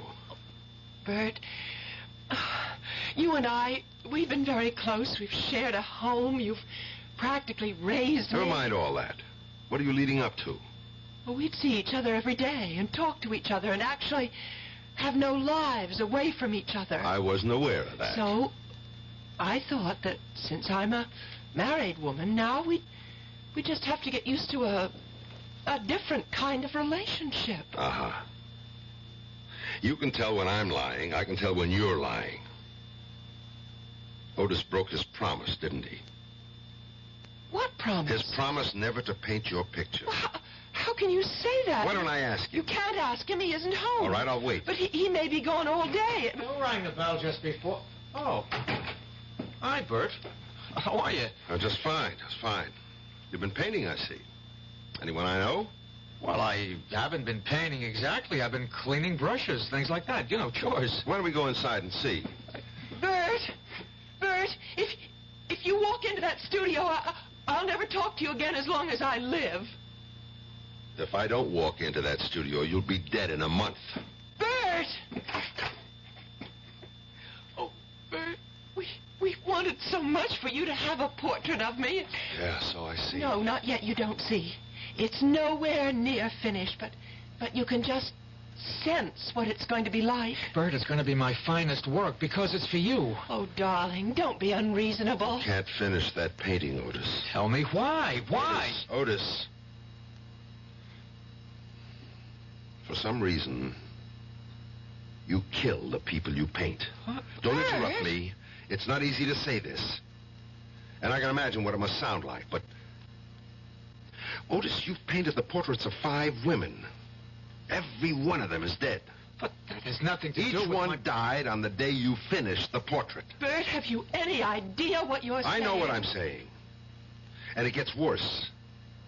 But it's true. What's true? Otis, the truth is you're not a painter. How can you Please, say that? this isn't easy, sis. Just thank God that we're 3 people who love each other and can solve our problem together. Bert, how can you say I'm not an artist? DeMarco said you had absolutely no talent. DeMarco? He's a jealous old fraud. But he's right. When you came to him, you had absolutely no ability, no talent. How do you account for the fact that I create so so many... paint, Otis. Bert. Hear me out, please. Somehow, and I don't even think you're aware of it, you have the ability to drain the life out of your subject and project it onto the canvas. Well? I just don't understand what you're saying. You're not aware of it. You didn't notice that Lila Beaumont was actually dying before your eyes, just as the others did before her. Bert, tell me this is a joke. No, it isn't a joke. Look at Lucy, Otis. She doesn't look ill. I honestly can't see anything wrong. Lucy, look in the mirror. Look. And then tell me there's nothing wrong with you. I don't have to look. I know. Then what I have been saying... It's just that... well, I've been worried. About what? About Otis. Darling, why? Oh, I'm afraid one day you'll get tired of me. Lucy. There's so many women who are after you. But you're the only woman I want. You know that. Yes, I know. But sometimes I can't sleep at night, and that's the reason that I'm not looking my best. No. The painting's the reason. And, Otis, you must promise to destroy that painting. I can't do that. Then I will. Bert, put down that knife. Take your hand off me, Otis. Bert, don't hit him. I won't let you destroy my painting. And I won't let you kill my sister. Otis! Oh. Bert! Don't do that! Lucy, stop him! that takes care of it. Bert, you're crazy. Get up, Otis. I didn't hit you that hard. Look at what you did to my painting. Do you know what you've done? Yes, I destroyed the canvas. And look at your wife.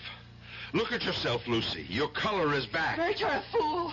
If my color is back, it's because I'm furious. No, you've got your old vitality and strength.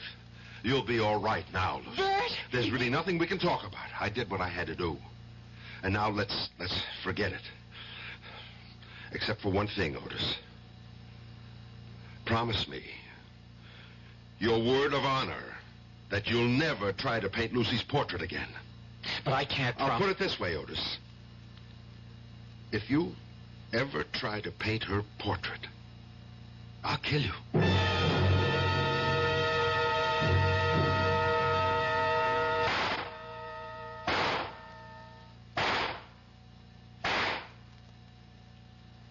Hi, Bert. Callahan? Thought I'd find you down here in the range. Good cluster, except for that one shot off to the left. Probably a faulty cartridge. Sure, it's never the shooter, it's always the shell. What is it you're getting out of your system tonight? Nothing at all. Want to sit down and talk for a minute? About what? About you and me. All right. What is there to say? We have to decide what I'm going to do about you. Why? Because Otis and Lucy were in my office this afternoon. They're two very scared kids. They've got nothing to be scared of. Not for themselves. For you. Why? Oh, come on, Bert. You know why. They told me everything. Oh, that's nice. My own sister. She only did it because she loves you. Yeah. She told you how all of them die when he paints their portraits? Yeah. Well, what do you think? Here's what I think. I just put in this application. Application? For your leave of absence. But I'm not... Yes, you are. It'll all be done quietly, and when you're better, you can come back to duty as if nothing happened. Where am I supposed to go? There's a private sanitarium. Absolutely the top doctor. Callahan, I'm not crazy. Of course not. You just got this temporary little quirk.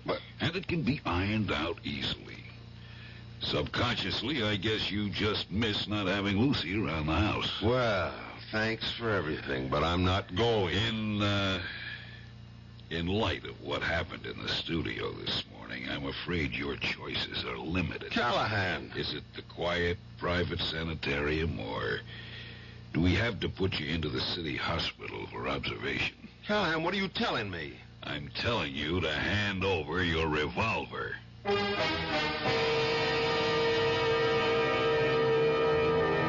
Who was it who wrote, "Heaven keep me safe from my well-meaning friends"? It's certainly a sentiment that's shared right now by Detective Sergeant Bert Dennison. All he wants to do is prevent a terrible tragedy. And who's trying to stop him? Those people who truly love him. We're going to meet more well-meaning people when I return shortly with Act 3. Oh, sure. You can talk about good-tasting diet drinks, but I know. I'm Goldilocks, and here at my taste-testing laboratory, I taste-test them all. And nobody's been drinking my diet drinks until I tested sugar-free Diet 7-Up. And then, kabloomy! Every bear wanted some. Diet 7-Up is fresh, natural, delicious. Sugar-free Diet 7-Up. This one's just right. By the year 2000, our country will be guided by today's youth. Learning how our legal process works should start now through involvement, like working to register voters, helping to elect candidates, campaigning, and voting.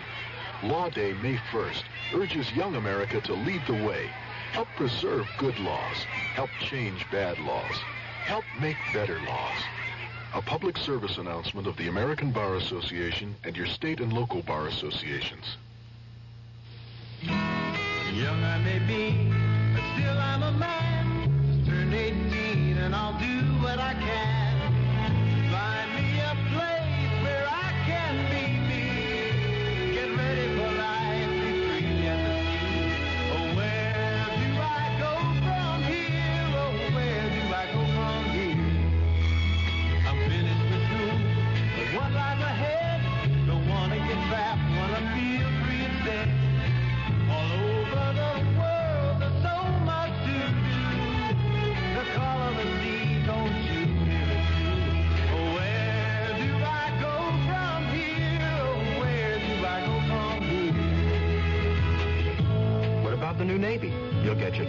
success, learn an exciting job, and see the world. Call toll-free 800-841-8000 or see your Navy recruiter. Be someone special in the new Navy. I know where I'm going from here.